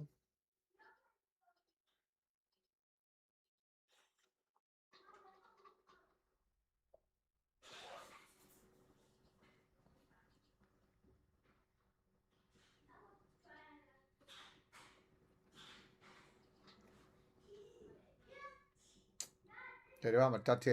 ယ်လေး beauty ပေါက်ပြလိုက်မလားရှတ်ဂီမရလိုက်ဘူး bro ဟိုမှာ sandstone ပေးတိုင်းနဲ့ second heat နော် killing speed ပါ UI နဲ့ use on dragon fall နေနဲ့ manipulation နဲ့သွားတွေ့ဟာဘယ်ကောင်လုံးမှာတော့မင်းတို့ဘယ်ကောင်လုံးမှာတော့အော်ရတဲ့နော်ဒီဘက်လီလီယာလေးပဲလှုပ်တိုင်းနဲ့ပဲ fury အတိုက်ကလှလိုက်တာ nino လှုပ်ပြဝိုင်းနဲ့ပဲကဲ mid tower တွေပါပေးရမယ်နေတာ upright the one နဲ့ကလောက် shut down ကြီးပါပြန်တော့ဒီဘက် grand ညာတကယ်ထူတာနော်ဒီဘက် grand ညာတကယ်ထူတာမနာဘူး shut down ကြီးပြန်ယူလိုက်မလား shut down ကြီးပြန်ယူရတယ်ဗျာမင်းအေကြီးကလည်းနော်ဥစ္စာတော့မဖြစ်ဘူးတို့ကလောက်သေးသွားတော့ဒီဘက်က grand ညာကိုလည်းပြေးထိုင်သွားတာ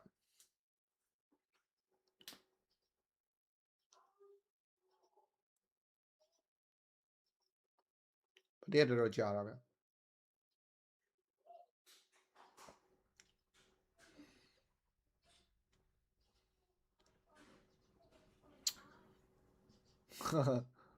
friend and friend the one အာဖီဖြားသွားဟမ်ရှောင်းတော့ကြီးပါပေးလိုက်ရကဲလော်လေးတော့ကြည့်ရမယ်အေးရပြန်သာသွားပြီကျွန်တော်ပြောတယ်နော် bro အေးရအားလေးမြင်လေဒီကောင်လေးဆော့တက်တယ်လို့နော်ကောင်လေးကဘယ်လိုဆော့ရမလဲကိုသိနေရှာသမားတွေတော့ချိန်တန်တော့လဲတော့3000နေပါပြီပြန်သာဝိုင်းနဲ့ပဲကလောက်လဲ fat နော်ဒီဘက်ကဟာလီလေးလဲပြန်အဆင်ပြေလာဆိုတော့ကဲ2စီးပြီ bro နော်2စီးပြီ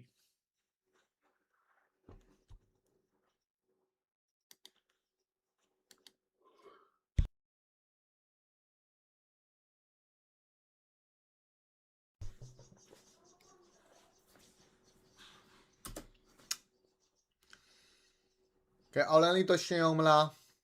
ပြီးရင်တော့လောဘတယ်လေးကိုစားရမယ်ပေါ့နော်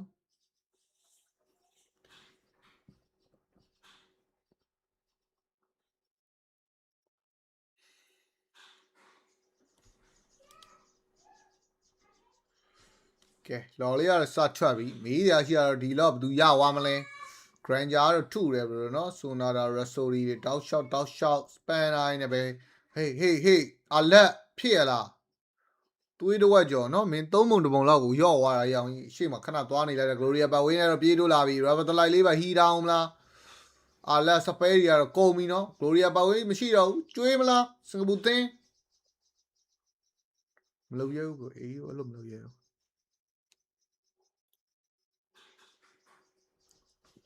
စပဲမရှိလည်းမလုပ်ရဘူးဖရက်တွင်းကသေးပြီ bro တို့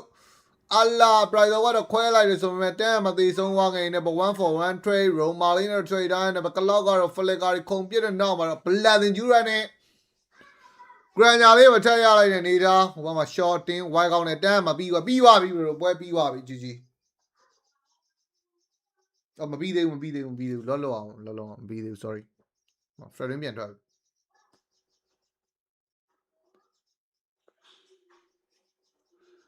လောလုံးမယ်စကန်တာဝါ3နန်းလုံးယူမယ်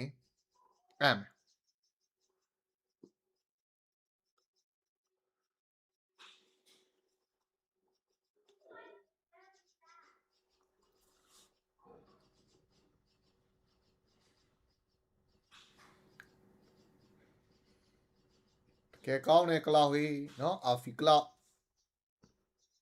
တွေ့ရအောင်မအင်းနဲ့လည်းတွေ့ရအောင်မဖိလစ်ပင်းနဲ့လည်းတွေ့ရအောင်မဒါကြီးနော်မလေးရှားအသင်းလေးတော့နိုင်မတော့ရမယ်နော်အေးကြီးဖိလစ်ပင်းကြီးကြံနေသေးတယ် liquid နဲ့လည်းတွေ့ဦးမယ်ဥဒ္ဒါနဲ့လည်းအေးနဲ့လည်းတွေ့ဦးမယ်ကျွန်တော်မြန်မာအသင်းက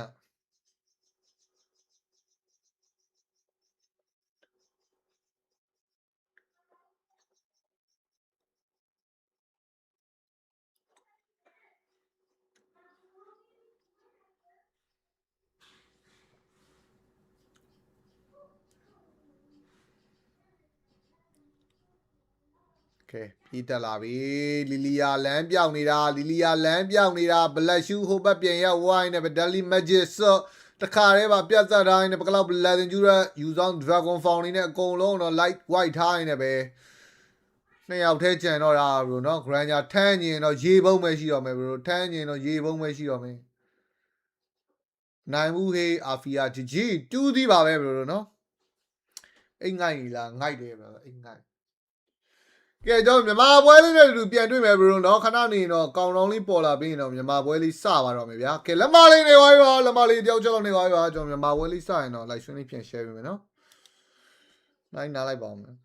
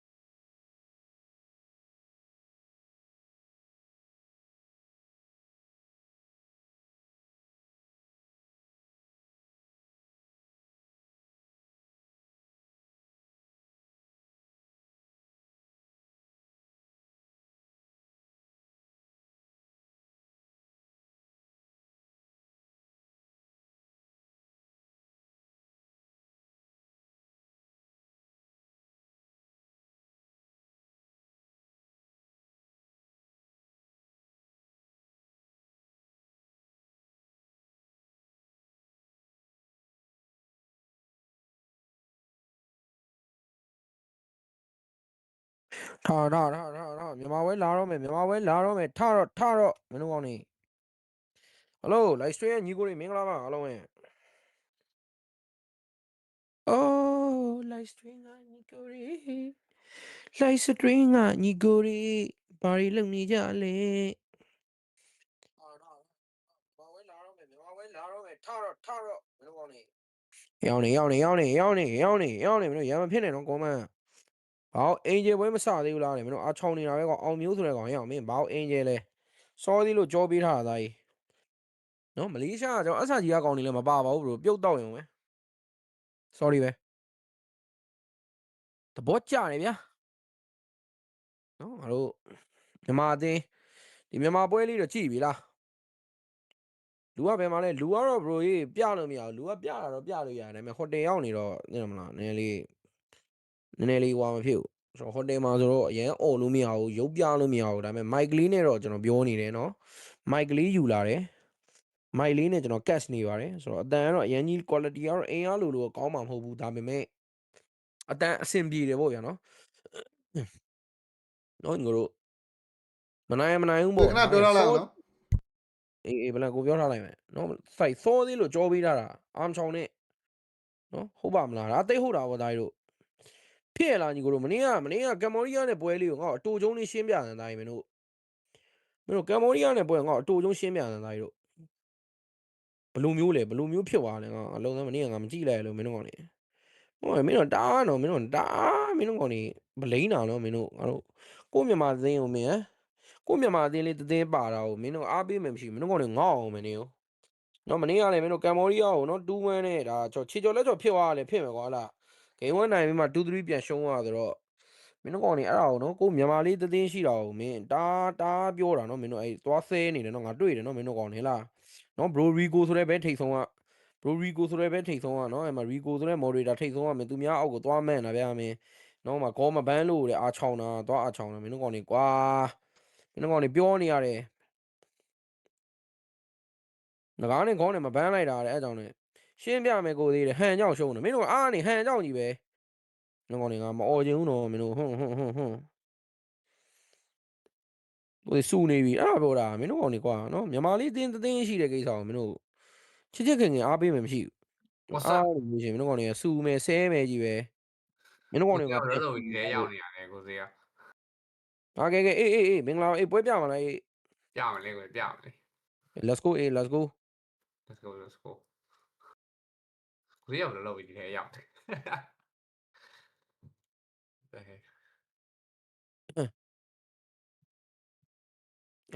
အေးဘာကြီးလဲဘာကြီးပြောလိုက်တာလဲပြန်ပြောပါဦးကိုစေးကလောလောကြီးလဲရောက်နေရတယ်လို့ဘာမှမဟုတ်တာမဟုတ်လေမဟုတ်ပြန်ဟိုဟိုတယ်ပြန်ရောက်ပြီဟိုတယ်မှာအေးကိုစီပလင်းယူထားရနော်အေးစီပလင်းယူလာခဲ့နော်အေးစီပလင်းလေးစောင်းခဲ့ကြည့်တင်ပါလေအားချောင်းနေ ace ကညီကိုတို့ ace ကအားချောင်းနေတယ်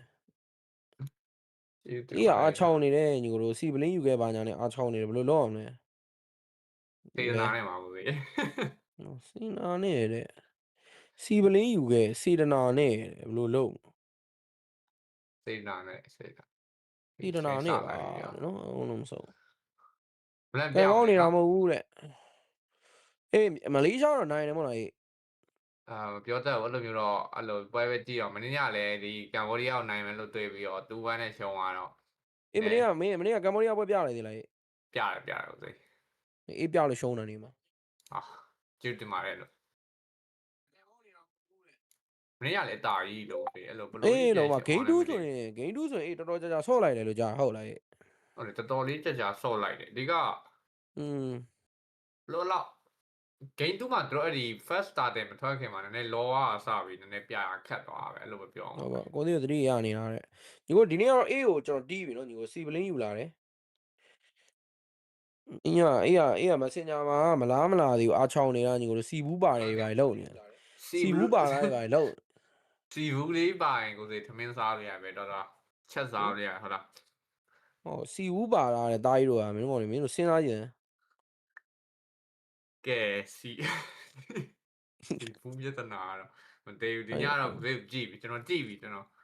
ကြည့်မှာနော် နော်ကြည့်လိုက်တော့ဟိုကြည့်ဘလို့ပဲကြည့်ရင်းနေအေးဟို VIP သိလား VIP တည်တယ်ကိုစီတည် သူ့လိုပဲ ကြိုက် ဟို ရ အေးရှိုးလိုက်ပါအေးနော် ရအေးတို့ထွက်ခဲ့တဲ့အချိန်မှာကိုစီက AC ပြီးမှလာလိုက်ကွာအေးလမ်း ရတယ်ညီကိုဒီနေ့အေးနဲ့စုံပါပဲဒီနေ့ညအေးနဲ့စုံပါပဲညီကိုတို့ ကဲဆိုတော့ဒီနေ့ကတော့မလေးရှားနဲ့မြန်မာဗျဒီဝဲလဲအဲ့လိုနိုင်မယ်လို့ပဲပြောအောင်ပါပဲကြည့်ရမှာ ဟိုအေးမနိုင်လို့လည်းမရတော့ဘူးလို့အေးဟိုမှာ9ပွဲဆော့တာမှာ3ပွဲလောက်တော့နိုင်အောင်ဆော့တင်တယ်မထင်ဘူးလား ဒါကလည်းဂျပန်သွားအောင်ပါလေကိုစီဂျပန်ကြီးလေတန်တယ်နော် ဟုတ်ပါ qualify လေးတော့အောင်လိုက်မလား qualify လေးတော့အောင်လိုက်မလားသားတို့အဆာကြီးမဟုတ်ဘူးနော်အေးသိလား အစကြီးမဟုတ်လားအဲ့ဒါဆိုရင်တော့ရပါတယ်ကိုစီအစကြီး မလေးရှားအဆာကြီးမဟုတ်ဘူးအေးမလေးရှားအဆာကြီးမဟုတ်ဘူးအဆာကြီးကကောင်းနေဒီပွဲမပါဘူး လားစေးကိုက်လို့လားဘယ်သူတွေလဲ မဟုတ်အဲ့လိုမျိုးတခြားအဲ့ဘာမို့တို့ဘာတို့ညာတို့အဲ့လိုမျိုးအသင်းတွေကကော စုံ င်းနေ ပလုံးရောထားပါဘောနော် ဟုတ်တယ် အဲ့ဆိုရင်တော့ chance ရှိရဟိုဘက်ဒီတိုင်းဟာလေ random roster ကြီးရော အေးဟို liquipedia တစ်ချက်သွားကြည့်လိုက်ပါလားအေး liquipedia မှာမလေးရှားလိုင်းရမြင်ပေါ်လိမ့်မယ် ဆက်ရှိုးကြည့်လိုက်အောင် အေးချက်ရှိုးကြည့်လိုက်ကိုလည်းတေချာဒီလေးမသိလို့ 36 Asian MLBB ဆိုပြီးကျွန်တော်တို့ဒီဘက်မှာ qualifier မှာမလေးရှားက တော့ပေါ့အေးပါတယ် မလေးရှားဘာမိုးကတယောက်ပါတယ်တင်းရီက3ယောက်နာမည်တွေကတော့သူတို့ရဲ့နာမည်စစ်ဆိုချီဘီချီဘီဂျန်ဂလာ okay sis က EHB ရောကမာဒီစီ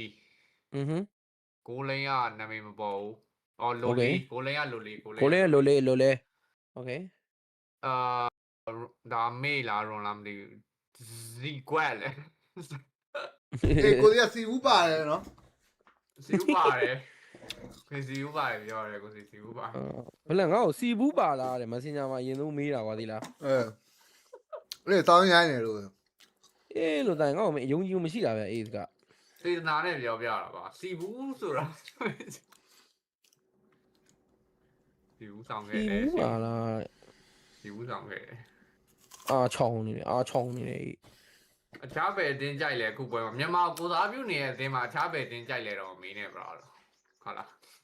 ကျွန်တော်မြန်မာပဲ ဒါပဲလေအေးဒါပဲမင်းအားပြောတော့ကိုမြန်မာလေးသင်းရှိတာလို့မင်းကိုမန့်ကောင်နေအယုံကြည်မရှိဘူးမင်းမြန်မာကို player ပြကိုစီ ဘလန်ပါမှာလန်လေးကတ်ပြီးလာသားကြီးကတ်လိုက်တော့ဘာမှလန်ကတ်လို့မရဘူးကိုစီမှာဟုတ်တာတိတ်ကရှာအောင်မယ် အောင်မိုးလေးကအာကလိုင်းကြီးမှာရှိရလေ ဒီပွဲနိုင်တက်မှာပါဒီပွဲနိုင်တော့ရပါတယ်အဓိကတော့နိုင်မှုလို့တော့ဗောနော်ကျွန်တော်မြန်မာအနေနဲ့ကလည်းအဲ့လိုစခွင်းမှာတော်တော်လေးနာမည်ကြီးထားရတယ်နဲ့ကြီးရတာ အင်းနဖူးမှာကတ်ဘလန်နဖူးမှာကတ်လိုက်မလားဘလန် expectation တွေရန်ထားလာရောကျွန်တော်တင်းမြတ်မှာ နဖူးကတော့နည်းနည်းမိုက်တယ် အဲ့လောက်ကျန်းလာလားစခွင်းတစ်ခါတော့ကြည့်ချင်တယ်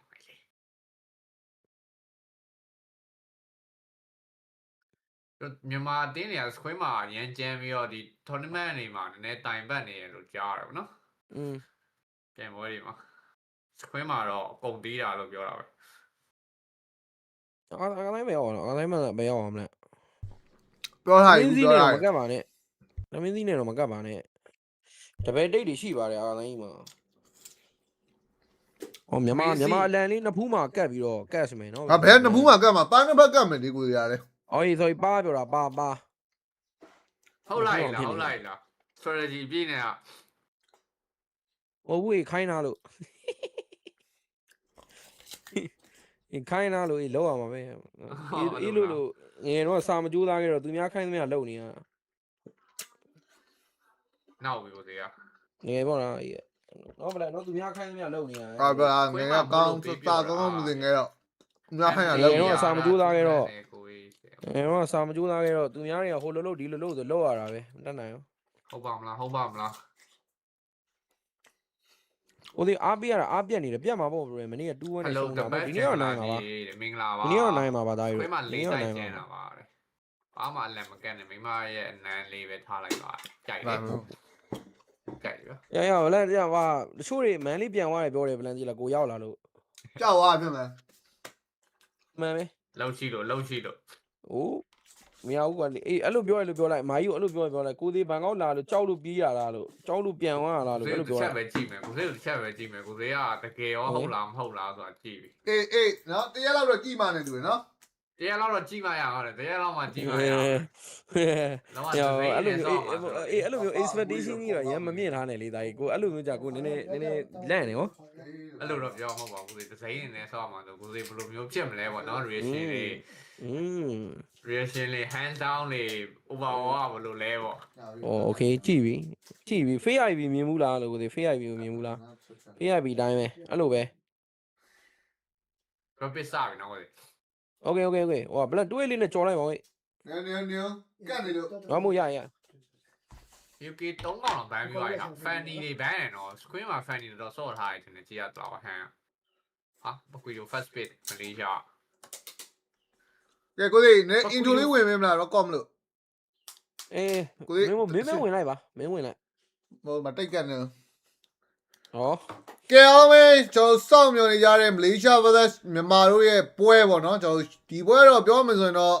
ရဲရေးကြည့်လာပြီလို့ပြောလို့ရတယ်မနေ့ကလည်းဒါကမ်ဘောဒီးယားကိုရှုံးလာတာဆိုတော့ဒီပွဲလေးကိုတော့ကျွန်တော်ဆက်ကြည့်ရမှာဖြစ်ပါတယ် ဟုတ်ပါဗျာပွဲလူကြည့်မယ်ပွဲရတော့ bro ခေါ်နဲ့ကလောက် okay ခေါ်တွေပါပြန်ပစ်နေကြိုက်တယ်ဗျာ ဟိုကောစောသီးယူတာကောင်းတယ်အေးကောင်းတယ်မမအောင်ခွတ်တယ်လား မင်းညခေါ်နဲ့နပွဲရှုံးသွားတာနည်းနည်းရင်ခံတယ်ဗောနော်အခေါ်ကိုမြင်ရတာလေစောစောစီးယူထားလိုက်ပြီးပြီလို့ Fedrin Harry တဲ့လေးရှားလဲဒီလိုကတော့သူတို့ပိုင်တဲ့ hero တွေထုတ်တာပဲ Driven နဲ့ထုတ်ထားတယ်ဗော မလေးရှား Fedrin မှာလည်းထိမ့်မယ်ဘာစီရနဲ့ထိမ့်မှာလားဗောလေထိမ့်လို့မရပါဘူး ရအောင်ဘာကြီးရလည်းမရအောင်အဲ့ဘာ Fredrin ကိုတော့ကန်ထုတ်လို့ရမယ်ချောင်းဆိုရင်နောက်တော့ဟိုအေးဟိုကောင်းတယ်ဟောအေး ဘာကြီးလဲမနေရအောင်တော့ပူလား ပြအဲ့လိုကောင်းနေထပ်စားရင်တော့ဒီကောင်းကိုနည်းနည်းအမာ offlane နေနဲ့ထုတာကောင်းမယ်နေတို့တွေ အမာ offlane အမာဆိုတာ Trisla လို့ asma တို့ asma asma urine နဲ့ပေါ့နော်ဟဲ့လို့ asma ယူနေအေးဒီ big လေးဆိုချက်ကြည့် asma offlane လေးမကောင်းလား asma လားအေးပကွေတို့လည်း laning phase မှာတာတယ်နော်ပြီးတော့ Harriet တို့ လည်းပုတ်လို့ရတယ် မှန်လေမကောင်းလား ကောင်းတယ်ကြိုက်လို့ကြိုက်တယ်ဒါပေမဲ့ asma ကြီးကမပစ်တော့ဖြစ်နေတော့ဘူး ရင်း hero တော့မဟုတ်ဘူးရင်း hero တော့မဟုတ်ရင်းလုံအောင်ကြုံပစ်လို့ရှိရင် alice လောက်ပဲမှာအေး ဟုတ်တယ်လွန်ဆုံးကြုံဆုံးပြီး alice ပဲရ asma ရီဒါကွန်နည်းနည်းကွန်ပြောလိုက်လို့ကွာဒီလား cloud လို့ပါတယ်ဆိုတော့ဒါမှမဟုတ်တော့လောက်တယ်ကော cloud ဘလင်းချောင်းကောင်းတယ်မလေးဘလင်းချောင်းဆိုသွားပြီမလုံနဲ့ bro ဘလင်းချောင်းကောင်းတယ်နော်ဘလင်းချောင်းကောင်းတယ် bro ဘလင်းက single target တွေပါမိုက်တာတကောင်က လမားလေး တန်ကြီးကမနေ့ကကလေးကဝါတန်းနေတာလို့တကောင်အေးမောက်လားမသိဘူး ရောက်တယ်လောက်တော့ရှောက် မနေ့ကတော့လည်းဝါးတွေတန်းနေတယ်ဆန်ကြီးကငါစိတ်ညစ်တယ် စုယူနေဆောက် စုယူချန်ကကောင်းပါတယ်အေးမနေ့ကတော့လည်းတကောင်ဝါးတန်းနေလို့ပြောရသေးလား တန်းတယ် game 1မစားခင်နဲ့တန်းတယ် game 2မှာလည်းထပ်တန်းတယ် game 2မှာလည်း စိတ်ညစ်တယ်လို့နော်ဒီကောင်လေးလည်း အမေသူထမ်းတော့ထမ်းပါတယ်နည်းနည်းလေးတော့အဲ့လိုမားတဲ့ချိန်တော့ရှိရဆိုမှထမ်းတော့ထမ်းပါလေအေးပေါ့အဲ့ဒါလည်းအဲ့ဒါပေါ့ကွာဝါတန်းနေတာပါတဲ့နော်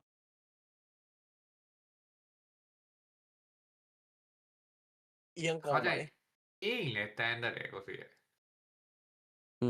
စားတောက်ထားရင်လည်းတန်းတတ်တယ် စားတောက်ထိုင်ပုံဆိုးပဲစားအဲ့လိုပွဲဆော့ရင်မစားတော့ချင်အဲ့လိုဘိုက်ပြေးမဲ့ဥစ္စာမစားဘူးပါမဟုတ်ပဲဖြစ်အဲ့လိုစားပြေးလေးပဲစားရချင်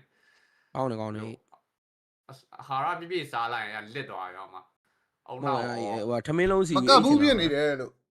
ဟုတ်တယ်ထမင်းလုံးစီဒီဘက်ပြောင်းလိုက်ဒီဘက်ပြောင်းလိုက်မှာကင်မရာโอเคအေးတိတ်အကြည့်ရှိရလေဒါသိမသိတာပါငေါ့ဥစားနည်းလေးကေရာတို့ကမြန်မာတော့တူလို့ပြောတာနော်တေချာလောက်ကြဟုတ်တယ်အဲ့ဒါကြောင့်မို့စခွင်းမှာတော်တော်လေးနဲ့edit တယ်ကိုစီ edit offline what မလာအဲ့ဒါရတော့ထင်တော့မထင်တော့ဘူးစတန်းတော့လောက်သွားတယ်ပေါ့နော်ဒါပေမဲ့စင်ပြေပါမလားပြေမှာပါမြန်မာတုံတော့တယ် bro မြန်မာတူလာအားပေးပါ bro မြန်မာကိုစားပြုပွဲဖြစ်တဲ့အတွက်ကြောင့်ကျွန်တော် မြန်မာ flat လေးမှန်သွားလို့ရပါတယ်ဝိုင်းစည်းနဲ့ပြန်တွေ့မှာလား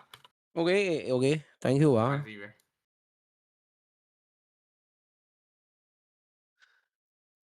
နော်ချစ်ဖို့တော့သွားကောင်းနေတာလို့ plan အမေမြန်မာလန်လေးပါမကတ်ပြီးတော့လိုက်တယ်တကောင်အင်ကြီးမှာလည်းကတ်ထားတယ်ဟော good မြန်မာအသင်းကိုအားပေးတဲ့သဘောပေါ့ဗျာနော်ကျော်ဝက်ကတ်မှာလည်းမြန်မာအလန်လေးပါတယ်နော်ညီကိုတွေ့ရလားမသိဘူးတွေ့ရင်တော့တွေ့လို့ပဲမှန်သွားကြအဲ့ဒါခန့်လက်ရလေထဲကိုလွှင့်နေတဲ့ပုံစံဒီဇိုင်းလေးဖန်တီးထားတာကဲမြန်မာအလန်လေးညီကိုကိုမန့်မှာမှန်သွားပေးလို့ရမလားခင်ဗျမြန်မာအလန်လေးကိုမန့်မှာမှန်သွားပေးလို့ရမလားခင်ဗျအားလုံးပဲမြန်မာအသင်းကိုအားပေးတဲ့ညီကိုတွေစင်ပေမဲ့ဆိုတော့ကျွန်တော်မြန်မာလန်လေးကိုမန့်မှန်သွားပြီပါနော်မြန်မာအသင်းနဲ့မလေးရှားပွဲတို့ရဲ့ဒါ best of 3 series game 1လေးကတော့အားလုံးနဲ့တူစတင်လိုက်ပြီညီကိုနော်ဒီဘက်မှာလဲစန်ဂျီကလောက်တွေနော်ကျွန်တော်ဘလင်းချောင်းနေနော်နာမည်ကတော့သူတို့မျိုးမြင့်နော်မျိုးမြင့်ခိုင်စီနာမည်စားရတယ်ညီကိုမျိုးမြင့်မောင်မျိုးမြင့်ဟန်နာမည်ကဘယ်လိုလဲဟန်ထူဟန်ကတော့ဟန်ပါပဲနော်ဟုတ်ကဲ့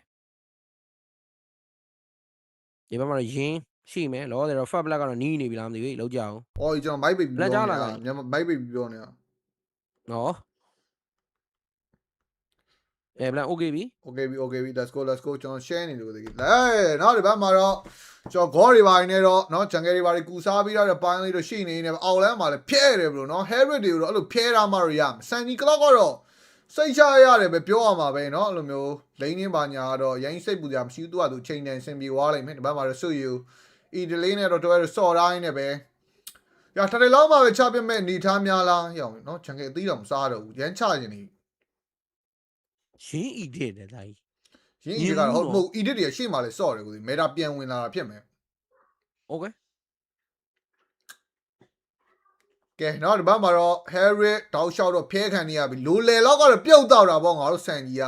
ခရီလွတ်ပြီလားမသိဘူးလွတ်တော့မလို့ဘူးဗျာနော်ဟိုဘက်မှာကတ်တိုးလေးတော့ရသွားသေးတယ်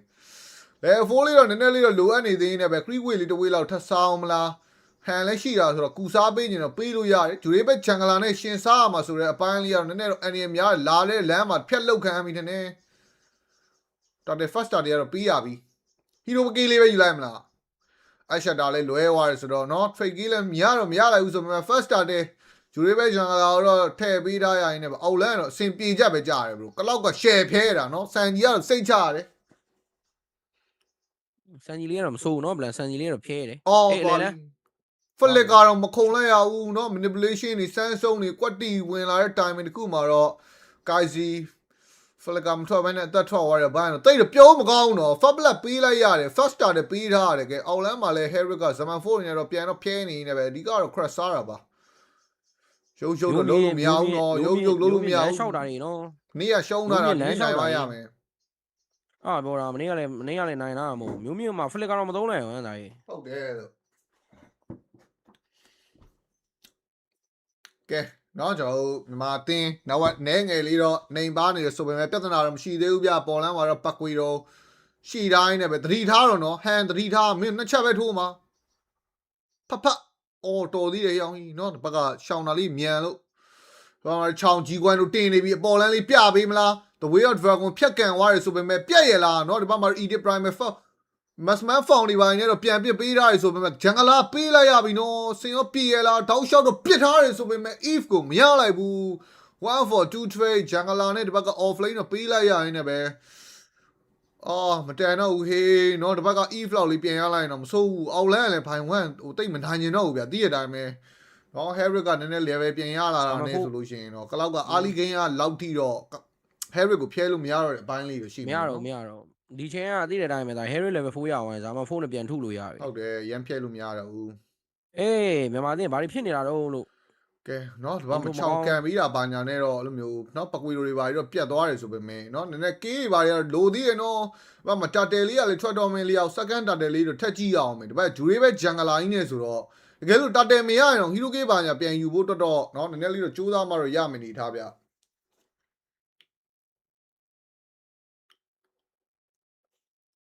ကဲနောက်ဒီဘက်မှာတော့တာတယ်လေးတော့စတော့လှုပ်ထားရင်းနဲ့ပဲ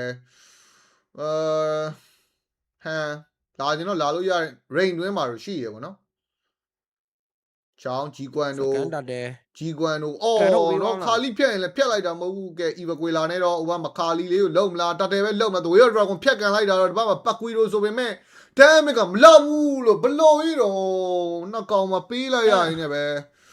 အော်ဒီဘက်မှာကော်လီတောင်ကန်ကောင်းလို့လွတ်သွား ဝင်ကြီးတယ်ဟိုဟမ် Fred ရင်းဝင်ကြီးတယ်ပြေးဝင်သွားတာ Fred ရင်း energy eruption နဲ့ disable ပေးလိုက်တယ် short သွားတယ် အဲ့လိုကြီးမဟုတ်ဘူးလေအဲ့လိုကြီးမဟုတ်ဘူးလေ G1 တို့တွေလည်းလွယ်နော် target ပြောင်းနေတာလို့ make a first tower တွေပါပေးလိုက်ရပြီအာလာအောက်လန်ကလောက်ပါ pressure တွေတော့ဝင်လာရင်လည်းပဲ flicker ပေးရမှာနော် flicker ပေးရမှာပေးသွားနိုင်တယ်အောက်လန် first tower နဲ့ မင်းတပတ်အဆကြီးကောင်နေလည်းမဟုတ်ဘူးလို့မင်းငါတို့မြန်မာနိုင်ငံအသင်းတွေကိုမင်းဘယ်သူမှမလေးသားတော့လားမသိဘူး အဲ့ဒါပြောတာလို့ ရှိန်ကိုမရှိန်တော့တာလို့ ဘယ်အသင်းနဲ့တွေ့တွေ့ကိုတီးခံနေရတယ်လို့ လောက်ပါအောင်ကွာတခု ဘယ်အသင်းနဲ့တွေ့တွေ့ကိုတီးခံနေရတယ်လို့ဒါလို့လောက်ပါအောင်နောက်က3000ကျော်5မိနစ်လို့ time မှာပေးရရရင်လည်းပဲเนาะဒီဘက်ကပတ်ကွေတော့တိတယ်ဒီမှာဝင်မထိုးရဘူးတိလားထိုးရင်ဒီမှာ Eden နဲ့ Cat မှာဆိုလို့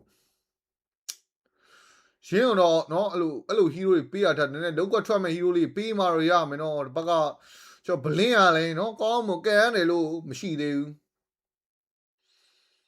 အဲ့ဒါရီလာပေါက်ချင်တာဒါတော့စောပေါက်လိုက်သေးတယ်ဟန်ရင်ကဲနောက်ဒီဘက်မှာ blue ဘက်ဘာညာပြန်စားနောက်ဆုံးတက်တယ်လေးတော့ချအောင်မလားစံကြီးလေးကတော့အခုချိန်ကြီးတော့ကောင်းမဖန်ဝင်ရနေသေးတယ်ဆိုပေမဲ့တစ်ဖက်ကเนาะဖတ်နေတဲ့အတင်းတာနေတဲ့ Harry လောက်တော့အစင်မပြေတာတော့အမှန်ပဲဗျเนาะလိန်နေပါလေပေးထားတယ် level ဘာညာရှာအောင်မယ်เนาะပစ်ကော်လေးရရင်မဆုံးတော့အဲ့ပကွီရိုလေးတွေပါလေးတွေပကွီရိုတွေပေးလို့မရဘူးမလေးရှားကောင်တွေကပကွီရိုတွေပေးရင်ရန်တိတာတာကဲဒီဘက်မှာတော့ first week ယူရတာဒါ Way of Dragon ပြေးဖို့တော့ပဲကန်လိုက်ရရင်လည်းနောက်မှာလာပြီး flicker ပေးရမှာနော်မပေးမရအောင် Sandstone တွေပါ3လောက်တယ်ဟိုဘက်ကအော်ဟျောင်းကြီးလုတ်ချင်တိုင်းကိုလုတ်နေတာလုတ်ချင်တိုင်းကိုလုတ်နေတာ Sandstone လေးကိုတော့เนาะကျွန်တော်ရှောင်ပြထားရင်းနဲ့ပဲ Sanji တက်နိုင်ဆုံး save လေးပုံစံလေးနဲ့တော့ fan လာတော့မယ်ဗျCome on လှုပ်ဆန်းပါသားတို့เนาะနောက်ဆုံးတာတွေကတော့ချလို့တော့မရတော့ဘူးဆိုတော့ Sanji ကိုပဲအပေါ်မှာပေး fan ရင်လည်း fan လိုက်တော့သားတို့အောက်မှာ second tower တွေပါချိုးနေပြီကြီးကွမ်တို့အဲ့လေးကိုချိန်ထားလို့ရသေးလားဟိုတော့ fan ခိုင်းရတော့မှာဒီချိန် Sanji ကို fan ခိုင်းရတော့မှာเนาะစုယူ fan လည်း fan ကောင်နဲ့တကောင် fan มาရတော့မှာဒီတိုင်းငိန်နေနောက်ဝက်တွေကချီ9မိနစ်ကို9000ဖြစ်သွားပြီလို့အေးလို့10မိနစ်1000လုံးပြတ်တော့မယ်နောက်ကအဲ့လောက်ကြီးတော့ဟုတ်သေးဘူးအောက်လန်းချပြီ။အော်ဒဝေးရတော့ကောင်ကလည်းဟိုဘက်ကိုကန်လို့ဖြစ်သွားပြီ။ Flicker ခုံတာမြန်လို့ manipulation gas ထိုးပေးတာဆိုပေမဲ့เนาะကာစီပြန်ဘက်မှာရမနေတာနောက်မပတ်ကွေတို့ကထိုးကျင်လို့တွေလိုက်ထိုးနေတာလို့ Sandstone Flicker နဲ့တော့เนาะခါလီလေးတကောင်တော့ပြန်ထွေးလိုက်ရတယ်ဆိုပေမဲ့1 for 2 trade လို့ဖြစ်သွားနေပဲ။ခဲလဲမှာ second tower တွေကတော့ချက်ပေးရဖို့တွေတော့ရှိသွားပြီเนาะ manipulation အောက်ထဲဖြစ်နေတာဆိုတော့ရဒီဘက်ကကာစီလဲစာပိုက်တော့မဖြစ်သွားခဲ့ဘူးလို့ပဲပြောရမှာအောက်လန်းစကန်ပေးရတယ်လေလန်းစကန်ပေးရတယ်တော့မတန်တော့ဘူးဟေးမတန်တော့ဘူးဟာနော်9000 10မိနစ်လို့တိုင်မင်းနဲ့ဒီဘက်မှာတော့ Harry ကပြေးတာလို့ပြေးတာတယ်ကောင်စမန်ဖုတ်3ပြေးတာGolden Star item နှစ်ကွာတိုက်စန်ကြီးလေးထမ်းပြီးမှပဲရတော့မှာလို့သိလားဗျာဒါမျိုးကြီးမျောလင့်ထားတာတော့မဟုတ်ဘူးဗျာမင်းdraft ကချလို့ရတယ်ဘာဒီတိုင်ပတ်နေလဲမသိဘူးလို့ draft ကဟိုလိုကြီးစိုးဝိုင်းမဟုတ်ဘူးလို့ကြောက်ကြွေးကျွင်းကျွေးချင်းဟုတ်ပါဘူးတော့ pick off တွေပါလို့ကောင်းတယ်ဗျာအချက်တာ on နဲ့ god gas ထိုးတာနဲ့ပဲတွေ့The Way of Dragon ကန်လာပြီးတော့မှ gas ထိုးတာပဲဖြစ်ဖြစ်အဲဟို second တက်တဲ့ဘက်မှာတော်တော်တိုင်ပေါက်သွားတာfirst တက်တယ်တော့ကတိတ်မသိတာဘူးဆိုပေမဲ့အဲ second တက်တယ်မှာတော်တော်သိတာွာကဲကွန်စီးဖြောက်ပြီးပြေးလာပြီး edit နည်းနည်းလေးချက်လက်လေးတော့ပြထားတယ် second tower တော့မရှိတော့နေသားဆိုတော့ဒီဘက်မှာချောင်းပေးရတာပဲဘယ်လိုမပေးလို့မရဘူးเนาะချောင်းပြေးတီတက်ပို့ပြီးတော့ကေးတွေအများကြီးပေးရနိုင်ရှိတယ်ချောင်းပေးကောင်နည်းနည်းစောရမလားဒီလားစောတယ်ကဲเนาะဒီဘက်မှာတော့ first law လေးကတော့ထွက်လာတော့မယ်လေးအောင်လောကတော့လာလူးဖို့ကတော့ရှင်းပြောရရင်တော့မလွယ်ဘူးဆိုတော့နည်းနည်းလေးပဲ family လုံးမလားပေါ်လမ်းမှာတော့ second tower တွေချိုးပေးဖို့တွေရှိနေနေပဲကလောက်အောက်မှာအနေရများနေပြီးရချက်ချင်းလေးတော့ပြန်တော့ဘတ်လာရင်းနဲ့ပဲစုယူအပေါ်မှာပြလိုက်ရင်တော့လောကတန်းဖို့မဲ့အနေထားဗျတဝေးရလေထပ်လာပြီလောပေးရပြီလောပေးရပြီမရအောင်ပေးရမှာ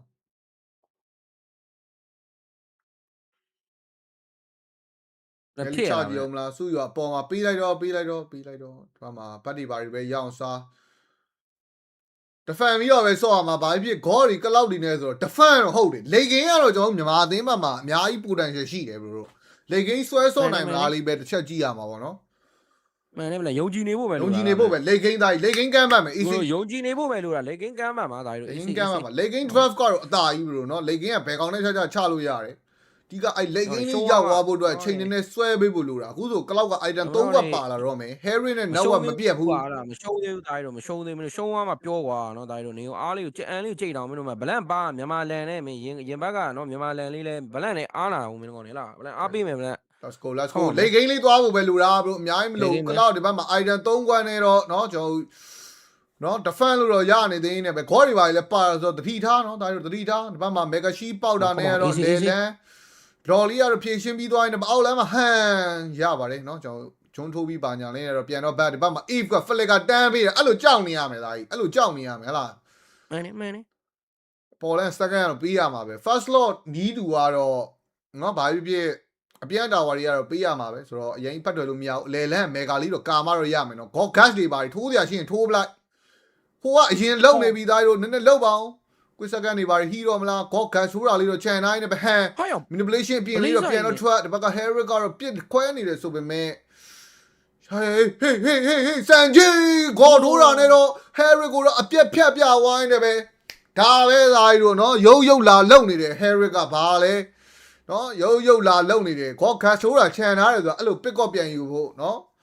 ဆရာသမားတွေရုပ်လာလုံရင်တော့လေဂိမ်းသွားရင်တော့ဘလို့ easy နိုင်တယ်ဒီပွဲက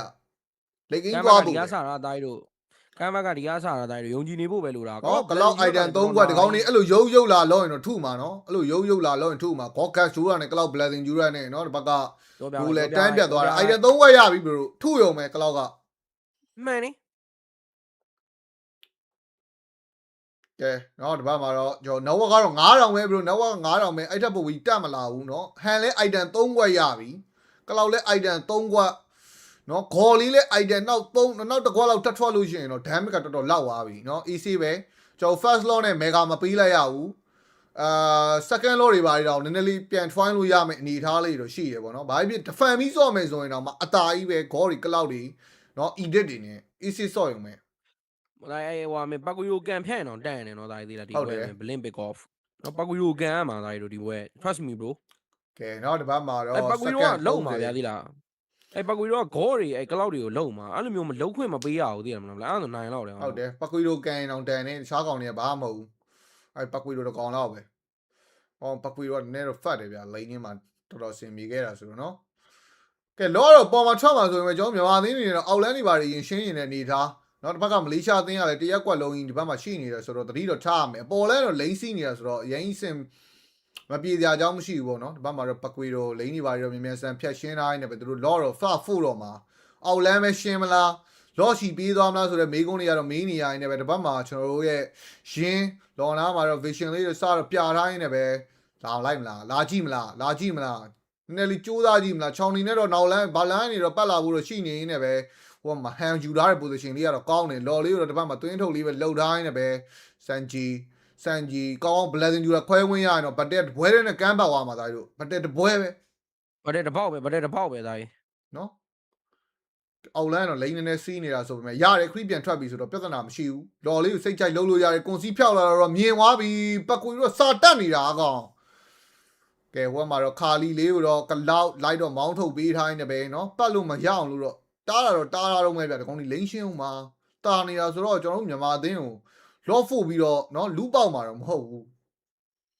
ခါလီရဲ့ damage တွေပါတွားတာချောင်းဂျီကွမ်တို့တိုက်တွေ့လားဖလစ်ကာကိုပေးနေရတာဒီကောင်ကဘလောက်ကြောက်လဲမေးနော်ဒီဘက်မှာတော့ခါလီကွန်စီးဖြောက်ပြီးပြေးထိုးလာတော့စိုးစီးပါပိုင်းပြီးတော့ဖြတ်တော့တားတိုင်းနဲ့ဒီဘက်ပြန်ရောက်သွားပြီဆန်းရှုံးတော့ကြောက်အောင်မယ်နော်ဒီပေါက်ဖို့ထိုးကဖြစ်ရလားဟိုမှာအုံဝက်ကိုဖလစ်ကာနဲ့တော့ပြေးထန်ဂေါ်ကတ်ထိုးတာနဲ့တော့ if တန်းတော့ပြတ်သွားရင်နောက်မှာပါဆယ်တိုက်အော်ကောင်းလိုက်တဲ့ဟန်ဒီဘက်က Fred Wing ကိုဖြတ်ချပေးဝိုင်းနေမျိုးမြင့်လေးကိုကြည်ပေးလို့ရအောင်လားမျိုးမြင့်တန်းမလေးနဲ့တော့ဒီဘက်ကခါလီပါဓာတ်တော်ရလာနေပဲပြောတယ်နော်ဘရိုဘတ်တဲ့တပေါက်ပဲလို့အများကြီးမလို့တန်းအံ့နေတော့အံ့လို့ရတယ်ယုံကြည်နေဖို့ပဲလို့လားဗလန့်ယုံကြည်နေဖို့ပဲလို့လားတကယ်ကောင်းတဲ့ on web flicker နော်ဒီဘက်ကရင်းဘတ်တဲ့စလိုက်တဲ့လျောက်မှာတော့ကျွန်တော်မြန်မာအသင်းတင်း white ကောက်ပါရလာနေပဲမဲကတလန်းတန်းအံ့ကြည့်မလားဒီဘက်က if ကတော့ manipulation ရှိတယ်အံ့ကြည့်မလားCome on man Andy Mla GG What a comeback Nice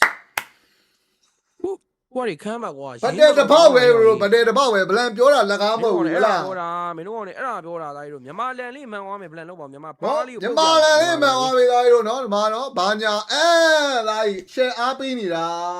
ခမ်းပတ်သွားပြီဟုတ်တယ်ဗျာတော်သေးတယ် ဘတ်တဲ့တစ်ပေါက်ပဲပြောတယ်နော်ဗလန်ပြောတယ်နော်ဘတ်တဲ့တစ်ပေါက်ပဲဟလားလေခင်းကအသားကြီး စန်ကြီးကထမ်းတယ်နော်စန်ကြီးကအဲ့ဒါငါ့ရထမ်းတယ်ဟာစန်ကြီး ဆန်ကြီးကမင်းတန်းတာတန်းနေတာဗျာဆရာသမားတကယ်ထမ်းတာ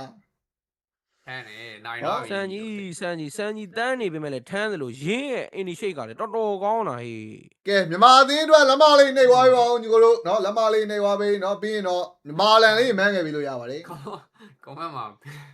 ဘယ်လို record ဖမ်းတာလေးပိတ်ပြီးတော့ dry လေးနဲ့ထည့်ပြီးပါအောင် โอเคအဆိုင် အားလည်းခလာလည်း ရပြီပြန်လာဖို့မလိုဘူး bro နိုင်သွားပြီ bro နိုင်သွားပြီ ဒါတို့မြန်မာလန်လေးမှန်မယ်ညီကိုတို့မြန်မာလန်လေးမှန်မယ် ကိုအေးတွေ့လားတွေ့တယ်ဗျာ နော်ယုံကြည်နေဖို့ပဲလို့ဒါဝင်ရတော့မှာဘရိုအဲ့ကြောင့်မလို့ဝင်ခိုင်းနေတာကျွန်တော် ထင်မထားရင်နိုင်ပြီတဲ့ ပြောတယ်နော်ပြောတယ်နော်ဘရိုပြောတယ်နော်ဗတဲ့တစ်ပေါက်ပဲလို့ တို့ခံစားရတယ်ဒီနေ့မှကိုပြတယ်လေအဲ့ကြောင့် ဖြစ်နိုင်တယ် ကိုပြတယ်လေနော်ကိုပြရနိုင်ပြီ နိုင်လောက်ပြီဒီလောက်ဆိုနိုင်လောက်ပြီ နော်အိုးဖလစ်ကနဲ့အီဖူပြေးထန်းသွားတော်တော်ကောင်းသွားတယ် ရင်းတော်ကောင်းသွားတာရင်း initiate တော်တော်ကောင်းသွားတာဒါတို့ ဟောဂေါကတ်ထိုးတာနဲ့တခါတန်းပြ Fred တွင်းမှာခံတာ Fred တွင်းမှာတန်းလျှော့တာသိလားဂေါကတ်ထိုးတာ ပြီးတော့တခါကောင်းသွားတော်သေးတယ် အေးလို့ဒါကြီးငါအဲ့ဒါပြောတာကွာဂေါကယူရင်လဲယူမယူရင်လဲဘန်းစော်ဟလားပြောချင်တာအဲ့ဒါပဲ မှန်နေ ဟောဒီဘက်ကဟန်လဲ Fred တွင်းကိုဖြတ်ချပြီးသွားသေးတာဗျာနော် လည်းရလားဗလားအားတိုင်းလုပ်ပြီလား ပြောနေသူကဟိုမှာလုံနေတော့ခဏ ရခဲ့ရတော့မယ်ဟိုကောင်အားချောင်းလာတယ်ဘုံခေါ်တော့မကိုင်ဘူးဖြစ်နေတယ် ဟိုမှာ new deck ခေါ်ပြီးတော့လေ new deck ခေါ်ပြီးတော့အဲ့မှာ drive ဆိုတဲ့ဟာလေးရှိတယ် တဲပါတော့နေတယ် တွေ့ပြီ တဲပါတော့မလေးရှားလဲပြတော့ drive ထဲကိုဝင် တာနေတာတော့ my drive ကိုသွားပြီးတော့ MPN ဆိုတဲ့ file လေးတွေကိုနှိပ် MPN file ဆိုတဲ့ file လေးကိုရောက်ပြီဆို right click ကိုနှိပ်ပြီးတော့ upload ဟိုမှာ upload file လား upload video လားအဲ့ဒါလေးခုန record ဖမ်းထားတဲ့ video လေးထည့်လိုက်အောင်မယ် စား ပြလာငါ video call ခေါ်ပေးရမလားလဲ 哎呀，我不然话， ဟိုဘက်အဲ့ဒီကလောက်ရဲ့စတန်ဖြတ်ဖို့ရတယ် fair drain လောက်ပဲရှိတယ် fair drain လည်းမဖြတ်ပြီလောက်လည်းအဲ့နေရာချစ်ပြန်ကြည့်လိုက် 我才随便。 စံကြီးဝင်ဖြန်းသွားပြီလေခု 各位，你们说的话，不是也 video ဒီမှာဒီဘက်လေးခု 点了。 fair drain 啊 fair drain 啊 他别 fair drain မကြည့်ပြီလားဘောနော် ဟုတ်တယ် NBA 也问了，我看 NBA 也问。 အော် fair drain ဟဲ့မကြည့်ပါဘူးကြည့်ရဲ့အချိန်မှာ flicker ခုံသွားတာစံကြီးကတကယ်ထမ်းနေတာပုံစံအောက်သွားတာ Harry က A 的靠前。哎呀，这才呀。 โอเคရတယ်ရနော် စံကြီးဒီနေရာလေးထမ်းသွားတော်ကောင်း Harry 我也到这边来嘛，肯定下来穿一波的。 โอเคရပြီ 哇，稍微小点了。他厉害呀。 ဒီဘင်းလုံးကနိုင်လဲဆဲနေကြတာပဲအဓိပ္ပာယ်မရှိဘူးနော် ဒီကောင်းနဲ့နိုင်လဲကောင်းမပြောဘူးကွာ နိုင်နေလဲအကောင်မပြောဘူးရှုံးနေလဲဆဲတယ်မင်းတို့ဘာဖြစ်ချင်တာပြောမင်းတို့ဘာဖြစ်ချင်တာလဲပြော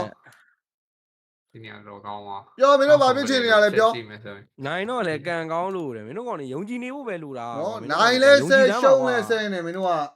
နော်ဘာဖြစ်ချင်နေတာလဲပြော ကပြေးတောင်းလိုက် ပုံပန်းပြီလား YV ကအကြောက်လွန်နေရသေးလား YV ကအကြောက်လွန်နေရသေးလားအဲ့ဒါကြောင့်မို့လဲရှုံးသွားဆရာသမား နော်မင်းတို့ကနိုင်လဲဆဲရှုံးလဲဆဲနေဘာဖြစ်ထိုးကြမလားထိုးမလားတို့ထိုးမလား ဘယ်စိတ်ကိုရှော့ဘလက် ထိုးလိုက်ရအောင် စိတ်ကိုရှော့ဘလက်စိတ်ကိုရှော့စိတ်ဆိုးနေလားဘလက် ရမ်းစိတ်ဆိုးနေပြီလို့မင်းတို့က အားကြီးငါပြောပြမယ်မြန်မာအသင်းလေးတသင်းလေးပဲပါတာငါတို့မှအားမပေးဘသူအားပေးမှာလဲဟုတ်တယ်မလား အဲ့ဒါပြောတာလေ ရှုံးသွားမှပြောလိုက်ကွာလားရှုံးသွားမှပြောလိုက်သူတို့လိုအပ်တာတွေငါတို့ထောက်ပြလိုက်ဘာမှဆဲစရာမလိုငါတို့ယုံကြည်နေဖို့ပဲလိုတာโอเคနော်မြန်မာလန်လေးမှန်မယ်ညီကိုတို့ ချီဘီကလော့ရရင်စောက်ပြတ်တတ်သွားတာပဲချီဘီနားပါ ကြည်ပြီးလစ်ပြဲ တွေးတော်ကိုင်း ချီပြားတော့မကောင်းအေးချီပြားတော့မကောင်း ဒါပေမဲ့ကိုယ် EWC ပါတယ်နော်အကောင်တွေက အေးပါအေးပါအဲ့ဒါပေါ့ ဘာမို့နဲ့လားပြော ဘာတဲ့ငါ့မင်းအဲ့ဒါကြ replay မပြန်မပြဘူးဗျာမင်းဆရာသမားတွေက အေးလို့ခုနအဲ့လိုရှယ်တုတ်ခံရတဲ့ချိန်ရလာပြတယ်လို့ အေးလို့တာလောက်ကွာ on one action တော့ထောင်ရမ်းလာရအောင်ကြီးဂေါကတ်ဆိုးတာနဲ့နော်နှစ်ကောင်လုံးဟုတ်တယ်နှစ်ကောင်လုံးပက်ကွီတို့ပါသွားတာအဲ့ကြားတယ်သလားနှစ်ကောင်စတန်းနေရ Fred တွင်းကလောရိုက်တာနဲ့တော်တော်ဥသာဖြစ်နေရ အေးအေးပြောတာလေ နေတာလို့ နော်ပလစ်ကာနဲ့ရှောင်သွားသေးရနော်ငါတို့မျိုးမြင့်ရမင်းရုပ်တော့မလုပ်ဘူးဗျာဆရာသမား ဟုတ်တယ်ငါတို့ စမ်းဆိုပလစ်ကာနဲ့ပါပြန်ရှောင်ပြသွားတာဒါတော့ Harry က live လုပ်ချင်နေသေးတာဗျာဆရာသမားကသေးတာ တော့ retreat ဟုတ်တယ်မှန်နေ ချီဘီရောရှော့ နော်ဟန်သူသေးကိုသေးတက်ပြီးွားသေးတာပတ်ကွီတို့ shut down ကောင်းတယ်ဟန်လည်းကောင်းတယ်ဟန်ဟိုမျိုးမြင့်သေးပြီမှတ်တာမျိုးမြင့်မဟုတ်မျိုးမြင့်သေးပြီမှတ်တယ်ဆိုတာအလကားမဟုတ်အဲ့ခါလေးကတကောင် damage တွေထဲလဲနေတာသိလားဟပ်တာစီးတွေပါနေနဲ့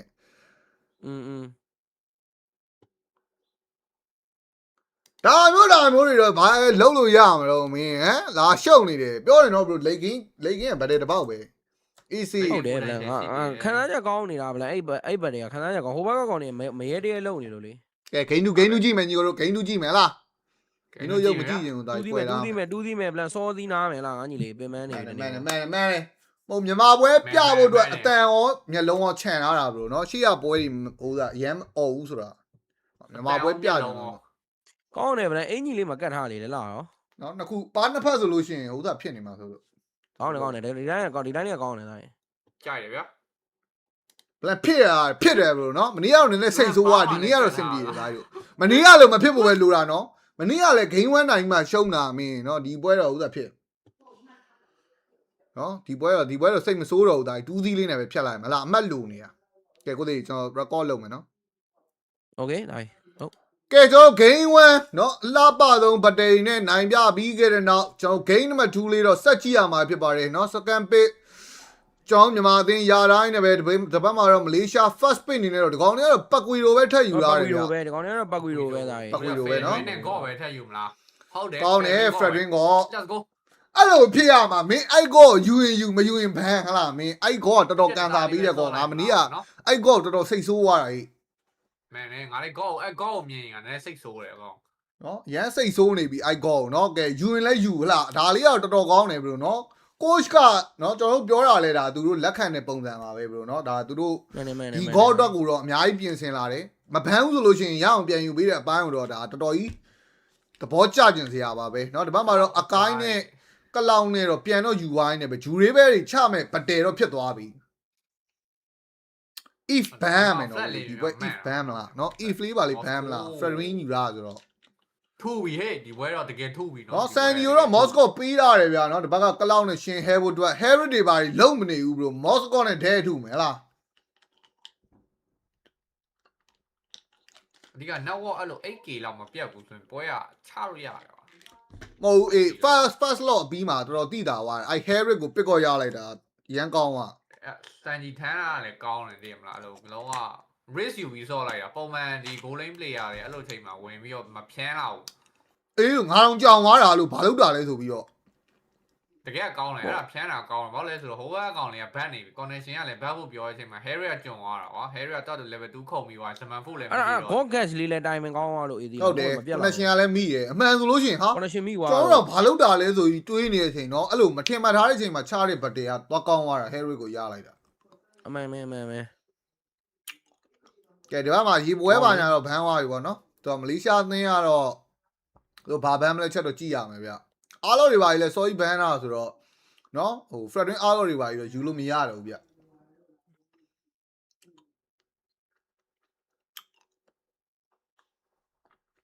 ကဲငါတို့မြန်မာပလီယာလေးလည်းပြပေးအောင်လားငါမြန်မာပလီယာလေးလည်းပြပေးအဲ့အကောင့်တွေမလေးရှားပဲပြနေတာလို့မကြည့်ချင်ဘူးမင်းတို့မြန်မာဘလက်ရောကလောက်ကနပ်ထားရလို့ကြားရသေးလားဟာရတယ်ကိုကလောက်ပါပဲကိုကလောက်ကတော့ကလောက်ပဲခုနဆန်ကြီးကင်သွားတာတော့ကောင်းတယ်ဒီကောင်ကလောက်ဆိုရင်တော့ nerf scanner ကလောက်တယ်ကိုမင်းတို့ကလောက်ကလည်းအားနေနတ်ခံနေရတာပဲနော်ဆန်ကြီးကလောက်ကတော့ဥသာဖြစ်တယ်ဘရိုနော် nerf လို့မရတီးမှာတူးစီးနဲ့တီးလိုက်ရင်တော့အေးဆေးပဲတော့တကယ်မင်းညပွဲလဲနိုင်ရမင်းညပွဲလဲနိုင်ဒီနေ့ပွဲလဲနိုင်လို့ပြီးသွားပြီကျွန်တော်ဂျပန်ဟုတ်တယ်ဂျပန်တစ်ကလုံးဝတေးချသွားပြီအဲ့အားလီအဲ့လို objective fight တွေတော့နည်းနည်းသတိထားရမယ်ကျွန်တော်မြန်မာအသင်းနည်းနည်းဥသာဖြစ်တယ်လို့အဲ့လို objective fight တွေဆိုနည်းနည်းရောင်တတ်တယ်အဲ့ဒီဘိုင်းလေးတော့သတိထားမရောင်တော့ထင်တယ်သူတို့ comfortable ရတာဟော second target တော့တော်တော်ချီနေဆိုးသွားတာလို့ခုန game 1 second target fail သွားတော့တောက်လျှောက်ကြီးနေသွား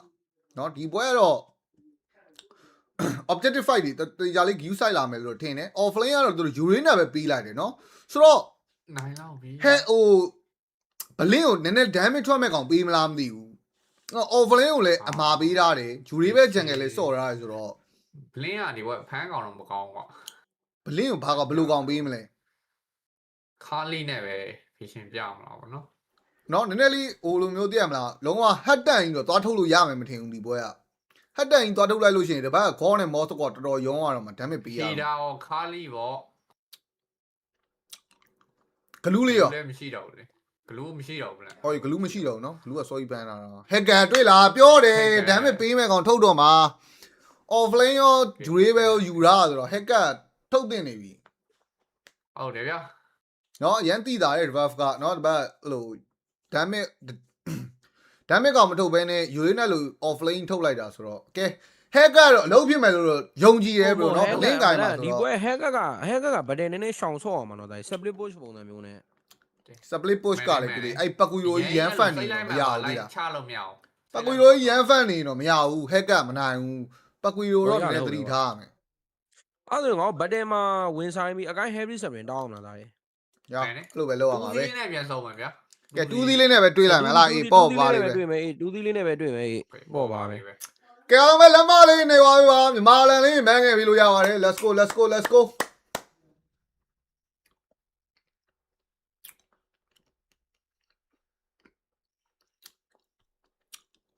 ကဲမြန်မာအသင်းနဲ့နော်ကျွန်တော်တို့တွေမလေးရှားအသင်းတွေမပြီးဆုံးသေးတဲ့ game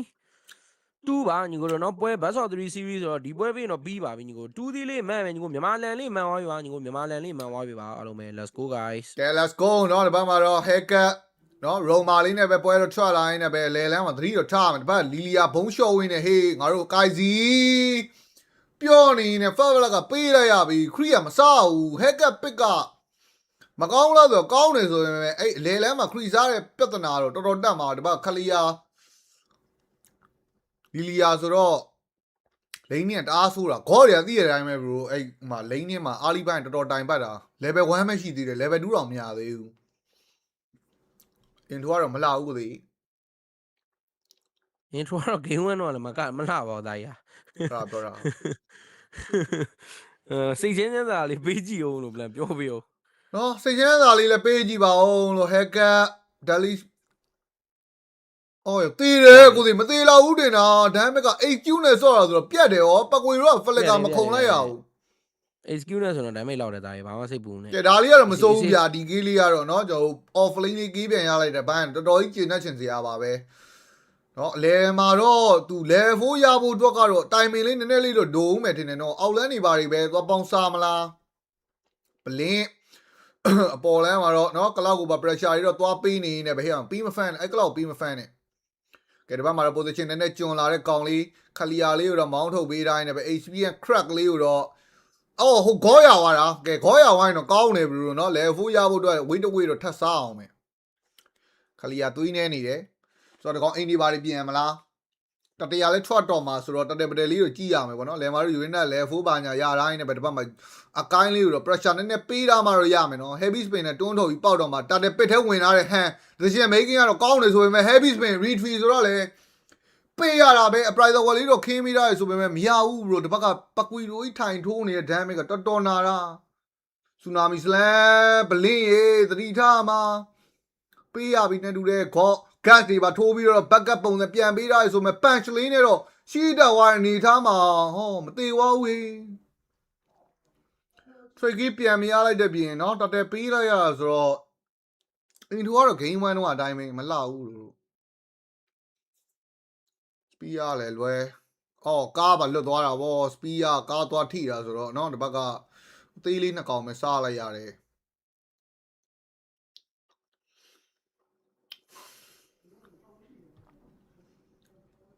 ကဲ tsunami slam ပါညာမရှိတဲ့ချိန်လေး pick call လေးပါလေးလောက်ကြည့်အောင်မလားဒီဘက်မှာတော့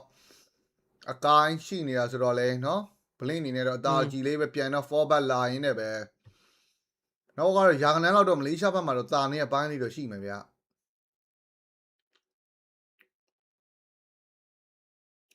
ပကွီလိုကြီးပေးဖတ်လို့မရအောင်နော်ပကွီလိုတစ်ခါတော့တည်ထားပါ ဟက်ကလိန်ကြောင်းလို့မရဘူးဟုတ်တယ်ကိုလည်းလိုတွေးနေတာ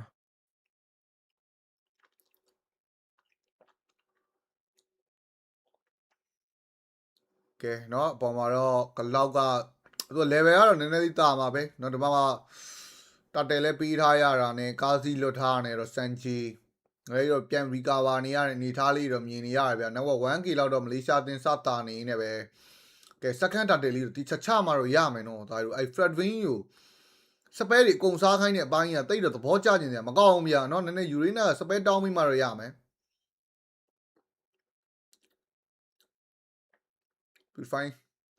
Purify ရှိတော့တောင်းလို့ရတယ်ဆိုတော့ Michelin ပါညာเนาะကဲအပေါ်မှာထွက်မှာဆိုတော့ goal lane တွေပါလာချမလားစန်ဂျီကတော့သူ spear ပါညာနဲ့တော့ battle လာ join လို့တော့ရတယ်ပေါ့နော်ဆိုတော့တတ်တယ်ဒီဘက်မှာအကိုင်းစတော့လှုပ်ထားနေပဲ Fred Win အရင်မတူရဘူး Tsunami Slam ရှိနေသေးတာဆိုတော့ဘက်မှာ title strike လေးနဲ့တော့ကျွန်တော် Fred Win ကိုတော့မောင်းထုတ်ပေးထားနေပဲတတ်တယ်ကပေးရမယ်အနေထားပါเนาะ Moscow spear ဖြစ်တာစောရတာနဲ့ကတော့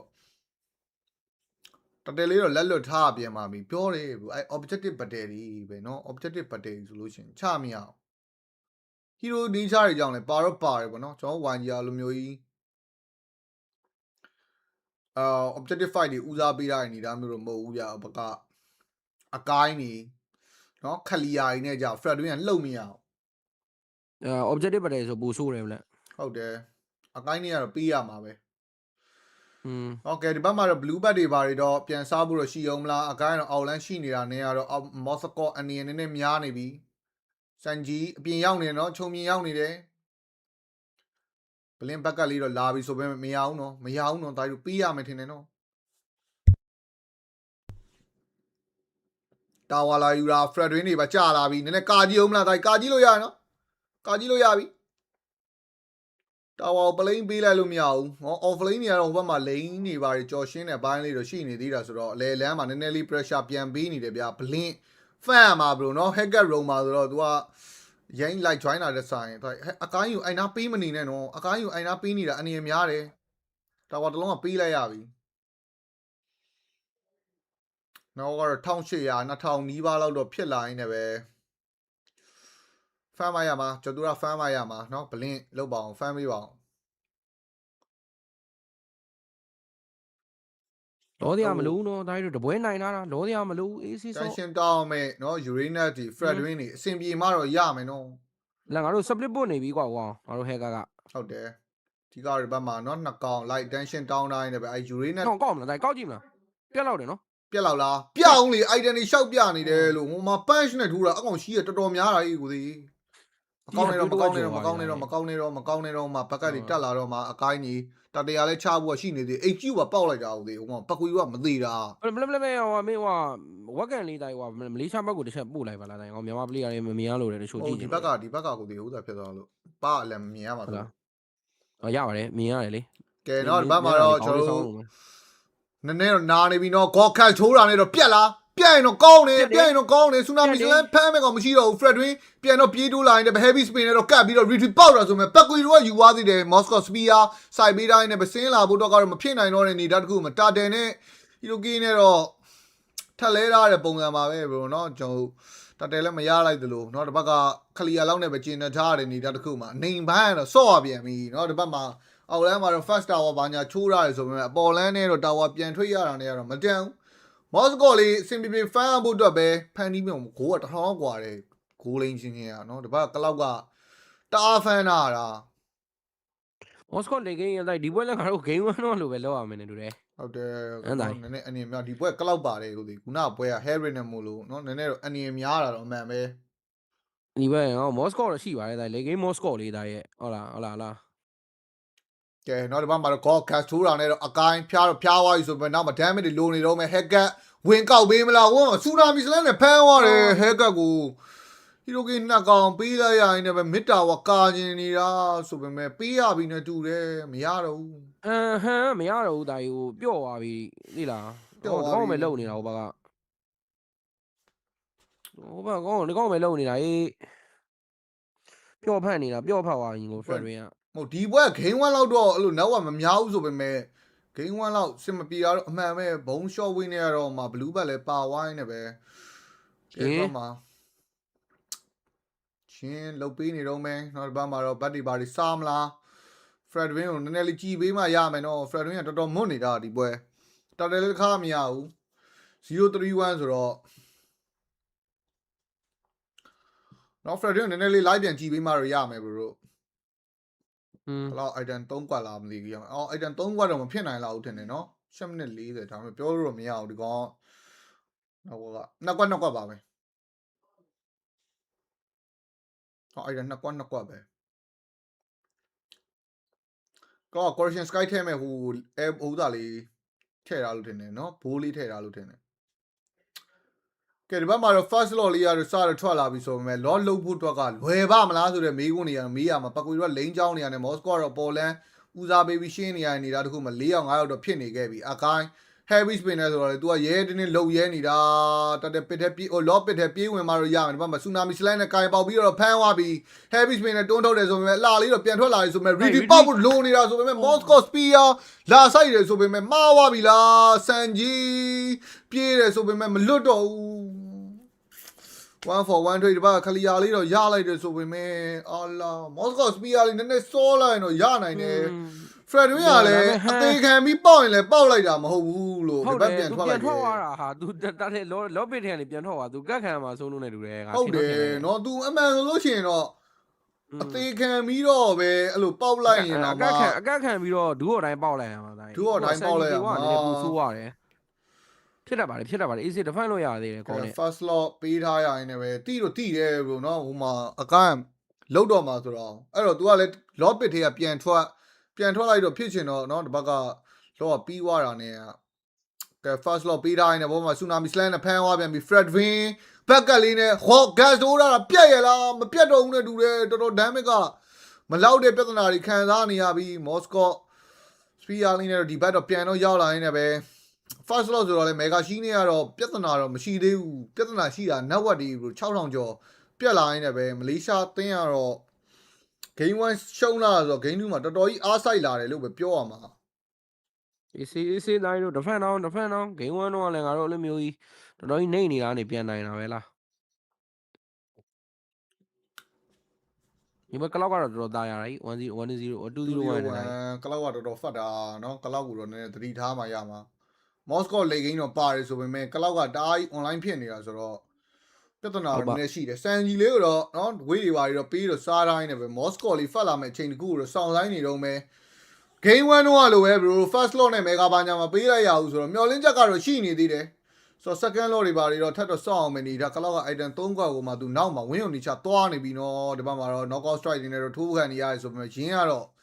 အဆင်ပြေတယ် bro ရင်းက purify နဲ့ဆော့တာကြောင့်လည်းပါတော့ပါတယ် bro attention ကသူ့ရှိမရောက်ဘဲနဲ့အဲ့ fredwin ရှိပဲရောက်နေတာခလီယာလည်း fredwin ကိုပဲပြပြလုံနေတာနဲ့ဆိုတော့เนาะကဲ blink ကတော့ split push ပုံစံလေးနဲ့တော့เนาะတာဝန်ယူပြီးတော့ဥစားဖြစ်ပေးနေတယ်ဆိုပေမဲ့နော်ရုံမာဆိုပေမဲ့အခုဒီခလီယာနဲ့ network ဒန်းတူဖြစ်နေတဲ့အပိုင်းတော့တိတ်တော့သဘောကျကျင်စရာတော့မရှိဘူး Moscow item 3ခွက်ထွက်ပြီးဆိုရင်မဲ့ဒီဘက်မှာကလောက်ကဝင်းနေချတော့ပါလာတော့မှာမေးစရာရှိတာဒီတော့လူမှလာမေးရမှာဆိုတော့ outland တော့ပေါ်နေတာဆို hack ကပေါ်လန် split တင်နေဆိုပေမဲ့လေဒီအချိန်ရောက်မှာခလီယာနဲ့ကလောက်နဲ့အပေါ်ရောက်နေတော့နည်းနည်းပြောရတော့ခက်သားကဲsplit ကမှာ Moscow hacker ရောဆိုတော့နော် split ကမှာ split မှာရမယ်နေတာဗျဟုတ်တယ်သူတို့ယူထားတဲ့ hero တွေကအဲ့လို split ဆော့ရမယ် hero တွေပြောတယ်လေကဲပါမှာတော့ second law လေးတော့ထွက်လာရင်းနဲ့ပဲ law ပတယ်လေးများဆိုင်ရင်သေးလား hacker ကတော့ပေါ်လန်းနေပါရှင်းပါတယ် Moscow တော့ outland ပြီးစားထားတဲ့နေတစ်ခုရှင်းရတော့ရှင်းမှာ tension တောက်မှာ bro ဘလင်ကြီးကိုပဲရန်ဟိုသာပေးလို့မရဘူးမဟုတ်ဘလင်အောင်ဖြစ်တော့ကျွန်တော်ဟန်ကိုပဲရှင်းမှာရန်ထားလို့မရအောင်လော်နာလေးနည်းနည်းကန့်ကပ်ပါအောင်မို့စိုင်းမဲဆိုရင်စိုင်းတော့ရုပ်တယ်ဟိုနားလိုဒီနားလိုတဖက်မဲဆိုလဲပေးလိုက်တော့ငါပြောတာကဲနော်လော်လေးကတော့ဒီဘက်မှာစတော့တွင်းထုတ်လေးလုံနေခဲ့ပြီဘက်မှာအကိုင်း heavy spin နဲ့တော့ကတ်ထားတယ်ဆိုပေမဲ့အကိုင်းမပြတ်သွားဘူးဟေးစပီယာဘာညာလေးနဲ့တော့ပြစ်ပြီးတော့လိုက်ဖြတ်မယ်ထင်တာအန်နီရောများပါတယ်အကိုင်းအိမ်ပြန်မဲ့ timing လေးကိုအကောင်းဆုံးအသုံးချပြီးတော့လော်တော့ပြန်တော့ဖုန်းနေနေပဲ title strike တွေနဲ့ဟီးပေးနေတယ်ဒီဘက်မှာအကိုင်း between နော်retribution အကိုင်းမဲ့ရောက်တော့ UI နဲ့ပဲ Moscow နောက်ရောက်သွားတာမှားပြီလား purify နေပြီးတော့ပြန်ပြစ်နေတယ်ဆိုပေမဲ့စန်ဂျီဘက်ကွီတို့ထိုးတာနေတော့သေဆုံးသွားခင်နဲ့ပဲဘာမှကြော်သူရဘလင်းနေနဲ့တော့အကိုင်းလေးတော့ပြေးဖြတ်ပေးထားတဲ့အပိုင်းလေးကတော့ရှိတယ်ဆိုပေမဲ့3កောင်တကောင် trade တွေတော့ဖြစ်ကုန်တော့မှာပြေးပေါင်းလွတ်တာတော့လွတ်လောက်သေးတယ်ကလောက်ပါလာပြီ tension မရတော့ဘူးမလွတ်တော့ပြေးတာဟုတ်တယ်ဒါ stat စုပါလေလာဟုတ်တယ်တော်သေးတယ်ဟေးကဲဂလုတ်ပေါင်းကာလို့ရသေးတယ်နော်10စက္ကန့်ပဲ10စက္ကန့်ပဲမေဂါတလန်းတော့ပေးရမှာအောက်လန်းမှာတလန်းမေဂါ2လန်းဖြစ်သွားပြီအော်ယုံကြီးအကန်စောသင်းတေးကြရှိတာမသေးဘူး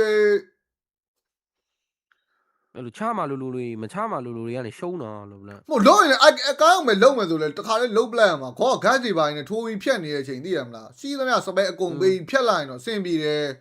မင်းပြောသလိုတိုင်း speed of distraction နဲ့ light ဖြတ်လိုက်ရင်လည်းမဆိုးတော့မလို့မိလောက်တယ်ဒီလားဒါမှမဟုတ် तू အနေနဲ့များလို့များတယ်ထင်လို့နေမှာ ဟုတ်တယ် ဒါပေမဲ့ तू အဲ့ဘက်တည်းကြတော့လေနောက်ခဏနေလောက်ကြတော့ပြေးဝင်သွား speed of distraction နဲ့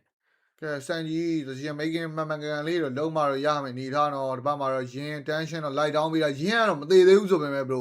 ရင်းမသေးလို့များဖြစ်နေမလားเนาะ tension တောက်အောင်မှာရင်းဘယ်သူမှဖတ်မလို့ဖြစ်နေတာယူရင်းနဲ့ကို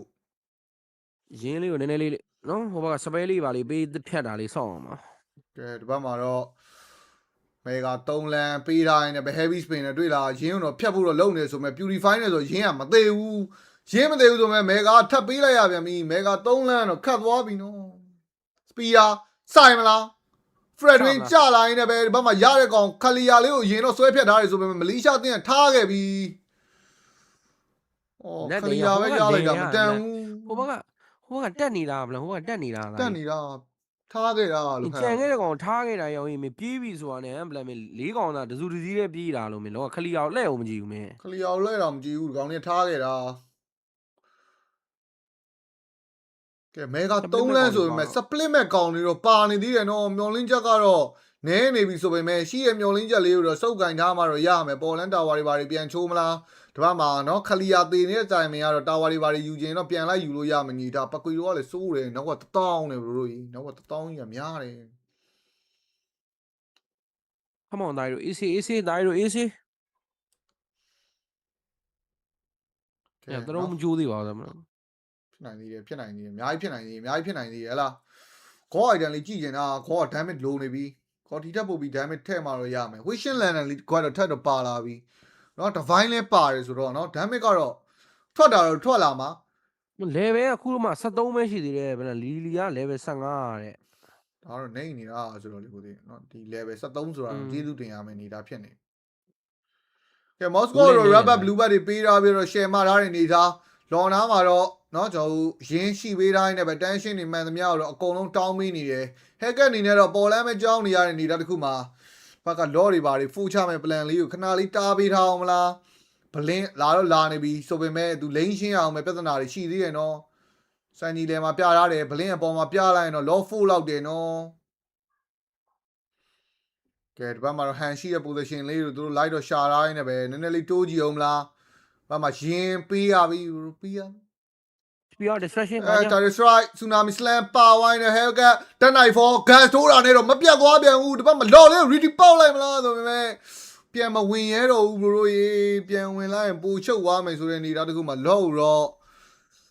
ပေးခြင်းလည်းပေးလိုက်ရတဲ့အနေထားပါနော်ကဲမေဂါ3လမ်းကြီးနဲ့ law နဲ့တက်လာမှာဆိုတော့ကိုစီကြည့်အောင်မကြည့်ချင်တော့ဘူးဗျာ မိုးလေတိုက်ကြည့်မှတော့ရမယ်လေဘလို့ကြီးလေမိုးမကြည့်ချင်လို့တော့မအောင်နဲ့တူတယ်နော်ဗလားမအောင်နဲ့တူတယ် AC ကဲ AC တိုင်း AC နော်လောကတော့လေကနေပဲမြန်မာလိုပဲချက်လာရင်းနဲ့ပဲဒီလော့ဖြည့်ရှင်းဖို့တော့ဂေါ်ရီမော့စကိုတွေအကောင်းဆုံး defend နိုင်အောင်မလားဒီဘက်ကဝင်လုံးမဲ့ကောင်တွေရှိတယ်နော်နော်ခလီယာတို့ဘာတို့ရင်ပဲဖြတ်မလား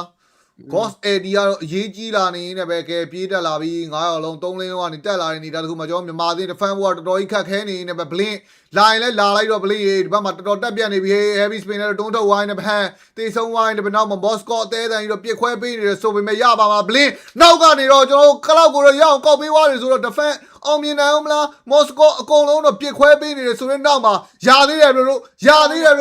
ပြစ်တော့ Moscow စိတ်ကိုလျှော့တာစိတ်ကိုလျှော့ထားတိုင်းတို့ရသေးတယ်ဒီဘက်မှာပတ်ကွေတို့လေးတကောင်ပါလိုက်လံမောင်းထုတ်တိုင်းနဲ့ပဲတန်းအမ်မဲ့ပြဿနာကိုတော့ blink အကောင်းဆုံးပဲဖြည့်ရှင်းပေးသွားခဲ့ပြီလို့ပဲပြောရမှာတကယ်ကောင်းတဲ့ blink ဘလိုင်းတွေကနေ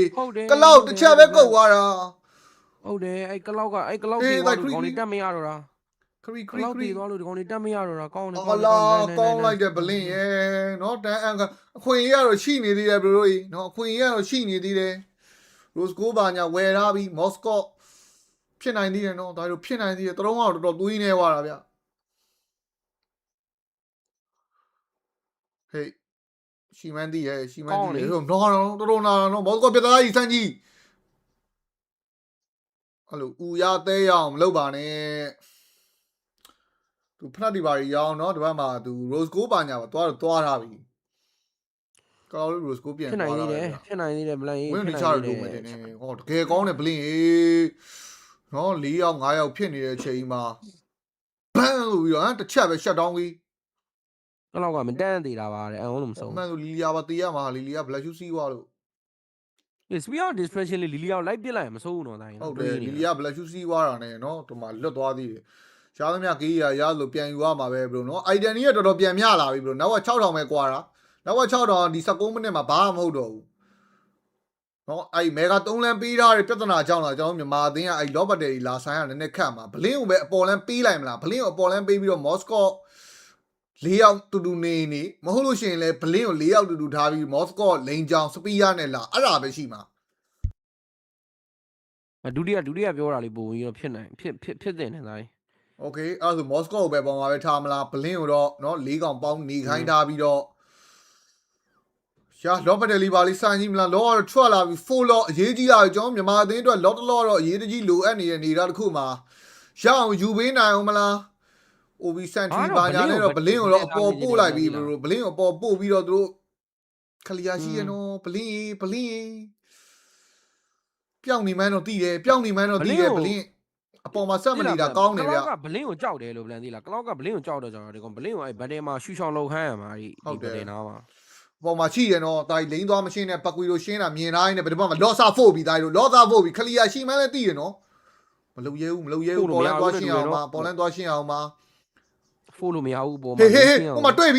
့ပြီဆူနာမီစလန်နဲ့တော့ပါဝိုင်းနဲ့ပဲပကွေလိုကဲပေါင်းဟဲကလွတ်သေးလားဒယ်လီမက်ချစ်တွေပါဒီအိုးသွားပြီနဲ့တူတယ်မော်စကိုကောင်းဆုံးတော့ပြစ်ချပေးတိုင်းနဲ့ပဲဟီရိုကီနှစ်ကောင်နဲ့ထွေးရမှာဆိုရင်တော့တန်တယ်လောတော့ပေးရမှာဆိုပေမဲ့နှစ်ကောင်တစ်ကောင်ထွေးလော်လေးကတော့ပေးလိုက်ရတယ်ဗျာနော်လော်ရှင်းလို့ရတယ်ဟိုအင်မော်ဒယ်လေးပါလေးရှင်းတော့မစိုးဘူးဝေးအင်မော်ဒယ်ရှိလို့ရှိရင်အများကြီးဖြစ်သွားမှာဒီနေရာမှာ3ယောက်5ယောက်နေသားဆိုရင်ဒါမျိုးကြလော့အတန်းမထွက်ဘူးလို့စက္ကန့်30လောက်ဆောင်းအောင်မယ်နေရောဟိုရ10စက္ကန့်10စက္ကန့်အလဲဒီပါဖြတ်ရှင်းမလားလော်တန်းထွက်ရင်တော့မစိုးဘူးလော်တန်းထွက်ရင်တော့မစိုးဘူးတိုင်းဟိုဘလင်းအင်မော်ဒယ်ဝယ်မယ်ထင်တာကိုဒီဘလင်းအင်မော်ဒယ်ဝယ်မယ်ထင်တာအိုင်ဒါဆွတ်မယ်ထင်တာအိုင်ဒါဆွတ်ပြလိုက်လို့တော့လာပြီတိုင်းပဲဟောမိနစ်20လေးနော်ခေါ်ကဲတော့ကဲပြီးတာပဲအဲ့ project တိုင်းလည်းသိရမလားဟိုလိုကြီးမဖြစ်သွားတာနဲ့အလာနော်ကဲလော်ပြီးလိုက်ရပြန်ပြီရတယ်လော်ရှင်းလို့ရတယ် bro ဒီကောင်တွေ3ယောက်တည်းနဲ့ဘလို့မှတက်မရဘူးနော်ဘလင်းကပြန်ထွက်တော့မှဆိုတော့3ယောက်5ယောက်ဒီကောင်တွေတက်လာလို့မှားသွားလို့ရှိရင်ဒီကောင်တွေ2ကောင်လေးနဲ့ defend ရတော့မှာမှန်တယ်အားကြတန်းတက်ရဲတက်ကြည့်လိုက်ဟဲ့လားဒီဘက်မှာ9ယောက်ပြန်ထွက်ပြီဆိုပေမဲ့စန်ကြီးတော်တော်နာသွားတာဗျလီလီယာဘုံရှော့ဝေးကို respect ပေးရမယ်နော်လီလီယာဘုံရှော့ဝေးကို flying cloud တွေနဲ့ပြန်လာပြီလုံးမြ мян လေးရှင်းလိုက်မလားလုံးမြ мян လေးရှင်းလိုက်မလားတရုံးတွေပါလိရိုက်မခံနဲ့ရတော့ရတယ်ဒီကောင်တွေမတက်ရဲဘူး bro ဒီကောင်တွေမားတက်လို့ရှိရင်เนาะမပြန်ထုမှာဒါပေမဲ့ခွေးဝေးနေတော့ထပ်တက်လာဖို့တော့ရှိနေသေးရဲ့เนาะကာပါအောင်ဟောလီလီယာဘုံ short way gas ထိုးတိုင်းနဲ့အကိုင်းသွေးတော့ရော်သွားပြီဆိုတော့မင်းတို့ပြန်ဖမ်းလိုက်တော့เนาะမင်းတို့မရတော့ဘူးတက်အောင်မလားကွန်စီးဖြောက်ပြီးတော့ပြေးတော့တိုးလာပြီတရုံး only တဲရိုက်ချင်တယ်လောက်ပေါင်း heavy spin နဲ့တော့တွန်းထုတ်တိုင်းနဲ့ပတရုံးသွေးတော်ကြီးနေတာလီလီယာတရုံးလာချိုးနေပြီဟဲကက်လည်းပြတ်သွားပြီဆိုတော့နောက်မှာကလောက်ကြီးဝါပြီမရတော့ဘူးကိုသေးမရတော့ဘူးကလောက်မတည်ဘူးရောင်ကြီးသွေးနည်းနည်းလေးနဲ့တရုံးလာပြေးရိုက်တာလောကတော့မရှိတော့ဘူးဆိုပေမဲ့မေဂါ3လမ်းပေးထားတဲ့လောမီနီယန်ကြီးကအရန်ကြီးနေတာဖြည့်ရှင်းရတော့တော်တော်ခတ်သွားတာနဲ့ကဲတော့ကျွန်တော် game 3လေးတော့ဆက်ကြည့်အောင်ပါဖြစ်ပါတယ် game 3 guys ဘယ်လိုရောကောလေးဟောဖြစ်လိုက်အောင် okay ကွန်မန့်ဖတ်ပေးလိုက်မယ်ဘလန်နားဘလန်ခဏနာပြီးကိုမန့်ဖတ်ပေးလိုက်မယ်တင်မိရတယ်ရှုပ်ကုန်ပြီလို့ဘယ်လိုလုပ်ပြီးအဲ့လိုမျိုးပဲဖြစ်နေလဲမသိဘူးမသားဘူးဖြစ်နေတာအားလီကိုမသားနိုင်ဘူးဖြစ်နေတာကိစ္စ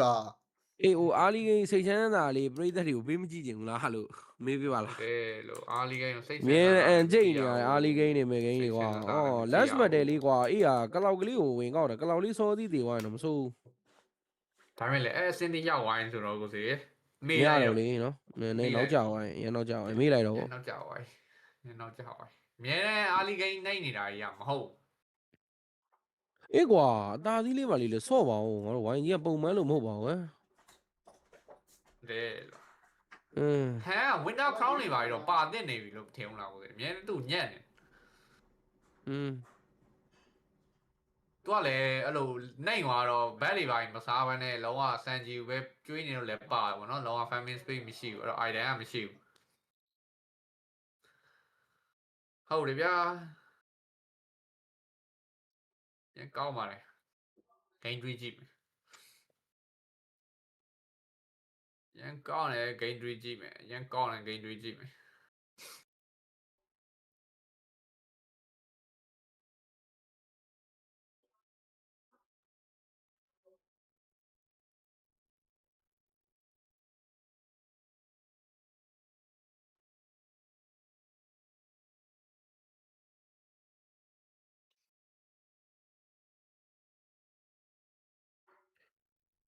Oh my god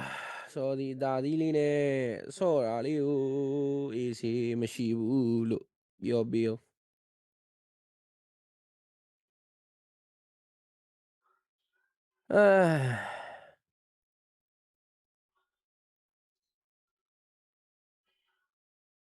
ညီကိုစိတ်ကိုရှော့တောင်းစိတ်ကိုရှော့တောင်းညီကိုစိတ်ကိုရှော့တောင်းညီကိုစိတ်ကိုရှော့တောင်းညီကိုရမ်းမလုပ်ပါနဲ့ကွာတောင်းမှန်ပါတယ်မင်းတို့ကောင်တွေငါတောင်းမှန်လည်းမရဘူးဖြစ်တတ်ပါတယ်အတိုင်းဖြစ်တတ်ပါတယ်ဒါပေမဲ့ဒီထက်ပိုပြီးတော့မျောလေးထားတော့မှန်မဲ့လေအတိုင်းပြင်သစ်လည်းသွားဆော့အောင်ပါ MSC လဲ MSC မှာဒီထက်ကြမ်းနဲ့သေးနေကြီးပဲတူရကီတို့တဲ့မှာစပရက်တို့အမတ်လိုနေပြီကိုသေးဟုတ်တယ်မိုးကိမှန်တယ်အမတ်လိုနေပြီ လိုနေပြီမက်လိုနေပါလို့ မကလိုနေပြီလေပြတပွဲမှလည်းမနိုင်သေးဘူးဘတ်ဆော့3 series တပွဲဆော့တပွဲရှုံးထားတာလို့ဒီပွဲပါထပ်ရှုံးရင်2ကိုသွားမှာအေးအမတ်ပေးရဘလို့လဲဟန်တူးဆွေလုံးအေးအမတ်ပေးရဘလို့လဲဟိုအမေကိုလက်ကွေးပေးရသွားကြည့်လိုက်တယ်မလားကြည့်တော့ကြည့်လိုက်တယ်ဒါပေမဲ့ဘယ်လိုပဲပြောကိုဆွေအဲ့လိုရှုံးရင်တော့ရှုံးတာပဲပေါ့ရှုံးတာမိုင်းနဲ့1လို့ပြပေး2-1နဲ့ရှုံးတာအမမ I can't believe this shit 9 plus 4အော်တပွဲနိုင်တပွဲပဲ2-1နဲ့နိုင်လဲတမတ်ပဲ2-1နဲ့ရှုံးတဲ့တမတ်ပဲဆိုတော့အဲ့ဒါလေးကမဆိုင်အောင် PT လေးကမဆိုင်အောင်သူတို့က8နိုင်ငံရှိတာဗျာကိုစီရဲ့အနည်းဆုံး5သင်းပဲတက်မယ်ဆိုတော့မလေးရှားကိုပါထက်ရှုံးရင်တော့ကျွန်တော်ထင်တာတော့မေးလိုက်လို့ရပြီထင်တယ်ဟိုအေးကွာလာအိုတို့ဗီယက်နမ်တို့စင်ကာပူတို့3သင်းတော့နိုင်လို့ရတယ်လေဟောအဲ့3သင်းတော့ကြံပါတယ်နော်အဲ့3သင်းနဲ့တသင်းကိုရှုံးရင်တော့မေးလို့ရရေးအင်ဒိုနဲ့ဖိလစ်ပင်းကနိုင်မလားနိုင်လောက်အင်ဒိုနဲ့ဖိလစ်ပင်းကတားကြီးရယ်ကမ္ဘောဒီးယားတော့မနိုင်တဲ့ကိစ္စကိုအဲ့ဒါကြီးတွေဘာလို့မျောလင့်နေမှာတော့ကိုစီလုံးပြောပေးပါနဲ့ရအောင်တာကြီးကမ္ဘောဒီးယားကိုရှုံးနိုင်ရောတော်တော်စိတ်ညစ်သွားတာကြီးဟုတ်ကွာကိုပြောအရင်ကြီးဟိုနိုင်လဲနိုင်သွားနိုင်တယ်ဖိလစ်ပင်းတို့အင်ဒိုတို့သိလားအေးဒါပေမဲ့ကွာအဲ့လိုမျိုးဒီအသင်းသေးလေးတွေကိုအရင်နိုင်ထားလိုက်ရင်ပုံမကောင်းလားမှန်နေလားလေဒီအတင်းသေးတွေမှမနိုင်တော့အတင်းကြီးဘယ်လိုတော့မျောလင်းပြီးတော့ကြည့်မလဲ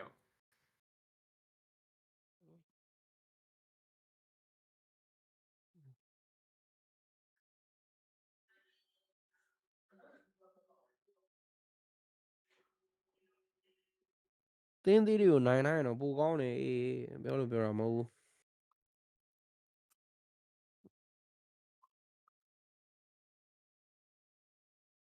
အေးကအင်ဒိုတို့ဖိလစ်ပင်းတို့ပြောနေတယ်ခုလုံးကိုကောင်နေကမ္ဘောဒီးယားရဲ့မလေးရှားတွေရောတဲတန်နေဆော့နေတာ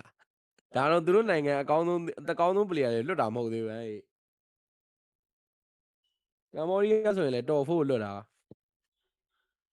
သိလားဟုတ်တယ်ကမ္ဘောဒီးယားနဲ့မလေးရှားကိုမနိုင်ဘူးဆိုရင်တော့ကျွန်တော်တို့လည်းမလေးရှားဆိုရင်လည်းအဆာကြီးအကောင်တွေမပါဘူးသိရမလားအဲ့လိုပါလေးတော့နိုင်သိတယ်လို့တော့ထင်တာပဲဘရိုကြီးဘာတွေဖြစ်နေကြမှန်းတော့မသိဘူးသူတို့မှလည်းသူတို့ခက်ခဲတော့ရှိမှာပေါ့ဘရိုဒါပေမဲ့ကျွန်တော်တို့ယုံကြည်နေသေးပါပဲနိုင်တော့ကောင်းတော့ဗျာ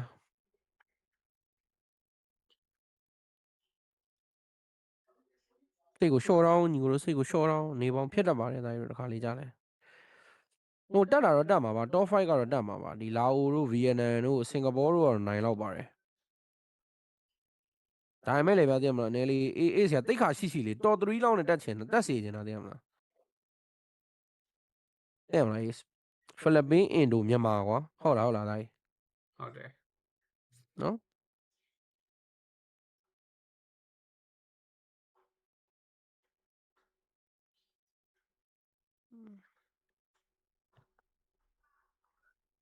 man ဗျာနိုင်နေပါလေကဲ game 3လေးတော့လောက်ပါအောင်သားတို့ကြီးလောက်ပါအောင်ဟေးမနေ့ကလိုပဲဖြစ်နေပြီလားမသိဘူးနောက်ဆုံးတော့ဒီနေရာပြန်ရောက်လာပြန်ပြီမနေ့ကလည်းဒီနေရာပဲလို့သားတို့လောက်ကြပါအောင်ဟာ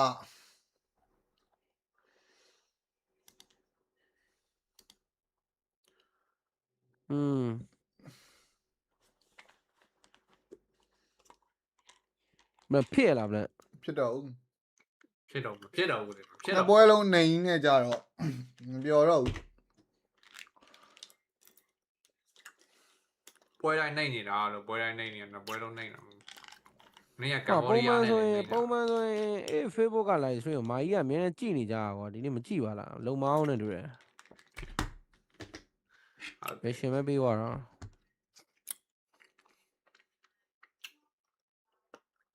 မန်ဒီမှာ line မကောင်းလေ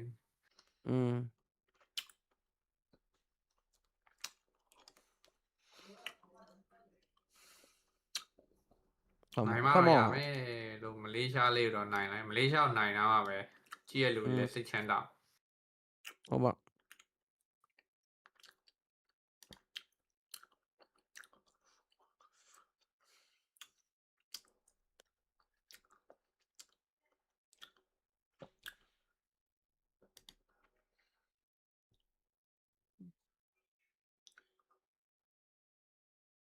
ဖြစ်လားညီကိုတို့ဖြစ်လားမဖြစ်တော့ဘူးလေဖြစ်တော့နေတယ် Oh my god ဖြစ်တယ်အေးပြန်လာဒီနေ့ပြန်လာရကိုစိမလောနဲ့ညညတော့ရမ်းပြင်းနေပြီဘာကိုရသွားတော့မှာလားအေးဒီနေ့အေးနဲ့တော့တွေ့မလားလို့ပြန်အားနေလို့လေအားနေမှာသွားခေါ်လာပြီပလန်ရင်ဝိုင်းလောက်တာအေးမင်းနည်းလေးလာကြည့်လိုက်လीနော်လေးလာလိုက်မယ်ကိုသေးလေးလာစီဘူးတော့ယူခိုင်းနေတယ်ပလန်တော့စီဘူးတော့ဆောင်ခဲ့တယ်ပြောတာပဲကဲ game 3စပြီညီကိုတို့နော်ကဲ intro လေးဝင်လာအောင်နော်โอเคကဲ game number 2မှာတော့ကျွန်တော်မြန်မာအသင်းပြန်လဲရှုံးနေွားခဲ့တဲ့လျောက်မှာတော့ကျွန်တော် game 3လေးတော့ရောက်ရှိလာပြီပဲဖြစ်ပါတယ်ဒီပွဲမှာတော့ first pick first ban ရတိုင်းနဲ့ပဲ glue တွေခလီယာတွေတော့ ban လာပြီဗျခလီယာ ban มาရမှာ game 2တော့တော်တော်ပြဿနာပေးသွားတော့ဆိုတော့နောက်တစ်ပတ်မှာတော့ ပတ်ကွီရိုတွေ fan တွေတော့ပြန်တော့ ban လာတယ်ဗျ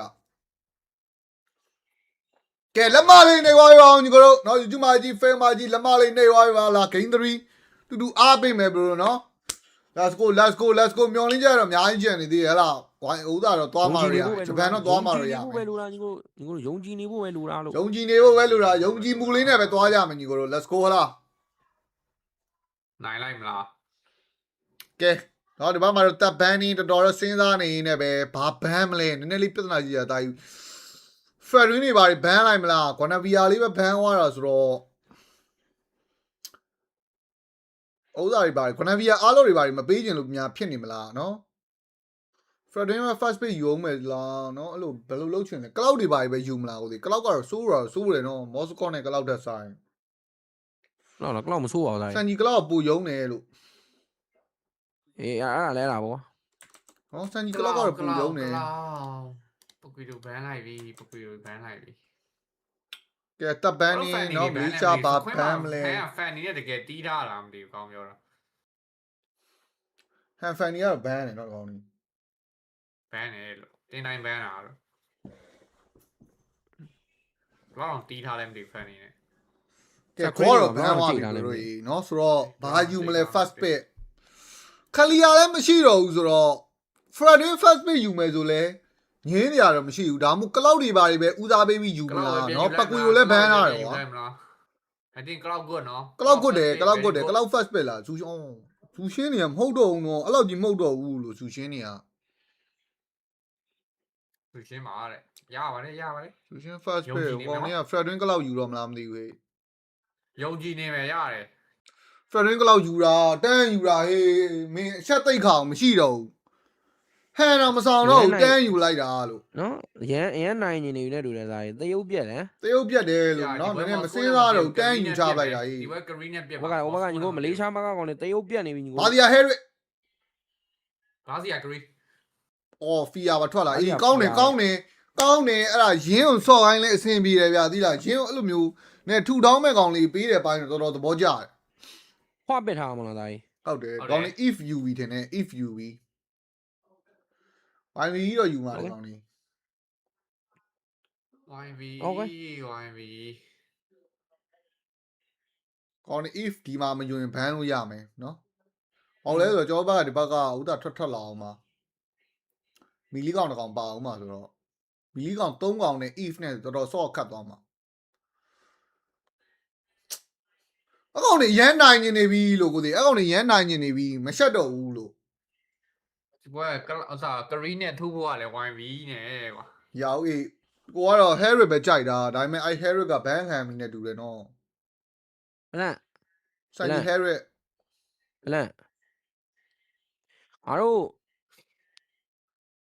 အားလုံးလေးဘန်းလိုက်မလား အားလုံးကတော့ဘန်မှာအားလုံးကတော့ဘန်မှာ နော်နော် အားလုံးကတော့ဘန်မှာကိုဒီအားလုံးဘန်မှာ အားလောဘာလို့အားလောလဲမှာ ဖရရင်အားလုံးလေး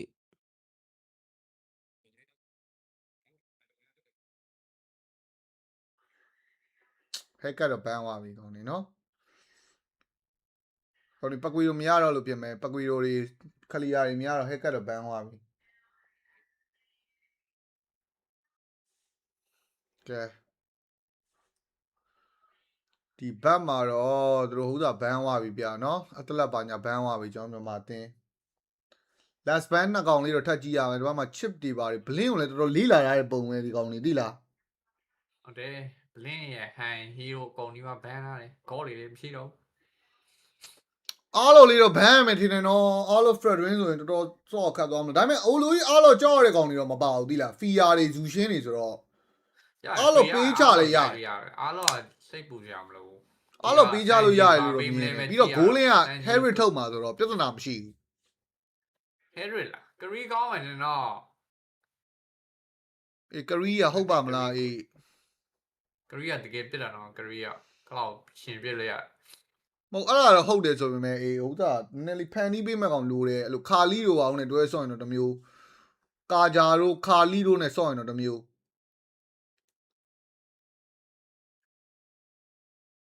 အဲ့လိုကာဂျာကရီးယူမလားခါလီရဖျက်ယူသွားပြီနော်ကာဂျာကရီးလားကာဂျာကရီး ကရီကရီ ကာဂျာကရီးလေးနဲ့ကျုံလိုက်မလားကာဂျာကရီးဆိုအိုးဗတ်တဆန်ခတ်သွားမလားအေး ဆိုင်မှုတော့ objective ပဲဆန်မှုခတ်သွားမှာကာဂျာကရီး တောင်းနေရောဒီ first starter ပဲတဲ့မှာကာဂျာရဲ့ဆူရှင်းရဲ့ဘာစီရရဲ့ free ရအရန်တောင်းလုံးလို့ရတယ်မယ်ကောင်းပြောတာ လေဟူးမရသေးတော့ကာဂျာအဲ့ first starter ကတော့တော်တော်တိုင်ပတ်မှာခါလီလောက် impact မထွက်ဘူး Harry ပဲအေး Harry ပဲယူမှာကောင်းနေ Harry ခတ်မလား okay ကြည့်ရမယ်ခမလားတော့မနေ့ကတော့နိုင်ဝဲရတာเนาะ confidence တော့ရှိတယ်ဂျူရေးပဲဂျန်ဂလာတွေကို share ထုလို့ရတာ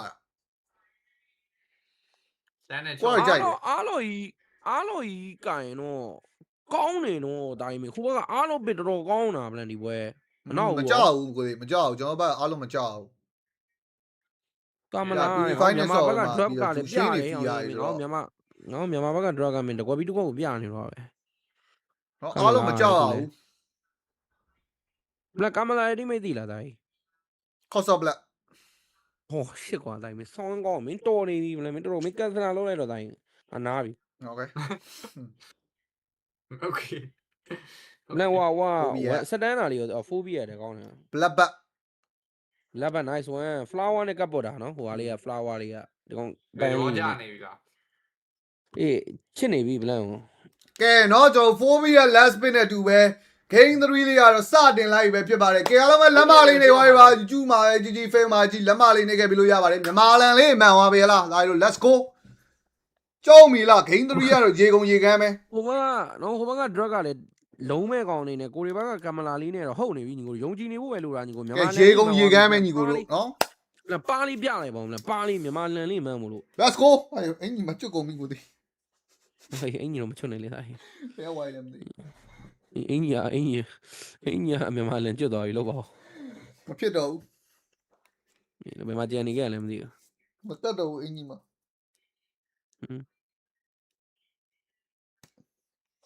ရိုင်းလှုပ်လို့မကောင်းဘူးဗျာเนาะကဲ ဘာမှတော့ game 3လေးကတော့စတင်လိုက်ပဲဖြစ်ပါတယ်เนาะကျွန်တော်ဒီဘက်မှာတော့မလေးရှားအသင်း Fredrin ဂျန်လာနဲ့တော့ပွဲတော့ထွက်လာနေတယ်ပဲကျွန်တော်မြန်မာအသင်းအနေနဲ့တော့ဘာဒီယာနဲ့ချမှာဆိုတော့လေเนาะချက်တော့ကြည့်ရမယ် bro အင်ဒိုမှာတော့ဘာဒီယာဂျန်ငယ်ကြီးကတော့အများကြီးပူတာတယ်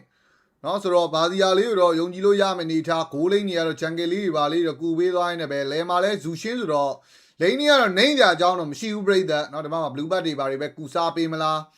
ဘာစီယာ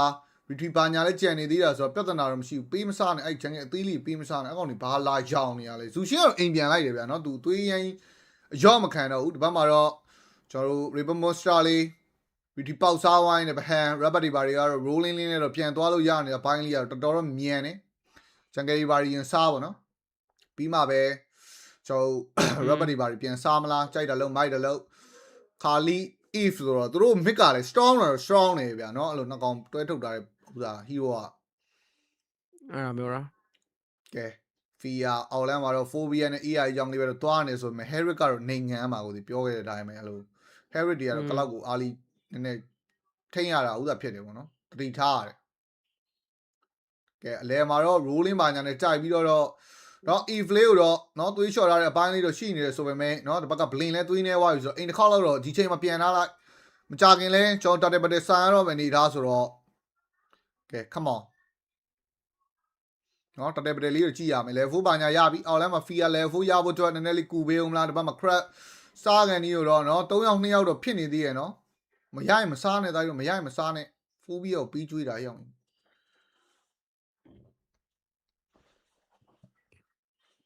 phobia offlane နဲ့တော့တောင်းနေငါတို့ cost of blood ကိုမင်း fine man ဖြတ်ချိတ်ပြီးတော့ ambulance free ဝင်ခုတ်လို့တော့ကြည်ကောင်းပြီမင်းဟုတ်တယ်အဲ့လိုပဲခုတ်မှာကဲဒီဘက်မှာဘာစီယာ rolling နဲ့ Fred Win နောက်တော့ပြေးတော့ကတ်ဇူရှင် Lana Flame တော့ကင်ပေါက်ပေးတိုင်းနဲ့ပဲ Fred Win အော်မသိခင် price တော့ခွဲဝင်ရသွားဆိုတော့တာတယ် Henry ဒီလာပပပေါက်ပြဝိုင်းနဲ့ပဲဒီဘက်က Fred Win ကောင်မှာဖြတ်ချ phobia infernal ထောင်းနေဆိုပေမဲ့တိုင်းအကောင်လေးကိုရင်လုံးလိုက်မလား damage ကမလောက်ဘူးဖြစ်နေတာ Lana Flame နဲ့တော့ပြန်တော့ကင်ပေါက်ပေးတိုင်းနဲ့ပဲ Fia ခုတ်ချက်တွေအောက်မှာ phobia တကောင်မထည့်ရလိုက်နဲ့ပဲ 1 for 2 trade တန်တယ်နော်တက်တယ်လဲရလိုက်တယ်နော် 1k ပါလိသွားပြီဟုတ်တယ်တိုင်းအဲ့လိုလုပ်ပါနော်အဲ့လိုလေးလုပ်ပါအောင်အဲ့လိုလေးလုပ်ပါအသာသီးလေးကြည့်နေအနေနဲ့ကြည့်နေရတာဟာလား game number 3မှာတော့နော်အသာသီးလေးနဲ့တော့စကြည့်ရပြီပြိတ္တာလောက်ပါတက်တယ် operator ကခွဲဝင်ရအောင်လို့ပြန်သီးလားစောသီးသေးရမယ့်ကိစ္စကိုရုပ်လုံနေတယ်ဟောဒီကောင်စောသီးသေသွားလို့ရှိရင်မင်းခံမလာတော့မှနော်ဒီထက်အများကြီးလောက်ကွက်ပူထောက်သွားမှာကဲဘာဖြစ်အဆင်ပြေတယ်ဂျန်ဂလာရလိုက်တယ်เนาะဒီဘက်က offlane ရလိုက်တယ် Hiroki 1 for 2 trade ဟော price တော့ခွဲသွားတာဆရာသမားเนาะဟုတ်တယ်အဲ့မှာသွေးနည်းနည်းပြန်တက်သွားတာဒီမှာဟုတ်တယ်သွေးနည်းနည်းတက်သွားလို့မဟုတ်ရင် sorry ပြတ်သွားမှာ retreat တောင်လူပေါက်စရာမလိုတော့ဘူးเนาะအခုက retreat blue ပေါက်သွားတာဆိုတော့ကဲ hand retreat လေးကလည်းကောင်းခဲ့တယ်လို့ပဲပြောရမှာပဲဘရိုเนาะအဆင်ပြေတယ်ကျွန်တော် intro လေးကတော့ mic တယ်ပဲပြောရမှာ now 1k lead နဲ့တော့ကျွန်တော်မြန်မာအသင်း game number 3မှာတော့နော်စတင်ဥဆောင်ထားပြီပဲဖြစ်ပါတယ်နော် Ramosa ကတော့ပေးရမှာပဲဘာစီယာအနေနဲ့ကတော့ဒါကြီး rubber လေးပဲစားလိုက်မလားနော်ရိုင်းလိုက်မလုံနဲ့နော်ဒါကြီးကိုကကို easy လေး fan နေတယ် fan လိုက်ရိုင်းလောတရားမလို့ easy ပဲဆော့မှန်နေပုံစင်ပြေနေတာဒီဘက်မှာ fear လည်းအဆင်ပြေတယ် hair လည်းအပေါ်မှာ AI အကြောင်းဖြစ်သွားပြီတက်တယ်လေးရတာတော့ level 10တာတယ်ဗျာနော်ဒီဘက်က cloud တက်ဆိုင်ကဲ black bat ဖြတ် stand flower လေးနဲ့တော့ cut ပုတ်ပေးတိုင်းနဲ့ပဲ cloud အနေနဲ့တော့ပြန်တော့ forward ထားရတဲ့အနေထားဘာမှခါလီတိုနေတို့30 manipulation တွေပါတော့မခင်းပါဘူးသူတို့ roam တော့အဲ့လောက်ကြီးမပေးတော့အမှန်တော့ position နည်းနည်းကျွံ့နေရပါတော့ကဲအောက်မှာတော့ Fred Win လာပြီနော် Fia Valkyrie Vanguard နေပါခံတိုင်းနဲ့ဘာစီယာ rolling right တိုင်းလေးရောက်လာတာပြန်ခုံတာသားကြီးလူချင်းလဲဘက်ကလာနေပြီနော်နေနာအဲ့ Fred Win ကိုနေနာအပရိုက်တော့ပေးမခွဲနဲ့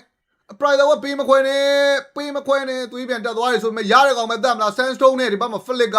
မျိုးမြင့်တော့ဖြတ်တော့ stand မိတာဆိုပေမဲ့ land and flick ကင်ပေါက်တွေချက်တွေအောက်မှာတော့ 4 ရက်တကောင် Eva နဲ့ထောင်းနေနဲ့ပတန်းတော့တေဆုံးဝိုင်းနဲ့ပဲ flower ပါညာကပ်ဖို့ထတ်ချခြင်းနေသေးလားတာတယ်ပဲသွားမလား retweet ကတော့ကူးတောင်းလဲနေဆိုပေမဲ့ကျွန်တော် phobia offlane တင်နေတဲ့ timing မှာတော့ကျွန်တော်မြန်မာအသင်းတာတယ်လုံးမယ်ဆိုရင်တော့ဒီချိန်ကတော့အခွင့်ကောင်းပဲဗျဒါပေမဲ့ Ferrin ပြန်လာမယ်နဲ့တူတယ်နော် Ferrin ပြန်လာမှာ retweet ကတော့လူပါအောင်မယ်နေထားcost of blood ဘာညာချေဦးမလား lab stand Harry ကတော့တက်တယ်တော့ရအောင်ယူပေးသွားတယ်ဆိုတော့လေဘာဖြစ်ကျွန်တော်မြန်မာအသင်းရလိုက်တာလောက်နဲ့ပဲ ကျင်းထားရတယ်ပေါ့နော် retreat ကတော့ဟိုမှာ jungle သွားပေါက်တယ်ဟန်ကြီးလောနေတယ် cost black 2 man လောက်တော့ချိန်ပေးတိုင်းနဲ့ cloud blazing ကျူတယ် upright တော့ခွဲတဲ့အောက်မှာတော့ဟန်သေဆုံးသွားခဲ့ပြီဆိုပေမဲ့ဗတ်တရားတော့တော်တော်ကြီးလာနေခဲ့ပြီနောက်က parcel 4 လေးတကောင်မထက်ရတိုင်းနဲ့ဗီဒိုက3ကောင်တာဝါရဲ့ flick ကခုံပြေးသွားတဲ့ eve လေးကိုပါ triple k လိုက်ယူတိုင်းနဲ့စန်ဂျီလောက်ကွက်ဒီအောက်မှာတော့ hero k 4ကောင်တန်း make a first tower တွေပါရတိုင်းနဲ့ပဲကျွန်တော်တို့မြန်မာအသင်း game number 3မှာတော့နော်အပွင့်ကောင်းသွားပြီလို့ပဲပြောရမှာနောက်က3400သာသီးနဲ့ဗျာနော်တကယ်ကောင်းတာကြီး စန်ဂျီ triple k စန်ဂျီနော်အပွဲတန်းကိုထမ်းတာကြီး triple k ဗျာစောကြီးစောသီး triple k ဆိုတော့ဒါ Harry ကစိတ်ချပါ Harry ကတိတ်စိတ်ချတာဗောကဲနော်တာဝါပြီနော်စိတ်ပိုင်းတော့အောက်မှာ fast tower တွေပါယူလို့ရနေနေပဲပေါ်မှာလည်း fear တယောက်တည်းမဟုတ်ဘူးဆိုတော့ tower ကာလို့ရတဲ့အနေထားကဲတအားကိုအဆင်ပြေသွားပြီဗျာနော် cost of black ချိတ်တာလေးကလည်းလှတယ်နော်ပတဲဆိုင်သွားတာလည်း fear လည်းသူ့လို့နော်ဒီဘက်ကဇမန်4နဲ့စန်ဂျီ2ပေးသွားတဲ့ပိုင်းကလည်းတော်တော်ကောင်းသွားတဲ့အနေထားကလောက်ကတော့ဘေးကရက်ကြည့်ပေါ့နော်ခေါင်းတော့ရက်ကြည့်အောင်လွယ်ပြီဘာလို့မလုံနိုင်တားတာသွားပြီဘရိုတားတာသွားပြီကဲပေါ်လန်နော် first tower တလုံးလာယူဖို့အတွက်ကျွန်တော်မြန်မာအသင်း၄កောင်လောက်ထိတော့ရှိတိုင်းနဲ့ပဲဘာစီယာအနေနဲ့တော့လာပေးမလားတာဝါမရလဲမယူနဲ့ပြဿနာမရှိဘူးဒီဘက်မှာ retreat ပေါက်သွားဆိုတော့ထားလိုက် respect ပေးလိုက်မရလဲဘာမှမဖြစ်ဘူးမှန်နေ respect ပေးလိုက် respect လေ ပေးလိုက် tower ဆိုးရထားတာဒါစိုက်လိန် tower ချိန်နေရသွားလိမ့်မယ် cloud က Ryuki တကောင်ရတာเนาะဒီ cloud လေးပဲနည်းနည်းစိတ်ပူရမှာကျန်တဲ့ဘိုင်းတော့ပြဿနာမရှိဘူးဗျာနောက်မှာဘယ်တယ်မဲတော့ image ချတာတော့တွေ့ရတယ်ဆိုပေမဲ့ဘာမှတော့လုပ်လို့ရမှာတော့မဟုတ်ဘူးအပေါ်လန် first tower လေးပဲယူတိုင်းနဲ့ပဲအနေများတယ်နော် flower လေးနဲ့ကပ်ပုတ်ပြီးတော့ကွန်စီဖြောက်လာတဲ့ကောင်လေးတော့ထိမ့်မိတိုင်းနဲ့ပဲဇမန်4နဲ့ပြန်ကျုံတာဗျာမင်းနော်နောက်မှာဇူရှင်းလည်းဘက်ကရှိနေတာဆိုတော့ကြောက်စရာတိတ်တော့မရှိဘူးဖိုးပြီးတကောင်လေးကိုရင်ဖြတ်ချကြည့်မလား cost of blood တွေဘာတွေတော့ဖြတ်တော့ချိတ်ထားရဆိုမှတကောင်နဲ့ထိဝိုင်းနေတာမှာ manipulation အောက်ကြီးမှာတော့ဗတ်တဲ့ဆိုင်နဲ့အပိုင်းတိတ်တော့မကြိုက်ဘူးဗျ land and flame နဲ့တော့ကင်ပေါက်ပေးတိုင်းနဲ့ပဲ4ပြီးတကောင်ရစရာမရှိဘူး bro ဘလင်းကအတောင်ကြီးလို့မသေးဘူးဘာဒီက rolling နဲ့တော့နောက်က fred win လေးတကောင်ပါဖြတ်တော့ထိမ့်ပေးတိုင်းနဲ့ပဲ vagary တွေခုတ်ချက်တွေအောက်မှာတော့ fred win တကောင်မှာထက်ရလိုက်တယ်ပဲ hero k 3ကောင်ရရှိခဲ့တယ်ကျွန်တော်တို့မြန်မာအသင်းကဲ2-1မဲ့လမ်းစားတွေကတော့မြင်လာရပြီ9မိနစ်နောက်ဝက်6000နဲ့เนาะအဲ့လောက်ကြီးတော့မလောက်ပါနဲ့မင်းเนาะအိမ်ကြီးချင်းနိုင်ငံတွေဆိုတော့နည်းနည်းလေးတော့ respect ပေးလိုက်ပါအောင်မှန်နေဟိုဘလင်းမသေးွားဒါဟန်တာတဲ့ယူပေးွားလို့လည်းပါဟုတ်တယ်ဘလင်းကတောင်းချက်ပဲကြတယ်လို့เนาะ rubber the line နဲ့နောက်မှာ flower cup ပွတ်နေတာနဲ့တော့တော်တော်ကြီးတောင်းတာကြီးmanipulation နဲ့မှာဗတ်တဲ့ဆိုင်မယ်ဆိုလဲဒီကောင်းလေးစီမှာ damage မလောက်မှန်းသိတော့ငေါမြန်မာဘက်ကတိုးရဲတယ်ဟုတ်တယ် manipulation အောက်မှာဆိုင်ရကဲဒီဘက်မှာရန်ဖတ်နေတဲ့ကလောက်လေးဒီကောင်မှာ mega ကဲဖြတ်ယူတိုင်းနဲ့ပစံကြီး402နဲ့တော့အကုန်လုံးတော့ရိုက်ခွဲပြနေပြီဖြစ်ပါတယ် second tower တလုံးဒီဘက်မှာ land and flare ကင်ပေါက်ပေးတိုင်းနဲ့ပစံစလုံးနဲ့ပြေးသွားတယ်ဆိုပေမဲ့လွတ်ကြံနေခဲ့တဲ့ကောင်လေးပဲလှုပ်လိုက်မလား Fredwin ပြေးသွားတော်တော်လှတာเนาะမဟုတ်ရင် Fredwin မှာသေလောက်တယ်အဲ့နေရာမှာ cost of blood လွဲသွားတယ်ဗျ mega ရှိရပြီကဲလော်လေးပဲစောင့်နော် first lot မရသေးဘူး bro second tower တွေအကုန်လုံးရသွားတဲ့အပြင်ပေါ်လဲ mega ရှိတွေပါရထားတဲ့အတွက်ကြောင့်တော့ကျွန်တော်မြန်မာအသင်းနော်ဒီ first lot နဲ့ဆိုရင်တော့ mega တွေပါယူလို့ရမယ်အနေထားကဲဖြတ်ထားသားလို့10မိနစ်8000ကျော်နော်10မိနစ်8000ကျော်ဟုတ်လားတကယ်လုံနေပြီမလုံချင်လို့ကြည်နေတာဟောင်းနေအကောင်းမှန်နေဟမ်ဂိမ်းတူပေးပြောလိုက်တာအဲဒီပွဲပြီးရင်တော့တန်ဝင်နေတယ် bro အေးလို့မခုမှတကယ်လို့အဲ stress လေးရှိရရှိမှာ yes တွေ့တယ်ပဲကဲလောရ second 20လောက်တော့လိုအပ်နေသေးရင်ပဲကျွန်တော်မြန်မာအသင်းလော်လေးပဲလှုပ်လိုက်မလားလဲလန်းမှာတော့ second tower လေးလုံးလိုချင်တော့ try လို့တော့ရနေဒုံးမဲဆိုပေမဲ့လော်ဒရမဲ့ timing လေးနဲ့လော်လေးပဲလှုပ်မယ်ဆိုလဲညင်းစရာမရှိဘူး Fred Win ဘတ်တွေပါပေးမစားတော့ jungle တွေပါအကုန်လုံးလိုက်တော့ဟိုးဝေးတိုင်းနဲ့ပဲကျွန်တော်မလေးရှာတင်တော်ကြီးစပေးပြောင်းနေတဲ့အနေအထားတခုတော့မြင်နေရပြီဗျလောကလည်းထွက်ပြီး jungle တွေအကုန်စား second tower မယူနဲ့တော့လော့ယူပြီးမှပဲလုံရင်လည်းလုံเนาะအောက်လန်းတွေပါရှင်းကျင်သေးလားကြိုက်တာလုံမိုက်တာလုံပဲတာနေတာဆိုတော့ဘာလို့တင့်တယ်တယ်ဘရိုကဲရပြီဗျာလောကတော့ဒီဘက်ကလာမဲ့အနေထားလည်းမရှိဘူး blue bat စားနေတာတိုင်းပေးမစားနဲ့အဲ့ Fred တွင်မောင်းထုတ်လိုက်ပေးမစားနဲ့မောင်းထုတ် retreat ကလာပေါက်သွားသေးတယ်လာပေါက်ရင်တတ်ပေးလိုက်မင်းတော်တော်တတ်နေတာဟာလား cost of blood 2 man ချိတ်ထားရဆိုမဲ့ရတဲ့ Fred တွင်လေးပဲ3ဆောင်တိုင်းနဲ့ပဲလဲလန်းလိုချင်တဲ့ second tower လေးတစ်လုံးမထိတ်ရဘူးလို့ရှိသွားပြီ vagary နဲ့တော့ light တော့ coat sandstone တွေပါတောင်းတိုင်းနဲ့ပတိုင်းစိတ်ကိုလျှော့တော့ပြီးတာအပေါ်လန်းကလောက်လေးတကောင်ဘာလုံနေတာလဲဘာစီယာနဲ့တော့သွားတော့ညီတိုင်းနဲ့ပဲမင်းပဲပြေးမလဲမောင်မင်းလူလဲဆိုတဲ့ကောင်လေးမင်းပဲပြေးမလဲစပေးတော့တောင်းနေဆိုမဲ့မင်းရပြီတိုင်သေးလို့ရပြီနော်သေးလို့ရပြီ စပေးတွေတောင်းနေတာစပေးတွေတောင်းနေတာမင်းဘယ်ပြေးမလဲနောက်ပြန်ရောက်အောင်မယ်နော်နောက်ပြန်ရောက်အောင်မယ်ရတယ်တပ်ပေးလိုက်လောအပေါ်ကနေ easy လာနေတာ rolling ရပြီဗျာ retriever ပေါက်သက်ပေးထားရင်လည်းပဲကဲဟိုဘက်နှစ်ကောင်မရှိတဲ့အနေထားမှာတော့လော်လေးနဲ့တော့မဲကရတဲ့ဒီတန်းအဲ့တောင်ဖြစ်သွားနိုင်တယ်နော်10မိနစ်တောင်းတောင်ပြတ်နေတာ စောသီးသေးတာမဟုတ်ဘူးလို့ plan ကရောင်းနေတယ်စောသီးသေးလိုက် စောသီးသေးလိုက်တော့ကာလို့ရတော့ပြီတော့ ပြန်ထွက်နေဒီချိန်ကဲကြီးတိုးသွားပြီ black bat ဖြတ် stand ပေးထားတဲ့ vacuum တွေနဲ့တော့ဝင် cost of black 2 man ချိတ်တိုင်းနဲ့ပဲရောက်တလုံးရှည်တွေမှာပါချကုန်ပြီလို့စိတ်ကိုလျှော့တော့ Fred Win တန်းသေးဝိုင်းနဲ့ manipulation တွေအောက်မှာတော့ဘာစီယာရုံးကန်ထွက်လာတဲ့အနေထားစိတ်ကလေးကိုလျှော့တော့မလားလန်နာ flat ပြန်ကင်ပေါက်ပေးတိုင်းနဲ့ပဲခါလီကွစ်စကန်တွေတော့ဟီတလုံး only ပဲပြေးရိုက်သွားမလားခရီလေးတော့စောင့်နေတော့မယ် sandstone တော့တုံးပြီတော့ blazing jewel တော့ fear တန်းဖြတ်ပေးတိုင်းနဲ့ပကောလိုက်ဒီပါ on နေခဲ့တဲ့ zoo shin အနေနဲ့တော့ double game triple game ပါ UI နဲ့ပဲ game 3ကျွန်တော်တို့မြန်မာအသင်း 2-1 ဆိုတဲ့ရလန်နဲ့တော့အနိုင်ရရှိခဲ့ပြီပဲဖြစ်ပါတယ်တကယ်ကောင်းတာပါလို့နော် GG မြန်မာလန်လေးမှန်သွားပြီညီကိုတို့လက်မလေးထောင်သွားပြီ let's go တကယ်ကောင်းတာလို့ဖြစ်ရမှာနိုင်မဒီဘက်နော်ဇူရှင်လည်းတော်တော်ကောင်းတယ်ဇူရှင်ဂိမ်းတော်ကောင်းနိုင်ရော first pick ကတန်ကြပဲမျိုးမြင့်ကိုင်စီတကယ်ထုတာအေးနော်ကဲမျိုးမြင့်ဘလိန်ငယ်ကောင်နေတန်တိတ်သွားပြီဒါတို့ဘလိန်ငယ်ကောင်နေတန်တိတ်သွားပြီနော်မျိုးမြင့်နော်တကယ်အဲ့လိုမျိုးဆော့သမ်းမှာ game 1 game 2အဲ့လိုမျိုးသာဆော့လို့ရတော့မယ်ဘလောက်တော့ကြည့်ကောင်းလိုက်မလဲဟိုကောင်အတိုင်းအားပေးနေတာဟာမြန်မာအသင်းကိုဟိုကောင်မြန်မာဦးမင်းလက်သီးလက်မောင်းနေတန်းပြီးအားပေးနေတိုင်းဖြစ်လားဘာပြောနေလဲ I know what စင်ကာပူ player စင်ကာပူကလူတွေကမြန်မာအားပေးနေရလားစင်ကာပူကောင်လည်းမြန်မာအားပေးနေတာဟာမင်းနော်ရုပ်တော့မလုပ်ဘူးတိုင်းမလေးရှားမင်းတို့အိန္ဒိယနိုင်ငံတော့ဒါဖြစ်ရလားမလေးရှားနဲ့စင်ကာပူကဟုတ်တယ်လေလက်မလေးနေပါပါ YouTube မှာကြီး fail မှာကြီးလက်မလေးနေပါပါနော်ဘာလဲဒါတို့ဘာလဲမေးနော်ဘာလဲမေးနော်ဘာလဲမေးနော်ကဲမျိုးမြင့် triple game လေးနဲ့မျိုးမြင့် triple game နဲ့ပိတ်သွားတာဗျာမင်းနောက်ဆုံး last but တဲ့ကနော်ရုပ်လာလုံးနေရုပ်လုံးရင်တော့ကိုနဲ့ပြန်သွားမယ်လားဒီရှားတော့ကတော့ပြုတ်တော့တာပေါ့ပါပြီအဲ့ဘဲကမြန်မာဘလန်အတန်ဒီရန်ထွက်နေပြီတို့မဟုတ်ဘူးဘရိုမြန်မာပွဲအတွက်အတန်ချန်ထားရဆိုတာလကားမဟုတ်ဘူးဘရိုနော်မြန်မာပွဲဒီလိုပြကြင်လို့ဟုတ်တယ်တိုင်းအဲ့လိုမျိုးမြန်မာပွဲလေးတော့ငါတို့အပေါ်ပြန်ရောက်သွားပြီအပေါ်ပြန်ရောက်သွားပြီဗျာနံပါတ်4စီးတုံနဲ့တော့ပြန်ရောက်သွားပြီနော်ရောက်သွားပြီဒီနံပါတ်4ပြန်ရောက်သွားပြီဗျာစီးတုံနဲ့ပြန်ရောက်သွားပြီဗျာကဲမလေးရှားကတော့စိတ်မကောင်းဘူးဒါတို့နော်ကဲနောက်နေ့တွေ့မဲ့ပွဲကတော့ဖိလစ်ပင်းနဲ့ပွဲဒီပွဲကတော့နည်းနည်းအန်ကျရမယ်နော်ဒါတို့နော်စောစီစောမှာဘယ်ချိန်လဲအောင်မနေ့ဖန်ဥသာလောက်ပေါ့ကိုသေး2နာရီခွဲ3နာရီလောက်ငါနေ့လည်ကင်းပေါ့နော်နေ့လည်ကင်းနော်ကျွန်တော်ဖိလစ်ပင်းနဲ့ပွဲရှိမယ်ဖိလစ်ပင်းနဲ့စော်ပြီးတော့ကျွန်တော်နောက်ဆုံးပိတ်အိတ်နဲ့လွယ်မဲ့ပွဲရတော့ကျွန်တော်ဥသာလောက်မှာပေါ့နော်9နာရီခွဲလောက်မှာမနေ့မြန်မာနှစ်ပွဲပေါ့မှန်တယ်ပွဲလေးကတော့ပြီးပြီတဲ့နဲ့မနေ့မြန်မာနှစ်ပွဲတပတ်ခါမြန်မာ3ပွဲနော်ဒါဟုတ်တယ်တပတ်ခါမြန်မာ3ပွဲရှိမယ်အင်ဒိုရဲ့ဗီယက်နမ်ရဲ့စင်ကာပူရဲ့နော်မြန်မာ3ပွဲနောက်ဆုံးရက်ကကဲနော်စေးလုံးနဲ့တော့ပြန်ရောက်လာပြီပြေးစေးလုံးနဲ့တော့ပြန်ရောက်လာပြီနော်မနေ့မနက်ဖြန်ဖိလစ်ပင်းနဲ့လာအိုကတော့တေချာပေါက်နိုင်တယ်ဖိလစ်ပင်းနဲ့ပွဲတော့နည်းနည်းအန်ကြည့်ရမယ်ပေါ့နော်ဖိလစ်ပင်းနဲ့ပွဲတော့နည်းနည်းအန်ကြည့်ရမယ်ဗျာဒီပွဲလေးကတော့နော်လာအိုကတော့ easy ပြုတ်တော့လို့ရကဲတကယ်ကောင်းတာပါဘရိုဒီနေ့ပွဲနိုင်သွားတဲ့အပေါ်မှာတော့ဒါတော်တော်ကြီး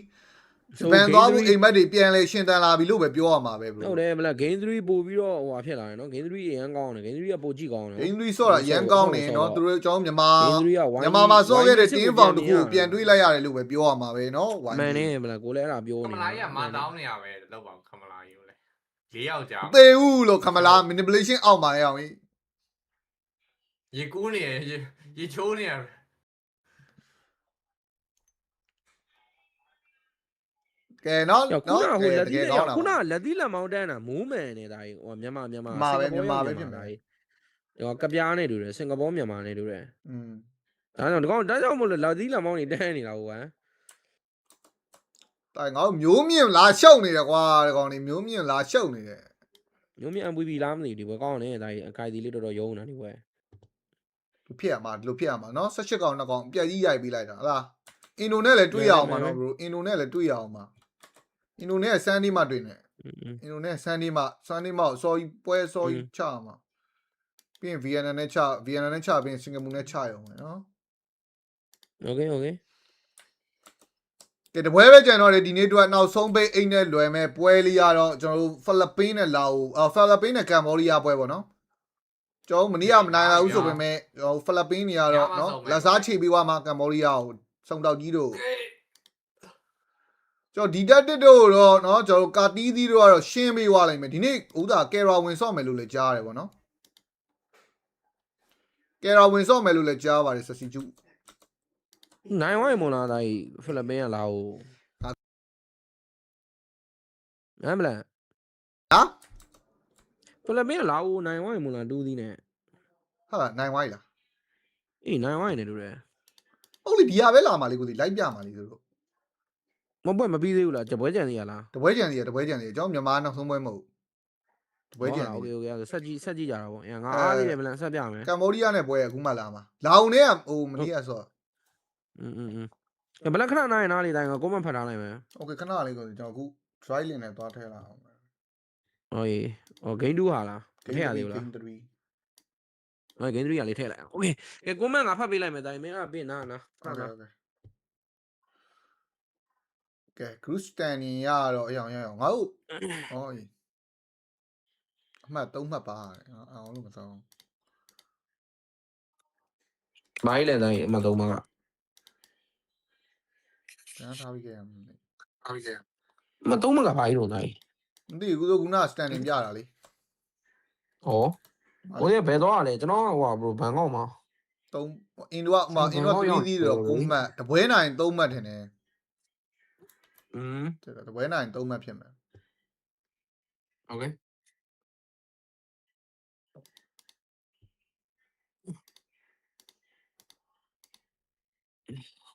မျက်နှာပြတယ်မျက်နှာတော့ပြလို့မရဘူးလို့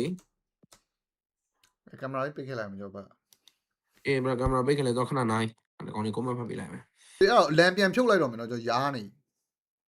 အေးခဏဖြုတ်လိုက်လေပြန်မြန်မာပွဲပြီးရင်ဖြုတ်လို့ရတယ်ဖြုတ်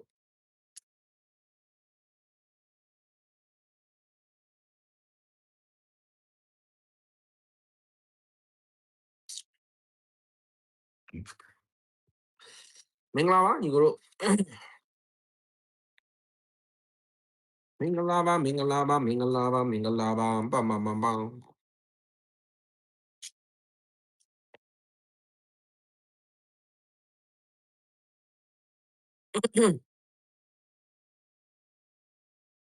ကောင်းပါရဲ့တဲ့မကောင်းပါရဲ့ဘယ်ကောင်တော့ကောင်းပါရဲ့တော့လည်းကောင်တော့ကောင်းကြပါတယ်တော့လည်းဝေးပန်းနေတာ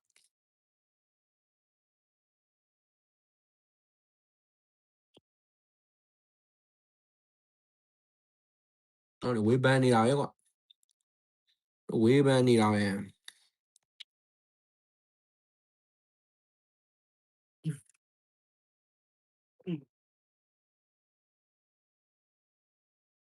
ဟိုလေရှိုင်းလေးတဲ့ဒီနေ့ကိုရှိုင်းလေးတဲ့ဒီနေ့ဂူးရဲဆိုမပါအောင်မလားတဲ့ကျွန်တော်မပါပြတော့ဘူးကျွန်တော်ဒီနေ့ည8နဲ့တော့တွေ့မှာဒီနေ့ည8နဲ့တော့တွေ့မှာတော့ကြောက်မလို့ပါ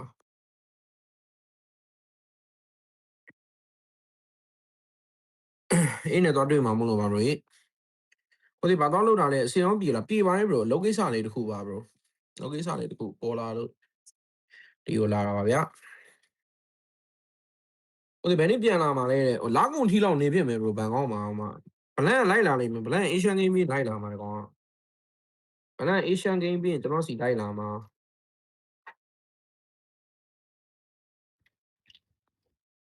အဲ့လိုပါ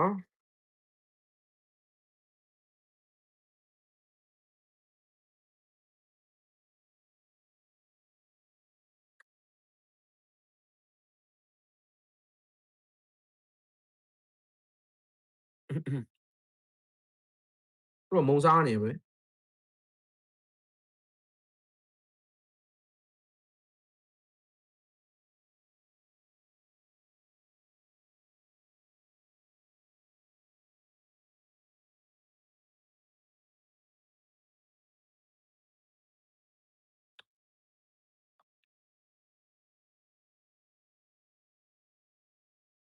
မျိုးမြင့်ပြရတယ်ဘရိုမျိုးမြင့်ပြရတယ်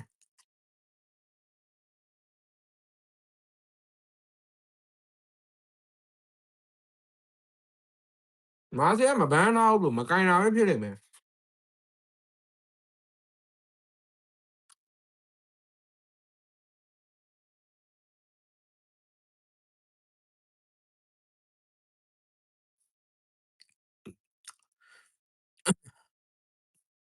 ဘန်ကောက်မှာစုံမလားစုံမယ်လေ bro စုံကြတာပေါ့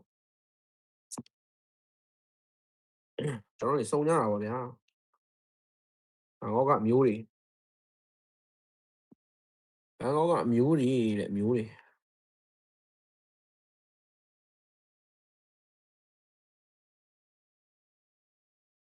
မနေ့ပြန်ဘာပွဲရှိသေးလဲမနေ့ပြန်လေတပတ်ခါပွဲတွေတော့ရှောက်ရှိရပါလားမြန်မာကိုသားပြပွဲက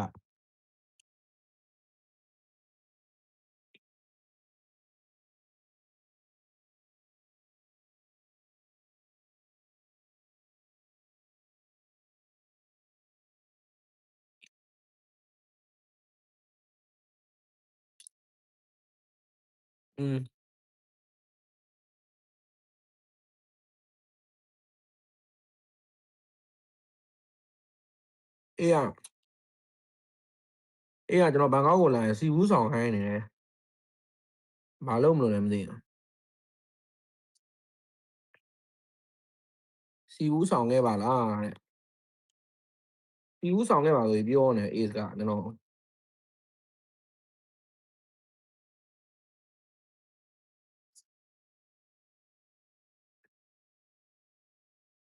စားတယ်ဟော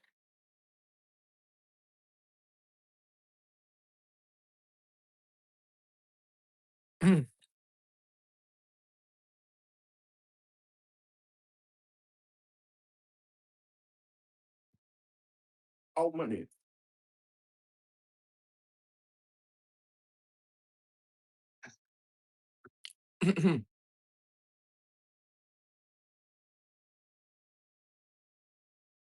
နားလေးပါ bro ကိုမန်လေးတခြားဖတ်ပေးမယ်နော်တပွဲကုန်လုံးနေတော့တပွဲကုန်ရှာပေးကုန်လုံးနေလို့တဲ့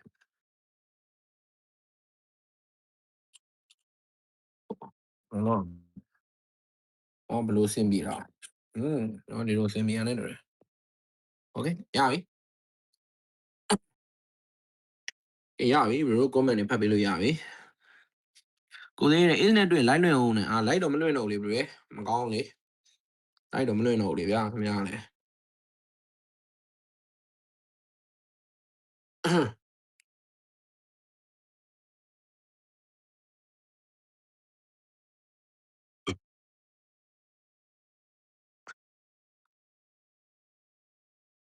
လေးဘိုလိုတင်းလာတော့မယ်ဟုတ်ပါဖိလစ်ပင်းပွဲ12မိနစ်ပဲလိုတော့တယ် bro game 3D သွားလိုက်လို့ဖြစ်မယ်ကျွန်တော်ထင်တာမမရဲ့ game 3D သွားလိုက်တော့သိရမလားနည်းနည်းလေးနာမည်ရင်းမခေါ်ဘဲနဲ့ in game နာမည်ရင်းနဲ့ cash ပေးပါလားတဲ့ခုကဘယ်သူတွေမှမသိဘူးတဲ့ဟုတ် bro ကျွန်တော်မြန်မာပလီယာတွေတော့သိတယ်ဖိလစ်ပင်းပလီယာတွေတော့အင်ဒိုပလီယာတွေတော့အဲ့လိုမျိုးနာမည်တွေပါတော့သိတယ်ဗျာကျွန်တော်ဖိလစ်ပင်းမှာဆိုရင်ကာဒီစီရှိမယ်ဗျာနော်ဆန်ဂျီရှိမယ်ဆန်ဖော့ရှိမယ် JB ရှိမယ်ဂိုးလိမ့်မှာဆိုရင် Terry ရှိမယ် Kera ရှိမယ်ဟုတ်တယ်မလားဆိုတော့တိတာရယ်လေနော်အဲ့လိုမျိုးကြီးကျွန်တော်မြန်မာနာမည်နဲ့ခေါ်ပြီးတော့ပြောလို့ကောင်းတယ်ကိုသေးငရုတ်စီလေးစောင်းသွားပါလားတဲ့မရိုင်းနဲ့မရိုင်း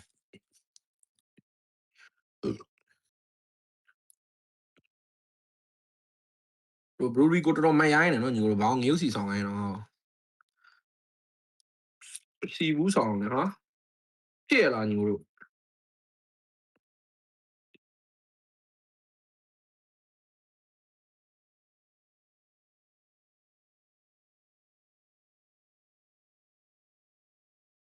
မဖြစ်တော့နဲ့လူလေ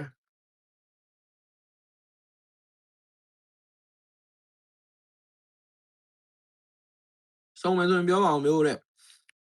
follower နည်းနည်းလေးကလေးအားပေးခဲ့တာစုံညင်လို့ဟုတ် bro ဟုတ်ကဲ့ပါကျွန်တော်ပြောမယ်နော် bro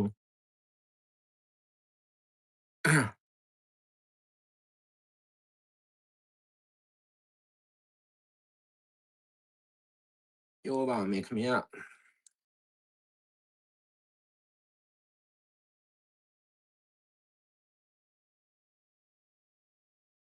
ကိုသေးအခုဘယ်မှာလဲကိုသေးမမြင်တော့တခုကျွန်တော်ဘန်ကောက်ရောက်နေတာ bro ဘန်ကောက်စန်ဖယ်ဝေါ်သွားပြီးပါပြီစန်ဖယ်ဝေါ်မှာတော့မြန်မာရင်းနဲ့တွေ့ခဲ့သေးတယ်ဓာတ်ပုံတော့ရိုက်သွားသေးတယ်ကျွန်တော်နဲ့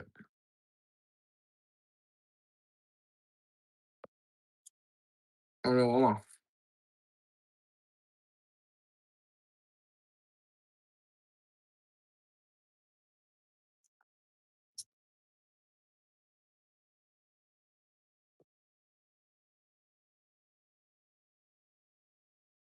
Blank out my bloody, I didn't. Okay.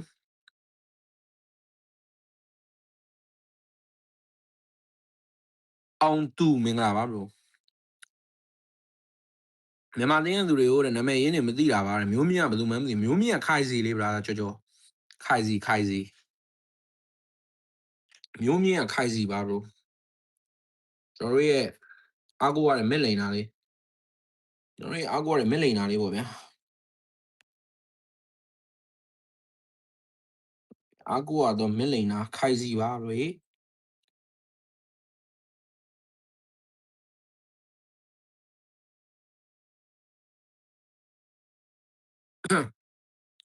ခိုင်စီလို့ခေါ်ပါတယ်သိလား bro ခိုင်စီကိုသိလားခိုင်စီတော့သိတော့ပါတယ်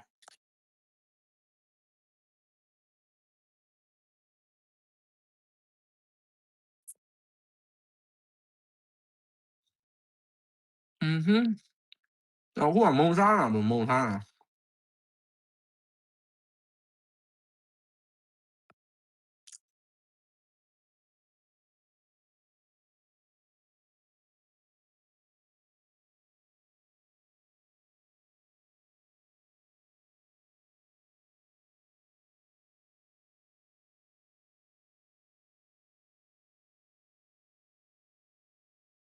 အင်း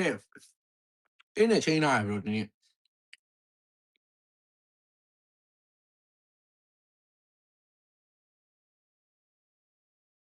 ကျော်သူကဘလင့်ရဲ့နာမည်ရင်းဘလင့်ပါဘလင့်ဟိုလည်း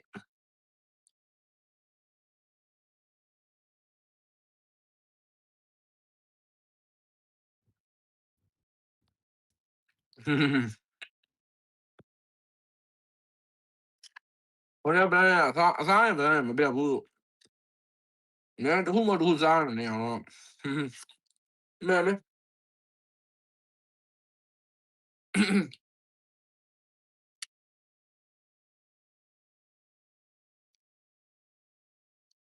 နော်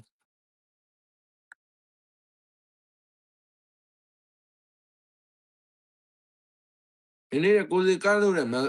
ကျွန်တော်မကတ်ဆိုပါဘူးကျွန်တော်ဘိန်းသားနဲ့စကားလာပြောပေးနေဘလန်ကတ်တာက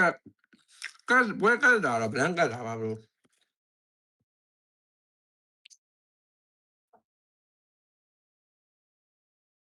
ဒီနေ့ကောင်းနဲ့မြန်မာပြည်ကိုအပြီးပြန်တော့မှလည်းလာအောင်မလားကိုစီလာခဲ့မယ်လေ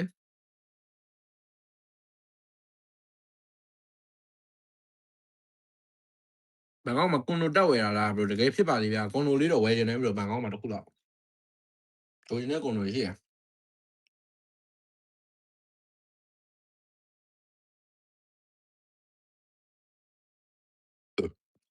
sorry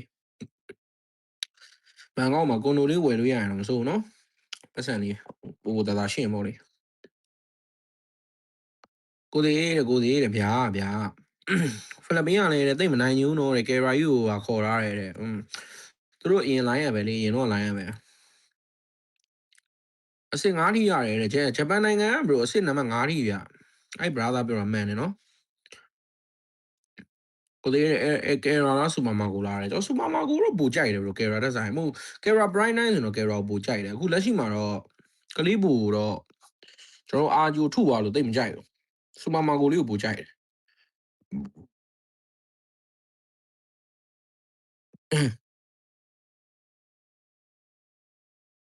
ကိုသေးစီပလင်းယူသွားလားတဲ့ ace မှာတဲ့ဟုတ်တယ်လို့အဲ့ပဲကျွန်တော်စီပလင်းပဲယူခိုင်းနေတယ်ဗျာ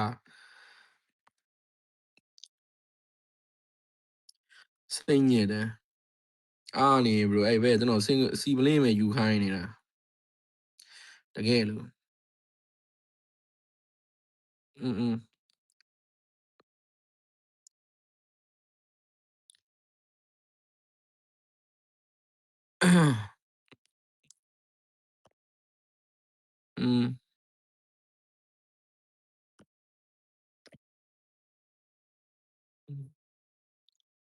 hello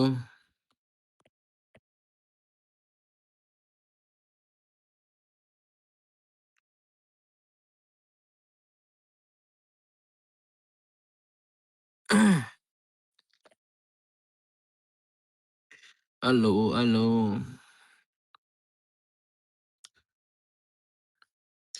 ဘိုင်ဝမ်နေတဲ့ကဲရင်ကိုဒီလည်းမျက်စိနောက်တဲ့ကိုဒီတဲ့ဘိုင်ဝမ်ကတ်ရှင်ကိုဒီလည်းမျက်စိအောက်နောက်အောက်ကနေနဲ့တိုးတက်ကြီးပွားလာလိုက်တာဗျာတဲ့ကုမ္ပဏီလုံးနေတယ်ကျွန်တော်ကတော့အခုထိရင်တိုင်းပဲတဲ့ဟောအလုပ်ကလေးရှိနေတော့ကောင်းတာပေါ့ဗျာအနည်းဆုံးတော့ဘယ်လုပ်တဲ့မှာကျွန်တော်တို့လုပ်ဆိုရင်လည်းဒါကျွန်တော်တို့အလုပ်လေးယောက်ကကောင်းသလိုဘရိုတို့ကလည်းဒါဘရိုအလုပ်လေးကိုအလုပ်လေးကိုဒီရှိလာတော့အလုပ်လေးရှိတော့ကောင်းတာပေါ့ဗျာနော်အလုပ်တချို့ဆိုအလုပ်ကရှာနေရတာပဲအလုပ်ကနည်းနည်းရှားရတယ်တချို့တွေကြခိုင်းတော့ညီကိုကျွန်တော်လက်လေးသွားဆင်းလိုက်အောင်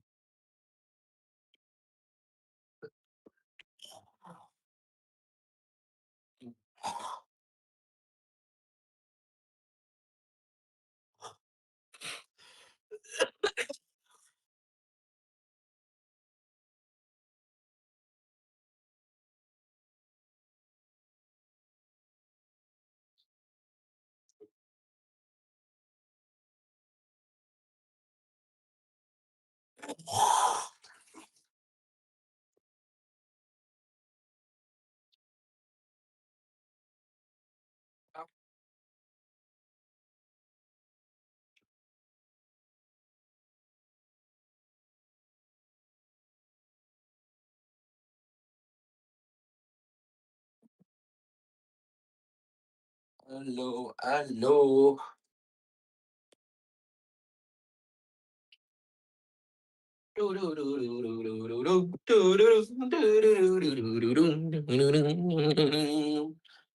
Ha, đi mẹ mà đi lên này hoa đồ thế vậy. Nó như cái đó. Cái ba mà là cái ba mấy lúc đến ra rồi đi về.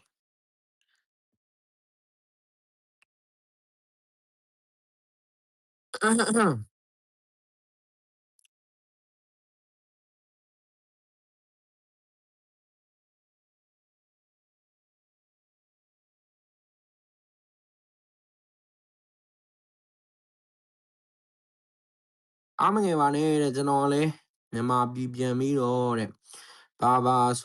accessory vì ông này sai biến phải mình sinh ra này ra đấy. Có là ba brother ấy cái ra bro có là ba kera.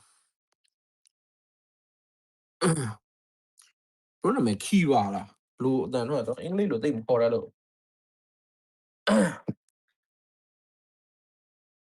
Cô đi xí luôn này nè, bro đi qua. Nhưng mà cái này ở đâu này xin nó bây giờ phía bóng đường đàn này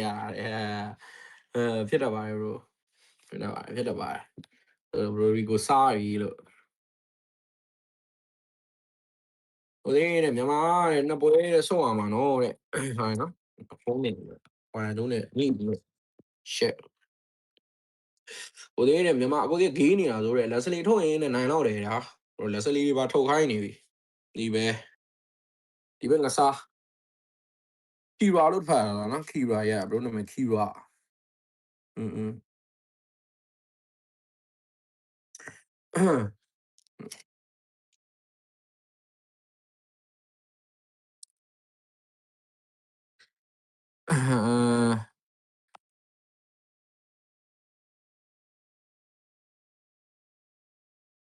Alo bro, alo.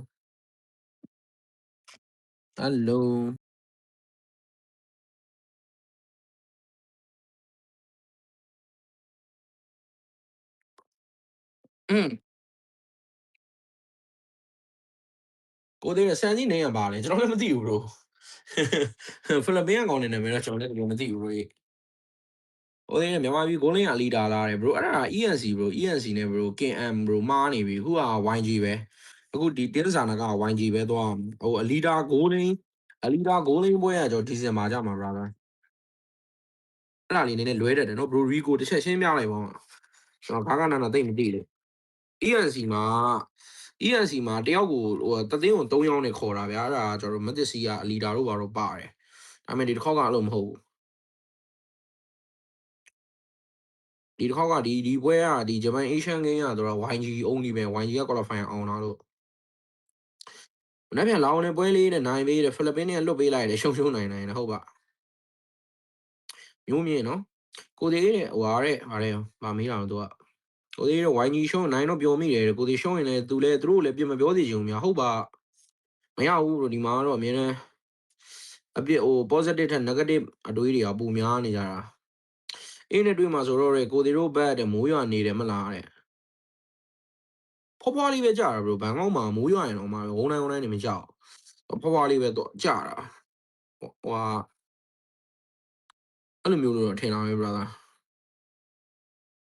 အခုဘယ်ရောက်လဲအခုကျွန်တော်ဘန်ကောက်မှာ brother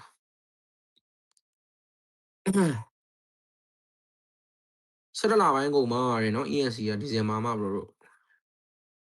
အို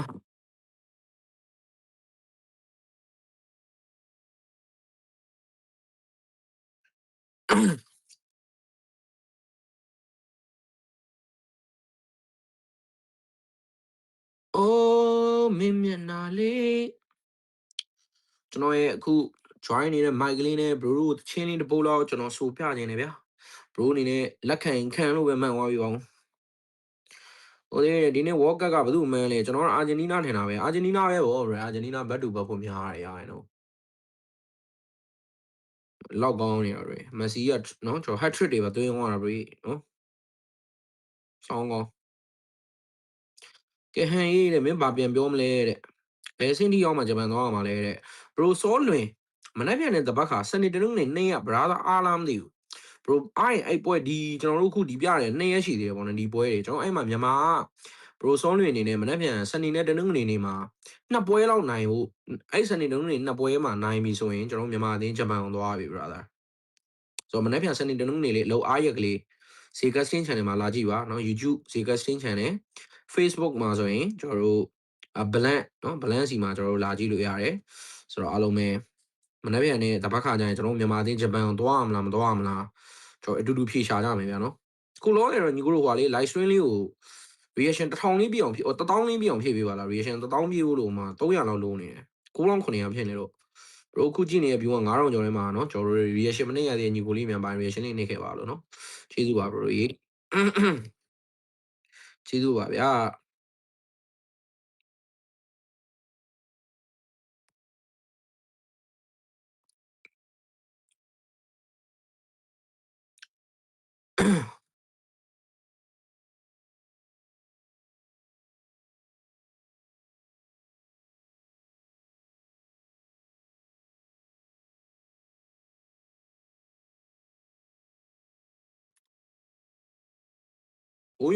မိုးရွာတယ်တော့ကြားတယ်တဲ့ထိုင်းမှာရှိတဲ့ကောင်မလေးကိုစိတ်ပူတယ်ဗျာတဲ့ဟာ Paris ကဘယ်နေ့သွားမှာလဲတဲ့ Paris ကလိုသေးတယ်ဗော Paris ကလိုသေးတယ် bro Paris ကတော့မှမြန်မာမင်းကလေးအသင်းကတော့ဟိုတော့စောသွားရမယ်နေတူတယ် MWI အတွက်ပွဲအတွက်ကသူတို့ဇူလိုင်လ10 17လောက်ကြာရင်သူတို့သွားရမယ်နေတူတယ်ယောက်ျားလေးပွဲတော့သူတို့ဟာဇူလိုင်လဟိုလောက်မှာ bro အခုဒီဂျွန်လဆိုတော့နောက်လာမြန်မာကအဲ့လိုလောက်ဝက်ကျော်လောက်မှဟိုကျွန်တော် Paris ကိုသွားရမှာမက်ဆီပါနေရဟုတ်တဲ့ဝက်ကက်ရဖို့ easy ပဲဟုတ်ပါရိုနယ်ဒိုလေးရသေးချင်ပါတယ်เนาะကျွန်တော်မက်ဆီကြောင်းပြောလိုက်ရင်ရိုနယ်ဒိုကြောင်းတချို့တွေကရိုနယ်ဒိုများစီချင်ဦးလားတော့ပါတော့เนาะရိုနယ်ဒိုလေးကိုလည်းရချင်တယ် bro ဟိုတနေ့ကစိတ်မကောင်းသူ့အသင်းနဲ့ကနည်းနည်းလေးတိုင်ပတ်နေအလဲတန်းနဲ့MSC 20နှစ်မှစမှာတယ်ဟုတ်တယ်အဲ့ဆိုတော့ဟိုလောက်ပေါ့20ရက်နေ့လောက်သွားရမှာပေါ့ဟန်တို့က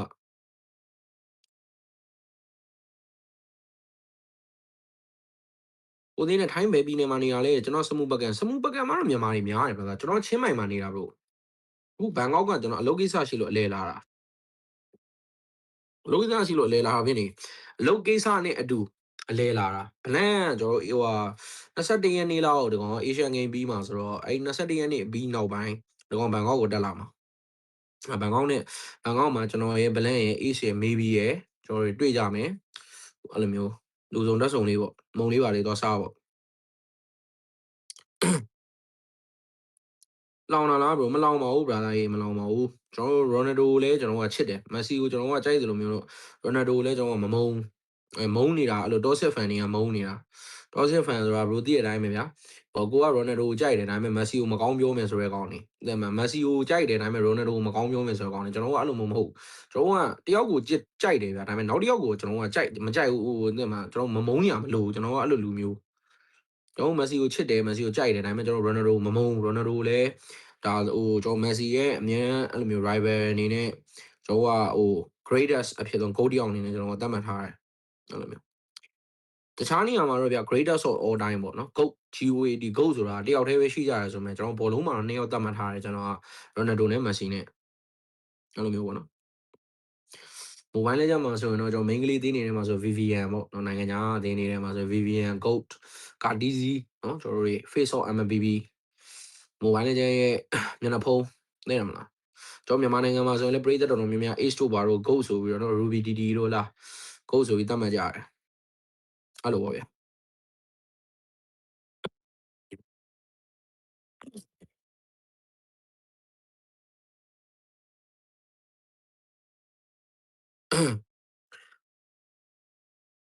အဲ့လိုပါဝချိုင်းလေးရတယ် Paris ကိုသွားပြီးတော့ဟန်နဲ့ Eiffel Tower နဲ့သူကူချို Paris ကိုသွားဖို့ပြင်နေတယ်ဟုတ်ပါနော် YG အသင်းနဲ့အဲ့လိုမျိုး YG အသင်းနဲ့အတူပေါ့ဗျာနော်ကျွန်တော်တို့ဟိုသွားအပ်ပေးကြမှာကျွန်တော်တို့ပြင်သစ်ကိုကောင်းပါတယ် creator တွေကိုခေါ်တာလေကျွန်တော် creator တွေအများကြီး content တွေဖန်တီးလို့ရတယ်ကောင်းပါတယ်သူတို့သွားကြအားကြတယ်ကဲ let's go guys เนาะကျွန်တော်ပွဲလေးလာပြီဆိုတော့ကြည့်လိုက်အောင်ဒီမြန်မာပွဲနိုင်တာဆိုတော့เนาะငါတို့ခန့်လေး BZTV YouTube မှာ highlight လေးပါလေးမတင်ဘူးလားလို့ခန့်လုံးမလို့ဘူးကဲလာပြီညီတို့เนาะဖိလစ်ပိန်းနဲ့ကမ္ဘောဒီးယားဘယ်အသင်းနိုင်မယ်ထင်လဲညီတို့ပုံမှန်ဆိုတော့ဘရိုတို့ကဖြေလိုက်မှာပဲတဲ့မှာကျွန်တော်ဖိလစ်ပိန်းပဲပေါ့နော်မနေ့ကတော့ကျွန်တော်မြန်မာအသင်းကိုကမ္ဘောဒီးယားနိုင်သွားတယ်ဒီကောင်တွေဘာတွေကောင်းလို့နိုင်သွားလဲဆိုတော့ကျွန်တော်တစ်ချက်ကြည့်မယ်မင်းဘလောက်တက်တယ်လဲသားကြီးတို့နော်ကမ္ဘောဒီးယားအကောင်တွေမင်းတို့ဘလောက်တက်တယ်လဲနော်ကြည့်ပြီညီတို့ guys နော်မင်းတို့ဘလောက်တက်တယ်လဲမနေ့ကမြန်မာကို2-1နဲ့လားမသိနိုင်သွားတယ်မြန်မာကို2-1နဲ့လားမသိဘူးဒီကောင်တွေနိုင်သွားတာဘရိုကဲ let's go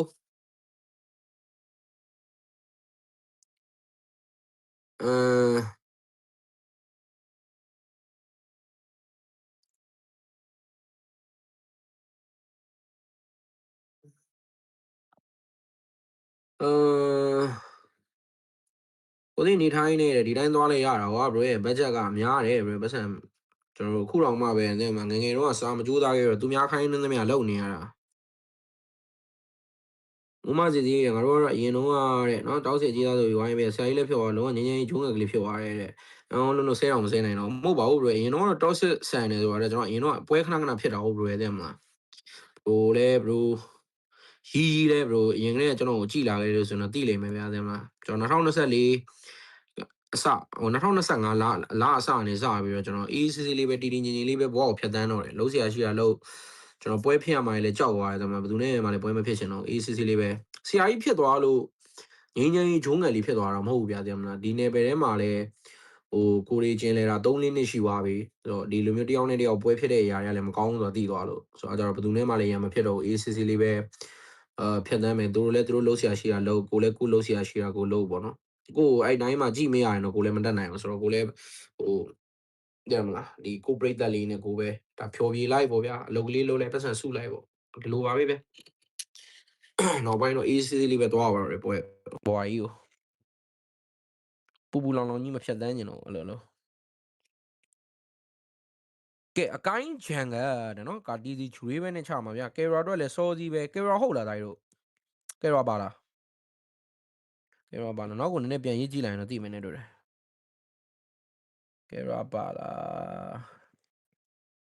ကယ်ရာထဲဆော့မယ်လို့တော့ကြားရတယ်ဒီပွဲက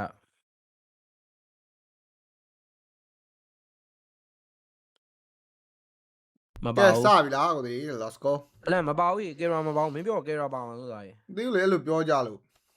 အေးလို့မှအခုမှထက်ဒီနဲ့ပဲဆော့တော့လောဒီပွဲနောက်ဆုံးပဲအိတ်နဲ့လွယ်ပွဲเนาะလက်ကွက်ကြည့်ပြီဗျာအေးလို့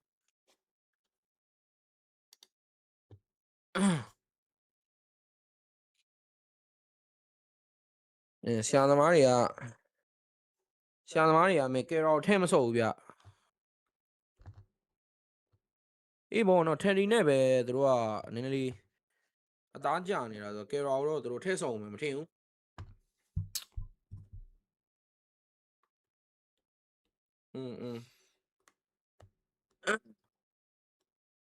တီးပြစ်သွားတယ်ခမာကိုတဲ့မနေ့ကမြန်မာအသင်းကိုခမာရိုက်သွားတော့ဗလန်ဒီကောင်တွေဖိလစ်ပင်းကိုအားပေးနေပြီရောက်ကကောင်တွေက စိတ်ဆိုးနေပြီ ဖိလစ်ပင်းကိုသွတ်အားပေးမနေနဲ့သားတို့မနှက်ပြန်ကြရင်လည်းငါတို့ဖိလစ်ပင်းနဲ့ထိုးအောင်မှာ အေးနာဖိလစ်ပင်းနဲ့ဆော့အောင်ပါကြီး အဲ့တော့မနှက်ပြန်ကြရင်ဖိလစ်ပင်းနဲ့ထိုးအောင်မှာသားကြီးနော် ကမ္ဘောဒီးယားကိုချ်ကကိုစီရုံနေတယ် အားချောင်းနေတယ်ဗလန်ကောင်ပဲ အဲ့ဒီပွဲလေး record လုပ်ခိုင်းတာမိကွာ အဲ့ဒီပွဲတော့လောက်လိုက်လေခုမှစလုပ်လိုက်ခုစလုပ်လိုက်မိနေ ကဲเนาะကျွန်တော်ဖိလစ်ပင်းနဲ့ကမ္ဘောဒီးယားတို့ရဲ့ best of 3 series game 1လေးပဲဖြစ်ပါတယ်เนาะဒီဘက်မှာတော့ဂုံကြီးတို့ဘယ်လိုဘယ်ပုံနေနဲ့တီးထုတ်သွားမလဲเนาะမနေ့ကကျွန်တော်မြန်မာအသင်းကိုတီးသွားတဲ့ကောင်တွေကိုတော့ငယ်ပြန်ဆုံးမပြီးမှနဲ့တူတယ်เนาะ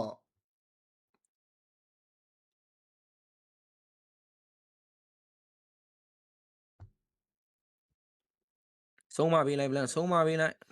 ဆုံးမပြီးမှရတော့မှာကဲ let's go ကဲဝက်ကန်လေးအောက်ချပြီเนาะ โอเคဖိလစ်ပင်းမှာကတော့ဂေါ်တဲ့မဲဒီတာဟိအောင်ချီပြီးမဲဒီတာကြီးထွက်လာတာအကိုင်းနဲ့ ကိုင်းမဲဒီတာပြန်ကင်လာရပြီကိုစီ နော်အကိုင်းမဲဒီတာကောင်နဲ့ support တွေစောင့်နေတယ်တစ်ဖက်ကလည်းဘာစီကပါပဲညောညီကိုဂျူရေးပဲပါပဲကဲကြည့်ပြီးပြ game 1 let's go guys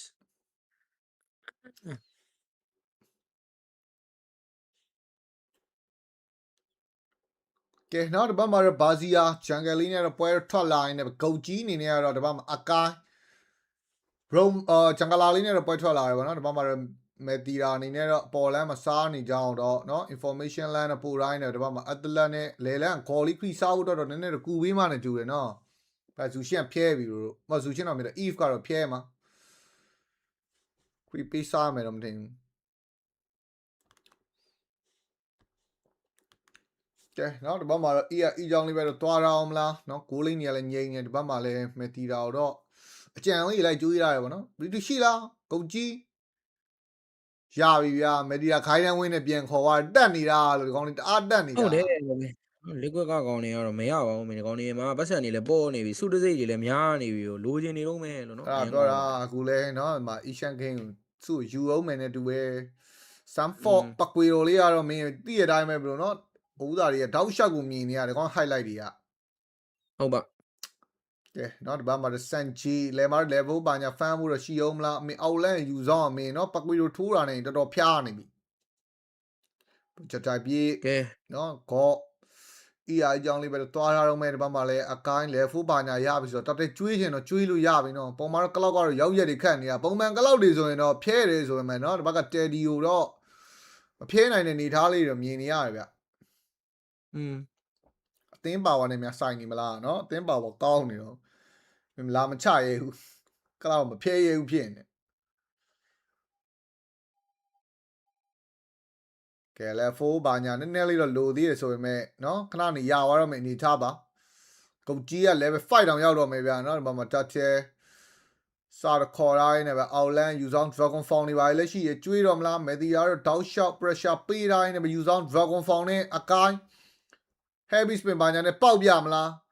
heavy spin က retreat မဲဒီယာရအောင်ယူသွားသေးတာဗျာကဲဒီဘက်ကအတလက်လေးကိုတော့တဲဒီလိုက်ဆုံးမပေးတိုင်းနဲ့ fabulous ကာတီးဒီပဲကေးတော့ယူသွားခဲ့တဲ့နောက်မှာတော့အော်မင်းနော်မဲဒီယာယူသွားတာပါတဲ့ပေါက်တော့ပေါက်လိုက်တာပဲနှစ်ယောက်လုံးရသူယူဟဲအဲ့ဒါကြီးကလွန်သွားပြီနဲ့တူတယ်နော် eve ကိုပါ second tower နဲ့ mega tower ကြားတဲ့ဒီတော့ light တော့ဖြတ်ပေးတိုင်းနဲ့ project တိုင်းလည်းကွက်တီကာတီးစီတော့ရသလောက်တော့ဆွဲဆန့်ပေးနေနေပဲခိုင်းနှဝင်းနဲ့ပြန်ခေါ်သွားပြီဆိုတော့လွတ်တာတော့လွတ်သွားသေးတယ်ကောင်းတာရောင်ကြီးရန်တက်နေတာလို့ liquid ကြီးကြတော့လေနော်တက်နေတာတကယ်ပြန်ထိုးတာနော်မင်းယူဆောင်လိမ့်ရှင်းအောင်မှာပကွေရိုကြီးလိုက်ချိန်ပေးလို့တော့မရဘူးဒီဘက်မှာ blue bat တွေပါရှိကြအောင်တော့လမ်းတော့ချက်ပေးထားရဆိုပေမဲ့ရာနော်ကာတီစီလည်း fan နေရတဲ့ချိန် heavy spin လည်းမရှိဘူးဆိုတော့ရာအေးအောင်လေးပဲတော့တွားပြန် fan နေရပေါ့နော်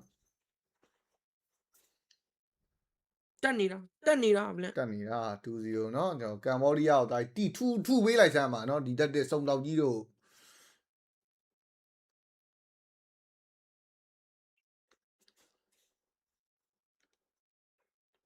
โอเคတော့အရှိပွဲမှာပါတာတဲ့ကိုဒီပွဲမှာမပါတာတဲ့နော်โอเคရှင်တော်ဒီကောင်လေးကဲရောနေပဲဆိုထဲဒီနေပဲဆိုနိုင်တာပဲသားကြီးဆိုတော့နိုင်ပါတယ်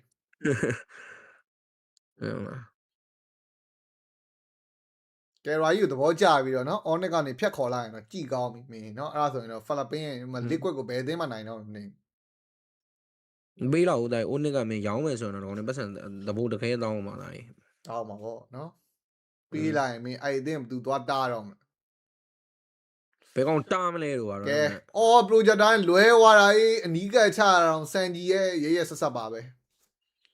ထင်တော့သေးလောက်တယ်ကလောက်ကဖလစ်ကာနဲ့ဆော့တာဗျာနော်ဟုတ်မလားကမ္ဘောဒီးယားအသင်းဘလောက်တောင်ကောင်းနေလို့ငါတို့မြန်မာကိုနိုင်သွားတယ်မင်းဘလောက်တက်တယ်လဲကြည့်ပြီးသားနေရော liquid နဲ့တွေ့မှထုဝေးလိုက်မယ်အေးတော့ liquid ကငိန်နေဒီဘက်မှာ starter အကိုင်းစားခေါ်တိုင်းနဲ့ပဲဒီဘက်မှာ fedeling တွေ flicker တွေ ready ပဲနော်ကျွေးခြင်းတော့ကျွေးလို့ရတယ်ဒီဘက်မှာတော့ metira ရရောင်းလေးပဲတော့သွားတိုင်းနဲ့ပဲဘကွီရိုနေနဲ့တော့နော်ဘသူ့ကိုထိုးပေးမလဲ Harry ပစင်းလာမလားနော်တတဲရစီးကြောင်းတိုင်းလေးပဲကဲ fedeling flicker ဆိုပေမဲ့မြန်လိုက်တဲ့ reaction Sanford တချင်းမခုံတော်ဝိုင်းနဲ့အကိုင်း heavy spin down ကထားတာလေးအလားလေး gas မှာထိုးပေးတိုင်းနဲ့ manipulation နဲ့အောက်မှာ sanji flicker ခုံထွက်ဘက်မှာဘာစီယာတကောင်သွေးဆိုးနေကြတဲ့နောက်မှာတော့အကိုင်းလေးကိုတော့ use on dragon fall နေနဲ့တော့ဖြတ်ချပေးတိုင်းနဲ့ပတတဲပါလုံးလို့ရမယ်နေတာကောင်းနေတော့ဦးစီကောင်းနေတော့ liquid ကိုပြန်ချနိုင်နေဟုတ်တယ် liquid ကိုပြန်ချနိုင်နေဆရာသမားတွေကကဲဒီဘက်မှာတော့ carry တွေပါဆင်းလာနေဘာစီယာသွေးတော်တော်နဲနေတာเนาะတတဲလုံနေတဲ့နောက်မှာတော့တတဲဥသူယူရသူယူကလောက် blood and jura နဲ့တော့ရအောင်တော့ယူပေးဝိုင်းနေပဲတန်သွားပြီเนาะကဲကလောက်ဘယ်လိုရသွားမှမသိထင်းတော့လည်းမဟုတ်တယ်လို့ပါပဲဗျထင်းတော့လည်းမဟုတ်ပါဘူးဟိုကမ်ဘောဒီးယားကောင်းနေအောင်ကြီးအော်ဂတ်ထိုးတာနဲ့တော့ကလောက်ပေးထားရရင်လည်းပဲเนาะဒီဘက်မှာရုပ်တွေသွားလှုပ်တာလို့ဒီကောင်တွေဘတ်တရားကြီးอ่ะဘတ်เนาะကလောက်လေးအပေါ်မှာသွားပြန်ဖမ်းမှတိုင်မယ်ဒီကောင်တာတေးယူပြီးသေသွားတယ်ဘာရတော့မတန်တော့ဘူးလို့တာတေးရှိရပြန်မပါလာတော့ဘူးပြန်ထွက်ရင်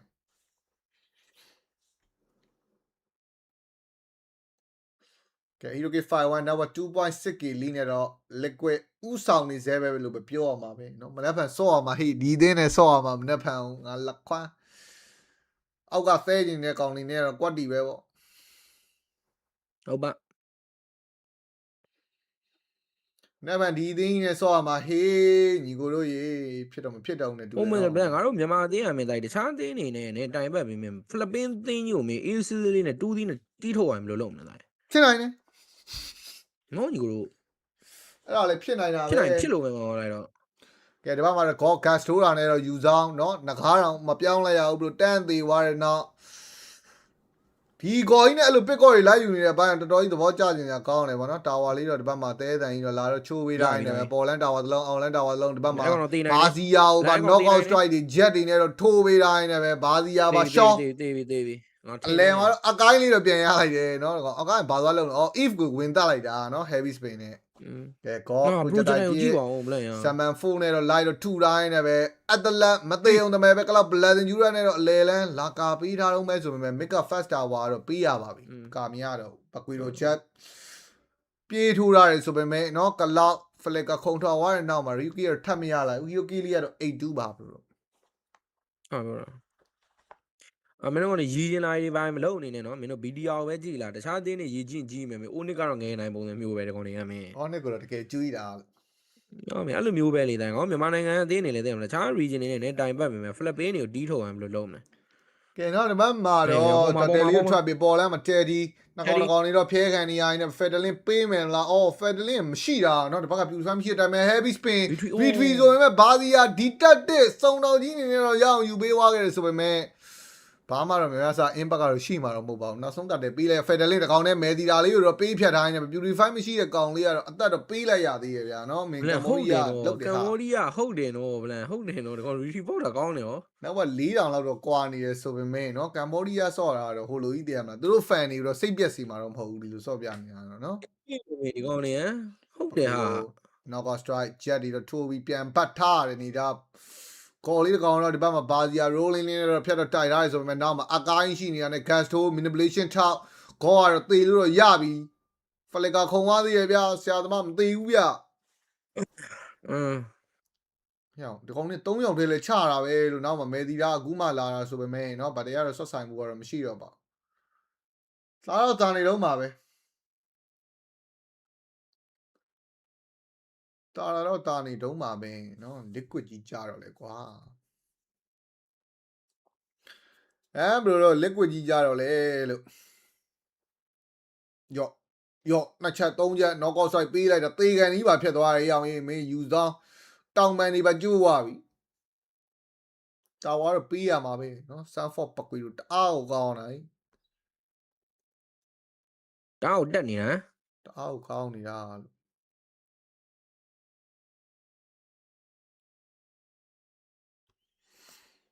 ကဲလော်လေးထွက်မလားမပဲလော်လေးပါလေးလောက်ပေါ့လေကမ္ဘောဒီးယားအနေနဲ့တော့လာလူကြီးအောင်မလား6မိနစ်နောက်က9000တော့ပြတ်တာတော့ပြတ်နေတော့မယ်ဗျမယ်ဒီတာ second league eagle ဟိုမှာခေါ်တကောင် flicker မရှိတဲ့ timing နဲ့တော့အိမ်ခံနေရပြီဟုတ်တယ်ဒီကောင်ဒီ timing နဲ့ချတာတော့ကောင်းနေတော့ကမ္ဘောဒီးယားတွေကလက်ရဲရဲရှိတယ်ဒီဘက်မှာပကွေလိုပါ flicker တွေခုံပြေးထားရရင်းနဲ့ပဲအောက်လဲမေဂါရှိလေးတော့တွားကာလိုက်မလားနော်ဒီမှာလောကလည်းထွက်နေပြီဆိုတော့အဲ့တော့ golf flicker မရှိတဲ့ timing မှာလုံရဲတယ်နော်လုံရဲကန်ရဲရှိတယ်အဲ့လိုလုံရဲကန်ရဲရှိနေဖို့လိုတာတကယ်တီးထုံနေတာပဲကွာတီးထုံနေတာနည်းနည်းလေးကွာပွဲတော်ပြတ်မယ်ထင်ခဲ့တာမဟုတ်တော်တော်ထင်းစော်ပြီးနိုင်တယ်နော်ဒါကြီးဟိုဘက်မှာ rolling မောင်းရလေးတော့တော်တိုက်ပေးတိုင်းနဲ့တော်တော်ဆော့နိုင်တာကဲဒီဘက်မှာ fedeling ပေးမလားစဉ်းစားနေနေပဲ purify နေနေဆိုတော့တော်တော်စဉ်းစားနေရတာဗျနော် fedeling ဆွဲဖို့က flicker လေးရမှာပဲပြန်ဆွဲမလားဒီဘက်မှာအကိုင်းတို့နော် god တို့ပကွေတို့တော့ဆွဲလို့ရအကိုင်းတော့ဆွဲလို့မရတော့ heavy spin နဲ့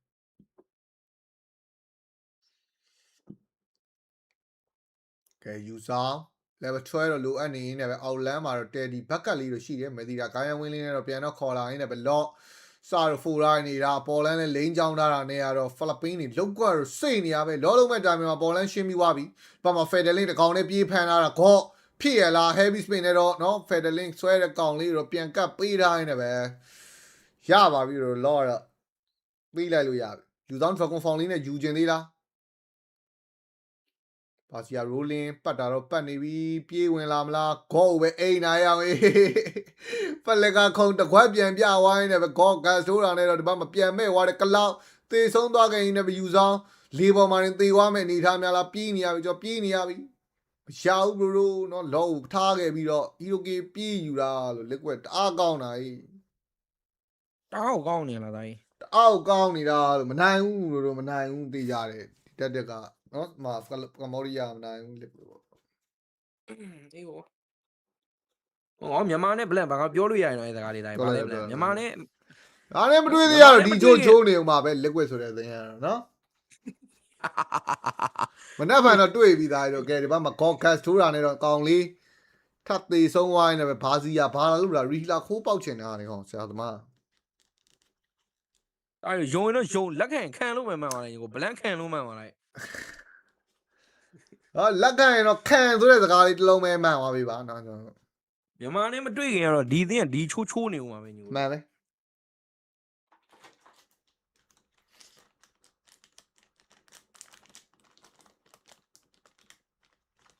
ကဲလောနေရတော့အောက်လန်းလေလန်းပေါ်လန်း3လန်းတော့တက်လာဖို့တော့ရှိနေသေးနေပဲကမ်ဘောဒီးယားအသင်းဘလို့ defend လဲသူတို့မှာ defend ဖို့အတွက် if တွေပါတယ်ကလောက်တွေပါတယ်ဆိုတော့မင်းကလောက်က0-0ဗျာဆရာသမားတော်တော်မပြဲနေတာပကွေရိုဖြစ်ရလားပြေးချင်တာဆရာသမားသိလို့ရပြီမင်းအဲ့လောက်ကြီးကြရမ်းများသွားပြီဆန်ဖော်ဟန်သွေးဆူနေဗလားဟောဒေါ်လာတဲ့တိုင်မီဆိုတော့လေ4ယောက်5ယောက်အားနဲ့အကားလည်းသွေးတော့ပဲရှိတာဆိုတော့ကဲလော်လေးကတော့ပြေးရတာပါညာလေးနဲ့ကတော့သွေးဆရှော့တိုင်းနဲ့ပဲအောက်ဒီလည်းနားမလဲတော့တက်မယ်နဲ့တူတယ်4ယောက်5ယောက်လည်းတော့လည်းမသိဘူးဒါတက်မှာပဲမတက်ဘူးက respect ပေးရမှာပဲမေကတတိုင်းတော့ယူလို့ရပါတယ်ဒါကြီးဟာထပ်တောက်မလားတော့ကြည့်မယ်နော်ပြီးတော့မပေးလာဘူးကမ္ဘောဒီးယားကဲ manipulation ဟိုဘက်မှာ fedeling 2 man ခေါ်ကတော့ပါမှာပဲ bro flicker နဲ့ဆော့တဲ့ကောင်လေးတန်းသေးဝိုင်းနဲ့ပဲ patrify နော်ဟိုမှာယူဆောင်ထပ်အိမ်ပြီးတိုင်းနောက်မှာရုပ်တွေလောက်တာကုန်းနဲ့ပြေးနေရပြီ bro အပေါ်လန်းတော့ mega တလန်းပေါက်သွားတယ်ဗောနော်အဲ့တော့ကတော့တန်ပါတယ်တန်ပါတယ်ရုပ်တွေလုံနေတယ်ရုပ်တွေလုံနေတဲ့ liquid ကဟမ်ရုပ်တွေသွားလောက်တာဘာလဲတန်ပါတယ် Hiroki ပေးလိုက်ရတယ်ဆိုပေမဲ့နော်ဒီမှာ mega တွေပါရလိုက်တယ်ဆိုတော့ network ကလည်း6000လောက်ကျန်နေသေးတာဆိုတော့အဆင်ပြေပါတယ် liquid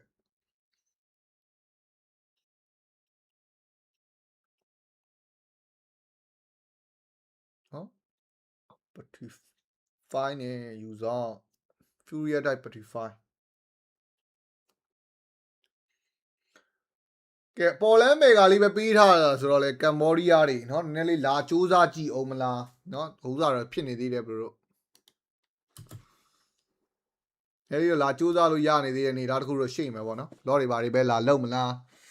เนาะဒါမှမဟုတ်ပေးပြီးတော့ပဲ defend မလားဆိုတော့လေးဆက်တော့ကြည့်အောင်ပဲဗျ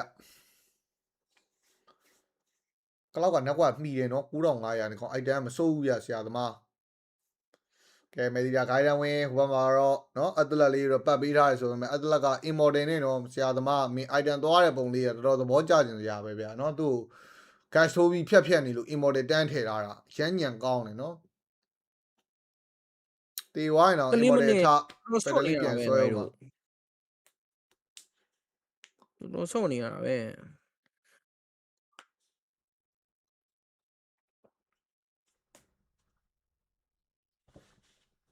ကဲနောက်ဒီဘက်မှာတော့ second လော်လေးတော့ထွက်လာဖို့ရှိနေသေးနေပဲကမ္ဘောဒီးယားတွေလာလူကြည့်အောင်မလားပခွေတော့အောက်လန်းကြောင်းပါမင်းတို့လာမလာဟာလား Sanford တော့သူတာဝန်သူလုံနေမှာဆိုတော့ကဲဒီဘက်မှာမေဒီယာ Purify တောင်းတော့ပေးလိုက်ရပြီနော် Purify ပေးလိုက်ရပြီဒီဘက်မှာ Use on Dragon Form တွေပဲပြန်တော့3နေရာရင်းနဲ့ပဲ Federlin ပြေးဆွဲမလား Federlin ဆွဲလိုက်တယ်ဆိုပေမဲ့အသက်ပါသွားခဲ့တဲ့နောက်မေဒီယာလေးတော့ပြတ်သွားခဲ့တယ်ဆိုပေမဲ့ဒီဘက်မှာ Gas ထိုးနေတဲ့နောက်မှာ Eve Flicker ပတ်ကွေတို့ Jet တွေနဲ့တော့ဝင်ထိုးပြီးဝိုင်းနေပဲဘာစီယာ rolling ဒီဘက်မှာကလောက်ပစ်တာနဲ့တော့တော်တော်ကြီးနာတယ်နော်ကလောက်ဖတ်နေတာရုပ်လုံနေတဲ့ liquid 3កောင်တစ်កောင် trade လိုက်ရရင်လည်းလော့ပါပေးရမယ်အနေထားနော်အကိုင်းမှာတော့ retry ကူရောင်းလေးကတော့နည်းနည်းလေးတော့လဲနေတော့မယ်ပေါ်လန်းဂေါ်လေးကိုတော့ယူဆောင်ပြေးတော့ဖြတ်တိုင်းနဲ့ပဲတကယ်ကောင်းတာခမာတွေ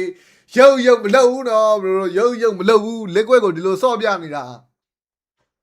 liquid ပေါ့နေရလဲပါတော့ပါတယ်ဘရိုနော်ဂိမ်းမှာဖြတ်မှာရှုံးသွားတယ်ပါပါတယ်ဒါကလောက်ကတအားဖတ်နေတာနော်ကလောက်ကတအားဖတ်တာဆိုတာထက်နော် item ထွက်နေတာနော်လို့ဖို့အတွက်လာကျင်တာကလောက်ပစ်တာတော့ပူနာနေခဲ့ရင်လည်းပဲပြီးလိုက်ပါတော့ပြေးနေရပြီဘရိုတို့ရုပ်လုံနေတဲ့ liquid ကောက်ကောင်းနေအဲ့လိုငါ့မြန်မာအသင်းနဲ့လည်းအဲ့လိုဆော့နော်မြန်မာအသင်းနဲ့တွေ့တော့မှစီးရီးယက်မှုကြီးအုံပြီးဆော့လို့ထိုးပြီးသားရဲ့အဲ့မလားဟုတ်တယ်လို့အဲ့ဒါပြောတယ်ကောင်းနေဒီမှာဒီပွဲကျတော့စီးရမဆော့ဘူးလို့ရှောက်ဆော့နေတာလို့ကဲလောနေရတော့ပြန်တက်ပြီလို့ခက်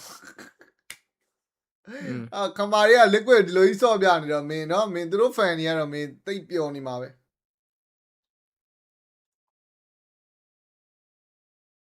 နော်သူတို့ region နေနဲ့ဒီလိုဆော့ပြနေတယ်ငါတို့မြန်မာနိုင်ထားတယ်ကောင်တွေကခုံတော်တော်တက်နေပါပြီအလဲဟုတ်ပါမလားဗလန်ဟုတ်တယ်ဟောမြန်မာအသင်းကိုနိုင်ထားတာကွာဆိုပြီးကောင်းနေပျော်နေတော့ပြီအဲဒါကြောင့် motivation တွေရသွား liquid နဲ့ဆော့တာliquid ကိုပါထုနေပြီပေါ့ပြောချင်တာဟုတ်ပါထုနေပြီကဲအောက်မှာယူဆောင်လာပြီဗျာယူဆောင်อ่ะเนาะအရင်လိုနှကားမဟုတ်တော့ဟလာမင်းပတ်ကွေတို့မှာပြန်ဖြဲနေတဲ့နှကားဆိုပေမဲ့ပတ်ကွေနှစ်ချက်ထိုးပြီးတော့မဲ့သွားတယ်เนาะသူရတော့ပြန်တက်ပါတယ်ဒီမှာပတ်ကွေတို့ knockout strike furia die ရုပ်လုံနေတဲ့ Sanford ဟုတ်တယ်ဟာ Sanford ဟုတ်တယ်ဟာဒါပေမဲ့သေပြီเนาะ Sanford ဘိုင်1ချနေအများ Patrify furia die တော့ပြီးတိုင်းနဲ့ပတ်ကွေတို့အော်ပန်ရှလင်းနဲ့ကတော့ရှီးပြန်တက်သွားရင်သေတော့သေမှာဘလို့เนาะကောင်တော်တော်များနေပလင်ကာပါခုံတော့ immortal ပါကောက်ဆော့သွားသေးတယ်ဗျာဆရာသမား knockout strike နဲ့အချိန်တော့သေးတိုင်းဆွဲဝိုင်းနောက်မှာမဲသီတာခိုင်းနေဝင်တော့လာခဲ့တယ်ဆိုပေမဲ့ Federlin မှာပေးတက်လိုက်တာဆိုတော့လေလောတော့ရှင်းလိုက်ရတယ်ဆိုပေမဲ့ပကီတိုတက်နဲ့တော့လဲထားတယ်ပေါ့နော်ရပါတယ်ကောက်ပါတယ်ဘလို့နော်လောဟိုမှာ plane ရှင်းလိုက်ရသလိုဖြစ်သွား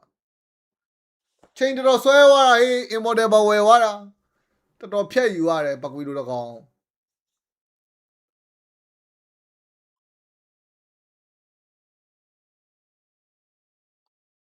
စကန်တာဝါပဲရလိုက်တယ်เนาะလောကမေဂါနားတော့မရောက်လိုက်ဘူးရုပ်လုံရင်ဗလန်ပါလေရုပ်လောရင်ကုတ်နဲ့ပြန်သွားမှာမစ်တာဝါတွေယူပြီဗျာနောက်ဝတောင်ပြန်ရောက်သွားပြီခမာတွေပဲဟေးကမ်ဘောဒီးယားဟာတိုင်းတော့ကမ်ဘောဒီးယားဟာရုပ်မလုပ်ဘူး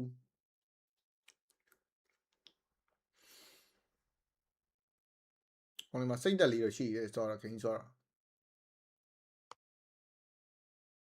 ကဲပေါ်လန်စကန်တော့ရဟာမကုတ်ကြီးကဘလူးဘတ်တွေဗလာခိုးစားနေရအောင်ချန်ကလာနှကောင်ကြားတွေတောင်မင်းနောက်ဝက်2000กว่าတယ်ဗာဒီယာ rolling ပြေးဝင်လာရင်လည်းပဲ Federlin purify ဖြတ်တော့နေတိုင်းလည်းပဲဟဲ့အောင်ပြီးတော့လေတယ်ဒီဖြစ်နေတာတက်ဒီတခါတည်းမှာတန်းတော့သေဆုံးဝိုင်းလည်းပဲရုပ်လုံနေတဲ့ liquid ကတော့ကုတ်နဲ့ပြန်ရတော့မလား ဘာမှာ immortal ကြာနေတဲ့ကောင်လေးတော့ရှိနေနေပဲယူဆောင်ဟိုမှာတော့ Medida လေးတကောင်တော့လိုက်တော့အိမ်ဒီဘက်မှာ god ဖြတ်တာနဲ့တော့အသက်လက်ပြန်တော့တေသွားခဲ့တဲ့နောက်မှာတော့ Medida immortal လည်းရှိနေဆိုတော့တေရတော့မတေဘူးဆိုပေမဲ့ကလောက်ကြံနေသေးရင်တော့ Blazing ကျူတော့လာဖြန်းအောင်မှာပြေးရမှာတသိန်းလုံး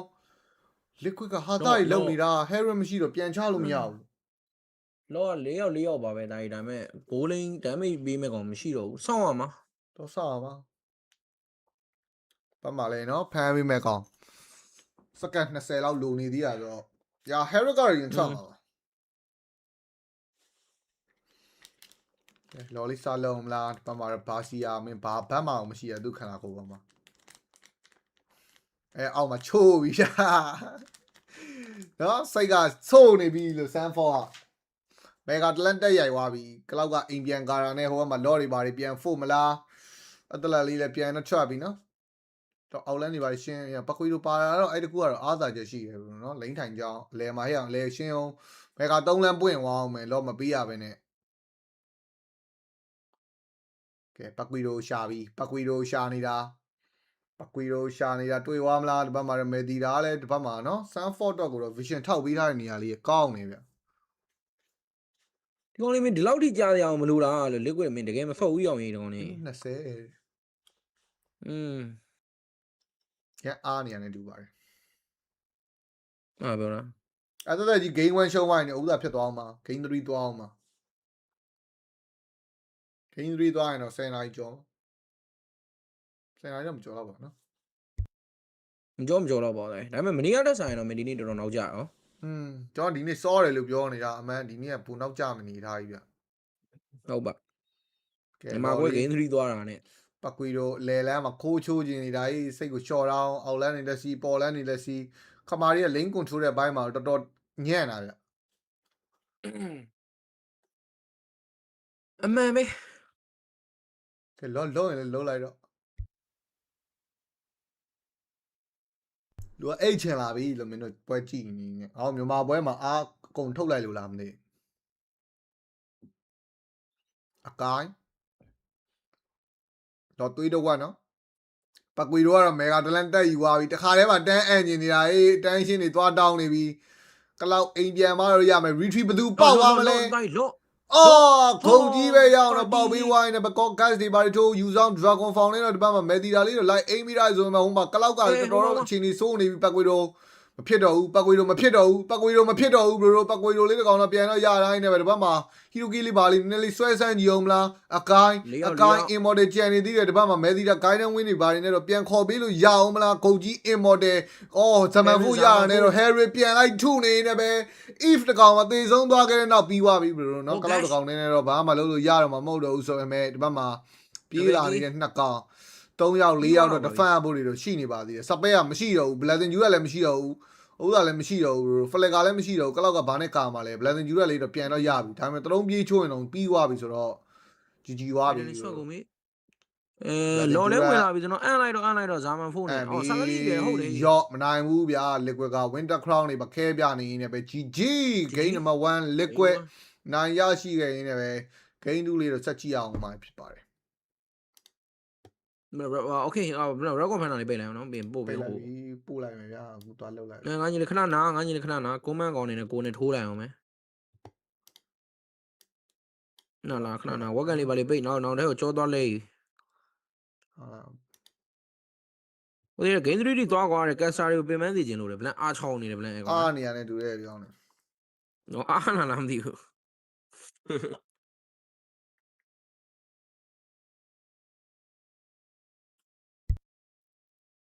ဆွဲဆော်နေတာလို့အဲ့ဒါပြောတာလို့ bro ဆွဲဆော်နေတယ်လို့တော့နေတို့ကျွန်တော်နေလုံနေတာတဲ့ရုပ်တွေလုံနေတယ် bro ရုပ်လုံရင်တော့ကုတ်နဲ့ပြန်သွားမယ်နော်ရုပ်လုံရင်တော့ကုတ်နဲ့ပြန်သွားမယ်နော်ရုပ်လုံနေတယ်တော့ရုပ်လုံနေတယ်ကျွန်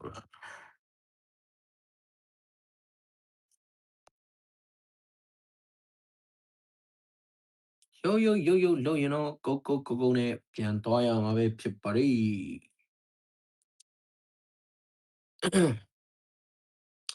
ဟိုဒီဘယ်မှာလဲကျွန်တော်ဘန်ကောက်မှာ bro ဘန်ကောက်ရောက်နေတယ်ဘန်ကောက်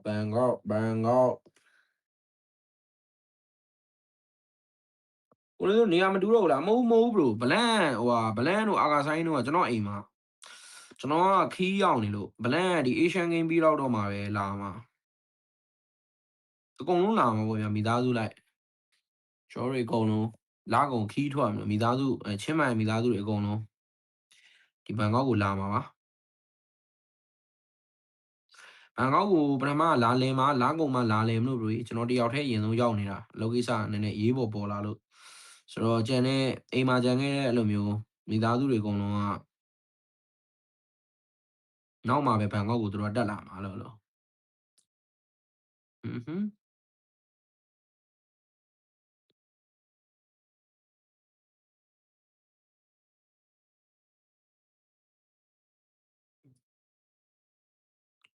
ဒါဒါဒါဒါတာဒါဒါ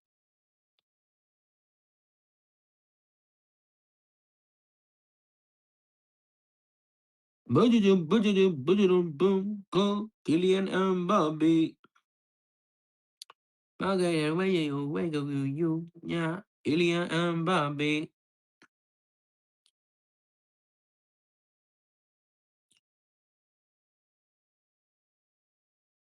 ဟိုလေဆူလောက်ကိုဆင်းခဲ့လိုက်ပါလားတဲ့ကျင်လို့ဆူလောက်ကဘယ်နားမှာလဲ brother စလုံးလို့ပေါင်းတယ် SUSULAT လားဆူလက်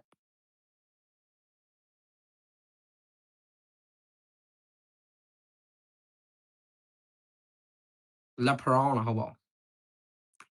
ရှင်းမှန်သေး6တယ်ဆိုတော့ဟာစားပြီလို့ bro ကိုတိတချောတယ်တဲ့မေးတူတာတဲ့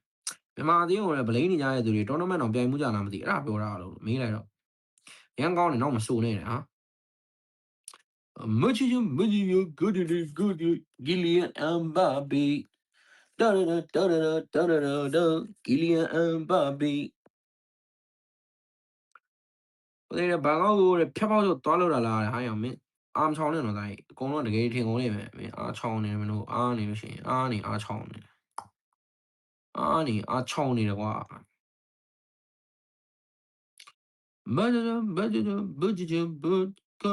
ကီလီယန်အမ်ဘာပီလည်းမင်းပြောနေလားမသိဘူးရှောက်လုံနေအဲ့ဒါပြောတာလို့ကိုယ်အင်းကလည်း BKK မှာမဟုတ်လားတဲ့ BKK မှာမနေနိုင်ပါဘူးဗျ BKK မှာနေနိုင်တာတတိတွေပဲနေကြတာပဲ BKK ကစားသေးကြီးလာသေးကြီးသွားသေးကြီးနဲ့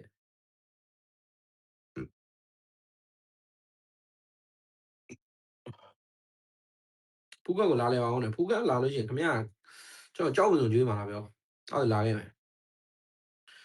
ကြောက်ပုံကျွေးမယ်ဆိုရင်လာခဲ့မယ်โอเคကြောက်ပုံကျွေးမှာလားကြောက်ပုံကျွေးမယ်ဆိုရင်လာခဲ့မယ်တော်တယ်ဘူဂျီကီလီယန်အမ်ဘာပီ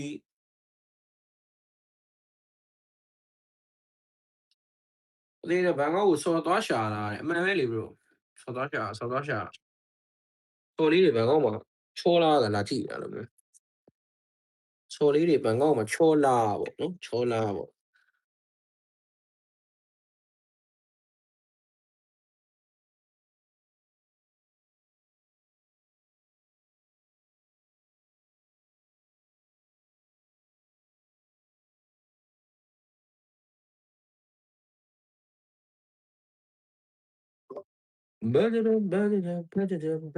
ဘာကီလီယန်အမ်ဘာပီကိုတဲ့ကင်မရာဘာလို့မဆော့တာလဲဖြေပေးအောင်လေပျော်လို့ပေါ့ဗျာပျော်လို့ပေါ့ကိုတဲ့ကဘန်ကောက်မှာပဲနေရထင်နေတာဗျာတဲ့ကျွန်တော်ကတဲ့အင်မော်တန်တစ်ခုဆက်လို့ရတာလားတဲ့ကလောက်ကတဲ့ကိုတဲ့မိမနောက်ကနေဝင်ရိုက်နေမယ်ဟာကိုတဲ့မြန်မာနိုင်ငံမှာနေတာတဲ့အဲ့မှာနေရတာဘယ်ကပိုကောင်းလဲတဲ့မိမမေးရလိုက်တာဗျာမိမမေးရလိုက်တာအလုံးလုံးလို့ကတော့ကောင်းတယ်အလုံးလုံးကတော့ဒီမှာလုံးလုံးကောင်းဒါမငြင်းဘူးဘယ်မှာနေရတာပျော်လဲလို့မေးနေရန်ကုန်မှာနေရတာပျော်တယ်ဘလို့ကြီးရန်ကုန်မှာဒါမဲ့လည်းနောက်ပိုင်းတော့ရန်ကုန်မှာကျွန်တော်ငွေချင်းတွေမရှိတော့ပါဘူးလေ Ace တို့ဒါမဲ့ဒီတို့တော့ရှိတယ်ပေါ့ဗျာပြောချင်တာတဲ့မှာကျွန်တော်ပြောသိရပါကျွန်တော်ပြောအောင်ဘလို့သိရလားဒီတို့ကတော့ရှိတယ်ဗျာဒါမဲ့ဓမ္မပြည်လောက်တော့ဘယ်ပြောလိမ့်မလဲဘယ်ခင်ဗျာမေးရလိုက်တာပဲကောင်းတာရဲရောလိုက်ပါတော့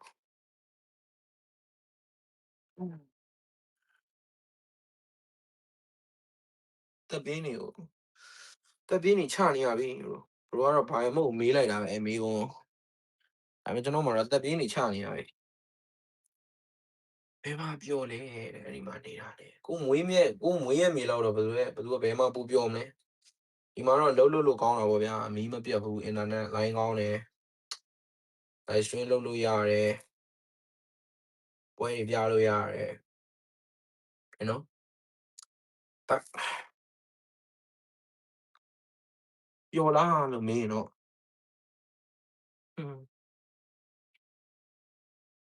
ပြောဖို့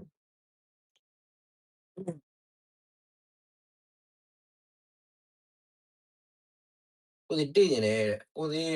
လာပူလီလာခဲ့တယ်အုံးသီးမှန်းကျွေးမယ်အုံးသီးတော့အမှန်းကျွေးမှာ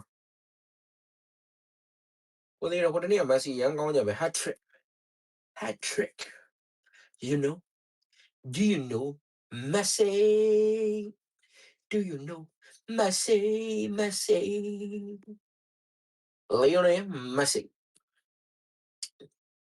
အားလည်းကမနေကြပါနဲ့ကိုစီရတယ်ချင်းနေကောင်းတော့ပြန်လာပေါ့လေရန်ကုန်မှာတဲ့မီးမှန်နေပါပြီတဲ့မိုးကုန်ရင်တော့ပြတ်တော့မှာတဲ့ဟိုမိုးရစီကတော့မြန်မာနိုင်ငံမီးမှန်နေ brother Rico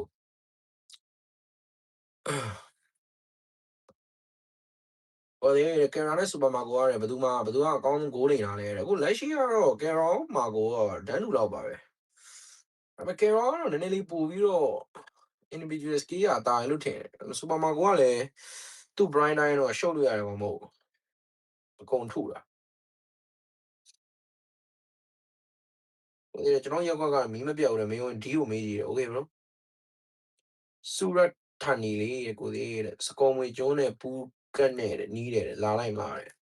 လိုက်ပို့ပေးမယ်ကျွန်တော်ဟိုအဲ့လိုမျိုး bro ကန်းကြီးတွေပဲခေါ်ရင်တော့ကျွန်တော်အနေနဲ့ကြောက်ပစုံတစ်ကောင်တော့ကျွေးရမယ် bro ကျွန်တော်ကြောက်ပစုံတော့စားခြင်းတယ်အဲ့မဲ့ခေါ်မှာလားကျွန်တော်အဲ့ခေါ်မှာလားကျွန်တော်ကြောက်ပစုံကျွေးပါလားဟိုဒီဘီကေမှာပဲနေထင်နေတာတဲ့ဟုတ်ပါဘန်ကောက်ကမကြာခဏလာတော့တွေ့လို့နေမှာပေါ့ရုပ်မပြတော့လားရုပ်တော့မပြတော့ဗျာရုပ်တော့မပြတော့ဘူးရုပ်တော့မပြတော့ဘူးဒီခံဘလို့ကျွန်တော်ရုပ်ကိုကြည့်နေရတယ်တော့ရုပ်ဆိုးနေတယ်ရုပ်ဆိုးနေတဲ့ရုပ်ကြီးဘာချူဘူအိုကီလီယန်အမ်ဘာပီဘာချူဂူအီလီယန်အမ်ဘာပီကီလီယန်အမ်ဘာပီ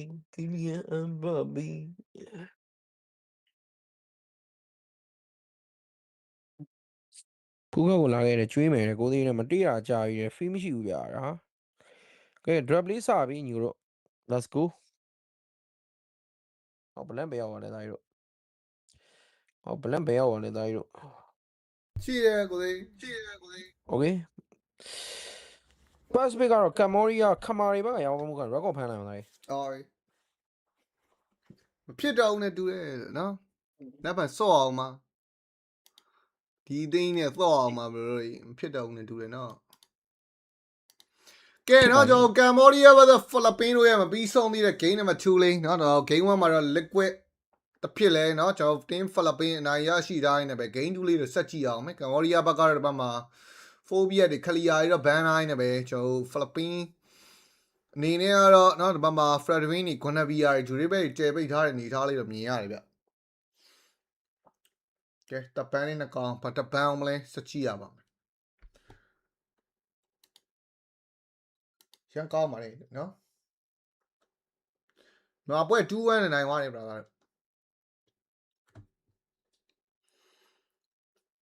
ကဲဘာဘမ်းမလဲ။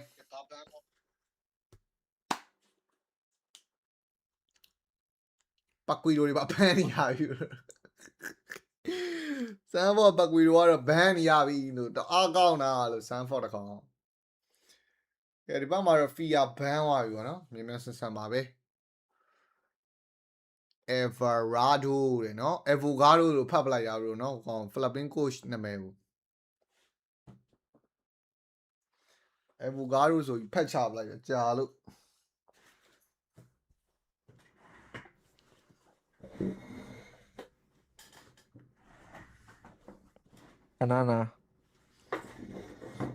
banana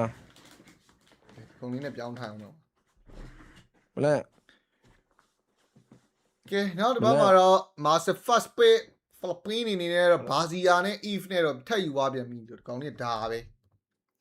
Jury ပဲเนาะမင်း drug တွေရင်မပြချင်တာလဲပါမှာပေါ့လေเนาะတို့က EWC လဲဆော့အောင်မှာဆိုတော့ ဘလန်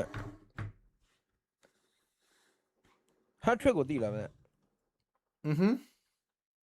hat trick ပါတော့ဟာ အားမသဘောကျလို့ပါသား အထွတ်ပြောရင်ညရှုံးပါသည်ညဘတ်ဘီခံရပါသည်ရှုံးပါပြီမဟုတ်ဘတ်ဘီခံရမှာစိတ်စင်းရဲသွားမှာ လက်ကြီးနေတာတိုက်နေရပဲကွာ စိတ်ဓာတ်တစ်ခုเนาะမင်းရှုံးရင်တော့မင်းဒီတိုင်းရှုံးရင်ခံစားအောင်မယ်ဟလာဘတ်ဘီခံရမှာမင်းလည်းမှတ်သွားမှာဂျင်းနဲ့ခံစားညအိမ်ပြောနေပြီ လက်ပြီးတော့မှကိုကြီးကိုတင်ပေးပါလေမလုံနဲ့တော့လက် ကိုသေးကွက်ကို Riot Flat နဲ့ကြိတ်သွားပါသေးတယ်ပါတော့ ဘုံမဘလန်အဲ့လိုကြီးကြတော့များတယ်ပဲအေးဘေး ကဲနောက်တစ်ပတ်မှာတော့ carry တွေပါတော့ရွေးနောက်တစ်ပတ်ကတော့အကိုင်းနဲ့နော်ကာတီတီကိုင်းတာအားကြလို့ ਨੇ တူပါတယ်အကိုင်းလိုက်ကိုင်းတာနော်ကြည်အောင်မယ်ဗျာနော်ဘယ်လိုလာအောင်မလဲဆိုတာတော့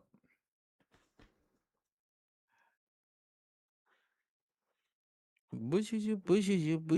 ဘူအိုကီလီယန်အမ်ဘာဘေ ရန်ကောင်းတယ်ကိုတင်တော့မစိုးနဲ့ ဟုတ်ဗလားအေးတချင်စိတ်ထဲမှာဆွဲနေလို့ဗလား ပြင်သစ်တချင်း အေးလို့ဘူရှူကီလီယန်အမ်ဘာဘေ တော့ပြင်သစ်မှာဆိုကောင်းအောင်ကြိုက်တာ အော်လေတိုင်း ပေါ့ပါ ဟောပပဘယ် defensive baller ကလို့ရှိုးပပဘယ်မိုက်လာပဲကလို့ရှိုးပပပူရီကူကာ ကိုယ်မစိုးပါရတောင်းပါ ဟုတ်ပါလေတော်ပါတော့လို့တယ်တောင်းမယ်တောင်းပါ နော်ပြင်သစ်ကကိုနေကြားတဲ့သိကောင်းဝင်မသိဘူး ဖူလို့ရှိုးပပဒလန်စစ်ဘလန်ကလို့ရှိုးပပကူရီကူကာဦးမကူစီရဘာတော့ပြင်သစ်တချင်းလေဝေါကပြင်သစ်တချင်းလေဘယ်အဲ့ဒါဆိုနေတာလို့ကျွန်တော်ဆက်တော့ရတယ် ရီလို့မရဘူးရင်ဟိတွေတက်လာ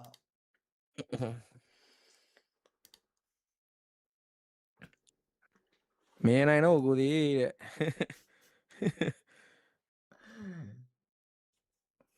တည့်ရသူတွေကတည်တယ်တည်တဲ့ညီကိုတွေကတည်တယ် လူတွေမြောက်ပေး AI ကြီးတွေတော့လွတ်အောင်နေပြီတဲ့ okay ကျွန်တော်ဘယ်နာသွားနေပြီရမလဲဘောကန်ဖြောက်ပြီးရမလား မဖြောင်းနဲ့မလဲမင်းရုပ်လေးပေါ်နေမှာကောင်းอ่ะညာစားပြီလား စားရတယ်ကိုသေး ဟာ ဒီချိုးပြီးမှစားမလား အေးအားလည်းကောင်းပါတယ် ကဲနောက်တစ်ပတ်မှာတော့ချောင်းနေမက်တီရာတွေလက်မက်တီရာတွေဘန်နောက်တစ်ပတ်မှာခါလီ JP ခါလီ JP ခါလီနောက်တစ်ပတ်မှာလည်းနှကောင်ကမ်ဘောဒီယာခမာရီနေနဲ့တော့ဘာယူသွားမလဲလိုအပ်နေသေးတဲ့ offline နဲ့ပေးနေပါနော် offline နဲ့မင်းနဲ့ဝမ်းလေးမလုံနဲ့ဝမ်းလေးမလုံနဲ့ဒါတို့မိုးတွေချုပ်နေပြီနော်ဝမ်းလေးမလုံနဲ့ အောက်မှာဘလန် comment တွေကတွေ့တယ်ဘလန်မင်းကိုပြန်မန်းအောင်လို့ဘလန်တနေကုန်ကတ်တာတနာပါတယ်တဲ့ game 3လေးသွားလိုက်မလားတဲ့အားချောင်းနေပဲ ခုနပွဲကို4ရက်တောင်းနေမင်းတို့ဂျေးဆက်ဆက်ကြီးကွာ အေးပေါ့အားနေတွေ့တယ်ဘလန် အားနေကြတာ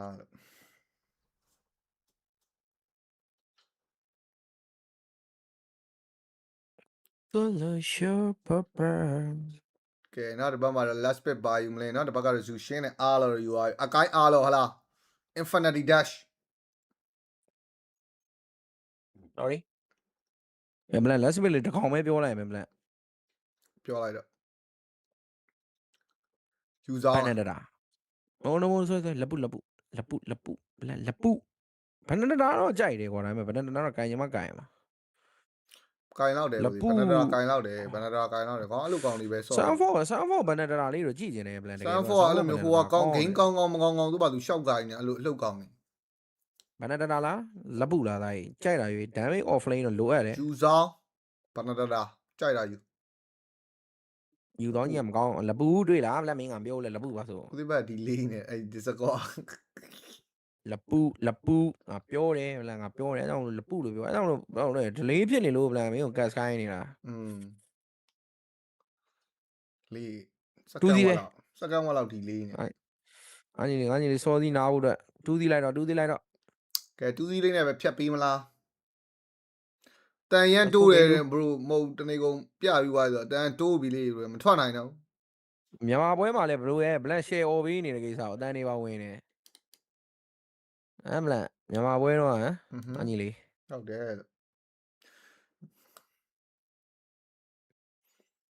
Good you go Ilya and Bobby Let's go ဘာကြီးရတော့ ဆိုနေ ငါလည်းဆိုတယ်လို့ဆိုတာလေ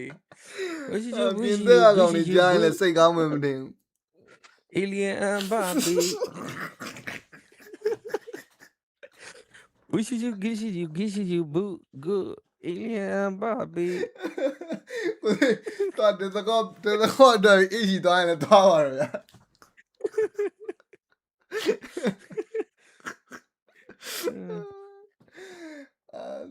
ပြင်မနေရတယ်ကြားတယ်အဲ့လိုထိုင်ရီနေရတာကြီးတိတ်အသင်မပြေဘူးလို့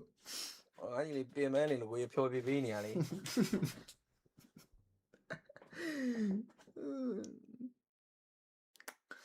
ရန်ကောင်းပါလေနော် Lancaster ဆောင်းတိုးတက်လာတယ်တဲ့ ကဲလက်မလေး4000လောက်လေးရနိုင်မလားညီတို့လက်မလေးတယောက်ချက်လောက်နှိပ်ခဲ့ပေးပါအောင်ဗျာ YouTube မှာကြီး film မှာကြီးလက်မလေးပြီးခဲ့ပေးပါအောင်ဗျာ thank you ပါ ဒီနေရတယ်တဲ့ယထာပေါ်မှာတဲ့ဟာယထာပေါ်ကနေကြည်နေလူရှိတယ်ကွာ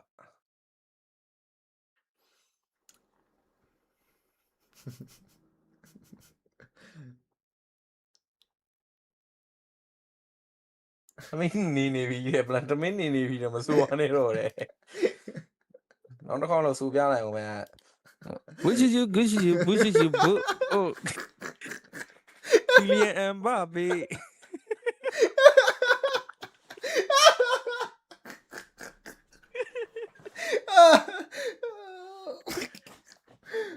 အဲ့ကတော့မေးတော့တော်ဟိသွားတာလို့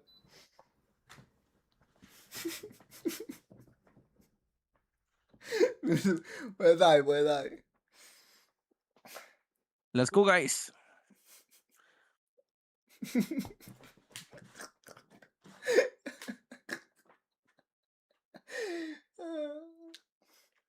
ကြီးကြောမိသွားပြီ bro လန်တိုင်းဘိုက်အောင်သွားလိမ့်မယ်မကြီးနဲ့တော့တော်လို့ ကိုယ်တို့နေဘာမှဖြစ်ဘူးလို့ Okay ကြီးကြောမိသွားပြီ ဒီကြောင့်မီးကမင်းတယောက်ထဲမုန်းနေတူတယ်အောက်မှာ ကဲနောက်တစ်ပတ်မှာတော့ခါလီကမ်ဘောဒီးယားတွေကတကယ်လှုပ်တာလို့ဖတ်ပလက်ရသွားပြန်ပြီနော်တော့ရုပ်သွားလုံနေတာဖိလစ်ပင်းကောင်နေပြီးရင်မှချယ်လီစားတယ်ဒီနော်ဟိုမှာကော်ဖီတောက်တယ်လာတော့မယ်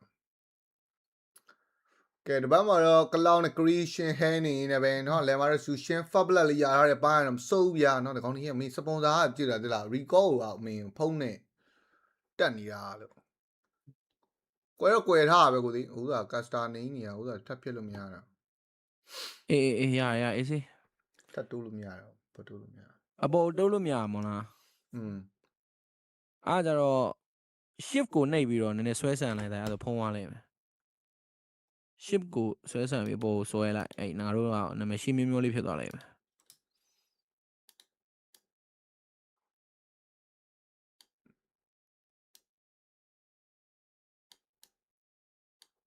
နင်းကိုထောက်ပြီး ship လေးနဲ့ရွှိ့ ship ကိုဖိပြီးတော့ ဟိုအောက်ကိုရင်ဆွဲပြီးတော့မှ ship ပြီးရကောင်းမယ်ထင်တယ်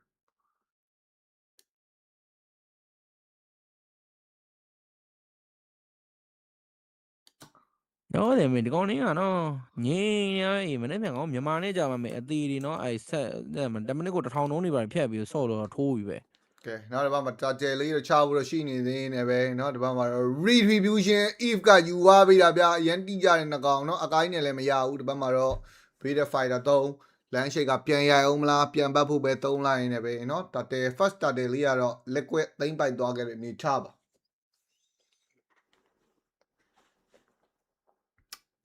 ပွဲရငိမ့်နေလို့เนาะအရာရောင်လေးပဲသွားထားတာဗျာ liquid ရုပ်မလုပ်ဘူးပေါ်မှာတော့စင်ပြေလာကလောက်လေးเนาะ game 1ကတော့ share ထမ်းသွားတာဒါပေမဲ့မနိုင်သွားလေးတခုပဲပေါ့เนาะ game 2လေးတော့စက်ကြည့်ရပါမယ်ဟုတ်ပါ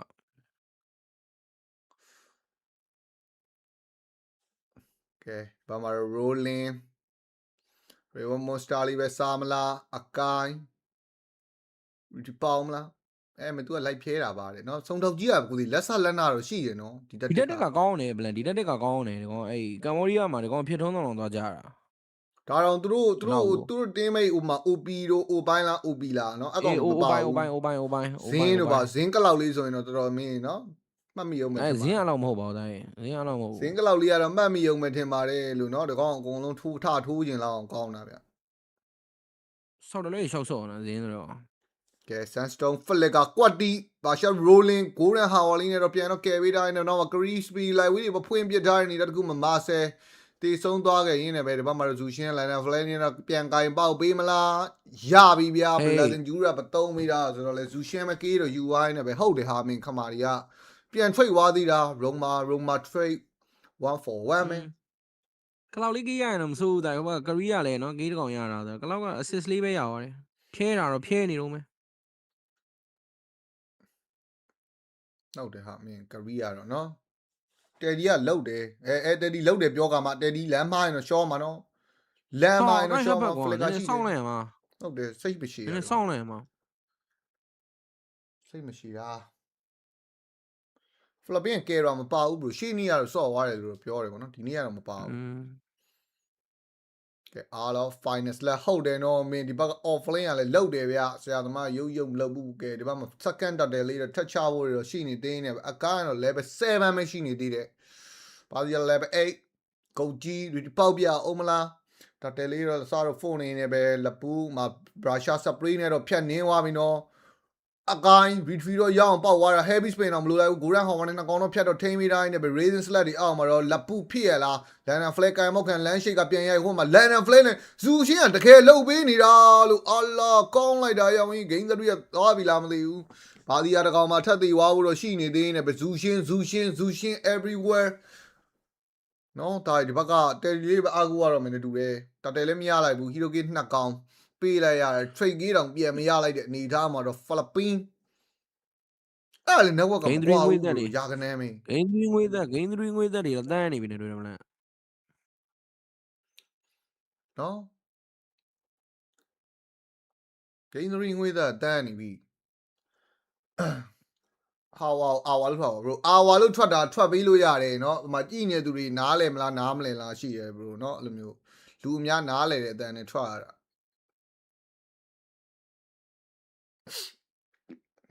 ငါတို့เนาะအတန်ထွက်ဒီပါလာတင်ပြီးနေထောက်ပေးတာတော့ကောင်းပါလေ bro ဒါပေမဲ့အကုန်လုံးနားလဲအောင်ပြောပြတာပေါ့ဟုတ်တယ်ငါတို့ငပီးတန်နေတဲ့ကြီးပဲပြောနေတာငပီးစားပြီးမွေးတာဆိုတော့ bro ရဲ့ဒီတန်မဲ့ထွက်တက်လို့ပါ bro ရဲ့เนาะ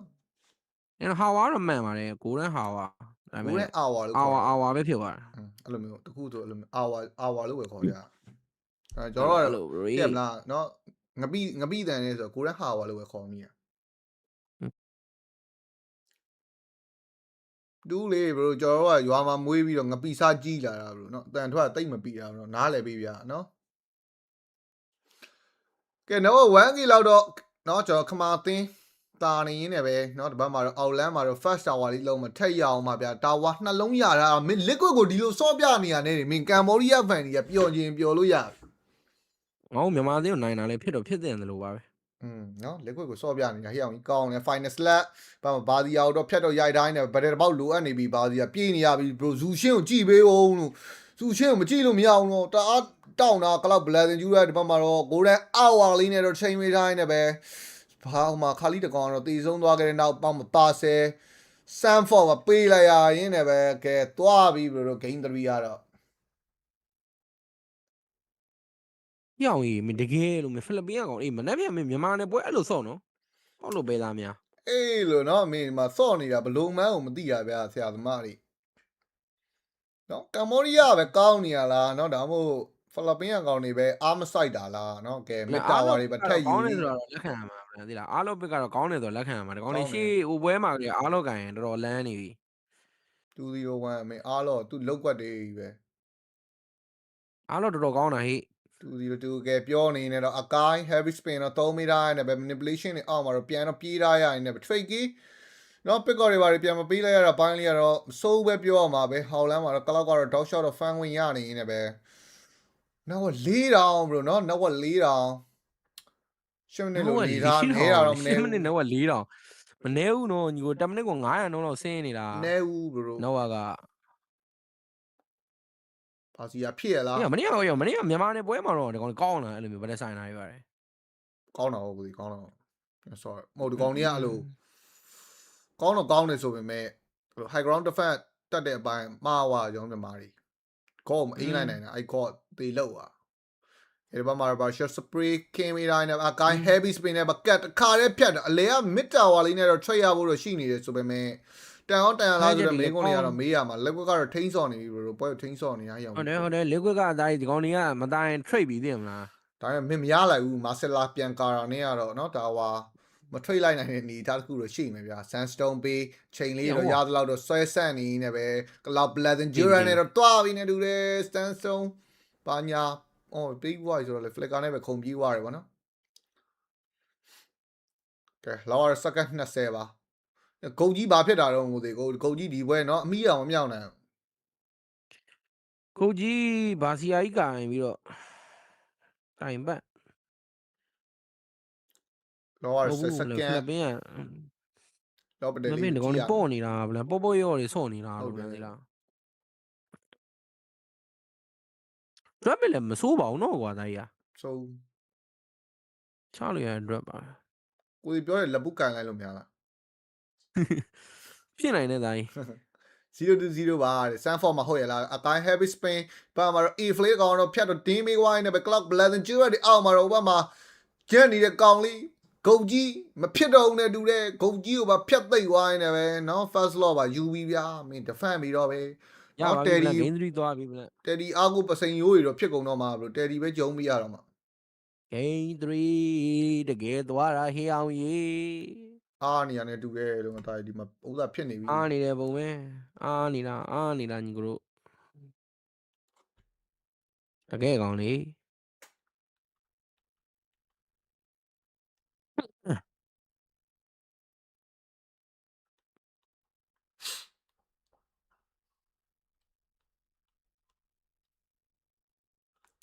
ကဲ fan မှာဒါပေမဲ့ပွဲပြောလို့တော့မရသေးဘူးဒီဘက်က career fan ဝင်တော့ယာတာတော့မယ်။ကောင်တွေကအဲ့လိုမျိုးတကောင်အကူတွေနဲ့ကမ်ဘလန်စတိုင်စင်ကာပူဆိုတော့တိုင်းနော်လိုင်း share ကောင်းတယ်တိုင်းဟုတ်တယ်။အဲ့ကိုဒီ technical pause ရရှိရဗျာမင်းမနေ့ကဦးသာကမ္ဘောဒီးယားနဲ့ပွဲမှာ pause တယ်ဟုတ်လားဟိုလိုမျိုး line လက်လို့ pause တာတော့မဟုတ်တော့တိုင်းဒီ line ကတော်တော်ကောင်းတာစင်ကာပူမှာကိုအဲ့စင်ကာပူရင်နဲ့သွားတော့အဲ့မင်းပင်ရမင်းလောက1 2ပဲစိန်နော်ဝိုင်းလေးတဲ့ကျွတ်စိန်ဖြတ်ရှင်းလို့ကလည်းမရဘူးရောင်ကြီးတိုင်ပတ်နေပြီလို့တိုင်ပတ်နေပြီစကန်နေရပေးရမှာစကန်နေရပေးရမှာတော့ကာလို့မရဘူးမေဂါရှိလေးဂျန်နီလာလေးပဲတော့ရှင်းဖို့တော့အဆင်ပြေသွားမယ်နေချာခဲအော်ရောမေဂါရှိအပေါက်မခံဘူးဗျာနော်အပေါက်မခံတော့တေးပြီလားမသိဘူးဂုံကြီးဘာလောက်တာတော့ဂုံကြီးရဲ့ကိုကြီးကတော့ကိုရန်ဟာဝါရီအဝါရီကြားထဲမှာတော့ကိုရန်အဝါနော်ကဲလမ်းရှိက stand နေတော့ all of finals လာသွားပြီးနေတူတယ်နောက်မတဲဒီမပါဝိုင်းနေပဲ club blazing ကျူရနဲ့တင်းမှာ white out ဖြစ်မဲ့နေတာဘိုင်း game 3တော့ကြည်အောင်မှာဖြစ်ပါတယ်နော်ရန်ကောင်းပါမီနီယာဇူရှင်မီနီယာတဲ့ဇူရှင်ကတအားကောင်းနေတာလို့ early game fat black ရပြီးတဲ့อ่ะနော်ကဲ game 3သွားပြီဗျာရုပ်လှုပ်လိုက်တာဟမ်12မိနစ်နဲ့အံ့သွားတာပါတဲ့တကယ်ကောင်းတဲ့ကမ္ဘောဒီးယားအသင်းကွာဂျီမီနီယာဇူရှင် လူရှင်းမီနီက မြန်မာညံ့တာမဟုတ်နဲ့တူတယ်နော်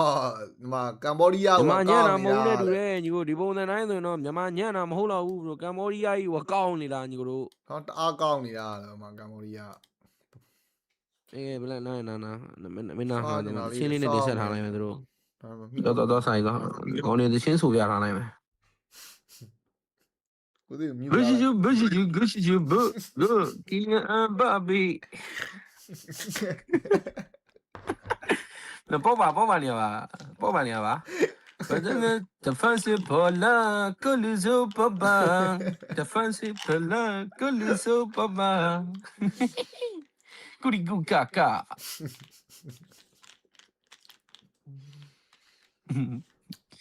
Let's go, can you go my baby, mate? Low on it or Miaro, so Yama.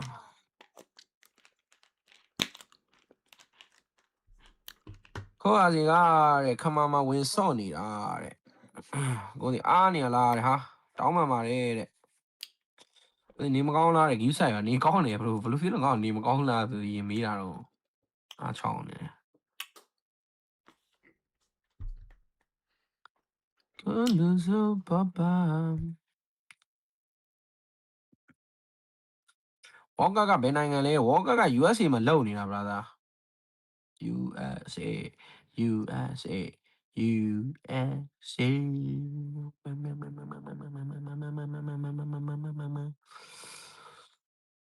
No lose our purpose the fancy puller the loser purpose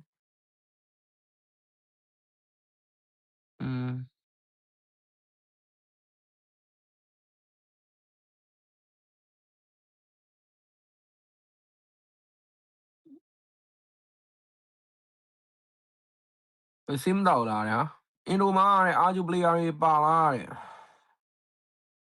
မင်းကိုဘန်းပြီလိုက်မင်းတိတိနဲ့လာမင်းတော့မလား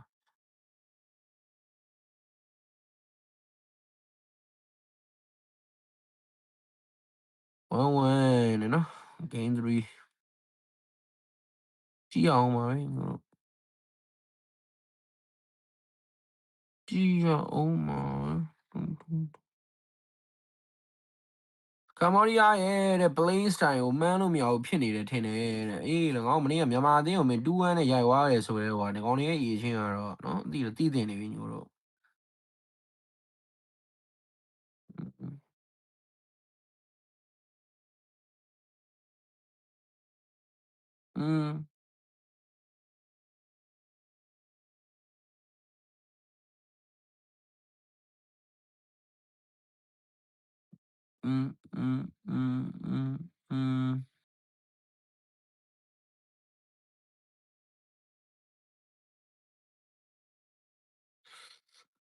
ကိုသေးတဲ့ဒီတိုင်းလေးပဲပြထားလိုက်ပါလားတဲ့သချင်းစိန်ထပ်မလာပါနဲ့တော့တဲ့ပြောတော့ပါဦးဗျာပြောတော့ပါဟောကအင်ရှင်နဲ့3နိုင်ငံနဲ့ကနေဒါ US နဲ့နောက်တစ်နိုင်ငံမက္ကဆီကိုလေး bro မက္ကဆီကို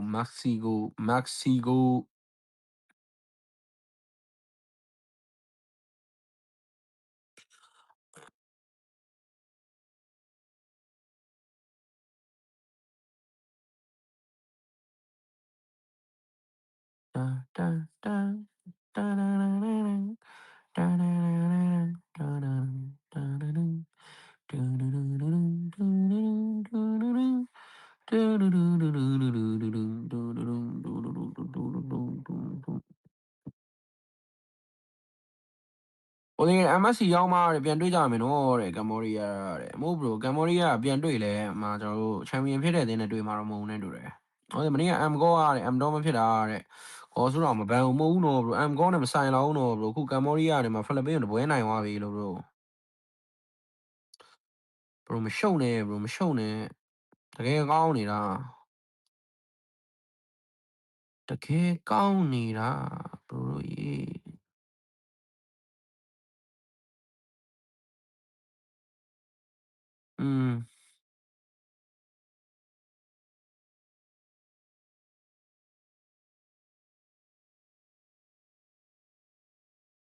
MSC ပြိုင်ပွဲလိုသေးတယ် bro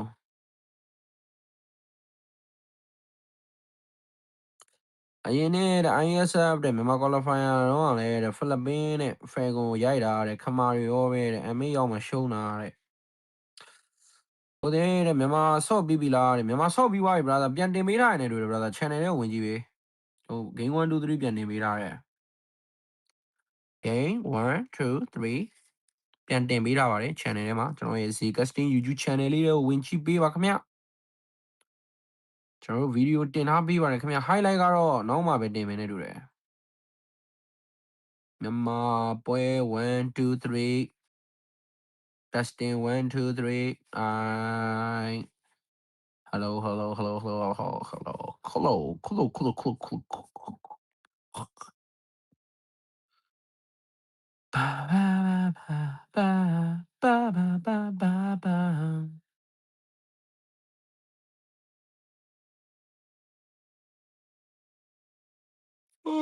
အိတ်ချင်တာဗျာ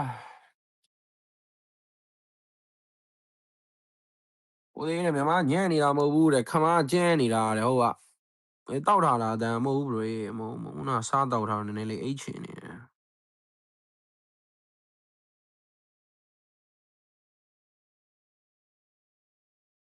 ခုချိန်နေနဲ့ဆိုရင်ကမ္ဘောဒီးယား Grand Final တော့တက်ပါမလားမသိကိုဒီတို့တဲ့ Watch Hour များစီခြင်းလို့တဲ့ Game 3 သွားတာပါဟုတ်တယ် bro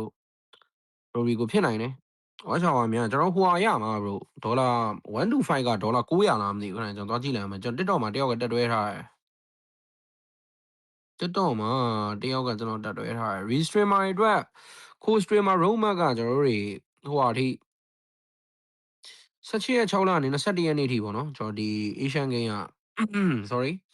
AsianGames တော့ကတဲ့နော်ကျွန်တော်တို့ပထမစုဒေါ်လာတော့1 to ကနေ1 to 5ကဒေါ်လာ900ရမယ်ဒေါ်လာ900 okay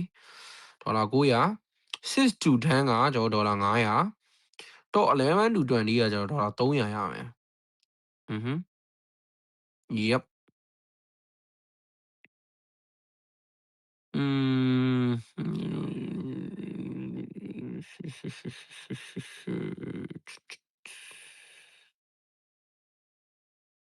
အမရှိရောပဲ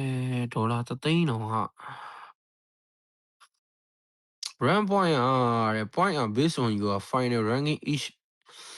event နဲ့နော်ကျွန်တော် 1 play တဲ့30 point နဲ့30 place က1 point ဆိုတော့30 29 point ဒုတိယရတယ်လို့29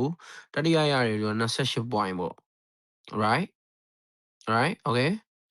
bonus point နော် bonus point ညာပါတယ်လည်းမသိဘူး MCV တဲ့ MSC နှစ်ခု MWI နဲ့ Asian Game နဲ့ MCT ENC holy shit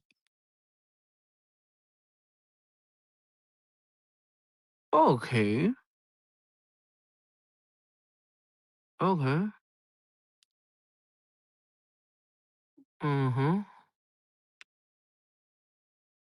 yeah ချက်ကြည့်တော့ကမ္ဘောဒီးယားတဲ့တပွဲထက်နိုင်ရင်တဲ့ YU ဆဲထားတယ်သွားတောင်းမှန်လိုက်အောင်နဲ့ဟုတ်ပါနော်ဘရိုကမ္ဘောဒီးယားရေတကယ်ကောင်းနေတာ M9 ကိုရောက်ရင်အရင်နှစ်ကလို့စုပေးမှာဆိုတဲ့ MLBB ပေးမှာတင်ထားတာတဲ့အဲ့လိုမျိုးတော့ပြောတာပဲ brother ကျွန်တော်လည်း M9 မိုး bro က M8 မှာပေးမှာ M8 မှာ bro Rico M8 မှာပေးမှာဟော M9 ထိစောင့်နေရမလုံးနဲ့တူတယ်ကျွန်တော် M7 မှာတော့ရတဲ့စုက2025ပြသေးလား bro ကျွန်တော်ပြောနေတာ2020ဒီ6ဒီ M7 မှာပေးတဲ့စုကကျွန်တော်ကဒီ2025တစ်နှစ်လုံးပေါ့နော် MSC 2025နဲ့ M6 မှာကျွန်တော် Restream view အများဆုံးစုရခဲ့လို့အဲ့လို bro အဲ့လို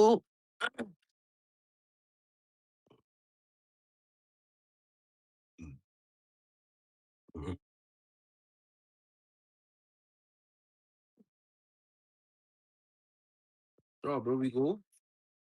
အဲ့ post လေးကျွန်တော် Messenger မှာပို့ပြတာ M9 ကိုရောက်မှပို့မှာလားမသိဘူးကိုသေးတဲ့တပတ်သိန်း1000နဲ့ AC ပဲတပတ်သိန်း1000နဲ့အား6နေတယ်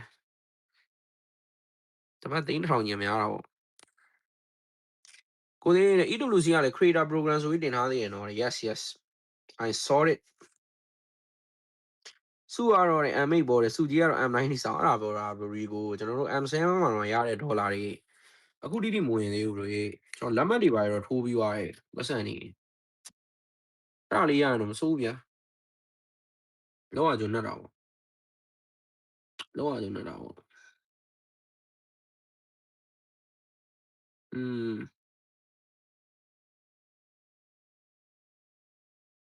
ချက်ကြည့်ရမှာပဲ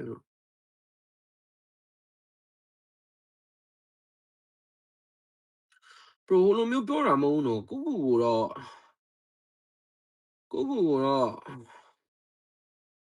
ဟိုလိုမျိုးရန်ကြီးအမွန်းတင်တာတော့မဟုတ်ဘူးဗျာသေးလားဒါပေမဲ့တော်တော်ကျန်းတယ်ဟောသိလားညို့တို့ကျွန်တော်အချိမှန်နေဆောင်းကျန်းတယ်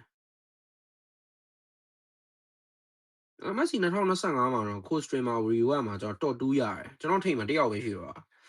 M7 World Championship မှာ co streamer အနေနဲ့ top 3ရတယ်ရော M6 World Championship မှာ co streamer အနေနဲ့ top 4ရတယ် damn bro bro M7 co streaming award ရတယ် major tournament 3ခုကျွန်တော် major 3ကျွန်တော်ဒီခုနောက်ပိုင်းပေါ့နော် M5 အပြီးနောက်ပိုင်းပေါ့ M5 မှာတော့ကျွန်တော် watch party ပုံစံမျိုးနဲ့သွားလိုက်တာ Manchester နဲ့ bro မှတ်မိလားမသိဘူးကျွန်တော်ရဲ့ balance ကျွန်တော်သွား cast တယ်ပေါ့နော်သွား cast တော့ view က9000လားမသိဘူးအဲ့မှာဘွားမှာပထမဆုံး view က9000ကျော်စရဘူးလားပုံမှန်ဆို3သိန်းပြည့်ရမှာဗျာအဲ့နေ့ကကျွန်တော်နည်းနည်းလေး game 7အရန်ဟွာဖြစ်သွားလို့အဲ့လိုမျိုးview YouTube view ကအများဆုံးလားတဲ့အစုလားတဲ့ YouTube view ကအများဆုံးနဲ့ကမှကျွန်တော်တတိယရတာ bro တတိယစု2သိန်းကျော် view က2သိန်းကျော်ဆိုတာများတယ်လေအဲ့တော့ M7 တော့ဟယ်လို damn bro တနိုင်ငံလုံးချစ်တယ် bro တကယ်ပြောတာကျွန်တော်ပထမဆုံးကျေးဇူးတင်ရမှာတော့ဘယ်သိညာသိနေကိုကျေးဇူးတင်ရမှာလဲကျွန်တော်ပြိသက်တွေကိုပဲကျွန်တော်ကျေးဇူးတင်မှာဘာလို့ဆိုတော့စုရတော့ကလည်းကျွန်တော်ပထမဆုံးကျေးဇူးတင်တာကျွန်တော်ပြိသက်တွေကိုအရင်ကျေးဇူးတင်တာပြီးမှစုပေးတဲ့မွန်းတုံတို့စပွန်ဆာပေးတဲ့ Riot တို့ဘာတို့ပဲကျွန်တော်ကျေးဇူးတင်တာဗျာသိလားမိုဘိုင်းလက်ကျန်နောက်မှအရင်ဆုံးကျေးဇူးတင်ရမှာတော့ကိုပြိသက်တွေပဲကျွန်တော်ဘယ်စုပဲရအဲ့လိုမျိုးအချိန်မှာပဲဖြစ်ဖြစ်အဲ့လိုမျိုးအချိန်မှတစ်ခုရတာနဲ့အရင်ဆုံးကျေးဇူးတင်နေတာတော့ကိုယ့်ရဲ့ပရိသတ်တွေကိုကျေးဇူးရင်တင်နေတာကျေးဇူးပရိသတ်တွေပြီးရင်တော့ကျွန်တော်မိပါတယ်ပေါ့ဗျာနော်မိပါတယ်ပြီးရင်တော့အဲ့လိုမျိုးတခြား game diploma ဘာညာ blah blah blah blah blah ပေါ့ဟုတ်တော့ bro သာမရှိရင်ကျွန်တော်လည်းရှိလာမှာမဟုတ် bro လာကြည့်ပေးလို့ရသေးလားအဲ့ viewer တွေဆိုတာကိန်းကနေပုံမှန်တော့အဲ့လိုမျိုးပြသေးမလားကိန်းကနေတစ်ခုပဲနေမလားအရန်ဟန်မဖြစ်သွားရင်တော့ဒါတွေကကိန်းကနေတစ်ခုပဲလို့တွေးမှာမယ်ကျွန်တော်တော့ကတော့ကိန်းကနေတစ်ခုထက်ကတော့ပို့တယ်တကယ်ပြောမတော့ဒါ bro ရှိမှာမဟုတ်လို့လည်း bro ဖားတာတော့မဟုတ်ဟောဆိုကျွန်တော်တက်ခဲ့တဲ့လမ်းကြောင်းကို bro ကြည့်ပြသေးလား career live ကျွန်တော်ရဲ့ career live ကို bro ကြည့်ကျွန်တော်ကအဲ့လိုမျိုးဟို organization ကနေပြီးတော့ခေါ်သုံးလိုက်လို့ဒီပွဲမှာ cast ကတဲ့သူဆိုပြီးတော့လေကျွန်တော်တက်လာတာမဟုတ်ဘူးသိရမလားအဲ့လိုမျိုးတက်လာတဲ့လူတွေကိုလည်းကျွန်တော်ကဝေဖန်နေတာမဟုတ်ဘူးဗျာဒါသူတို့ရဲ့လမ်းကြောင်းဒါပေမဲ့ကျွန်တော်ရွေးခဲ့တဲ့လမ်းကြောင်းကကျွန်တော်ဆောင်ရန်အဲ့လိုမျိုးဟိုဘယ်ပွဲကြီးညာပွဲကြီးမှာကျွန်တော် cash နေရတဲ့လူတယောက်အနေနဲ့တက်လာတာမဟုတ်ဘဲねကျွန်တော် national ပွဲတွေပြမိုင်ဝမ်ပွဲတွေပြသိတယ်မလားအဲ့လိုမျိုးဘယ်ပွဲပဲပြအရင်တော့တပယ်လိုက်ပေါ့ဗျာအခုကျတော့ restream မှာလို့ခေါ်တာပေါ့အဲ့လိုမျိုး restream တွေပြတော့လေ bro ပဲလာကြည့်ခဲ့တာဆိုတော့bro တို့ပေါ့ဗျာအဲ့မှာအဲ့လိုမျိုး bro တို့ပေါ့အဓိကနံပါတ်1 bro တို့နော်ပြီးရင်တော့ကျွန်တော်တွဲဘက်နော် plan တို့လိုက်မယ် bro ပရိသတ်တွေပြီးရင်နော်ကျွန်တော်နဲ့ကျွန်တော်ကို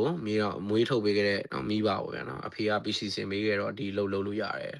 အဖေနဲ့မေပြီးတော့ကျွန်တော်လှုပ်ဖို့ကိုင်းဘက်ပေါ့ plan ပေါ့နော်အဲ့လိုမျိုးပေါ့ yeah အဲ့လိုပေါ့ bro ပြီးတယ်လေတံပြော့နေမကောင်းတော့မဟုတ်ဘူးလို့ဟိုတယ်မှာနေနေရတယ်ဈေးကြီးတဲ့ဟိုတယ်လည်းမဟုတ်တော့အခန်းကြီးကကတ်နေတာဗျဆိုတော့ကျွန်တော် online လို့ရှင်ဟိုဘက်အခန်းအတန်ကြီးကကြားနေရလိမ့်မယ်ခုတော့မှပဲအဲ့လိုမျိုးအတွဲအဲ့လိုမျိုးဟိုဘက်ခန်းမှာအိတ်လို့ရှင်ကျွန်တော်အတန်ကြီးကြားနေရမှာအဲ့လိုမျိုးအခန်းနေရင်းကပပလေးဟိုတယ်ကဈေးကြီးတဲ့အခန်းကိုငှားထားတာမဟုတ်ဘူးလို့အဲကြောင့်မလို့ sorry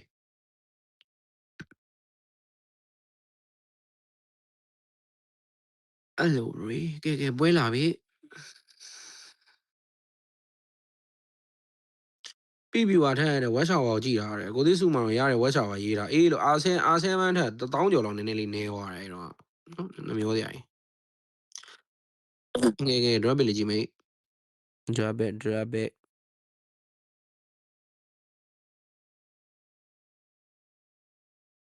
drop back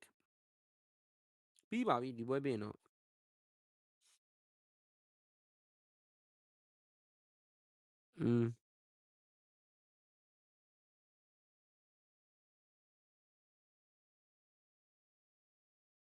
ဟုတ်တယ်မှာရေးတဲ့ဘာလဲဟာတယ်ဘေးကန်အတွက်လိုက်လွင်ပေးတယ်ဟာဘရိုမလုပ်နဲ့နော်မနာနဲ့ဘရိုမနာနဲ့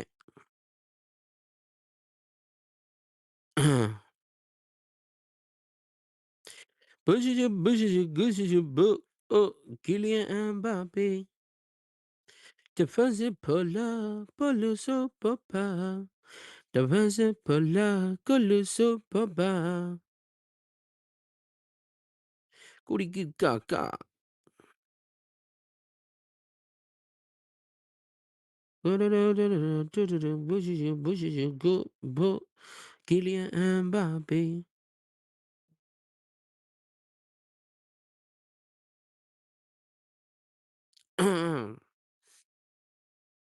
Yeah, the mama use on and not a guy, and a guy, me, look, guy.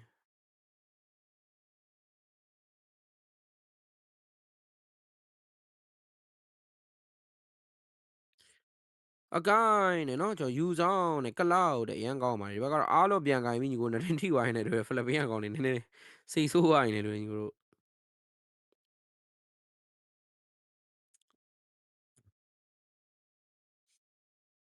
say so wine and alone.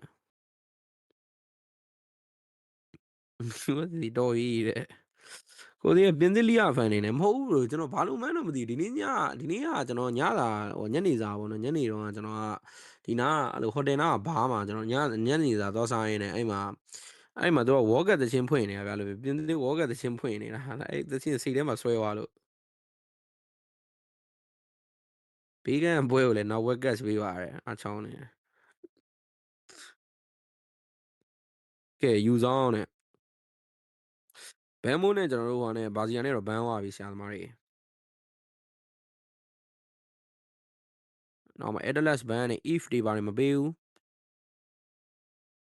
လိုနေတာတော့ကျွန်တော်တို့ဂုတ်ကြီးဗျာနော်ကာတီးကြီးတော့ဂျန်ဂန်လိုနေတယ်အကိုင်းနဲ့အဲ့လိုမျိုးရှင်ချမယ်နေတာတခုမှာဘရိုဘဲကောင်းဂျန်ဂန်အနေနဲ့ထည့်သုံးမယ်လို့စဉ်းစားတယ်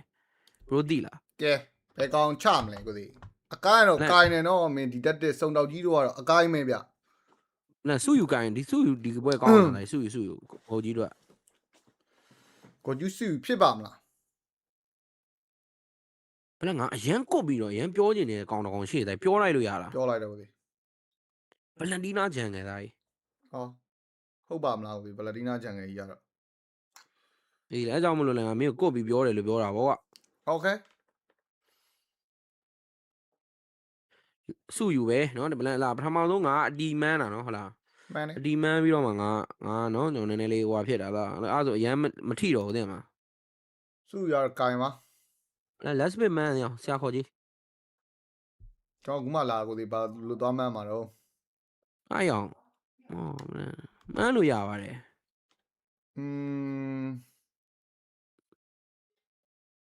ဆက်ရှမ်းကင်မီထင်တာပဲ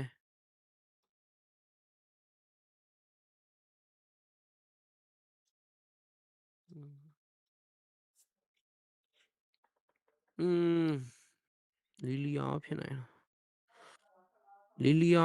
င်လားကင်မီပဲကွာဟုတ်တယ်ဗလားဂေါ်ကြီးကြံနေရောအေးဟုတ်တယ်နော်ဝိုင်းမန်နေအေးအောက်မှာဝိုင်းမန်နေဂေါ်ကြီးကြံနေရောကောဟုတ်တယ်ကောမေ့နေတာပေါ့လို့ပဲသားကောအောက်မှာရောင်ကြီးအောက်ကမင်းအောက်ကကွန်မန့်ကောင်လေးပဲဆရာခေါ်တော့မယ်နဲ့တူတယ်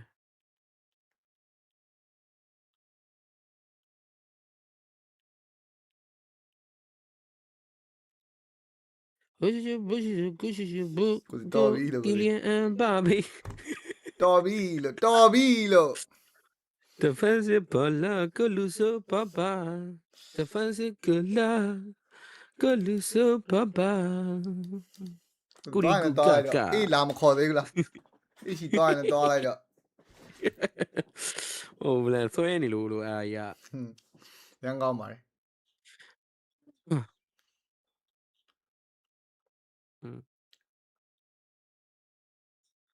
ကဲစပြီဗျာ game 3เนาะကျွန်တော်ကမ်ဘောဒီးယားအသင်းအနေနဲ့ကတော့เนาะကျွန်တော် game 3ထိတော့ခေါ်ဆောင်လာခဲ့ရင်းနဲ့ပဲပါမှာတော့စုယူဂျန်ဂလာနဲ့တော့ကြုံပြီဘလို့เนาะရမ်းစိတ်ဆိုးသွားပြီဘယ်လိုပဲမစော့တော့ အဲ့ရော့ကောဖမ်းပေးပါအောင်ဒါခုမှ ဖန်တာရောကဖန်တာ โอเค ကဲကျွေးပြီလက်ကွက်เนาะထားမထားတော့ဘူးတို့ရမ်းစိတ်ဆိုးနေတာ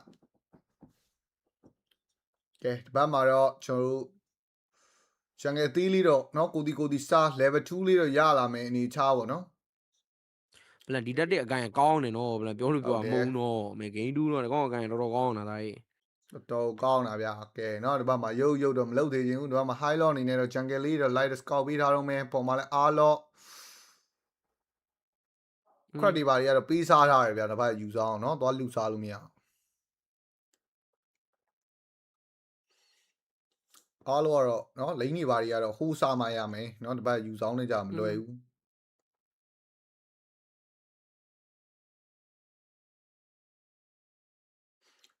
ကဲ Harry စင်ပြေလားဒီဘက်မှာချန်ကယ်ဒီကူစားပြီးနေတာမင်းเนาะဒီလိုတန်မျိုးလိုအပ်နေတာเนาะ JP ကတော့ကိုကြီးအဖရပဲဒါကြီးတို့ကဲအောက်မှာလဲကလောင်းနဲ့ Harry ရှင်ဟဲနေနေပဲเนาะဖျဲရတော့ဖျဲရမှာမလို့เนาะဘာကလောက်တွေနဲ့အီးလာပြန်ပြီးတော့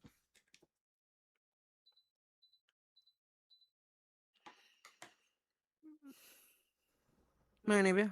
ကဲကန်တော့မှာအကိုင်းစိတ်ကိုလျှော့ရအောင်မလားအမစုယူလဲရှိနေတာဆိုတော့ကျွေးခြင်းတော့ကျွေးလို့ရတယ်3ယောက်ပဲတာတရားတော့ short တော့မနေထားမှာ crack လေးပဲ evacuator လေးနဲ့တော့ပြစ်စားတိုင်းနဲ့ပဲ level 5ရောက်သွားပြီဘလို့เนาะစုယူကရုံမလုပ်ဘူး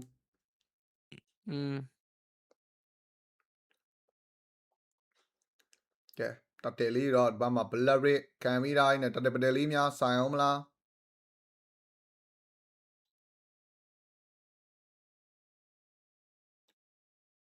ချင်းနေတော့စောင့်နေတော့မယ်ပေါ့နော်ဒီဘက်ကစုယူဆိုပေမဲ့ပေးချင်ဘာဖြစ်သွားတော့မသိရမဲဝါတာဆိုင်ငါလည်းပြောမလို့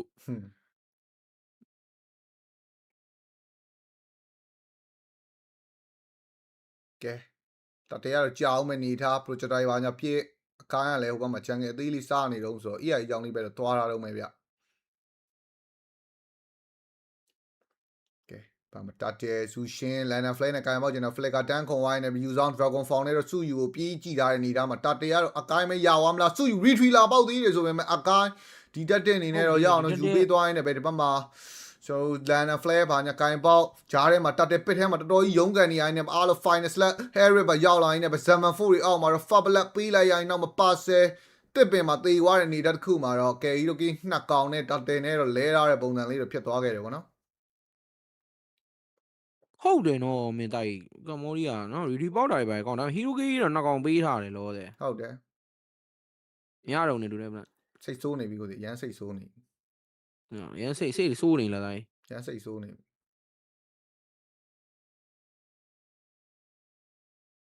ကဲနော် liquid ဘက်က Harry ဘက်ကတော့ Hiroki တကောင်မှာရခဲ့တဲ့နေသားဆိုတန်တယ်ပဲပြောရမှာပဲ